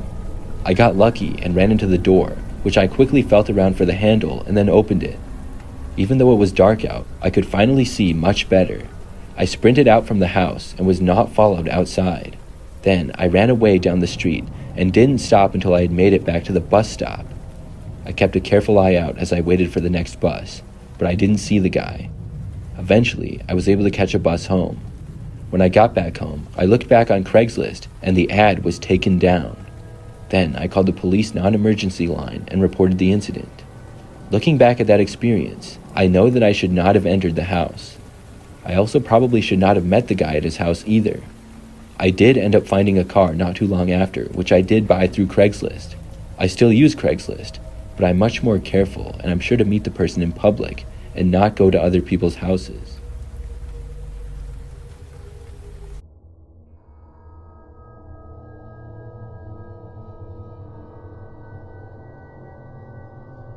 I used to work at a Walmart a couple of years ago. This was my strangest experience. I mostly worked overnights and would stock shelves. It was an easy job for me. I would start at like 9 p.m. and at first the store would actually be open, but would close only like 2 hours into my shift. There would never be very many customers in that time anyways.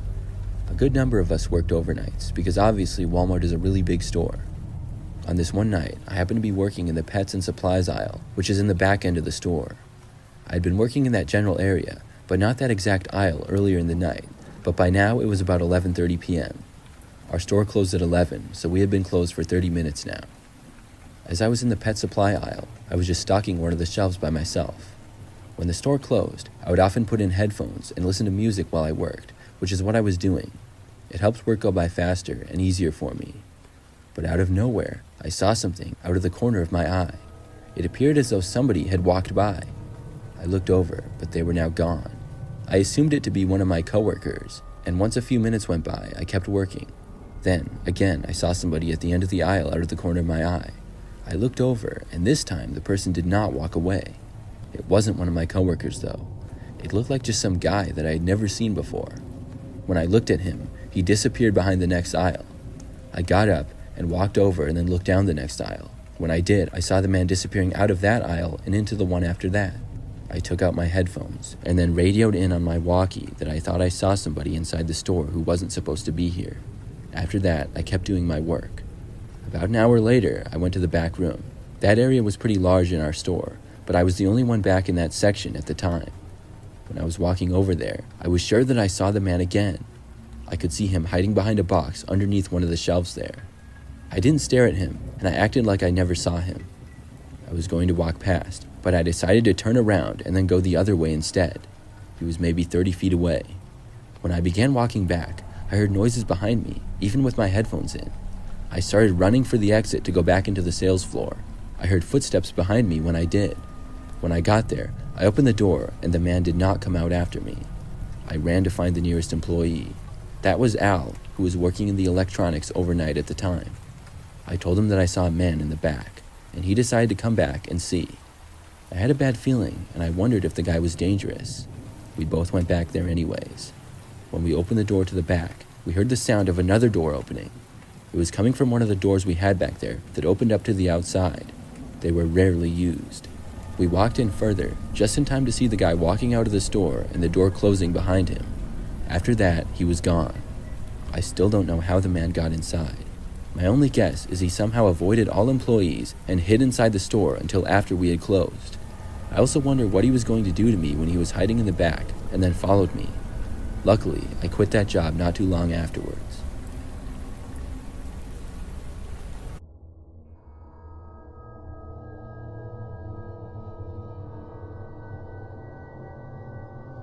When I was in high school, I played on the basketball team. I played several sports, but basketball was always my best one.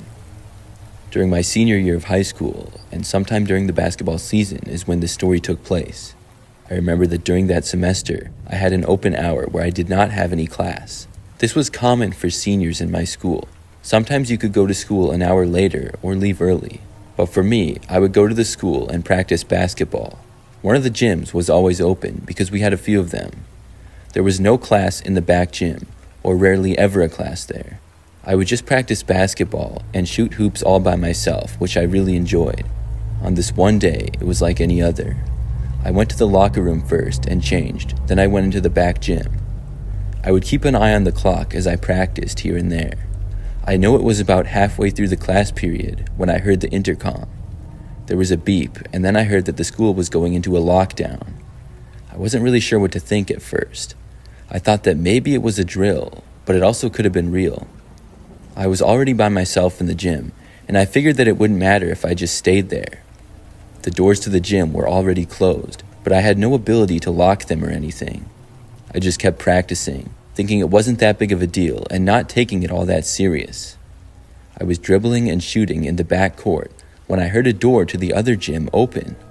There was a large divider which separated the back court that I was in from another court next to me. That court was also empty and not in use at the time. I thought maybe it was a teacher entering. Somebody was going to tell me that I had to leave the gym or something. I picked up the basketball and held it, waiting for the person to reach me. They walked right up to the other side of the divider, but then stopped. There was probably just a couple of feet of space between the divider and the wall. You had to kind of move it to go around it to the other side. The person wasn't coming to this side though. I didn't see them at all either. I kept waiting. About a minute went past, and I could tell the person was right on the other side. I thought about saying something or going over there, but I decided not to. It seemed kind of weird. I walked back over to the locker room instead. I made my way out of the basketball court and through the doorways into the hallway. I didn't hear the person on the other side of the divider moving or walking at all as I walked out there. Then, I headed the short ways to the locker room. It was maybe like 40 feet. Obviously, nobody was out in the hallway. I reached the locker room, but after trying the door, it was locked. At first, I didn't really know what to do. I thought about going back into the gym, but then I decided to find another classroom. It was eerily quiet. There were no classrooms immediately nearby, so I had to turn to the left and go down that hallway for a little while. Finally, I was in the science hallway, and I found the first classroom. I knocked on the door several times. Soon, I saw the teacher look through the small window of the door and then open it for me. It was a teacher who knew me, which was good, and I was let into the class. I asked if anybody knew what the lockdown was about.